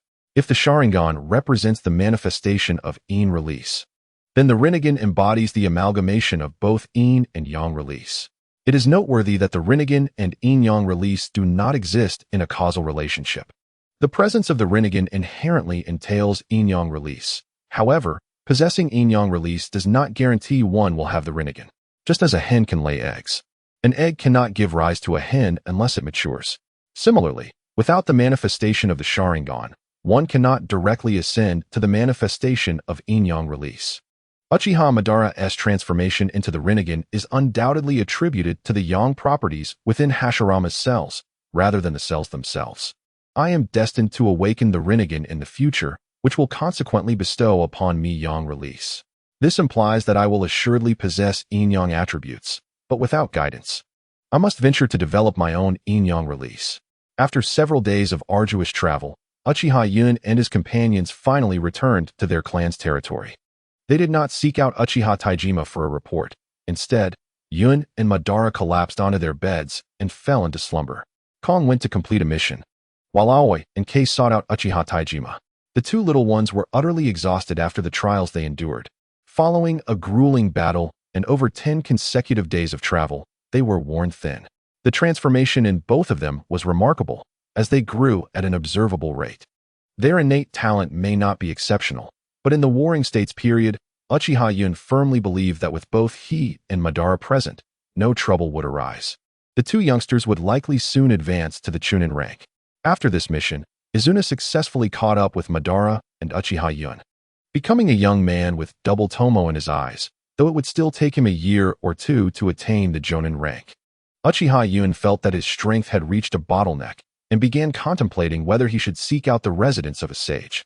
The Wetbone Forest, Myobo-Kuzan, and the Earth Dragon Cave are the three great sage habitats capable of absorbing sage mode. Of course, there may be other possibilities as well. Just as he pondered this, Uchiha Yun suddenly noticed something amiss in the corner of his wall. Activating his Sharingan for observation, he couldn't quite discern what was wrong. Slowly approaching the corner, he crouched there for a while. After years of tenfold enhancement, his mental prowess had grown remarkably strong, allowing him to sense something faint yet uncertain. Just as he was about to reach out to investigate, Madara's voice resonated from behind him. "Cloud, what are you doing squatting in the corner? Are you engaging in self-reflection over your guilty conscience?" Uchiha Cloud immediately turned around, disdainfully waving his hand at Madara, saying, "Get lost, get lost. You're the one with a guilty conscience." Madara chuckled. "Then what is the situation with you facing the wall?" Scratching his head, Uchiha Cloud wore a puzzled expression. "I just feel like something is amiss." Madara shook his head in exasperation. "You must be exhausted. It seems you've never undertaken such a long journey before. You were constantly on the move going there and returning. It's only natural you're worn out." Uchiha Cloud curled his lip in disdain, retorting, "The one who is incapable is clearly you." After this playful exchange, Uchiha Cloud chuckled and shook his head. It must be an illusion. Before standing up, he discreetly reached down in the corner. Naturally, he found nothing. Not finding anything was rather fortunate for him. He genuinely feared stumbling upon something. Oddities were one thing, but if he were to inadvertently encounter Black Zetsu, that would be truly awkward, unable to defeat him and inadvertently revealing his presence. He couldn't believe he would survive such an encounter. That fellow was terrifyingly meticulous and would never allow even the slightest hint of a flaw to surface. Had it not been for his confidence in victory during the Fourth Great Ninja War, it's likely that no one would even have known of his existence. Moreover, that individual had succeeded, all thanks to Kagaya Otsutsuki's lack of support, which had led to her son's predicament. Yet, a shadow loomed over his heart. Although he failed to grasp that entity, he was certain it harbored something mysterious. It was implausible that the sensation he experienced with his mental energy was non-existent. How absurd that would be. However, when he attempted to locate it again using his instincts, he found nothing. Shaking his head, Uchiha Cloud sighed. Perhaps it truly is just my imagination. That night, as Uchiha Cloud slept soundly, He felt an itch in his nose and groggily opened his eyes. Ah, Madara, you bastard. Hearing Uchiha Cloud's furious and anguished scream, Madara was startled. Storming into Uchiha Cloud's bedroom, shouting, "Cloud, even in your dreams, you're cursing me, and at such a volume." Then he froze. Uchiha Cloud was furiously glaring at the door, his expression one of a predator ready to pounce, which startled Madara. For some reason, Madara's imposing demeanor instantly diminished, and he weakly inquired, what's wrong? Uchiha Cloud, exasperated yet sardonic, pointed at a fluffy white object on the floor, angrily exclaiming, "Look for yourself. The evidence is irrefutable. Do you wish to deny it?" Following Uchiha Cloud's finger, Madara frowned. "What is this?" Uchiha Cloud sneered. "Isn't this just moldy bread?" He had seen that before. While everyone was showcasing their pets, only one person had tea. When others discovered a super cute, fluffy thing in his drawer, they mistakenly thought it was his pet. When someone reached out to touch it, they realized that the creature was, in fact, a piece of moldy bread. A foul odor, reminiscent of decaying food, suddenly assaulted my senses. This unpleasantness lingered so close to my nose that even Uchiha Yun dared not touch it. Uchiha Madara, taken aback, pondered how he could have possibly placed something on Yun's nose while he was asleep. Such an act seemed far too trivial for him. With a dismissive huff, Madara shrugged, declaring his boredom. Just as he prepared to leave, a frown creased Yun's forehead, and he contemplated hurling the moldy bread at Madara's face. However, upon turning around, he found the bread mysteriously vanished from sight. Reluctantly, he abandoned the idea. He certainly wasn't going to engage in a scuffle with Madara or rummage through the trash for another piece of moldy bread at such a late hour. Feeling drowsy, Yun chose to roll over and sleep, but his heightened senses picked up the presence of that same object from earlier in the day. In the ensuing days, the relationship between Uchiha Yun and Madara deteriorated further. Madara persistently placed bread upon Yun's nose, yet he staunchly refused to confess to his antics. While being teased once or twice was tolerable, the relentless torment began to wear on Yun's patience. Under the cover of night, he stealthily summoned a shadow clone, intent on catching Madara in the act. However, the clone remained vigilant through the night without witnessing any suspicious behavior from Madara. Just as Yun's clone was on the brink of slumber, a furious shout erupted from the adjacent room, signaling Yun's wrath. Madara, now visibly irate, prepared to confront Yun. As he opened the door, Yun found Madara staring blankly at both him and his shadow clone. The revelation that the clone had been summoned left Yun in a state of confusion. It became evident that Madara was not the culprit. Embarrassment washed over Yun as he realized that he had inadvertently exposed his own clone. Madara, now seething with rage, glared at Yun with fiery eyes, his fury threatening to engulf the entire dwelling. Being wronged for so long was unbearable for anyone, let alone someone as proud as Madara. As he approached menacingly, Yun weakly protested, "Don't come any closer, or I'll scream." Madara's expression darkened further. Without hesitation, he lunged at Yun, delivering a relentless barrage of blows until Yun's visage resembled that of a swollen pig. Sipping tea while observing Yun in a pitiful crouch, Madara savored the moment. Exhaling dramatically, the sound sent shivers down Yun's spine. As he continued sipping, Madara furrowed his brows in contemplation and inquired, "Yun, have you been hoarding leftover food?" "For quite some time." Yun, filled with disdain for Madara, shot him a withering glance. "You're the one hoarding leftovers. Do I look like I need that little food?" Madara's confusion deepened. "Then why is there such an overwhelming stench? It smells like spoiled food." At this, Yun wrinkled his nose, a wave of rancid odor washing over him, almost overwhelming him. After a dizzying moment, he bolted through the window with unprecedented speed. Even two maids, with the physique of ordinary individuals, have managed to sprint at a world champion level. Upon glancing around, Izuna, Aoi, and Kei were all present. Izuna cast a disdainful look at Madara, appearing quite exasperated. "Brother, using a counterfeit on our second brother would suffice. Why resort to the genuine article this time? This scent is overwhelmingly potent." The other two brothers fervently nodded in agreement, akin to chicks pecking at grains. "Indeed, this is utterly excessive. It's one thing to involve our second brother, but now we are all affected. I fear this house may be uninhabitable for the foreseeable future. What shall we do? Are we destined to sleep on the streets? Oh dear, I truly do not wish to slumber by the roadside." The duo spoke in unison, causing veins to bulge on Madara's forehead. Subsequently, Each of them sported a sizable bump on their heads. Uchiha Yun stood dumbfounded, witnessing the entire scene. This predicament could not have been orchestrated by Madara, nor by the brothers. Given the maid's speed and their typically respectful demeanor, it was evident they were not responsible either. Thus, it must have been Ko. For a moment, the atmosphere grew tense as everyone surveyed their surroundings, realizing the truth. This situation was undoubtedly his doing. Everyone in the room could hardly endure the stench, and Ko was the only one who had not emerged. Either he was immune to it, or he had prepared for it. To claim he could withstand such a foul odor would be preposterous. Based on the current circumstances, all evidence pointed toward Ko. The group, holding their noses, returned indoors, intent on demanding an explanation from him.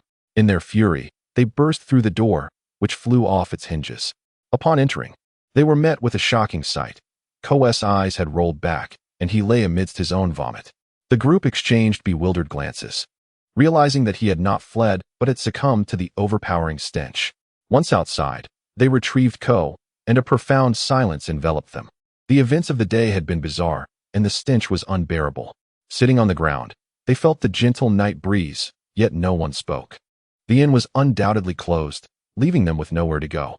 Aoi timidly ventured, "Do you think it could be the work of a ghost?" "A ghost? Surely not. There are no such things in this world," came the reply. "What about a yokai?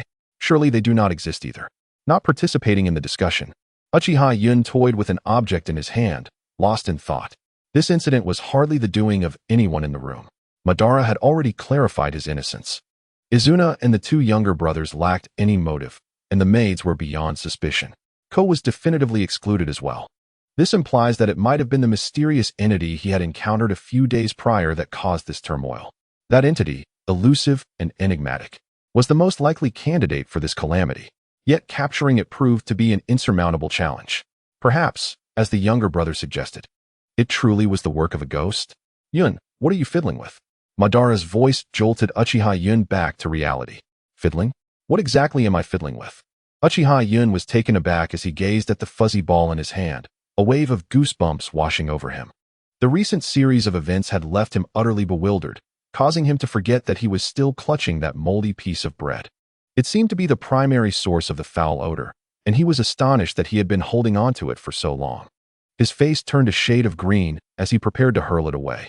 Suddenly, a flash of insight struck him, compelling Uchiha Yun to halt his motion. Generally speaking, bread could not possibly emit such a repugnant stench, and despite having toyed with it for so long, the mold he assumed should have been squished remained intact. Its texture surprisingly soft, akin to animal fur. In an effort to discern the true nature of this peculiar object, Uchiha Yun suppressed the urge to vomit and began to scrutinize it closely. After a considerable amount of time, he decided to activate his Sharingan for a more thorough examination. Upon closer inspection, he discovered that this little creature was round and fluffy, with a pair of small, green bean-like eyes peering out from beneath its dense fur. It possessed a nose and mouth, resembling a miniature hedgehog, albeit with much softer fur. While he was observing this curious being, a soft, syrupy voice echoed in his mind. "Hello there." Uchiha Yun abruptly stood up, glancing around in a state of bewilderment. In the realm of his Sharingan, there were no traces of chakra flowing nearby. Turning his gaze back to the little creature, he noticed it had actually blinked at him. Uchiha Yun was taken aback. It seemed that this creature had indeed spoken to him. Yet, the others around him appeared unfazed, merely watching him with puzzled expressions, wondering why he had suddenly risen to his feet. After a moment's contemplation, Uchiha Yun silently posed a question in his mind. "Little one, were you the one speaking?" To his astonishment, the creature responded to his thought. "Yes, yes." Uchiha Yun felt as though he had stumbled upon a new world, his excitement soaring. This little being was alive, capable of communication, and could potentially be kept as a pet, although its odor was somewhat challenging to endure. "I am a powerful summoning beast, not merely a pet. Besides, my stench is my means of attack." Uchiha Yun's joy surged. If that was its method of offense, then he need not be constantly subjected to the foul smell. It would be perfectly suitable as a pet. "I have already mentioned, I am not a pet." The little creature's voice was tinged with irritation. Uchiha Yun could not help but retort, "Little one, since you assert you are not a pet, then what exactly are you? What other abilities do you possess? Aren't summoning beasts supposed to be formidable? How many large frogs or snakes could you defeat?" The creature fell silent for a moment before responding, I only possess the ability to emit foul gas. Uchiha Yun chuckled. So, you are nothing more than a little pet, aren't you? The creature immediately grew agitated. I am not a pet. I can also enable you to enter Sage Mode. You may not know what Sage Mode is, but it is. Isn't Sage Mode something that can be learned? Uchiha Yun interrupted. Huh, how do you know that? Uchiha Yun spread his hands in a gesture of resignation, proclaiming, not only am I aware, but I also comprehend that places such as Mayaboka Mountain, the land of earth dragons, and the Wetbone Forest are excellent locales for mastering the Sage Mode. He resembled a child who had just acquired an exciting new toy, reveling in his delight. Suddenly, the little creature's tone shifted to one of pride. I am unlike them. I can absorb vast quantities of natural energy at will and discern the chakra levels within the host. I can effortlessly adjust the intake and output of natural energy, allowing anyone I possess to transform into Sage Mode at any moment.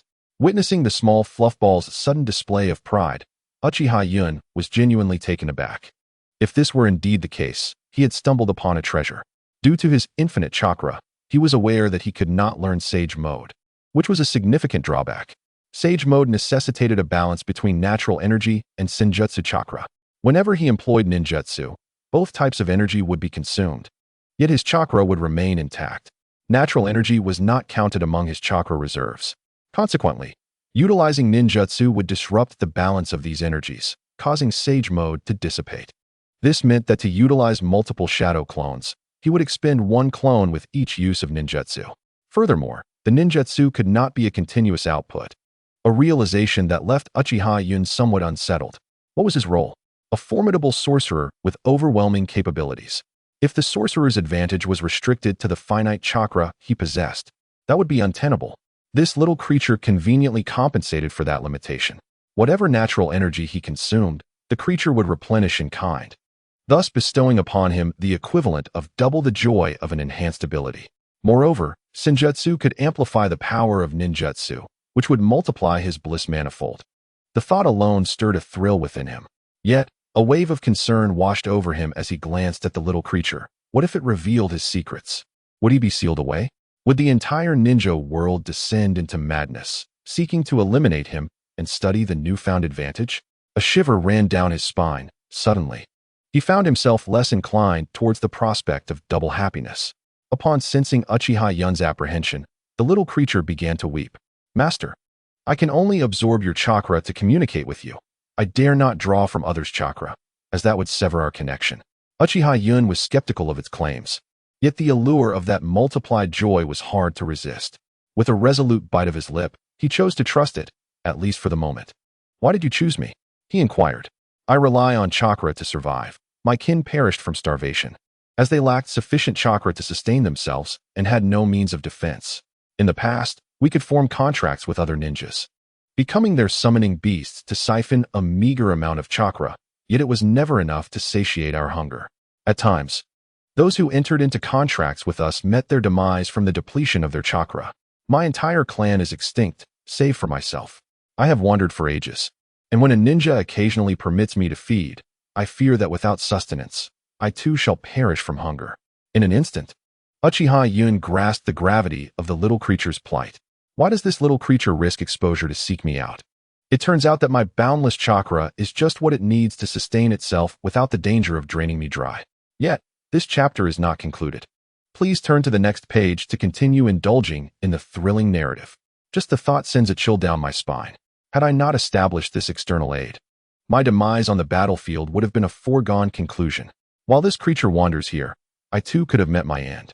Suddenly, Uchiha Yun pondered a question. If you were to run out of chakra, what would you consume? Life energy. No wonder that this species faced extinction.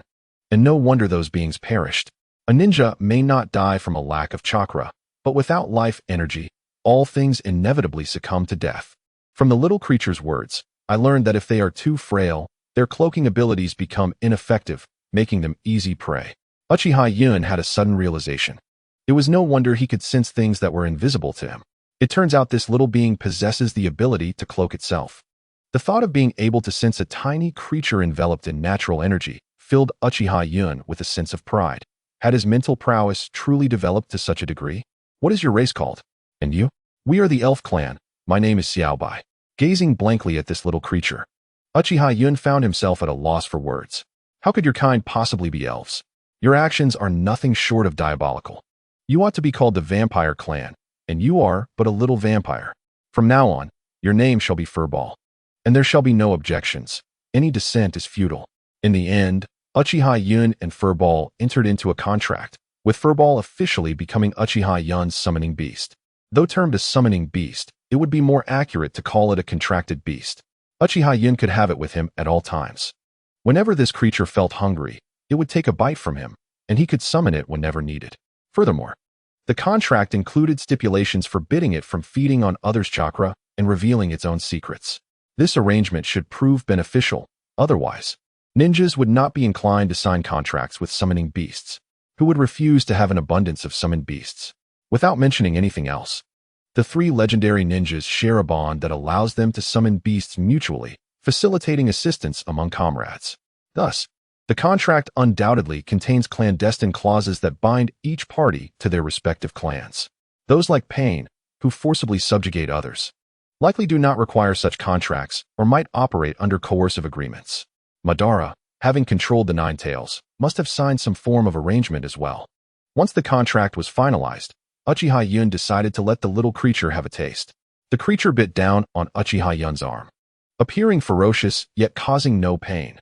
No wonder he had felt no discomfort in recent nights. Suddenly, Uchiha Yun felt his chakra surge forth like a torrent, the continuous release eliciting a rather pleasurable sensation. Ching, bewildered by Uchiha Yun's actions, tugged at Ban's sleeve and asked, "Brother, could second brother have lost his mind?" A look of fear surfaced on Chi's face as he trembled and pointed at Uchiha Yun, exclaiming, "It is said that those possessed by malevolent spirits exhibit strange behaviors. My brother's current state must mean he is possessed. It is utterly terrifying." Upon hearing Chi's words, Ching's expression also revealed trepidation as he cautiously gazed at Uchiha Yun, fearing he might suddenly commit an even more horrific act. Ban, with a bemused expression, looked at Chi and promptly delivered a playful slap to his head, saying, "What nonsense are you spouting?" He too was curious about Uchiha Yun's condition, as the myriad expressions on Yun's face were nothing short of bewildering. One moment he appeared joyful, the next enraged, one moment fearful, another astonished, leaving onlookers perplexed. Observing the object in Uchiha Yun's hand, Ban suspected it was the cause of Yun's peculiar behavior and reached out to swat it away. Fortunately, Uchiha Yun noticed in time and quickly tucked the item into his pocket, fearing Ban would destroy it. The thought of losing such immense joy due to Ban's careless action would surely leave him in tears. "What are you doing, Ban?" Ban paused momentarily, scratching his head in confusion. "I thought you were under some spell or something, acting both afraid and amused by that thing. I nearly thought you had lost your mind." Uchiha Yun rolled his eyes, chuckling as he shook his head at Ban. "This item is indeed remarkable, extraordinarily powerful. Did you not see me just sign a contract?" Ban, both amused and exasperated, replied, "Was that a contract? I thought you were just being foolish, signing a pact with a decaying piece of bread. Is that thing even alive?" "Of course it's alive. Do I seem like the kind of person who would toy with you for amusement?" Uchiha Yun replied, amusedly observing Ban. Ban and the others nodded in agreement, especially Kong, who had just awakened and was nodding vigorously. A line of black marks appeared on Uchiha Yun's forehead, surprised to find that they viewed him in such a light. "Stop joking, I'm serious." Seeing the solemn expression on Uchiha Yun's face, Ben also adopted a serious demeanor. "What exactly is that thing? You treat it like a treasure." "Indeed, it is a treasure," Uchiha Yun said with a mysterious smile, producing the fluffy creature. Uchiha Yun addressed it. "Come, say hello to everyone." Although he could communicate telepathically with the creature, he chose to speak directly for Ban and the others' benefit, opting not to repeat himself in thought. The fluffy creature, originally a round ball, suddenly elongated slightly. A tiny paw emerged from its fur, and it chirped, "Chummy." Ching and Chi looked on in delight at the little creature, exclaiming, "Wow, brother, this little thing is adorable." Ching reached out to touch it, but the fluffy creature was startled, releasing an unpleasant odor that sent everyone reeling, covering their noses and gagging. "Brother, is this creature's purpose to fart?" "Exactly. Are you planning to use it to stink up others?" Uchiha Yun's expression darkened. "Get away from me." Then he inwardly inquired, "Fluffy, what is wrong with you?" Fluffy immediately responded with a sense of grievance. "Master, I am scared." In that instant, Uchiha Yun's heart softened. The fellow resembled a child.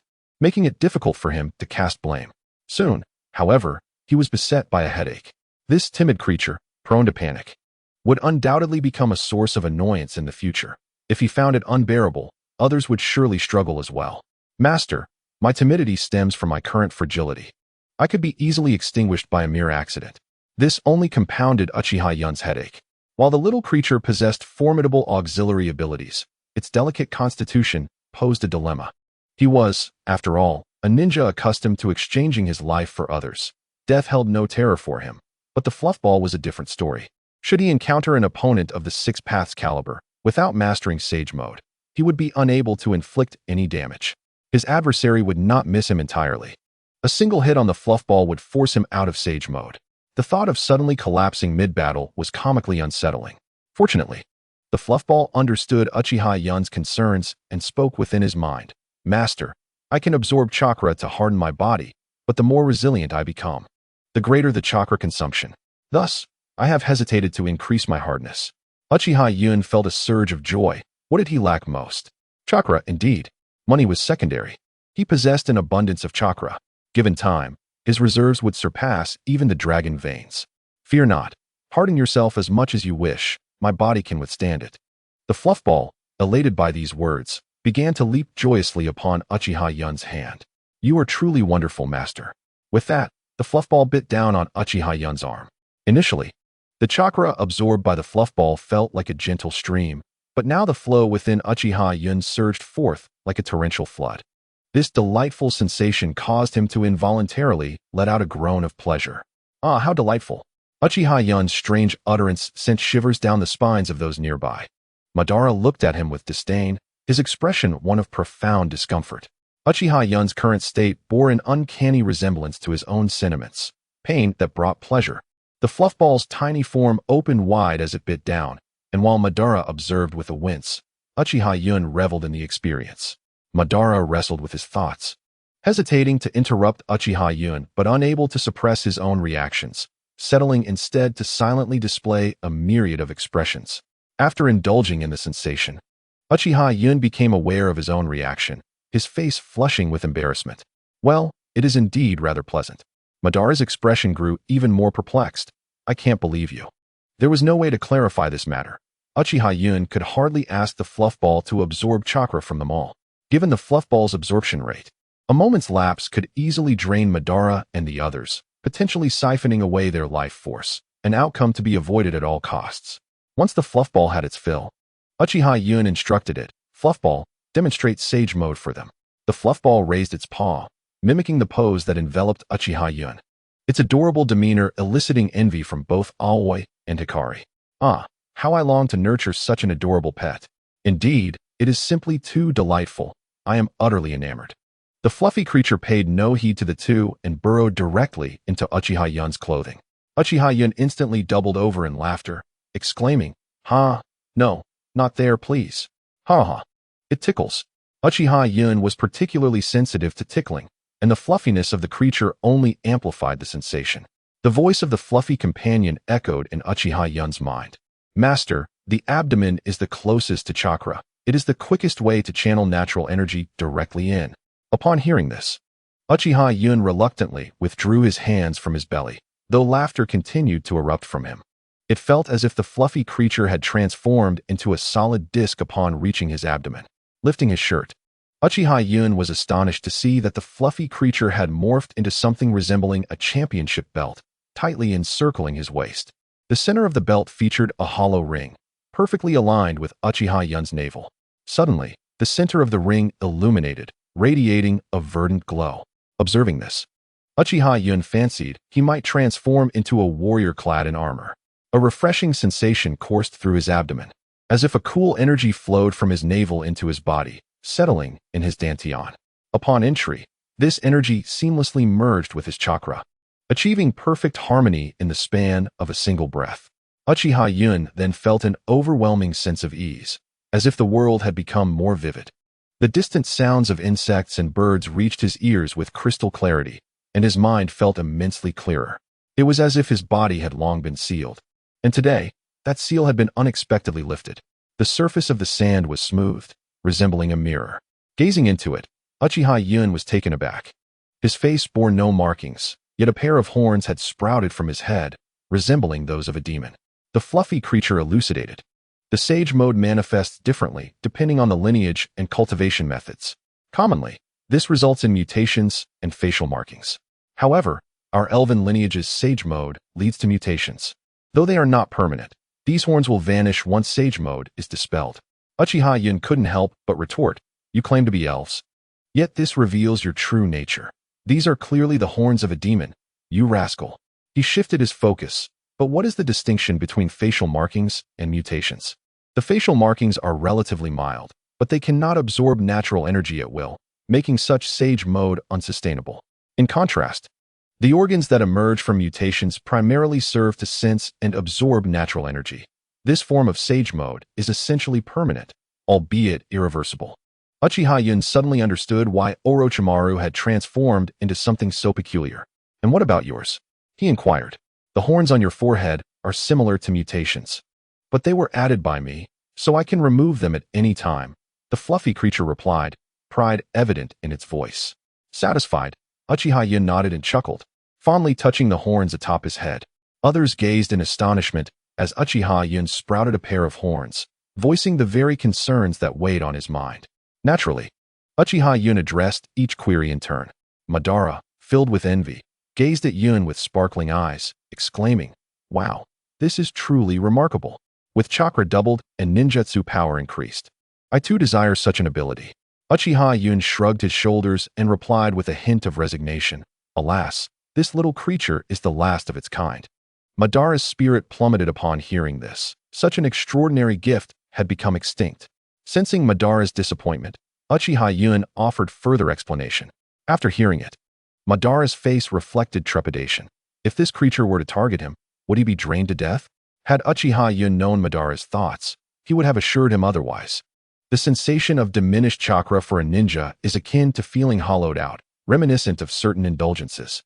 Initially, it might bring pleasure, but prolonged experiences lead to discomfort. Unbeknownst to him, the reason he felt no such discomfort was that his chakra remained abundant, allowing him to revel in its release. If one were to liken the chakra release of an ordinary ninja to that of a man, Uchiha Yun's release would be akin to that of a woman, continuously pleasurable. Even though this creature had gone extinct, mastering sage mode was still within reach. Uchiha Yun recalled that in the original narrative, Madara had never mastered sage mode. Had he not absorbed Hashirama in his reanimated form, he would have remained oblivious to its experience. Perhaps it was the pride of the Uchiha clan, or simply Madara's lack of consideration for summoning beasts. After all, with the nine tails at his disposal, he had little regard for lesser beings. Having engaged in numerous battles with Hashirama, it was unlikely Madara would outright request his techniques. Conversely, Uchiha Yun would not be so constrained.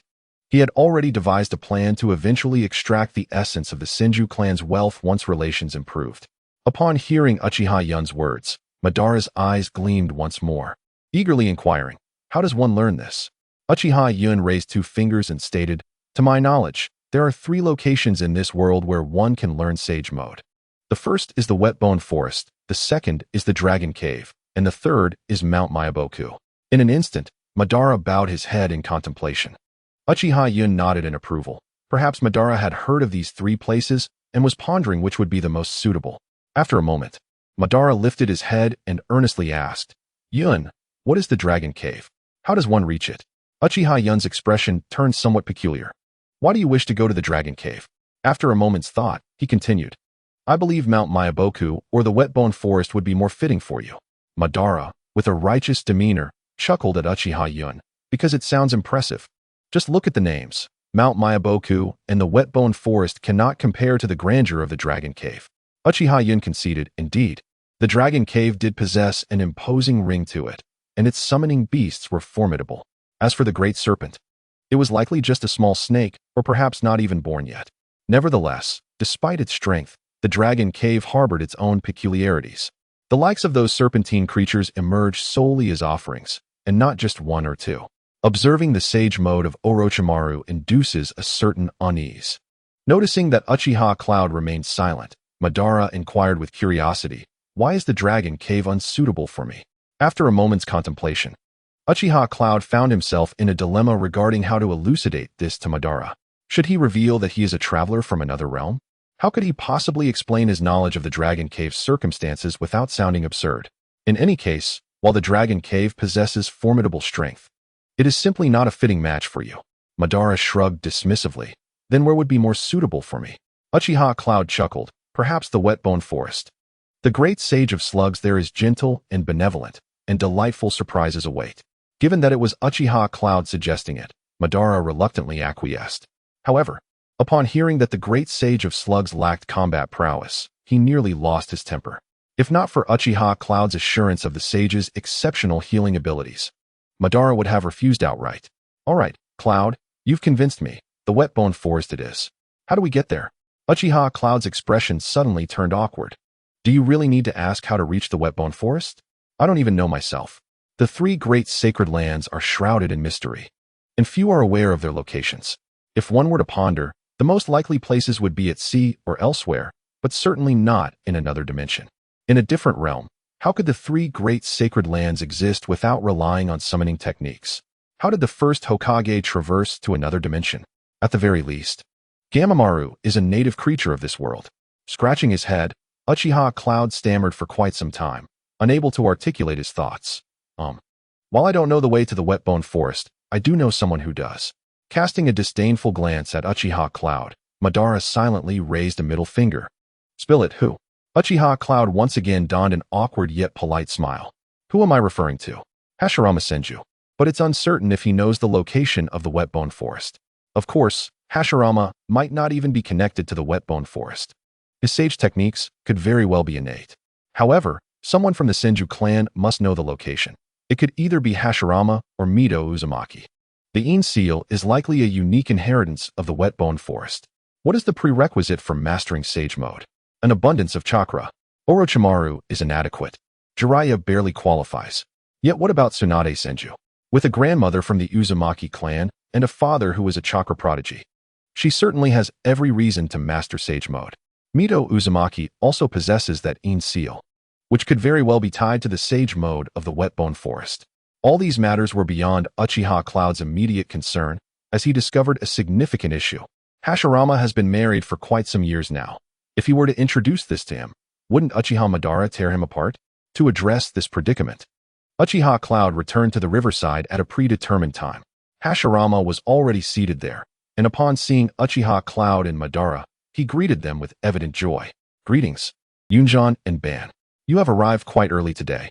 Ban has always exhibited a demeanor that oscillates between indifference and warmth towards Hashirama. In this regard, Uchiha Yunjan expressed his understanding, for one must first delve deeply into another's character to cultivate a bond of intimacy, or rather, a sense of camaraderie. However, Uchiha Yunjan felt a tinge of embarrassment, recognizing that his intentions for this visit were less than noble, primarily driven by a desire to acquire one of the rare jutsu from Hashirama. Seizing an opportunity, Uchiha Yunjan discreetly pulled Hashirama aside and inquired, Hashirama, are you familiar with the Whetbone Forest? Though Uchiha Yunjan posed the question openly, he was merely probing, as they had developed a close rapport with Hashirama, enjoying each other's company immensely. Yet, they had not reached the level of sharing ninjutsu, so he was testing Hashirama's reaction. Upon hearing the mention of the Whetbone Forest, Hashirama appeared utterly bewildered. The Whetbone Forest? What kind of place is that? It sounds rather intriguing, he replied, his expression perfectly embodying confusion and curiosity. Or so Yunjan believed. Rolling his eyes, Yunjan realized he had asked the wrong person. He had already deduced that the Ein Sealing technique was indeed the Sage Mode of the Uzumaki clan, a skill that Tsunade had also studied there. However, it seemed there were rumors of its formidable nature. With that, the conversation shifted, as they were situated by the riverside engaging in friendly sparring, where the use of ninjutsu was unlikely. Uchiha Yunjan, not wishing to reveal too much in front of Hashirama, was cautious. After all, Hashirama possessed an exceptionally sharp intellect. There was a possibility he could turn the tables on him during battle. If he were to learn powerful sealing techniques and use them against Yunjan, he could very well find himself ensnared. Hashirama's capability to lead the Senju clan stemmed not only from his combat prowess, but also from his remarkable intellect, evident in how effortlessly he had alleviated Ban's emotional turmoil. Ban, ensnared by his own feelings, failed to see the broader picture, but Uchiha Yun was acutely aware. Hashirama's combat skills were formidable, and his recovery abilities were astonishing. Even ninjutsu might not be sufficient to defeat him, as evidenced by his willingness to resort to kunai in a desperate act of self-destruction. To Yunjan, this was as absurd as beating oneself to death with pure taijutsu.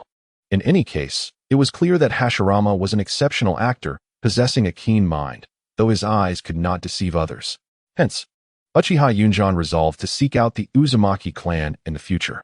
In the family conference room, Uchiha Taijima regarded his son with a serious demeanor, stating, "Yun, I have a task for you."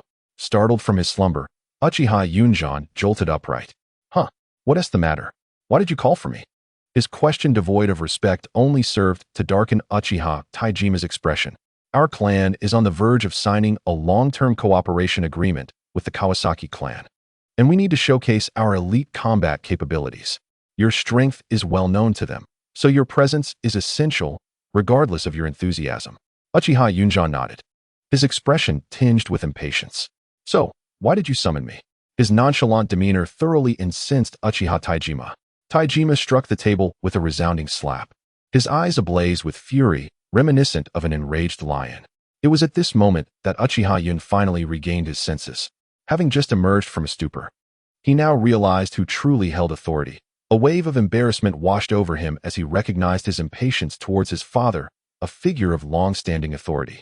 Observing his father's gradual softening expression, Uchiha Taijima seemed to contemplate something profound. "The Uzumaki clan is in distress. They require your assistance," he stated. Uchiha Yun paused, bewildered. "The Uzumaki clan? Aren't they distant relatives of the Senju? Why not seek help from the Senju clan?" Taijima's countenance darkened once more. After articulating so much, this little rascal had absorbed none of it. Yet, reflecting on his son's accomplishments filled him with pride, leading him to sigh in resignation. The Senju and the Yuhi clans were embroiled in a fierce conflict. If assistance were dispatched to the Uzumaki, their leaders would likely refuse, as withdrawing a high-level combatant from the front against the Senju would be detrimental. Uchiha Yun blinked in confusion. "So what now?" Nearby, Madara made a mock expression of disgust and leaned closer to whisper in Yun's ear. "Acting cute is disgraceful, as you've stated." Embarrassed, Yun scratched his head, unsure of how to respond. He too felt a sense of despair. He had just fallen asleep and heard nothing. What could he possibly do? Taijima's previously softened demeanor darkened again. Taking a deep breath, he reflected on his son's commendable performance. Like Madara, he brought him pride. However, he worried about this son's pettiness. What if he angered him and it affected their relationship in the future? In resignation, he elaborated to Uchiha Yun, "You must resolve the troubles facing the Uzumaki clan and ideally strengthen the ties between our clans. In future conflicts with the Senju, even distant relatives like the Uzumaki will find it difficult to provide assistance." Though Yun refrained from voicing his thoughts, he internally scoffed at the notion. The idea of the Uzumaki aiding the Senju was absurd. He understood that the Senju would continue to prevail over Uchiha in the long run. The Senju might occasionally face defeat, but victories far outnumber losses. This implied that Yun's mission was essentially futile. Given the Senju's overwhelming success, the Uzumaki would undoubtedly refrain from aiding them. The shinobi clans must prioritize their own interests. Aware of the task's implications, Uchiha Yun adopted a nonchalant demeanor. As long as he did not turn the Uzumaki into adversaries, he could consider the mission a success. He approached this assignment as if it were a leisurely stroll. Upon receiving the task details, however, his expression turned grim.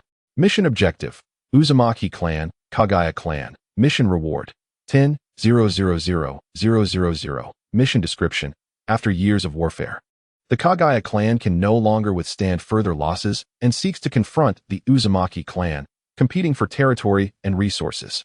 It seemed that the Kagaya were not entirely devoid of strategy in seeking out the Uzumaki for conflict. The Uzumaki's greatest strength lay in sealing techniques. Yet such abilities were wholly inadequate against the Kagaya. What could they seal? While it was possible to temporarily seal the Kagaya's bloodline abilities, it was not a viable solution for direct confrontation. However, since Kagaya is the instigator, she undoubtedly possesses her own strategies. If the bloodline limit is unusable, then one must resort to weaponry. Employing weapons similar in composition to one's own bones, one might wonder what else could be sealed. From this perspective, it is evident that Kagaya is not devoid of intellect. they certainly know how to target the weak. Yet, it would be inaccurate to label them as truly clever. After all, the distant kin of the Uzumaki clan are the Senju, one of the two most prominent clans in the ninja world. Ever since the defeat of the Yui clan, they have fallen from the first tier. In the past, when discussing the strongest clans, some might have included the Yui clan. But now, that notion has faded. This task left Uchiha Cloud utterly speechless. The Kagaya clan, having repeatedly caused turmoil, has been reduced to tears. A clan that once held a semblance of the T1 tier has now been relegated to T2. Initially, they could still triumph over a few clans, but with time, their prowess diminished. From the last battle involving Uchiha Cloud, it was clear that the Uchiha did not take them seriously, yet that group still engaged in overwhelming numbers. Although they often emerged victorious, the toll on their clan's vitality was substantial. This clan left Uchiha Cloud in a state of bemusement. At times, they display remarkable intelligence. Yet at others, they seem to be driven solely by brute force, rendering their actions inscrutable. The reason for Uchiha Cloud's grim demeanor lies in the fact that this mission allowed him to bring only one companion. Madara was to accompany Uchiha Taijima and Kawasaki to establish a contract, allowing him to acclimate to the role of clan leader. He dared not bring his three younger brothers. Even if Kagaya had suffered a blow to their vitality, they remained a formidable clan, rich in high-level combatants. Once a fight commenced, he would be unable to attend to them, as he would undoubtedly be treated as a strategic asset. The Uzumaki clan currently found themselves in a passive position, facing a group that countered them perfectly. If their opponents were a clan proficient in ninjutsu, it might have been more manageable. However, they were confronted by a cadre of taijutsu specialists, capable of evading most of the techniques contained within their scrolls. In battle, sealing techniques proved ineffective, which was quite disheartening. Speaking of the Uzumaki, Uchiha Cloud reminisced about a stunning beauty from their clan, who seemed to be of the same age as him. After an arduous journey spanning several days, Uchiha Cloud finally reached his destination. This must be the land of whirlpools from the original narrative.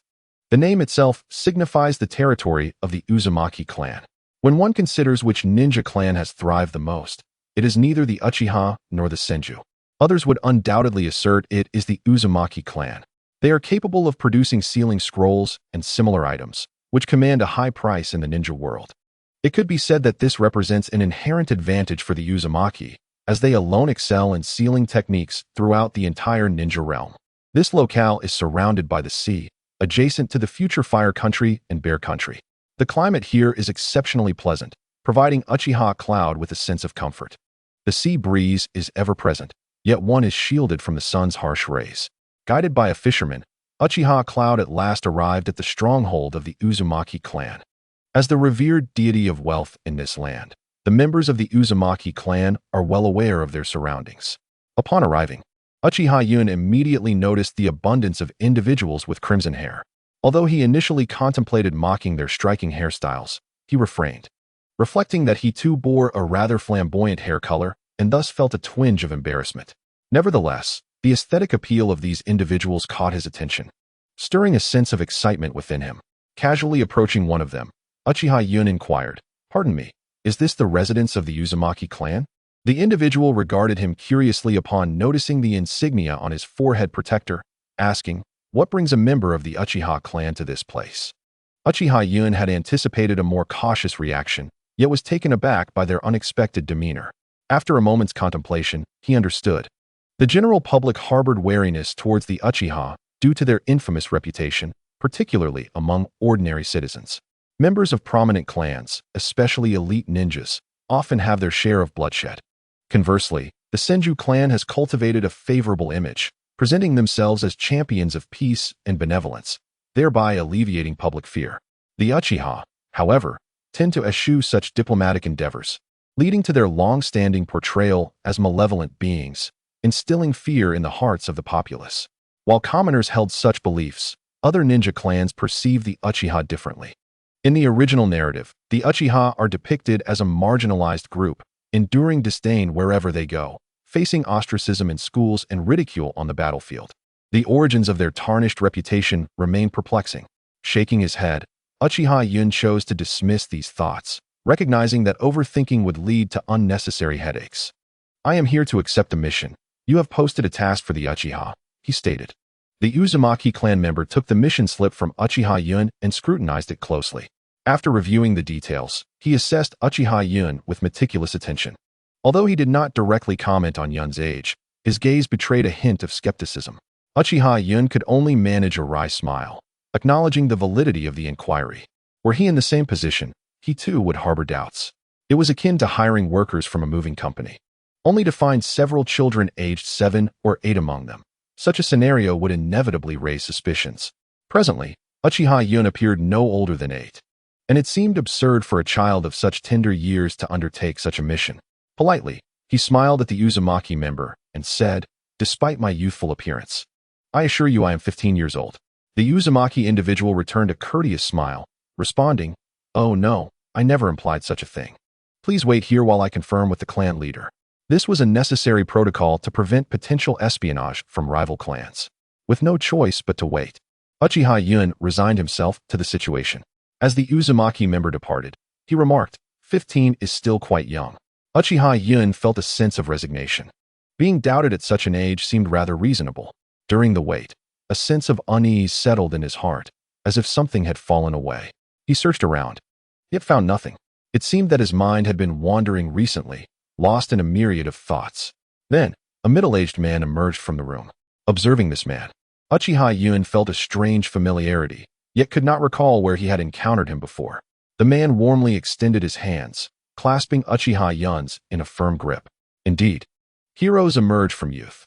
I had long anticipated your emergence as a formidable ninja, yet I did not expect your growth to be so rapid.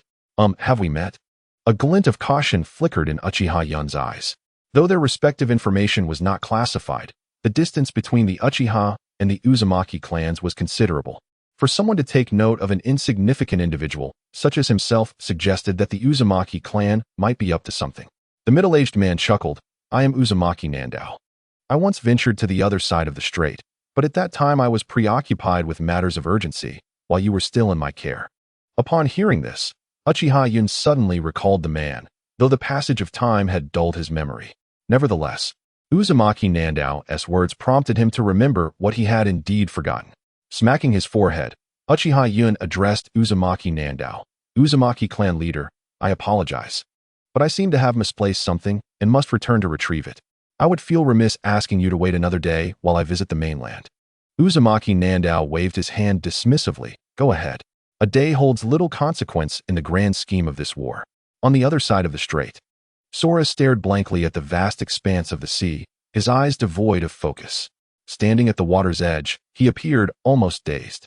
Scratching his head in confusion, he muttered to himself, "You promised to take me along. Where is everyone?" He glanced inquisitively at a graceful youth calmly sipping tea. Uzumaki Nandao felt an odd sensation. It was as if he had seen this boy somewhere before, though he could not place it. "Who is this?" Uchiha Yun casually lifted his teacup, savoring a sip before exhaling deeply. "This fellow is the individual I sought to bring to you." A surge of alarm coursed through Uzumaki Nandao. If he remembered correctly, this boy had been merely 5 years old when he was taken away, and now appeared to be around 11 or 12. Yet, sensing the faint yet potent chakra emanating from him, he realized the boy was nearing the level of a jonin. Uzumaki Nandao's wariness grew. Having annihilated the boy's family, he now faced an exceptionally gifted individual. Should this boy pursue a path of assassination, the Uzumaki clan might find themselves in dire straits. The condition of the boy's physique suggested he could rival even the most formidable members of the Kagaya clan, perhaps surpassing them in strength. This indicated that he would be even more challenging to contend with than those of the Kagaya clan. Uzumaki Nandao found himself in a predicament, pondering why he had ever consented to assist this young Uchiha. Had I extinguished this little demon from the very beginning, I would have eliminated future troubles entirely, thus sparing myself the current headaches. This little demon is merely 15 years of age. When he reaches 20 or 30, the implications for the Uzumaki clan could be dire. Should he sever ties with Uchiha Yun and seek vengeance upon the Uzumaki clan, they would find themselves perpetually threatened by a patriarch-level superpower capable of assassination at any moment. It is unrealistic for the Uzumaki clan to rely on patriarch-level protectors for even the most menial of tasks. Moreover, whether 1 or 2 patriarchs could indeed contend with him remains uncertain. Observing the expression on Uzumaki South Island's face, Uchiha Yun felt a surge of satisfaction and chose to leisurely sip his tea, refraining from hasty explanations. He recalled the mischief he had orchestrated at this very moment. Just as the atmosphere grew increasingly peculiar, a sweet voice resonated within the room. "Father, do we have guests?" Following the source of the voice, he beheld a graceful young maiden standing there. Clad in a white kimono, her pink hair was styled into two delightful buns. Her delicate brows framed eyes that sparkled like stars and glowed like the moon, complemented by a finely sculpted nose, rosy cheeks, and cherry-red lips that exuded an air of innocence. Her flawless oval face radiated shyness, while her smooth, fair complexion and graceful figure embodied ethereal elegance. For a moment, Uchiha Yun was utterly captivated. It was only after Uzumaki South Island cleared his throat a couple of times that he regained his composure. Even one as thick-skinned as he could not suppress a flush of embarrassment for having stared at another's daughter in plain view. He swiftly raised his teacup to his lips in a bid to alleviate the awkwardness. The girl covered her mouth with a light laugh and approached with a teapot to refill Uchiha Yun's cup. His embarrassment deepened upon realizing his cup was empty, explaining her need for the teapot. In an effort to mask his discomfort, Uchiha Yun averted his gaze, only to notice that Ko was still sitting there, slack-jawed, drooling in awe. Following his gaze, Uchiha Yun found himself entranced once more. If the previous girl was vivacious and charming, this one exuded a dignified and gracious demeanor. The diamond-shaped purple mark adorning her forehead captured Uchiha Yun's attention. He was momentarily taken aback. He had just heard the earlier girl refer to her as father, mistakenly believing she was Uzumaki Mido. Yet, this one bore the cursed seal on her forehead. Upon closer inspection, it appeared that the girl who had just emerged was indeed Uzumaki Mido. Pulling at Ko's garment, Uchiha Yun discreetly murmured, "Hey, you ought to compose yourself. This is quite embarrassing." Ko's expression stiffened, and he quickly assumed a serious demeanor. Observing Ko's reaction, Uchiha Yun nodded before turning his attention back to Uzumaki South Island. "What was I saying just now? Oh, it seems I was inquiring about Ko." Uchiha Yun mused that if he wished to forge a favorable relationship, it would be prudent to begin with Uzumaki South Island. "It seems I have inadvertently placed the Vortex South Island in a somewhat uncomfortable position." Casting a glance at Kong, Uchiha Yun felt a sense of resolution within him.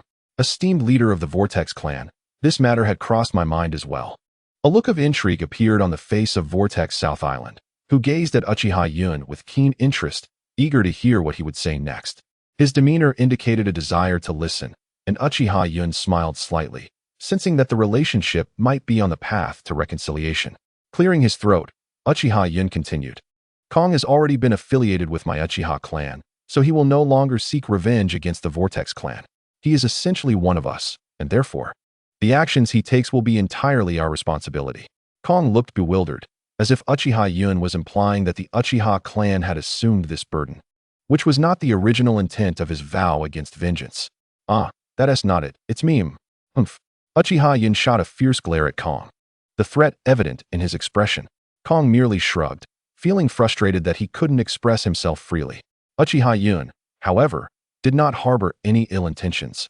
He knew that Kong's earlier words lacked guarantees, and he sought to present a more polished narrative, at least providing some assurance to the other party. He feared that if Kong spoke recklessly, it might jeopardize their situation, potentially leading to conflict with the Vortex clan. All of this was observed by Vortex South Island, who discerned the truth in Uchiha Yun's words and found no flaws in his reasoning, allowing the matter to pass. Once the tension had eased, Vortex South Island pointed to a young lady with a seal on her forehead, declaring, "This is my eldest daughter, Vortex Mido. Although her talents may not rival yours, she has still achieved a measure of success." Uchiha Yun and Kong merely nodded in acknowledgement of Vortex Mido. Uchiha Yun found it curious that Kong, who had just displayed a rather foolish demeanor, was now so composed. Next, Vortex South Island indicated another young lady, devoid of a seal on her forehead, who was the first to step forward, saying, "This is my second daughter, Vortex Rin." During her introduction, Vortex Rin flashed a playful smile at Uchiha Yun, causing him to feel somewhat embarrassed. Unexpectedly, Kong pointed to a woman standing aside and asked, "And who is she?" The room fell silent as everyone turned to follow Kong's gesture, revealing a seemingly mature yet younger girl. Though she was quite beautiful, she paled in comparison to the other young women present, prompting Uchiha Yun to reflect on the adage that beauty is subjective. The atmosphere in the hall was lively, with laughter and conversation flowing freely, a stark contrast to the initial tension. After discussing some inconsequential topics, Vortex South Island's expression turned serious. Uchiha Yun understood that the conversation was about to shift toward the matter of the commission. Indeed, Vortex South Island regarded Uchiha Yun with a solemn expression and inquired, "If you dare to accept this task, I will trust in your strength and in that of the Uchiha clan, and I shall not test your abilities." In the presence of Uzumaki Nandao, Uchiha Yun continuously nodded in agreement. Suddenly, Uzumaki Nandao shifted the conversation. "Pray tell, what level of ninja do you believe you can contend with at this moment?" Uchiha Yun pondered for a moment. In terms of merely stalling or defeating an opponent, he felt confident he could face clan leaders of the caliber of Senju Hashirama and Uchiha Taijima, as well as those of the Yui clan, though time was a factor. Naturally, to maintain a low profile, Uchiha Yun calculated internally and replied nonchalantly, "It matters not. No one could prevail against me." This declaration left the room in astonishment. None anticipated such audacity from Uchiha Yun. Uzumaki Nandao's lips twitched. He hadn't expected Uchiha Yun to boast so brazenly. Ko was equally perplexed, as the young master typically downplayed his abilities, often claiming to possess only a fraction of his true strength. Why, then, was he so forthright today? Observing their reactions, Uchiha Yun shook his head, adding, "If you doubt my words, Lord Uzumaki may test me himself." Uzumaki Nandao's mouth twitched once more. Having just declared he would not test his opponent, he now found himself challenged, a clear slap to his own face. Reluctantly, he shook his head, signaling that he would refrain from testing. With uncertainty, Uzumaki Nandao inquired again, "What about numbers? Lower ninjas are insignificant, as are intermediate ones. Even a few high-ranking ninjas might be a challenge, for I lack the stamina for prolonged engagement. However, against the Kagaya clan, high-ranking ninjas are no different to me. I could assuredly win in a one-on-one duel. As for larger numbers, while I cannot guarantee victory, I certainly would not be defeated, given my mastery of extensive ninjutsu." This assessment was the result of Uchiha Yun's careful contemplation. Should the opponent be the flying ninja clans of Awagakure, he would never have made such claims. However, facing the Kagaya, who would never even approach him, he felt confident he could eliminate as many as dared to come, plain and simple. Of course, if they attempted to flee, his efforts would be somewhat hampered.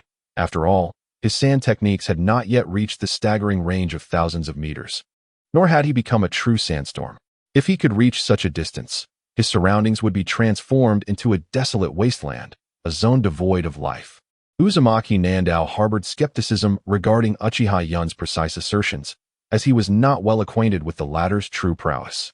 Ultimately, Uchiha Yun had no choice but to lead Uzumaki Nandao to a rather secluded location.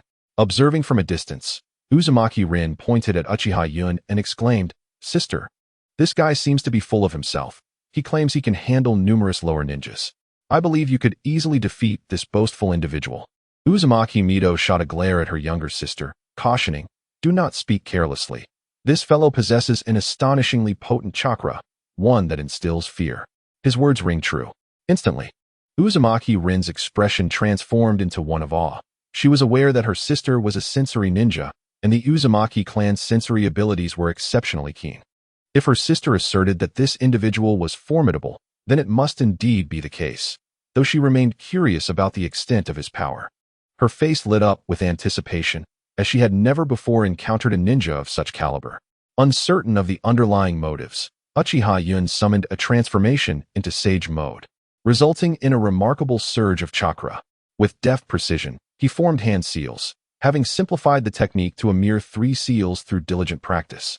In an instant, he completed the incantation, Water Release, Great Waterfall Technique. As the crowd watched in astonishment, a colossal wave surged skyward, creating a scene reminiscent of an apocalyptic landscape that left onlookers speechless. The sheer volume of water, akin to the emergence of a water deity, evoked a sense of awe that stifled any thoughts of resistance. Under Uchiha Yun's full exertion, the ninjutsu unleashed an effect akin to a breach in the heavens, overwhelming the spirits of those below with an unrelenting torrent. Once the technique was dispelled, the waters flowed back into the ocean. With a sense of pride, Uchiha Yun turned to those behind him and exclaimed, "What do you think? Is there an abundance of water?" His words prompted a wave of laughter from the assembled crowd, who echoed, "So much water, so much water." Vortex Nin Island inquired, "Do you possess any other ninjutsu?" Uchiha Yun nodded and formed seals once more. Fire release, great fire destruction. A fierce blaze erupted from his mouth, scorching the surrounding air into a sweltering heat. The flames coalesced into a massive wall of fire upon the sea's surface, causing the water beneath to boil violently. Countless steam clouds ascended, forming a vast dark cloud in the sky.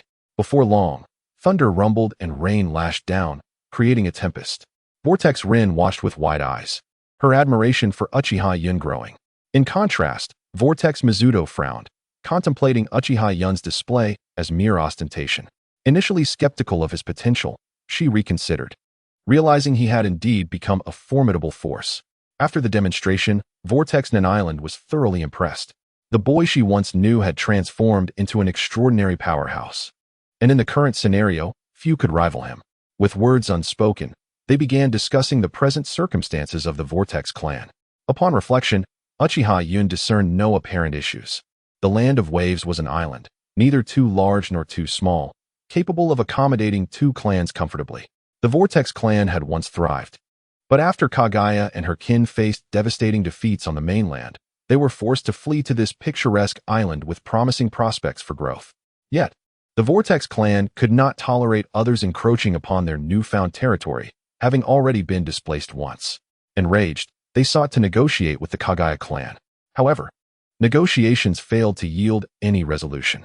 The Kagaya clan, recognizing their advantage over the Vortex clan, was emboldened by the fact that their distant relatives, the Senju, were currently engaged in conflict with the Yuhi clan.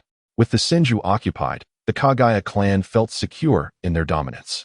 Consequently, the leaders of the Kagaya clan reached a decisive conclusion, launching an assault against the Vortex clan.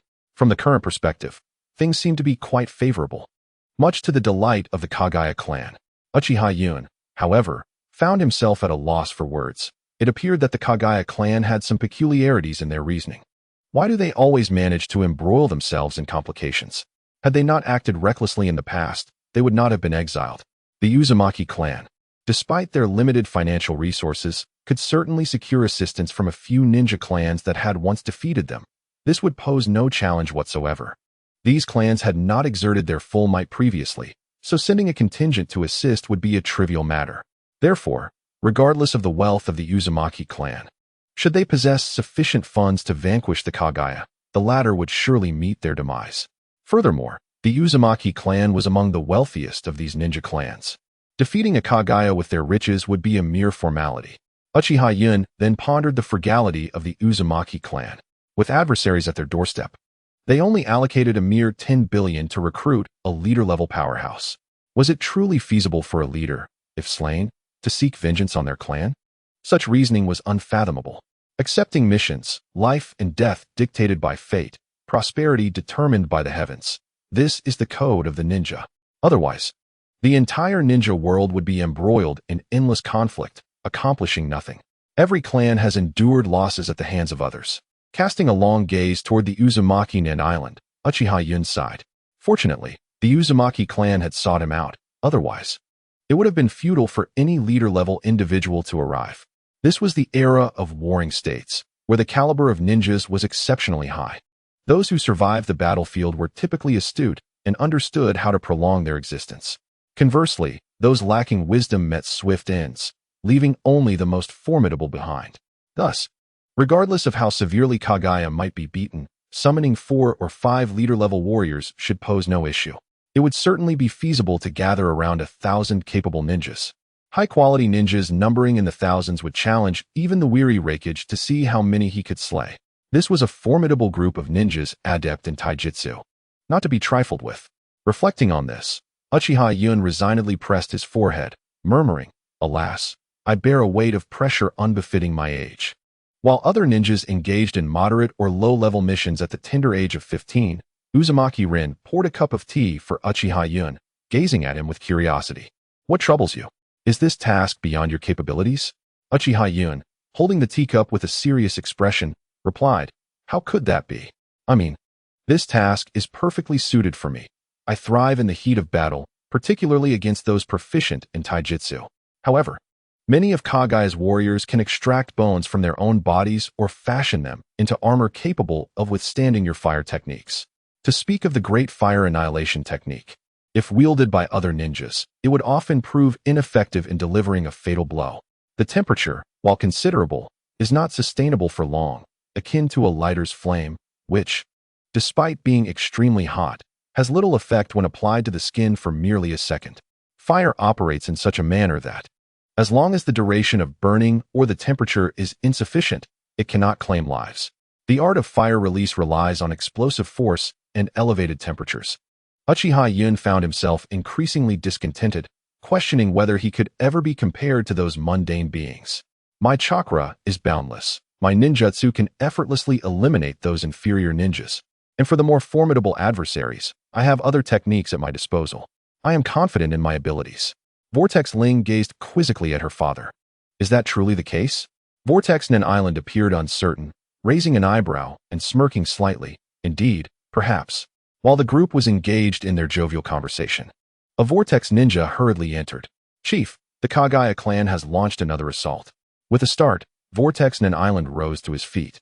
His brow furrowed as he scrutinized the ninja before him. Where is the enemy's main force? Without a moment's hesitation, the ninja replied, to the north. Vortex Nen Island nodded. That was indeed their weakest defensive point, so it was only logical for the enemy to initiate their attack from there. He turned his gaze toward Uchiha Yun. Understanding the implication, Uchiha Yun gave a thumbs up to Vortex Nen Island. Leave it to me. Beside them, Sora chimed in with a cheerful tone. Yes, leave it to us. As long as the reward is substantial. Uchiha Yun instinctively nodded in agreement, but soon realized the implications of Sora's words and playfully punched him on the head. Hey, don't say that. Others might think we are overly greedy, and that could become our Achilles heel. Yet, wouldn't that allow us to amass considerable wealth? Many would continuously offer us funds, Sora replied, puffing out his chest proudly. Uchiha Yun paused, contemplating. In that sense, you may have a point.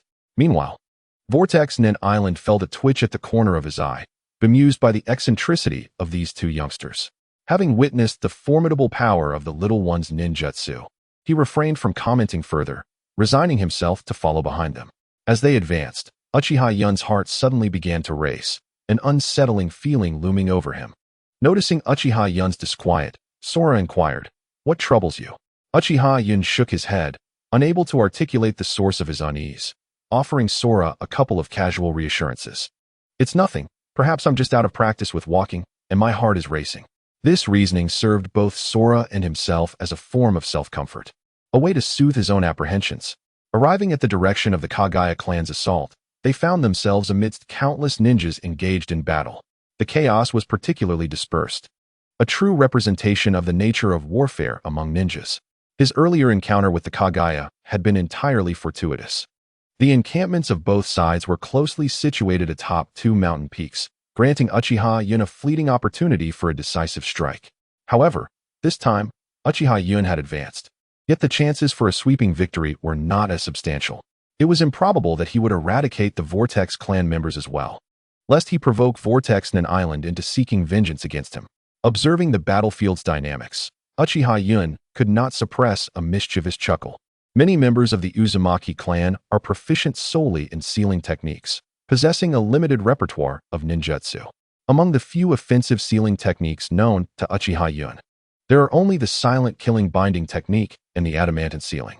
However, the silent killing binding technique lacks formidable offensive power. It merely restrains the enemy, leading to the next step of strangling them. The Kagaya clan members are adept in taijutsu, rendering the silent killing binding technique ineffective against them, at best merely able to restrain. The primary source of damage comes from the adamantine sealing. The chains are controlled individually, yet can coordinate effectively with one another. This results in two extremes. On one side, the Uzumaki clan members using the silent killing binding technique are unable to inflict fatal harm. On the other side, those employing the adamantine sealing are ruthlessly slaughtering their foes. The Kagaya clan is not without its troubles either, as they face the formidable Uzumaki clan, whose combat prowess, however lacking, is still considerable. Observing this situation, Uchiha Yun realizes why the Uzumaki clan is not overly anxious, although they may not secure victory in a prolonged conflict. the Kagaya clan would struggle to overpower them in the short term. Consequently, the Uzumaki clan quickly retracts its members. They skillfully engage while retreating, suffering minor losses before pulling back. Noticing that the evacuation was nearly complete, Uchiha Yun swiftly formed hand seals. Fire release. Great fire annihilation. Fiery flames erupted, engulfing countless Kagaya ninjas in a blazing inferno. Many Kagaya ninjas were compelled to turn their bones into makeshift defenses against Uchiha Yun's fire jutsu. Over the years, Uchiha Yun had significantly matured, and the power of his fire jutsu had escalated beyond comparison. The Kagaya's lower-ranked shinobi were reduced to ashes in mere moments, while some of the mid-ranked ninjas, after withstanding for a time, also succumbed to the flames. Only a handful of higher-ranked ninjas managed to evade or endure Uchiha Yun's fiery assault. Had Uchiha Yun continued to unleash his fire techniques, even some of the higher-ranked shinobi would have been reduced to cinders, yet he could not sustain such an effort indefinitely. The strain on his mouth was considerable. As the high-ranking ninjas fled, Uchiha Yun paid them no mind. He had already decimated a significant portion of their living forces, a feat worthy of commendation. The Uzumaki clan ought to learn to appreciate this rather than solely rely on him to resolve their conflict. The Uzumaki South Island was also cognizant of this truth. The resources they had were finite, and if dealing with ordinary adversaries, achieving this outcome was not guaranteed. This approach was akin to an installment plan, as he only exerted a limited amount of power at a time, thus alleviating any immediate urgency. Uchiha Yun turned to leave and returned for rest, casually remarking to the Uzumaki South Island, "The next phase is in your hands." The Uzumaki South Island nodded calmly and proceeded to organize the forthcoming matters. Watching Uchiha Yun's departing figure, the Uzumaki South Island couldn't help but reflect. This individual has grown remarkably in just a few years. It seems that before long, the ninja world will undergo a significant upheaval. This remark was overheard by Uchiha Yun, whose keen ears caught the words. With a slight smirk, he murmured, "There are still two more like me, so let those two handle the task of the Great Purge." Ko did not accompany Uchiha Yun back. He had also arrived and felt the need to contribute in some manner. Moreover, there was someone on the battlefield whom he deeply cared about, thus he hesitated to return. Upon arriving at the residence of the Uzumaki clan, Uchiha Yun strolled casually about. The architectural style of the Uzumaki clan bore a resemblance to that of the Uchiha, which was quite normal, considering the current state of the ninja world, where each powerful clan proudly identified themselves as aristocratic houses. These noble styles often appeared antiquated and steeped in tradition, ostensibly to convey a sense of depth and prestige. Uchiha Yun, however, found it difficult to comprehend this. Wouldn't a more modern design be preferable? The old-fashioned aesthetics seemed rather lackluster to him. Perhaps, Uchiha Yun was also somewhat of a mundane individual. When the village was constructed, the Uchiha had relocated, and their new residence appeared quite contemporary. Yet, for reasons unknown, after the move, the Uchiha stronghold reverted to that antiquated style. Was it a result of the aristocrats clustering together for the sake of comparison? This left Uchiha Yun perplexed. "What are you doing here? Shouldn't you be on the battlefield?" He turned to see Uzumaki Rin standing behind him, gazing at him in confusion. Uchiha Yun had already sensed her presence. With his heightened perception, it was impossible for a living person to stand so close without him noticing. Nevertheless, he feigned astonishment as he looked at Uzumaki Rin. "Oh, what brings you here? Shouldn't you be participating in the battle as well?" Taken aback, Rinhenti expected him to retort in such a manner. With a playful glint in her eye, she grinned. "Little brother, my affairs are none of your concern. Now, tell me, how is it that you are so formidable at such a tender age?" Her smile was enchanting, momentarily rendering Uchiha Yun speechless, prompting him to clear his throat. "I am not small, despite my appearance. I assure you my age is quite considerable." A hint of mischief danced across Rin's face as she did not buy Uchiha Yun's words. "Then pray tell, how old are you this year?" Uchiha Yun tilted his head and countered, "Why don't you take a guess?" After scrutinizing Uchiha Yun for a moment, Rin pondered before articulating her thoughts. "I believe you can't be more than 8 years old." Before Uchiha Yun could respond, Rin continued, "Yet, being so powerful at merely 8 is inconceivable. You must be around 11 or 12, perhaps even older." With a curious glance at Rin, Uchiha Yun pondered for a moment before smiling and saying, "Ah, I am several hundred years old, you know. If you doubt it, you may inquire with your father. He could enlighten you about my age when he last saw me." He added playfully, I am quite the ancient creature, particularly fond of little ones like you, around 13 or 14 years of age. You are my favorite. Rin playfully stuck out her tongue and winked mischievously at Uchiha Yun. Humph, I refuse to believe that. I would rather think you are a stunted individual than accept that you are centuries old. I have never encountered anyone who has lived for hundreds of years. A series of black lines appeared above Uchiha Yun's head. What nonsense is this girl spouting? What does she mean by me being stunted? If it weren't for her striking beauty and the fact that she is the daughter of my employer, I would have surely knocked her senseless. If you have nothing worthwhile to say, then it would be best to remain silent, you little rascal. At that moment, Uchiha Yun was truly on the verge of a meltdown, wishing to deliver a sound thrashing to this girl to teach her the gravity of her words. Of course, carrying her away was also an option, but he feared that the Uzumaki clan might seek trouble with the Uchiha. Taking a few deep breaths, Uchiha Yun gradually calmed his heart, resolving not to lower himself to the level of this young girl. After all, once he matured, he would certainly employ lollipops to lure away young maidens. By the way, why is your hair white? Uchiha Yun was about to declare himself an ancient monster when Uzumaki Rin interjected. I know. You must have suffered an injury that stunted your growth, right? Perhaps you are already 20 years old? Clearly, you are quite aged, yet for various reasons, you have not grown taller, and your hair has turned white with worry. Finding a wife must be exceedingly difficult for you now. Uchiha Yun inhaled deeply once more, fearing he might faint from this girl's audacity. He never expected such a cute little girl to possess such a sharp tongue. He glared at her in anger, contemplating teasing her a bit to instill some sense into her. Just then, Uzumaki Nandao returned, a knowing smile gracing his face as he observed the two in the courtyard. What are you two up to? Uchiha Yun's expression froze. What was this? Were the father and daughter in cahoots? To his utter astonishment, Uzumaki Rin dashed behind Uzumaki Nandao, tears welling in her eyes as she looked up at her father. Father, this wicked fellow is bullying me. Uchiha Yun was taken aback. What was happening? Was this not the typical ploy of a mischievous child seeking parental intervention? A large hash symbol appeared above his head. This chapter is not over. Please turn to the next page to continue reading. Initially, he had placed himself on the same level as Uzumaki Nandao. Viewed from this perspective, it seemed as though he was indeed bullying a younger generation. Unless one possessed an extraordinarily thick skin or was genuinely malevolent, such a situation would undoubtedly be quite awkward. Seeing Uzumaki Rin sticking her tongue out from behind her father, Uchiha Yun realized that the girl was deliberately teasing him, knowing he was easygoing. He shrugged and addressed Uzumaki Nandao. Dear clan leader Uzumaki, I informed her that I looked just like this when you saw me 7 years ago, but she does not believe me. Uzumaki Nandao chuckled heartily, fully aware of his daughter's disposition. Just like a child, she relished playful banter and possessed a keen insight into others. He turned to Uzumaki Rin, speaking earnestly, indeed. This gentleman was just as he is now when I first laid eyes on him 7 years ago, and I too am curious as to why he has not changed in the slightest over the years. The expression on Uzumaki Rin's face suddenly morphed into one of horror.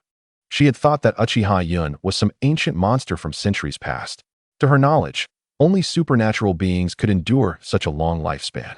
Uchiha Yun, in turn, feigned a terrifying countenance and remarked, I am not deceiving you, so why utter such words? Rin was on the verge of tears, fearing that in the hands of an ancient creature, she might be devoured.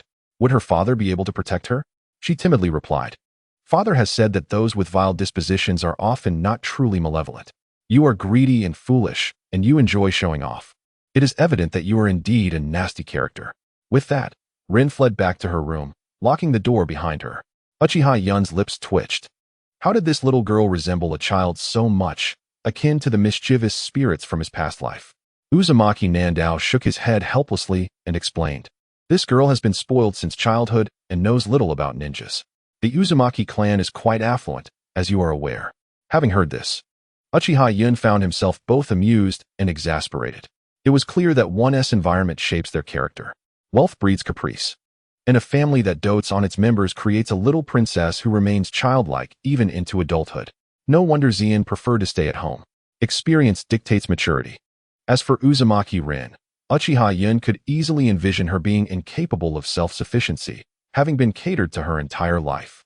He was not referring to the kind of incapacity that arises from being beaten. Rather, it was simply a lack of independence. Uchiha Yun could only lament, spoiled. Looking at the surrender letter sent by the Kagaya clan, Uchiha Yun breathed a sigh of relief. Finally, the Kagaya had capitulated. Uzumaki Nandao also exhaled deeply, indeed. It has come to an end. During this period, Uchiha Yun had felt genuinely exhausted, not physically, but mentally. He had become somewhat numb. Each day was filled with relentless killing. Ever since the Kagaya clan had suffered a significant blow from Uchiha Yun's ninjutsu, they had grown wiser. They no longer gathered in clusters, but resorted to guerrilla tactics. Faced with small groups of enemies, Uchiha Yun found himself in a relentless chase. If this were a game, he would be the jungler, perpetually hunting down foes. It was unavoidable. The Uzumaki clan's combat strength was inherently weak. In the past, their teamwork had allowed them to achieve a synergy greater than the sum of their parts. However, the Kagaya clan had changed their strategy, employing a direct approach where 3 would outmatch 2. The Uzumaki clan was at a disadvantage. They possessed wealth, but not a large population. Over time, they had suffered greater losses. Uchiha Yun, being but one man, had limited physical prowess and could not scour the skies for every enemy. He could only eliminate them one by one. He had never felt such fatigue before. Engaging in battle had turned into a continuous retreat. Thankfully, the Kagaya clan had finally surrendered, and there would be no further conflict. The letter merely indicated a negotiation for the following day, without detailing any specifics. Uzumaki Nandao sneered. Do these individuals still wish to play games? Uchiha Yun curled his lips in a smirk. Negotiation, I fear, is not as simple as it seems. Uzumaki Rin gazed at the two with a perplexed expression, inquiring. Didn't they say they would surrender? What more could there be? Casting a glance at her, Uchiha Yun shook his head, lacking the motivation to elucidate. He realized that the girl was still quite naive. He felt a twinge of guilt, as if he had wronged this little girl in some manner. Uzumaki Nan Island observed his daughter with a sense of exasperation. It seemed he had indulged her excessively. Her intellect appeared to be lacking. Nevertheless, he patiently began to explain to Uzumaki Rin. The opposing side merely stated their intention to surrender, yet refrained from discussing anything further, evidently lacking in sincerity, and had arranged a meeting. Why was that? He did not know. Uzumaki Rin shook her head, her lips pouting in a somewhat aggrieved manner, as if she realized her own foolishness. Uzumaki Nan Island sighed. There was no remedy. He had failed in his teachings, and now he was left to educate a child anew. The opposing party was unwilling to concede, seeking alternatives. Uzumaki Rin's eyes widened. Do they intend to strike against you? Uzumaki Nan Island nodded and continued. However, they are also aware that such intentions are easily discerned. Then why not simply avoid them? Uzumaki Rin struggled to comprehend why such a seemingly straightforward issue required so much deliberation. That is not an option. The war has persisted for far too long. If we do not cease hostilities now, both families will incur unbearable costs. Yet, the burden the opposing side faced was evidently heavier. They were the first to falter and thus had to compromise. However, this compromise came at the expense of many lives from the Uzumaki clan. And Uzumaki Nan Island's expression was profoundly grave. The Uzumaki clan had already paid a significant price. Their family's enterprises had suffered, many clan members had perished, and substantial financial losses had been incurred. The ninja world was not solely composed of the Uzumaki clan, who could craft scrolls. Many other families were also capable of doing so. However, the Uzumaki clan excelled in this craft, producing the finest scrolls. Should those shrewd entities seize this opportunity to lure away some of their members, it would be a considerable loss for the Uzumaki clan. Contemplating this, his animosity toward the Kagaya clan deepened. Were it not for Uchiha Yun, the Uzumaki clan would have certainly suffered even greater losses. Uzumaki Nan Island cast a grateful glance at Uchiha Yun. Thanks to Uchiha Yun's relentless efforts in capturing individuals during these past days, many exemplary clan members had been spared from death. Understanding the gratitude reflected in Uzumaki Nan Island's eyes, Uchiha Yun waved his hand dismissively. There is no need for such formality, Uzumaki clan leader. I accepted this mission, and I shall fulfill my obligations. Given the substantial amount you have invested, it is my duty to ensure that you find it worthwhile. Uzumaki Nan Island laughed heartily. Indeed, this expenditure is truly justified. However, a hint of worry crept across Uzumaki Nan Island's face. I suspect their target tomorrow will be you. Uchiha Yun nodded resignedly. Certainly, it must be me, otherwise their actions would hold no significance. Uchiha Yun has slain numerous Kagaya ninjas, compelling the Kagaya clan to abandon their ambitions for large-scale warfare. With Uchiha Yun present, any attempt to initiate a significant conflict would indeed be tantamount to seeking death. Reflecting on this, Uchiha Yun suspected a misjudgment in intelligence. The Kagaya clan, contrary to appearances, possessed considerable acumen. They were fully aware that a large-scale war would only result in their dispersal, scattering far and wide. The Uzumaki clan, despite their desire to unite, would inevitably wreak havoc if they gathered, causing the entire Uzumaki South Island to tremble with frustration. This region constituted their industrial foundation, and its inhabitants were the subjects of their territory. Thus, they could not afford to neglect them. Uchiha Yun firmly believed that had the Kagaya clan not contemplated establishing roots here in the future, they would have resorted to extreme measures long ago. Ultimately, the target of the opposing side tomorrow would be Uchiha Yun himself. The Kagaya clan was not particularly affluent, and after days of conflict, their resources were likely dwindling. If they did not engage in a large-scale war soon, they would be gradually worn down. While a major conflict would result in significant casualties, it would expedite the war's progression, alleviating their financial strain.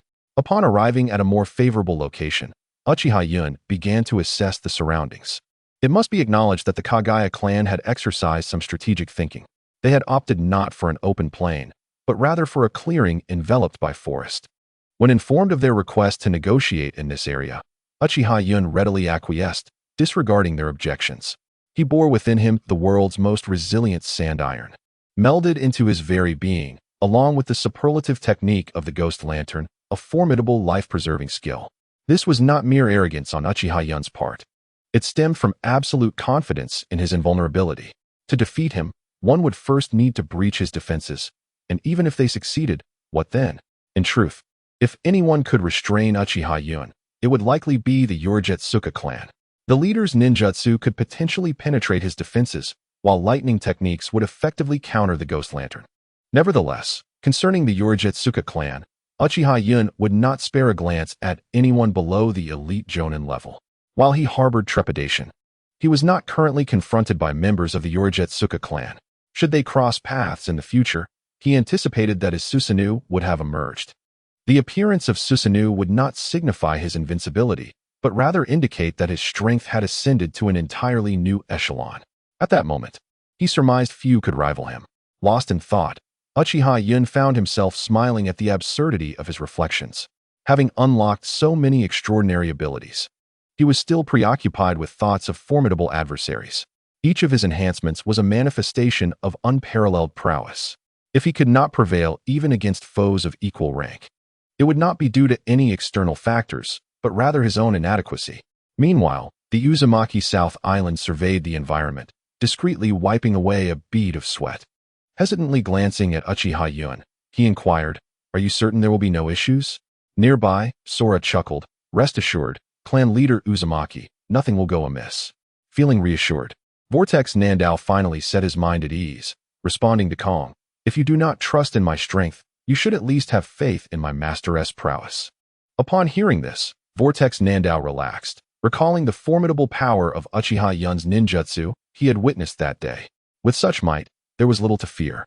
At worst, he and his servant might perish, but as long as Uchiha Yun remained, the clan elders, provided they were not completely foolish, would undoubtedly invest substantial wealth to continue employing Uchiha Yun to fight for the Vortex clan.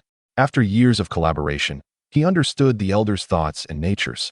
Those cowardly yet greedy individuals would surely act accordingly. Seeing Vortex Nandao at ease, Kong couldn't help but chuckle inwardly. He was confident that he and Uchiha Yun would be fine, but he was uncertain about Vortex Nandao's fate. With his remarkably resilient physique, he knew he was unlikely to be swiftly defeated. As for Uchiha Yun, he felt no concern, confident that as long as Uchiha Yun could escape, he would be perfectly fine, perhaps suffering only minor chakra depletion. Uchiha Yun cast a bemused glance at Kong, noting a change in his demeanor that seemed less innocent than before. Shaking his head, Uchiha Yun dismissed such thoughts and directed his gaze toward the Kagaya clan's higher-ups.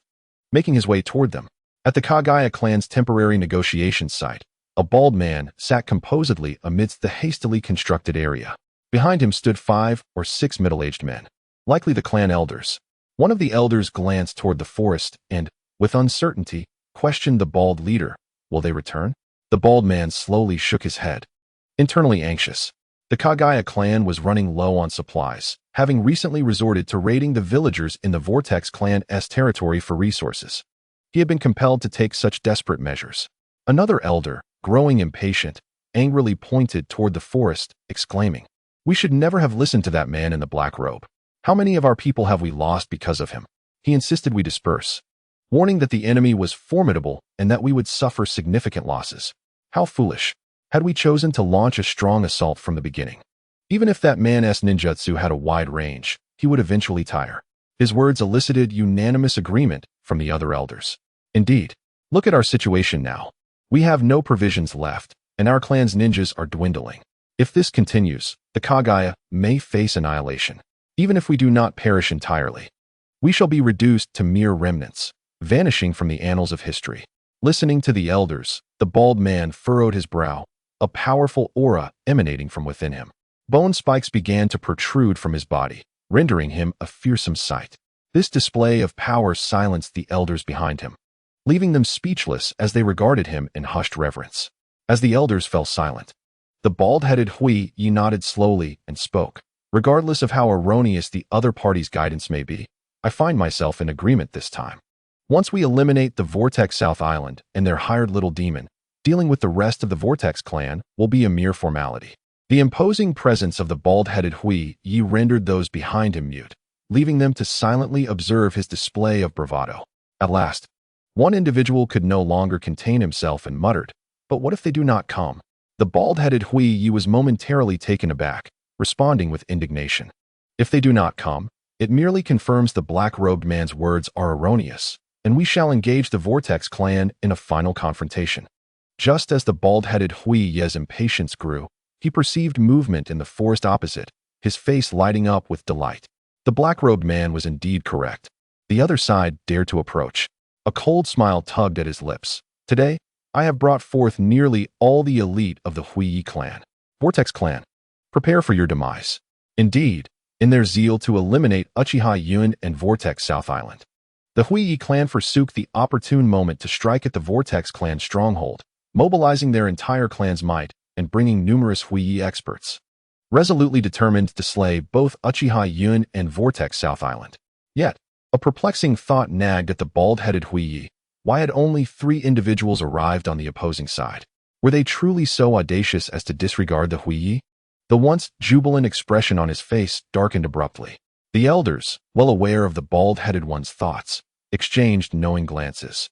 One elder leaned in and whispered, "They must have brought others along, lying in ambush behind." This comment offered the bald-headed Hui Yi a modicum of reassurance. However, he soon felt a pang of worry, pondering the potential losses incurred by bringing so many with him.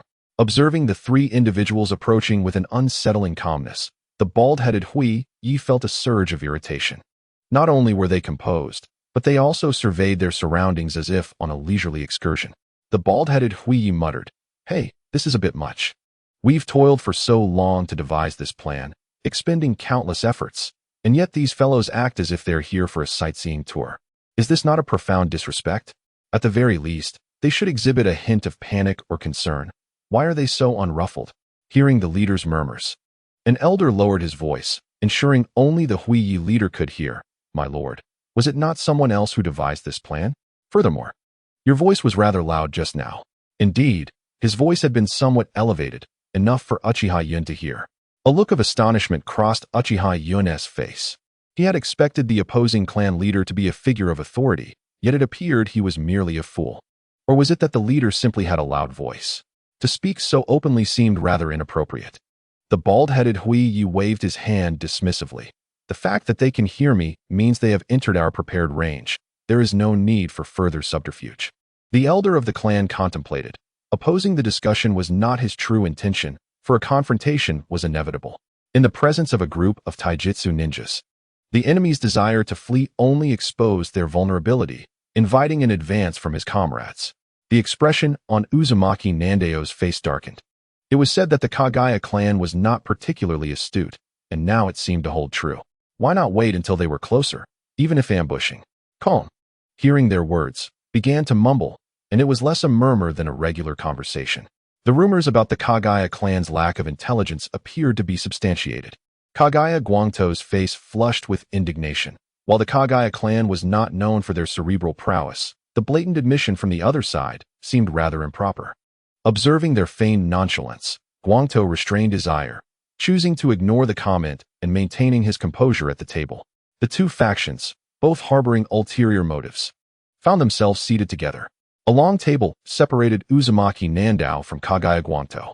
Despite his confidence in his strength, he remained wary of an elder-level taijutsu ninja's sudden aggression. After all, their speed surpassed his own, necessitating caution. Uchiha Yun and Kong stood behind Uzumaki Nandao, recognizing that regardless of the authenticity of the negotiations, the matter lay between the Uzumaki and Kagaya clans, allowing them to assume the role of loyal supporters. What did Kagaya's leader wish to discuss? Guangto paused, pondering what he might want to negotiate. He had not intended to engage in dialogue. With their arrival, he was currently instructing his clansmen to retreat. In truth, he was at a loss for what to discuss. For a moment, the leader of the Kagaya clan fell into silence. Noticing the lack of conversation from the opposite side, Uzumaki Nandao also remained quiet, merely seated in contemplation. Prior to this meeting, Uchiha Yun had advised him to stall for time, allowing him to eliminate some of the enemy ninjas first. Thus, an eerie silence enveloped the negotiation table. As for Uchiha Yun, he was presently extending his mental perception to detect surrounding enemies. Those familiar with him would immediately sense something amiss. His sand gourd was absent. A Kagaya ninja was stealthily inching toward the negotiation table. Fearing that Uzumaki Nandao might also possess sensory abilities, the Kagaya leader had ordered their retreat to a considerable distance. The cloaked figure had proposed two plans. The first entailed that upon sensing danger, they would hastily withdraw, while the elders of the Kagaya clan would spring into action, aiming to eliminate their foes or at least delay them, thereby allowing Kagaya clan members to close the distance and overpower the opponents. The second plan contemplated that the adversaries would not escape, either failing to notice the ambush or choosing not to flee despite their awareness. In this scenario, the Jonin would gradually approach, preparing for a decisive strike. They were currently executing the second plan. Observing the negotiation table draw nearer, the Kagaya ninja's eyes gleamed with anticipation. A cold smile gracing his lips. He thought to himself, the demon who has slaughtered so many of our kin shall find eternal rest here today. He began to fantasize about how to eliminate the three individuals seated at the negotiation table. At that moment, an inexplicable sound reached his ears, one that he would not have detected had his hearing not been exceptionally acute. Confused, he glanced around, his mind clouded with questions. This Kagaya ninja was beset with doubt about whether he was experiencing auditory hallucinations. Just as he stood in bewilderment, he suddenly noticed something amiss. Not far from him, his fellow clansmen had inexplicably vanished. This was indeed peculiar. They had been together just moments ago, and there was no way this individual could have fled so swiftly. Having collaborated for many years, he was well aware of his companion's speed. He was a seasoned expert in stealth, yet now he had seemingly disappeared. His gaze sharpened, and he scanned his surroundings with heightened vigilance. Could it be the members of the Uzumaki clan? The thought flared briefly before he dismissed it. He knew well that they lacked the capability to make a Kagaya elite vanish without a trace. As he pondered this perplexity, he sensed something was off about the environment. The area around him seemed to grow dim. The absence of sunlight rendered everything less vivid. Subsequently, he felt a peculiar sensation coursing through his body. Rolling up his sleeves, he noticed that his arms had become coated in dust without his realization. A knowing smile crossed his face. Ah, so it was merely dust. He understood now the reason for the encroaching darkness. However, he suddenly recognized that something was amiss. This was an island. It should not be laden with such an abundance of sand. His thoughts momentarily wandered inland, where certain areas could indeed be swept up by fierce winds. Yet upon further reflection, he recalled that such conditions arose from various factors, and in the humid environment of an island, it was improbable for sandstorms to manifest. Furthermore, there was no wind at present. Realizing the gravity of the situation, he intended to sound the alarm and rush forth to engage in battle with the three individuals at the negotiation table. However, before he could take a step, a torrent of sand ensnared his calves. He struggled to break free, attempting to slice through the binding grains with his own bones. But as he raised his hand, he found himself immobilized. Turning to look, he discovered that the tree beside him had also become shrouded in sand. and a column of sand had emerged to ensnare his hand. Once a formidable taijutsu ninja, he had always prided himself on his strength until he encountered this sand.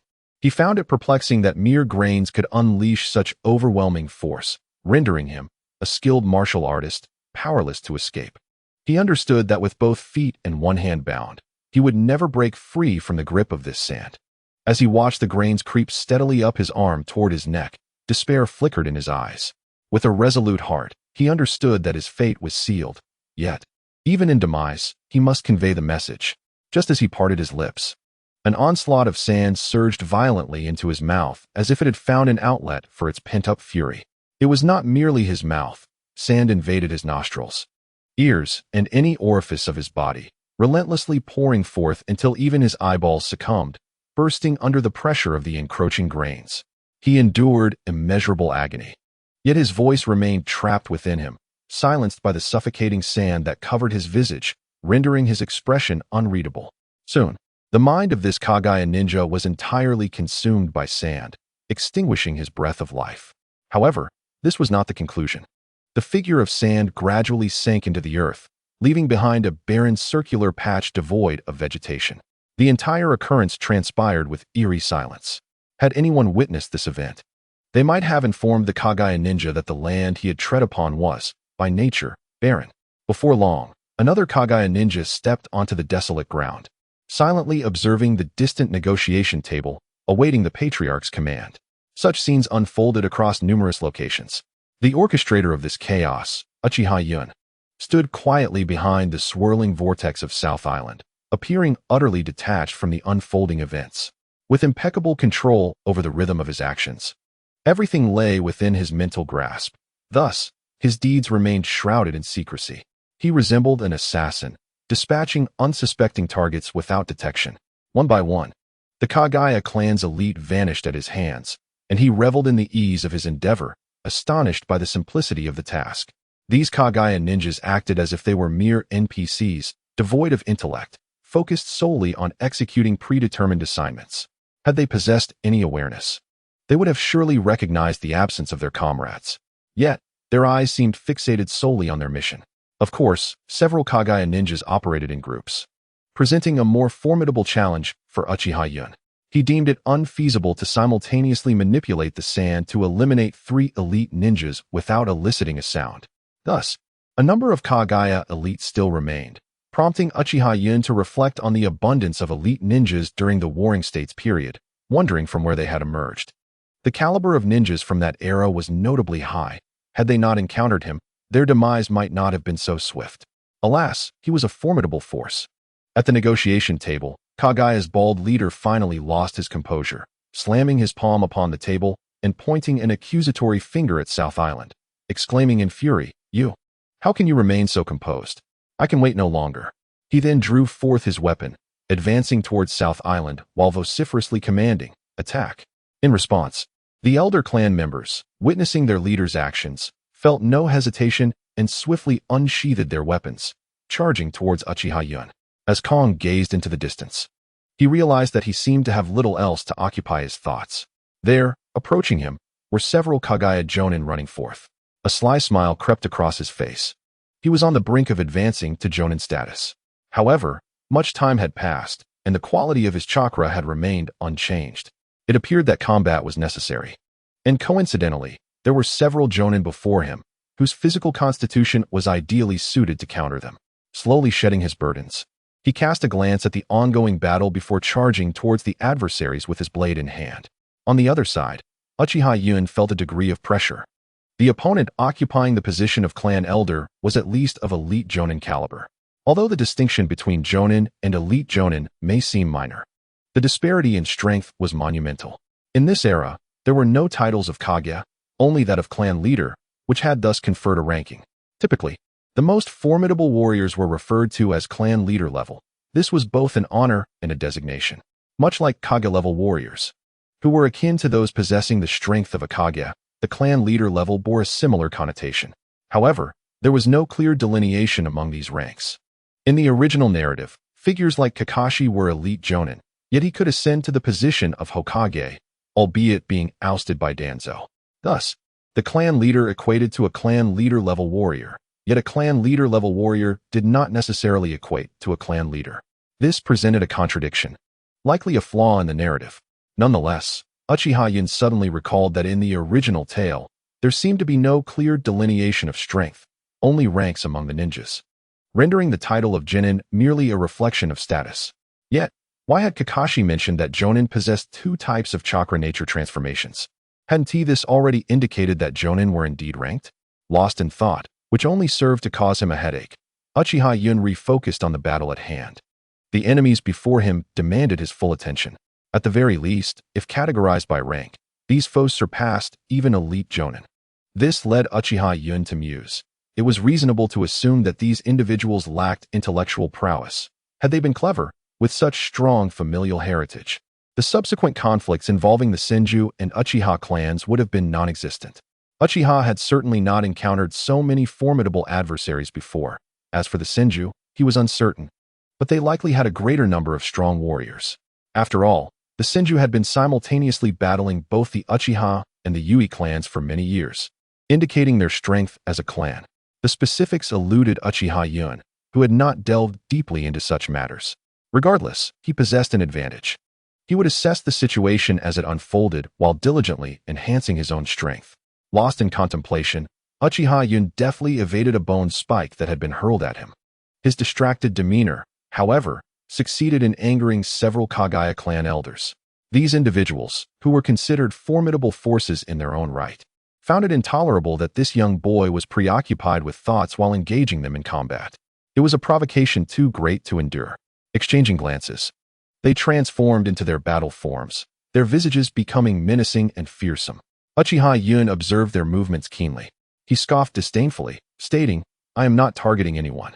Those who battle against me are mere refuse, and I truly hold you all in contempt." This declaration from Uchiha Yun ignited the fury of the elders of the Kagaya clan. Their eyes turned crimson, glaring menacingly at Uchiha Yun. While the earlier remarks could be dismissed as provocation and disregard, this statement was a blatant affront. Exchanging glances, they brandished their bone spikes and charged towards Uchiha Yun. At this moment, he sensed the mounting pressure. His sand could obliterate most low-level creatures, yet against elite foes, it proved ineffective, inflicting minimal damage. However, these concerns were swiftly dismissed as he pressed his hands down and then abruptly lifted them. A colossal wall of sand erupted from the ground, directly obstructing the path of several assailants. Without hesitation, they raised their hands and cleaved through the sand wall effortlessly. Yet, Uchiha Yun had vanished from sight. The group quickly positioned themselves back to back, scanning their surroundings. It did not take long for them to locate Uchiha Yun, causing a chill to run through their hearts. It appeared that this young boy was quite adept at the body flicker technique, complicating matters considerably. The body flicker technique is not a singular technique, but encompasses all techniques that allow for instantaneous movement, including high-speed movement techniques. Uchiha Yun employed a method that activated his body to achieve remarkable speed. Coupled with his Sharingan, this technique proved exceptionally useful, ensuring he avoided collisions. The Kagaya ninjas suddenly broke into enigmatic smiles. It seemed they had grasped each other's intentions, prompting Uchiha Yun to reciprocate with a smile of his own. Their exchanged expressions caught the attention of Sora from a distance, leaving him perplexed. How could they be laughing amidst battle? Had some clandestine arrangement been made? Soon, he witnessed a bewildering scene. Uchiha Yun and the clan elders were incessantly utilizing the body flicker technique, racing against one another. Uchiha Yun would materialize in one location and, in the next moment, vanish, with several Kagaya elders appearing where he had just been. The battlefield became a surreal spectacle, with shadows flickering in and out of existence. Akin to a haunting vision, Sora was left dumbfounded by this display, as were the Kagaya ninjas engaged in combat with him. The body flicker technique employed by Uchiha Yun significantly enhanced his physical capabilities through chakra. It was evident that the Kagaya elders also utilized a similar technique. However, this was no ordinary technique. It could exhaust the body. Overuse could lead to severe physical strain, ranging from extreme fatigue to muscle tears or even cardiac distress. From a gaming perspective, this was akin to a skill that could only be used at the cost of one's health points. Excessive use would deplete one's health bar entirely. Observing Uchiha Yun and the elders, it was apparent that they were indeed playing a dangerous game. In such circumstances, The outcome hinged upon which side possessed the superior endurance. Why has the once noble ninja battle devolved into a mere contest of physical prowess? The members of the Kagaya clan are renowned for their mastery of taijutsu, which may afford them considerable endurance. Yet, why does Lord Kumogakure also resort to such ninjutsu? As the skirmish unfolded, Sora's eyes suddenly sparkled with intrigue. The technique they employed, a form of body flicker, is rather pedestrian, known to inflict bodily harm. Yet, he seemed utterly unconcerned. A few Kagaya Jonin turned to see a smile gradually appearing on Sora's face, an inexplicable chill creeping over them. They glanced at the distant battle, swallowing nervously, recognizing disbelief mirrored in their comrades' eyes. Could it be that they were all mad? Vortex Nin Island wiped the sweat from his brow, his gaze fixed solemnly on the imposing Kagaya warrior before him. That bald-headed opponent was exceptionally formidable, unleashing a barrage of taijutsu techniques. What was perplexing was that this individual shouted something resembling a dance as he fought. However, from his demeanor, it hardly resembled any form of dance. It lacked elegance and instead provoked a sense of nausea at the sight of that gleaming bald head. Yet, one could not deny that despite the ungraceful appearance of his dance, the bald warrior was undeniably powerful. Nan Island's adamantine seals found little success against his techniques, occasionally even suffering minor setbacks. He felt compelled to learn this peculiar style. No, this technique. His chains could serve as weapons as well. Regardless of how unrefined his own moves might be, they were certainly superior to his own 8 strikes of Shaki. The Kagaya warrior was not faring any better. No matter how inept Nin Island's technique appeared, the numerous chains attacking him made it feel as though he were constantly battling for his life. Though both were superlative combatants, one excelled in taijutsu while the other specialized in sealing techniques, resulting in a clash that, while intense, did not create cataclysmic disturbances, as the surrounding environment remained relatively unscathed. Surveying the area, the bald Kagaya sought an opportunity to drive his bones forcefully into Nan Island's form. Yet, the latter's defenses were impenetrably tight, rendering his efforts futile.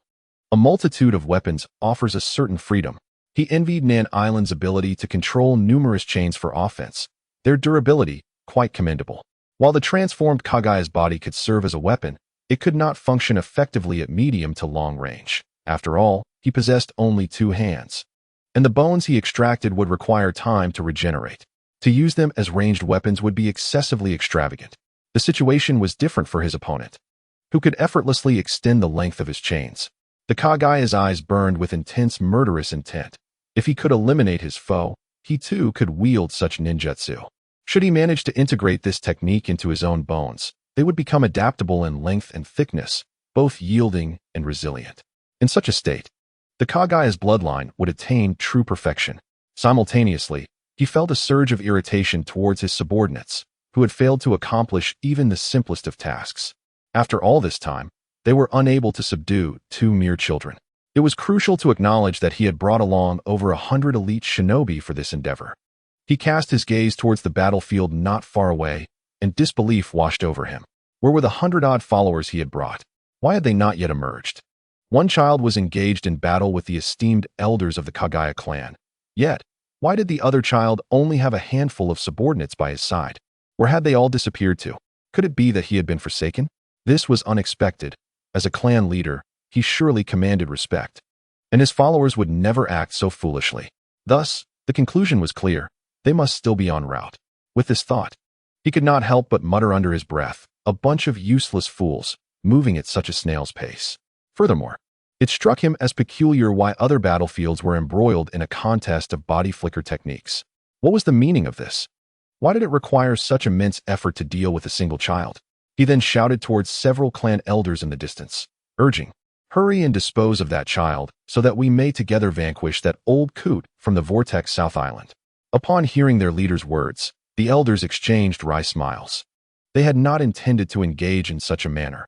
Relying on their superior physical techniques, they had hoped to crush the child directly with their body flicker techniques. If the child merely slowed down, they believed they could close in and deliver a fatal blow. However, this child was exceptionally elusive.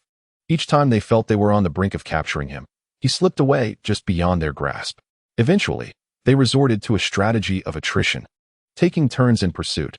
As long as one of them managed to catch up, a decisive strike would suffice. What was even more absurd was that this child's physique seemed forged from iron, showing no signs of fatigue whatsoever, let alone pain. Instead, he continued to evade their attacks, seemingly toying with them.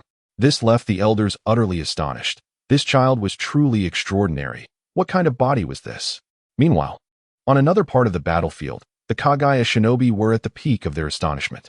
Judging from the opponent's offensive maneuvers, it was clear that he was also a practitioner of physical techniques. Yet, he persistently employed body flicker techniques, forcing them to do the same. Initially, they had thought that such an approach could only be sustained for a few instances at most. At worst, they would endure one of his attacks and then swarm him to turn him into mere shreds. But now, it was evident that he had executed the body flicker technique dozens of times without any visible strain on his face. Their expressions darkened as the toll of the battle began to manifest in their bodies. Their calves trembled, revealing that they had reached a critical threshold. Finally, sensing an opportunity, one of them brandished his blade and struck downward at one of the Kagaya shinobi. This chapter is not over. Please click the next page to continue reading. The Kagaya ninja, in a state of panic, raised his bone in a desperate attempt to thwart Ko's advance. In the face of his horror-stricken gaze, Ko's blade effortlessly cleaved the bone in two. With a single stroke, the Kagaya ninja met his demise. The other jonin gasped in shock at the sight. Their bones, fortified by chakra, boasted a hardness surpassing that of ordinary steel. How could they crumble before this young boy's blade, as if they were mere tofu? Ko grinned, delighted. The weapon in his hand was seized during his previous battle with the samurai. He had witnessed its formidable power, capable of severing all ninjutsu. Thus far, it appeared that there was no ninjutsu this blade could not cut through. In its presence, the bones of the Kagaya clan were indistinguishable from those of any common mortal. Furthermore, the blade's extraordinary sharpness rendered the Kagaya bones effortlessly vulnerable. But the sand iron of Uchiha Yun was impervious to this knife. It seemed the sand iron shared a similar composition with the blade itself. While the blade could cleave through chakra and its enhancements, it could not penetrate the fortress of sand iron, possessing equal hardness. Ko's eyes narrowed into slits, a joyful smile spreading across his face. He nearly forgot the attribute of his blade. Had he known the outcome would be such, he would not have exerted himself at all. The entirety of the Kagaya clan's knowledge was enshrined in their bloodline, their strength rooted in it. With their bloodline now rendered ineffective, they could hardly stir up any significant turmoil. Ko felt a surge of elation, having achieved the distinction of being the first to claim a life in this battle. Successfully completing the first kill, Uchiha Yun, his expression stoic, regarded the few Kagaya elders who were nearing their end. Observing them, he smiled faintly and said, "In the next life, strive to be a good person." With hands forming seals, he bellowed, "Destruction, sand waterfall burial." As Uchiha Yun's voice resonated, the ground trembled violently. The elders' faces turned ashen. The body flicker technique was an undeniable cheat. They were utterly helpless against Uchiha Yun. Attacking with skills would prove futile. What was the point? However, one elder chuckled. "Hey, kid, stop pretending. You're not in a good state yourself, are you?" The other elder's eyes brightened at this revelation. Indeed, while this young boy held a significant advantage in taijutsu, he now seemed intent on abandoning that advantage to engage them in ninjutsu, suggesting his taijutsu must be lacking. Uchiha Yun smiled silently, pouring forth a torrent of chakra. As the elders felt the ground tremor with increasing intensity, panic set in as they exchanged glances, brandishing their bones in preparation to eliminate this boy on the spot. Just as they moved forward, the earth suddenly split apart, forming a massive chasm. Staring into this gaping fissure, the elders were left bewildered, struggling to comprehend the unfolding events. Although they were astonished that Uchiha Yun could create such a commotion, they could not help but scoff. What was this fellow thinking? How could such a technique possibly ensnare them? Indeed, as a taijutsu ninja, he was merely fast and strong, lacking in other abilities. Did he truly believe that such a sluggish ninjutsu could trap them? Uchiha Yun shook his head. This technique was initially meant to be buried deeper. Yet he understood that it would be futile against a few taijutsu ninjas. Even though their bodies appeared to be failing, who could predict the capabilities of a ninja? He opted for a compromise, executing only half of the technique. Then, with his eyes narrowed and hands forming seals, he continued. This time, the commotion was less pronounced. Yet the hearts of several elders from the Kagaya clan were filled with greater unease. Glancing at the fissure nearby, they seemed to comprehend something. hastily distancing themselves from this creature that seemed poised to devour them at any moment. Uchiha Yun observed their movements with indifference, inwardly sneering. Did they truly believe they could evade his technique simply by fleeing? As he completed the seals, the surrounding sand began to churn violently, and a colossal wall of sand encircled the elders and Uchiha Yun. Beholding this sandy barrier, the elders broke into a cold sweat, realizing the implications of this young one's intentions, yet it appeared they could not escape. Was this child truly intending to bury them alongside him? No, it was inconceivable. Although he belonged to the Uchiha clan, renowned for their madness, they would not be so reckless. Uchiha Yun cast a derisive glance at the elders and taunted, "Mutual destruction? You think you stand a chance?" No sooner had he spoken than the sand iron gourd behind him transformed into a swirling cloud of sand, lifting him aloft. This spectacle clarified Uchiha Yun's intentions to the elders. Just as Uchiha Yun completed his seals, the immense sand wall surged toward the elders, inexorably driving them toward the abyss he had conjured. The elders' eyes widened in despair. There was no escape. The sand wall surrounded them, and in the center lay a chasm that seemed bottomless. As for the notion that the sand wall was an illusion, the elders were not foolish enough to entertain such a thought. They were as frantic as ants on a hot stove, uncertain of what to do. Ultimately, they gritted their teeth and charged toward the sand wall, wielding their own spines as weapons. However, their efforts were destined for failure. The wall of sand, at least 30 meters thick, rendered their bone spikes utterly ineffective, akin to scratching a boot. Uchiha Yun had yet to encounter any notion of sword energy in this world. Even if it existed, a sword's energy spanning 30 to 50 meters would have cleaved him in 2 moments ago. With a calm demeanor, Uchiha Yun instilled despair in the elders. They had never envisioned that the Kagaya clan, having dominated the ninja realm for so long, could be outmatched by a mere child, let alone be obliterated by one. In the end, the sand wall propelled everyone toward the abyss, sealing their fate. The abyss that had just been created was swiftly filled, as if nothing had ever transpired, save for the transformation of verdant land into desolate sands.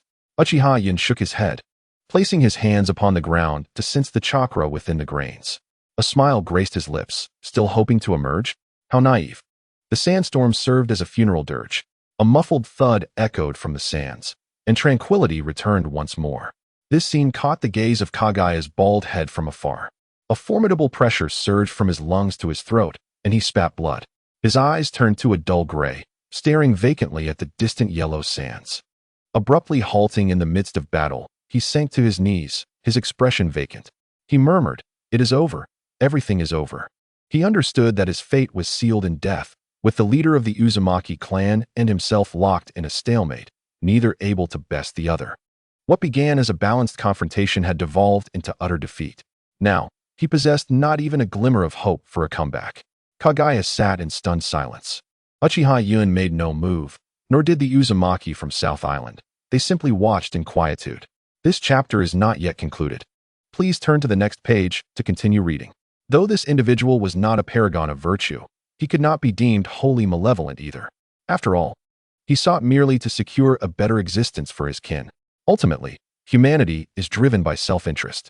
Kagaya remained in a daze for a time before gradually lifting his head, his eyes devoid of any anger. Upon gazing at Uchiha Yun, a flicker of light returned to his eyes. His lips moved as if to pose a question, yet he ultimately refrained from voicing it. Uchiha Yun discerned his unspoken query and replied calmly, "Indeed, they are all dead. It was my doing." Upon hearing this response, it seemed to drain Kagaya of all vitality, collapsing to the ground and laughing maniacally at the sky. Memories of his earlier grandiose declarations flooded his mind. The Kagaya clan would undoubtedly become the preeminent clan in the shinobi world, trampling Uchiha, Senju, and others beneath their feet. The Kagaya clan would be inundated with missions and limitless wealth. As Kagaya laughed, the mirth faded, and he closed his eyes. The Uzumaki from South Island also plunged chains into his body. With the clan elder and leader perished, even the remaining Chunin lost their will to fight, collapsing in despair. The atmosphere grew dull, and even Uchiha Yun found little amusement in continuing the battle. He approached several of the Jonin, looking down upon them with a curious expression. "Your strategy, while not exceptional, was quite commendable, including the flanking maneuvers from a couple of days ago, which indeed threw me off balance. Surely, Such tactics could not have originated solely from your Kagaya clan.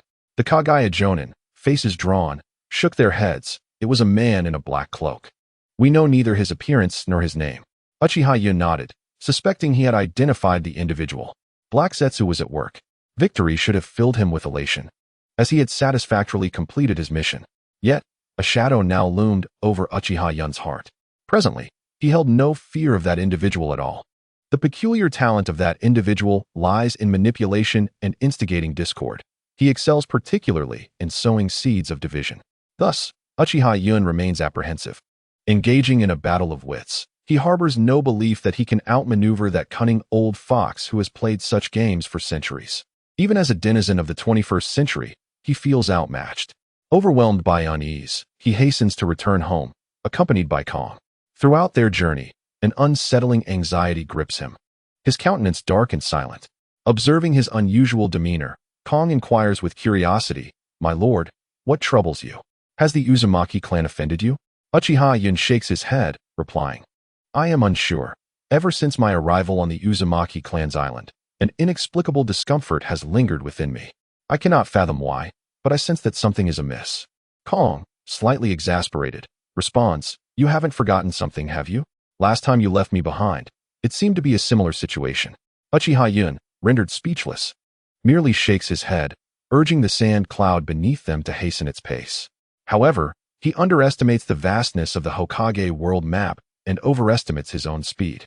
He had imagined that traveling at full speed would surely surpass the velocity of a sports car, believing he could reach home within a day. Yet, upon consulting the map, he discovers he has barely covered half the distance. No wonder so many powerful families in the original narrative failed to arrive in time for rescue.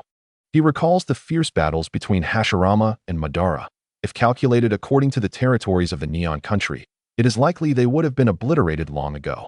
It is no surprise that Hashirama would be concerned about their clashes potentially shattering the continent. Clearly, he has a long journey ahead, still falling short of the peak era of Hashirama and Madara. Accepting that a single day will not suffice, he resolves to take a few more days. Acknowledging that there is no need to rush, randomly selecting an inn, Uchiha Yun finds himself restless on the bed, unable to sleep. In the dead of night, with no sense of drowsiness, he rises to use the bathroom and overhears a conversation between two individuals. The Uchiha, Senju, and Yui clans are engaged in a lively conflict. Is this not fortuitous? Their three clans have clashed on numerous occasions before. Uchiha Yun shakes his head, choosing to disregard it. This bears no significant difference from the original narrative. It merely seems that, over time, the Yui clan gradually retreated from the stage for reasons unknown. Logically, these three clans are adversaries, but the rivalry between Yui and Senju is particularly pronounced, given that their employer's relationship dictates the dynamics among the ninja clans. Furthermore, the Yui clan has a contentious history with the Uchiha, stemming from the latter's encroachment on Yui's business interests. Thus, conflict typically involves the Yui aligning with the Uchiha against the Senju, though occasional skirmishes with the Uchiha do occur. What is peculiar, however, is that both the Senju and Uchiha clans largely ignore the Yui, yet manage to drive them out of contention. It mirrors the dynamics of the past, where Coca-Cola and Pepsi engaged in rivalry, leaving the third party, a less significant brand, to falter. Similarly, the contention between JDB and Wanglaji led to the latter's subdued presence. Indeed, there are numerous examples of this nature. If I am not mistaken, Uchiha Yun should belong to the Yui clan, which, due to its involvement between the two clans, has not garnered much acclaim. Subsequently, for reasons unknown, they withdrew from the limelight, and over the years, their lack of notable achievements resulted in no prominent families seeking their services. Gradually, they became marginalized. This situation is akin to that of certain enterprises. When two giants clash, they inundate the market with advertisements to promote their products, thereby amplifying their own reputations. What of the third parties? They find themselves unable to participate, unable to compete with either side, ignored by the giants, and unwilling to remain subordinate. They wait for the two behemoths to exhaust each other, hoping to reap the benefits, only to find themselves left out in the cold. However, upon reflection, it does not seem right. The elder from the Yui clan appears formidable, surely. Those beneath him possess some skill, preventing them from fading into obscurity. Lost in thought without arriving at a conclusion, he resolved to depart. You might ask, Can we truly capitalize on this opportunity? The war between Uchiha and Senju is bound to be extraordinarily brutal. How can they spare a thought for us? What if they turn back to settle the score? Leaving aside whether they know it was us, even if they did, what could they do? We merely sought to siphon a bit of their bloodline. At this point, Uchiha Yun's expression darkened considerably. To siphon blood is indeed to steal blood. And the only clan that could be targeted is the Uchiha, implying that they have set their sights on their eyes. The Sharingan, you see, becomes ineffective after a corpse has lain for a while. Thus, it must be fresh. Those on the battlefield would certainly hesitate to partake, indicating that their targets are not the fallen from the Uchiha ranks. Uchiha Yun's gaze turned frigid. The Sharingan is but a tool. He does not place great importance on whether the bloodline continues. As long as he is not aware of their actions, it matters little. Yet, hearing such words, he could not be bothered to reclaim what was taken. Should he encounter it, he would surely retrieve it, but he would not resort to killing. This chapter is not yet concluded. Please turn to the next page to continue reading. However, the fact that they have targeted the young ones within the clan is something he cannot tolerate. It is evident that this group lacks the audacity to confront the elders of the Uchiha clan. Those who have not awakened their powers are disinclined to trouble them. Those who have awakened, once of age, typically engage in battle. Thus, their targets can only be those talented children. Uchiha Yun's murderous intent surged. This was something he could not endure. You may harm my clansmen, and I might excuse it as a lack of skill on their part. But to target children is truly inhumane. His malice was palpable, felt keenly by those within. The individuals inside turned pale and rushed for the door. Upon seeing Uchiha Yun at the threshold, they paused, their brows furrowed as they regarded him, instinctively sensing that this young one was not to be trifled with.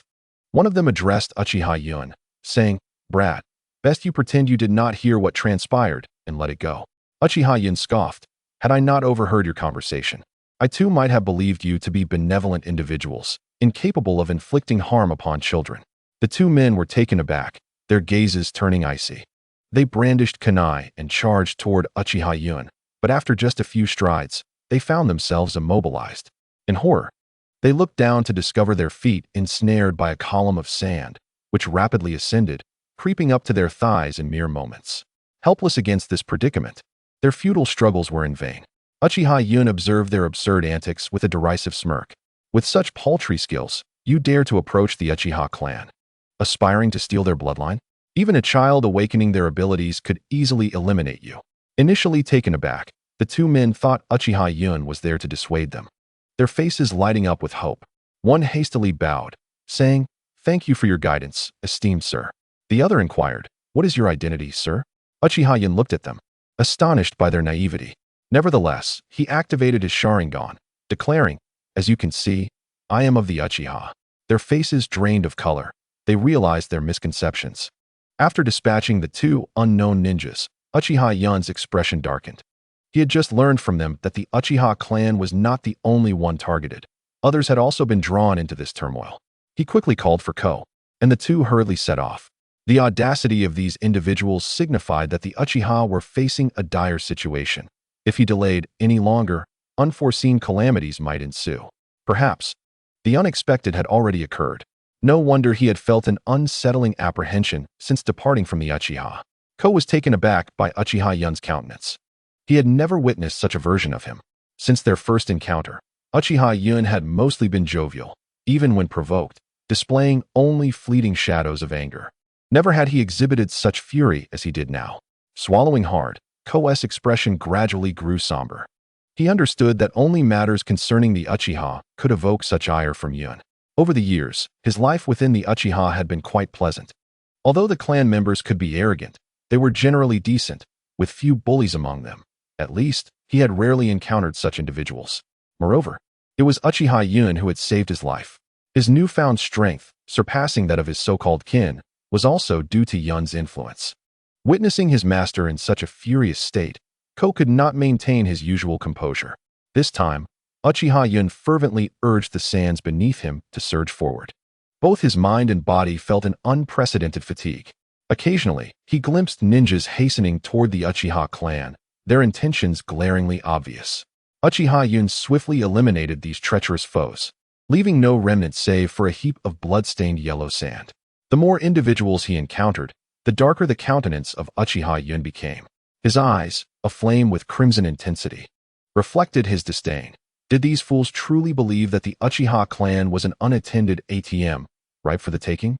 Observing the numerous straps and various items in his possession, a fierce glint emerged in Uchiha Yun's gaze. Just wait. Once this matter concludes, not a single one of those families shall escape unscathed. Sora also glanced at the items in Uchiha Yun's hands, a shiver coursing through him.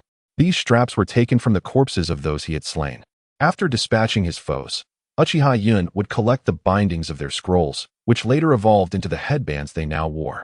If there were no scroll bindings, he would take a body instead, ensuring that Sora could uncover symbols representing their respective clans. Each item, therefore, signified a distinct family. Uchiha Yun's words suggested an intent to eradicate these families entirely. How many lives would that entail? As this thought crossed his mind, Sora could not help but feel speechless. These fools were not only stealing but daring to rob the powerful clans, even bearing their family tokens. Their folly knew no bounds. Uchiha Yun smirked coldly, reasoning that these individuals believed the Uchiha might falter and suffer irreparable damage, leading them to overestimate their safety. Presuming that even if the Uchiha were aware, they would refrain from retaliation. Furthermore, these were merely lesser clans, under the mistaken impression that the Uchiha would not mobilize more than a handful of shinobi against them. Their arrogance was thus emboldened. Sora's curiosity piqued. Are you referring solely to the inferior clans? What of those beneath them? Those lesser clans, endowed with any semblance of intelligence, would never dream of pilfering what the Uchiha valued. Sora found it perplexing why these stronger clans would allow such a multitude to traverse their territories unchallenged. Sensing Sora's confusion, Uchiha Yun's tone turned icily resolute.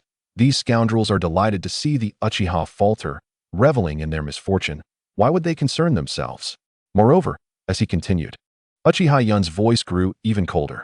Are you certain they can all return to their clans with their ill-gotten gains? Sora's expression stiffened. Indeed, these clans would surely covet the Sharingan. While they might not dare to confront the Uchiha directly, they would gladly enlist others to do their bidding. In this merciless world, seizing another's spoil seems hardly a crime at all. Someone else would bear the blame for robbing the Uchiha amidst their difficulties, while they would savor the spoils. It appeared to be an exceedingly lucrative arrangement. Sora was rendered speechless by this reasoning. In this light, those who refrained from direct confrontation appeared even more detestable. Engaging in thievery while maintaining a facade of innocence was infuriating. More insidious was the fact that they could enjoy what rightfully belonged to the Uchiha without fear. Even if they could not act overtly, they could employ these gains in battles against other clans or for research purposes. Sora shook his head, realizing that his future endeavors would become significantly more challenging, and the adversaries he would face would likely grow even stronger. Simultaneously, he muttered curses under his breath, berating those foolish clans for lacking discernment, thus falling prey to manipulation. Upon hearing the veiled vitriol, Uchiha Yun chuckled softly.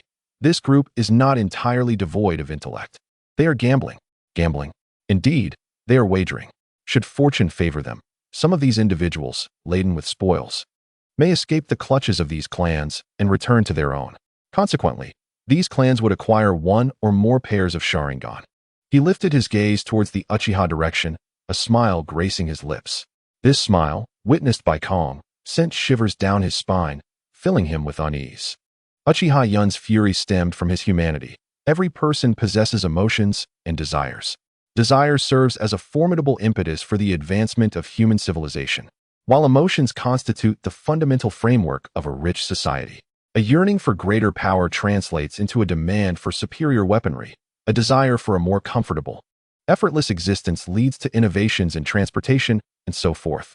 It is through joy, anger, sorrow, and happiness that individuals forge emotional connections with people and events. He too had been influenced by the Uchiha clan. While many dismiss the notion of collective honor, certain circumstances compel individuals to actively uphold that so-called collective. The military, perhaps, exemplifies this sentiment most profoundly. Those labeled as traitors are largely scorned and despised, embodying the essence of collective honor. As a member of the Uchiha clan, Yun instinctively felt compelled to defend his kin and harbor resentment towards those who sought to undermine them. Had the animosity been directed solely towards a few individuals, Yun would not have been so incensed. However, The threat loomed over the entirety of the Uchiha. The following evening, as he gazed upon the gradually enlarging Uchiha territory, a look of surprise crossed Uchiha Yun's face. Thus far, he had not witnessed any signs of a fiery inferno. The Uchiha domain remained tranquil, exuding an air of prosperity. The scene before him momentarily whisked him back to a time when cities were ablaze with light. Yet, a sense of foreboding tightened within his heart. He recalled that in the past, such tranquility was an anomaly for the Uchiha. In a world rife with conflict, nighttime curfews were typically enforced to alleviate the burden on internal security forces. Why then, as darkness enveloped the landscape, did the Uchiha continue to burn brightly? An unexpected occurrence often heralds something sinister. Upon reaching the gates of the clan, Uchiha Yun discerned a flicker of flames not far off. Approaching, he realized it was a pyre of burning corpses. The bodies piled high, yet some remained unconsumed, revealing recognizable attire. None bore the insignia of the Uchiha clan. Kong, perplexed, inquired, "These do not appear to be Uchiha.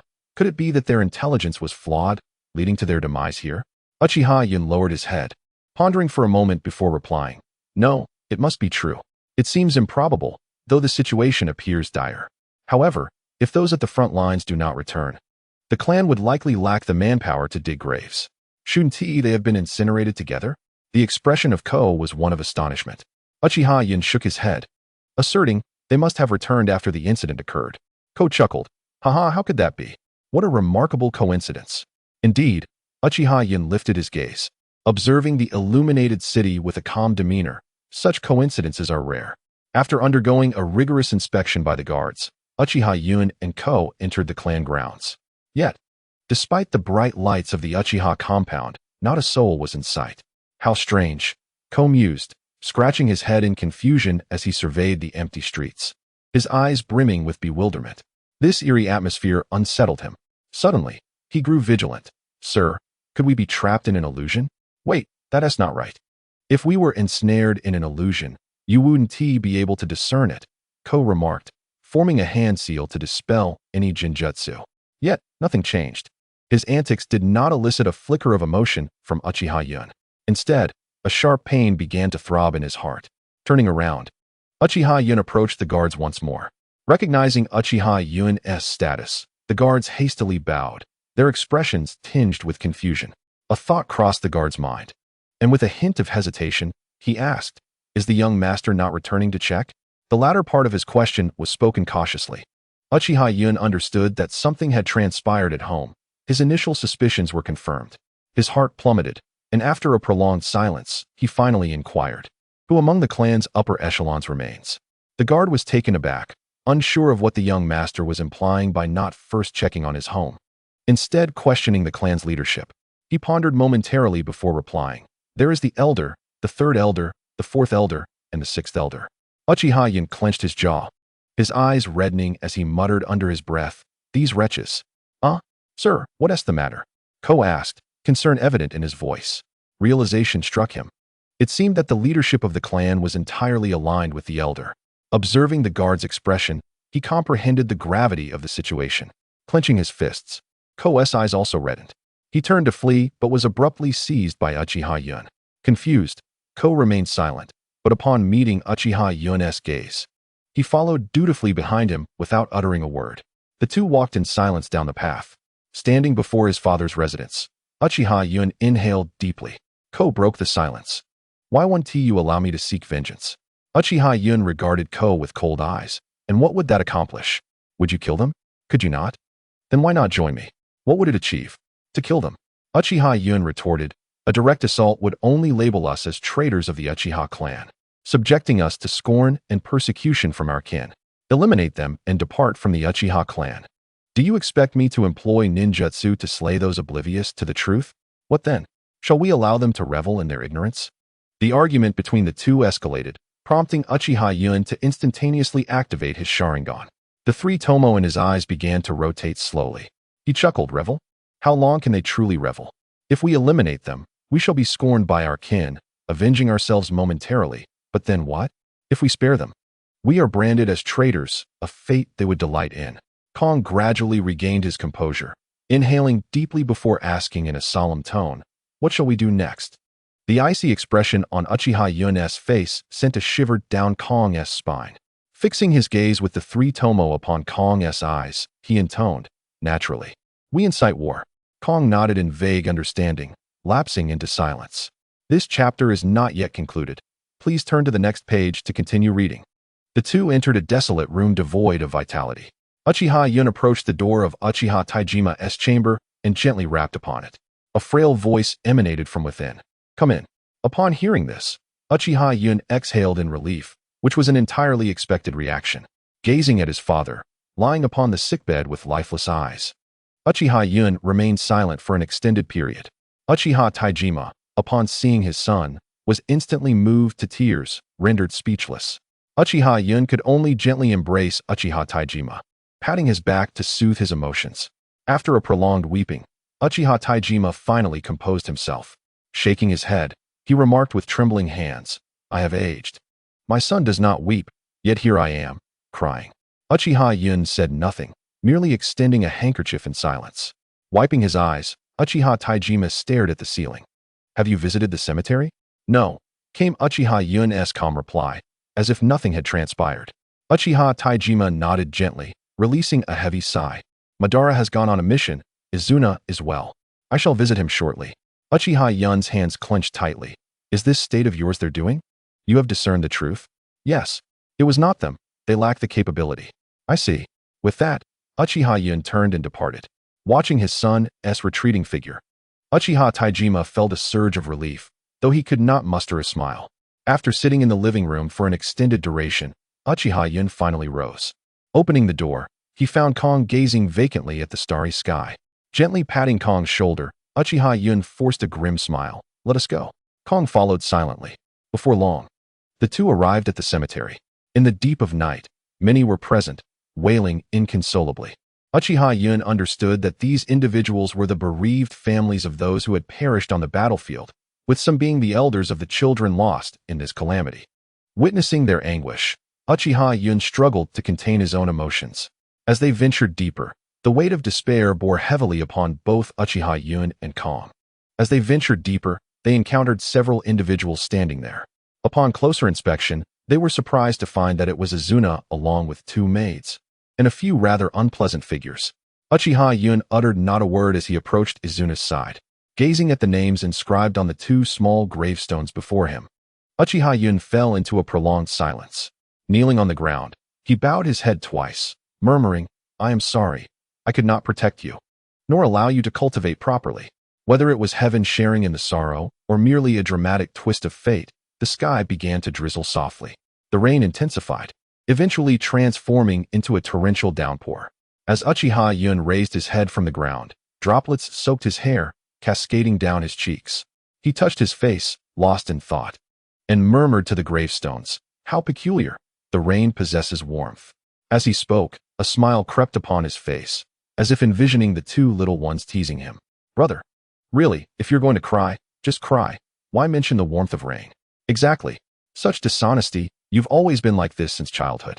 Just as he was lost in reverie, a voice echoed behind him. The departed live on, may you find solace. Upon hearing this, a fierce murderous intent ignited in Uchiha Yun's eyes, and he sprang to his feet. Turning around, his expression was a mask of rage as he glared at the figure before him. Gritting his teeth, he demanded, Uchiha Daigo, what brings you here? Uchiha Daigo remained unfazed by Yun's fury, a faint smirk playing on his lips. The slight curve seemed inappropriate, prompting him to adopt a sorrowful demeanor. He is my nephew too, and I have been here all along. Though we have our differences, we are still direct kin at this juncture. There is no need to dwell on past grievances. Uchiha Yun was repulsed by Daigo's words. Aware of the depths of some people's shamelessness, he could not have anticipated such an egregious level of disgust. His hands clenched into fists, veins bulging like coiling dragons upon his face and arms. The predatory glare in his eyes seemed as if it could devour Uchiha Daigo whole. At this moment, Uchiha Daigo could no longer maintain his composure. He scoffed, what? Do you wish to strike? His disdainful gaze scrutinized Uchiha Yun. Child, if I hadn't been careless last time, do you truly believe you could have triumphed? Pausing, he continued with gritted teeth. After all, I am the elder of a top-tier clan, a superlative expert at the head of a prestigious family. You are far too inexperienced to contend with me. Uchiha Yun's fists tightened as he advanced, yearning to land a blow upon Uchiha Daigo's face. You, however, he halted, wordlessly retreating to stand behind Uchiha Yun, turning his back to the two small gravestones. He could no longer bear the sight of that loathsome face. Fearing he might truly lose control and engage in a desperate struggle with the old man, Uchiha Yun's expression shifted once more as he coldly stated, I have seen enough. Leave now. If you wish to play, I will indulge you. Just ensure you enjoy yourself. With a cheerful nod, Uchiha Daigo departed. As he approached the entrance of the cemetery, his expression transformed into one of profound displeasure. This infernal imp was unexpectedly troublesome. He realized that his clandestine actions had been unveiled, and he held a certain trepidation towards Uchiha Yun, casting a cold glance into the depths of the cemetery. Uchiha Daigo muttered curses under his breath and departed. This wretched creature must be eradicated at the earliest opportunity. Only 3 individuals remained in this place. The rain had ceased, and dawn was nearing. Izuna stood up, taking a final, lingering look at the 2 tombstones before turning away. Brother, let us go. From today onwards, please train me earnestly. Uchiha Yun understood well that his younger brother was engulfed in self-reproach for failing to protect his 2 siblings. He shook his head gently, saying, If you encounter any difficulties in your training, you may seek my assistance. However, the actual effort must come from you. My role is merely to supervise. Izuna left without a backward glance. Uchiha Yun said nothing and quietly followed. He did not return home or engage in training. Instead, he made his way to the Uchiha clan's conference room. It was expected that there would be a clan meeting today. As anticipated, the clan's higher-ups were present. Though they were all part of the Grand Elder's faction, Uchiha Yun entered the room without any pretense of politeness. Upon entering, he found a seat and sat down with a flourish, an act that was undoubtedly impolite. Yet, who would care? The Grand Elder, in a rather jovial mood, would not be foolish enough to provoke a confrontation with Uchiha Yun. Uchiha Yun possessed a sharp tongue. Those aligned with the clan leader brightened at the sight of Uchiha Yun, as if they had found their anchor. However, ignorance knows no bounds of power. An elite jonin from the Grand Elder's faction muttered, such a lack of decorum, entering without an apology or greeting. Does he even have the right to attend the clan meeting? Uchiha Yun was nearly amused to the point of laughter. He had yet to settle the score with them. Yet they were the first to point fingers at him. His eyes glinted with menace as the sand gored on his back melted away, a dark hand materializing around the jonin's neck. The jonin broke into a cold sweat, stammering, What do you intend to do? This is the clan meeting room. Uchiha Yun, with a smile that bore no warmth, retracted his sand. I merely reacted with some excitement upon noticing your inquiries, he replied, tossing the mission briefing into the air. As for decorum, I would be happy to engage in a detailed discussion on that matter, but not at this moment. Whether you possess the right to be here is for you to ascertain. With that, Uchiha Yun skillfully threw the mission briefing like a shuriken. The jonin wiped the sweat from his brow and opened the document. Mission objective, Uzumaki Clan, Kagaya Clan, Mission Bounty, 100,000,000. Note, increased to 200,000,000. Mission description, the Kagaya Clan, having endured years of war, can no longer sustain further losses and must seek out the Uzumaki Clan, their natural adversaries, to vie for territory and resources. The task report is complete. The elimination of Kagaya's lower ninjas, 313, middle ninjas, 133, upper ninjas, 156, elite upper ninjas, 6. The rating is SSS. This document is submitted by every ninja upon returning from their mission. The assessment and the details of the mission are appended later, as the outcome of a conflict is determined by the completion of tasks. Upon seeing this report, the upper ninja felt his heart momentarily stop. He suddenly regretted his choice of allegiance, realizing that such a formidable adversary stood against him. It seemed almost surreal. Yet, he understood that the seal from the Uzumaki clan could not be forged, and the mission's rewards were typically submitted to the clan. If Uchiha Yun were deceiving them, he would not only owe 1 billion to his clan, but would also face severe repercussions if the truth came to light. Therefore, the possibility of forgery was nearly non-existent. After witnessing these results, the upper ninja fell silent. Uchiha Daigo cast a disapproving glance at the upper ninja, sipping tea in a nonchalant manner as he took the mission report from his hands and glanced at it. The sight caused him to spit out the tea he had in his mouth.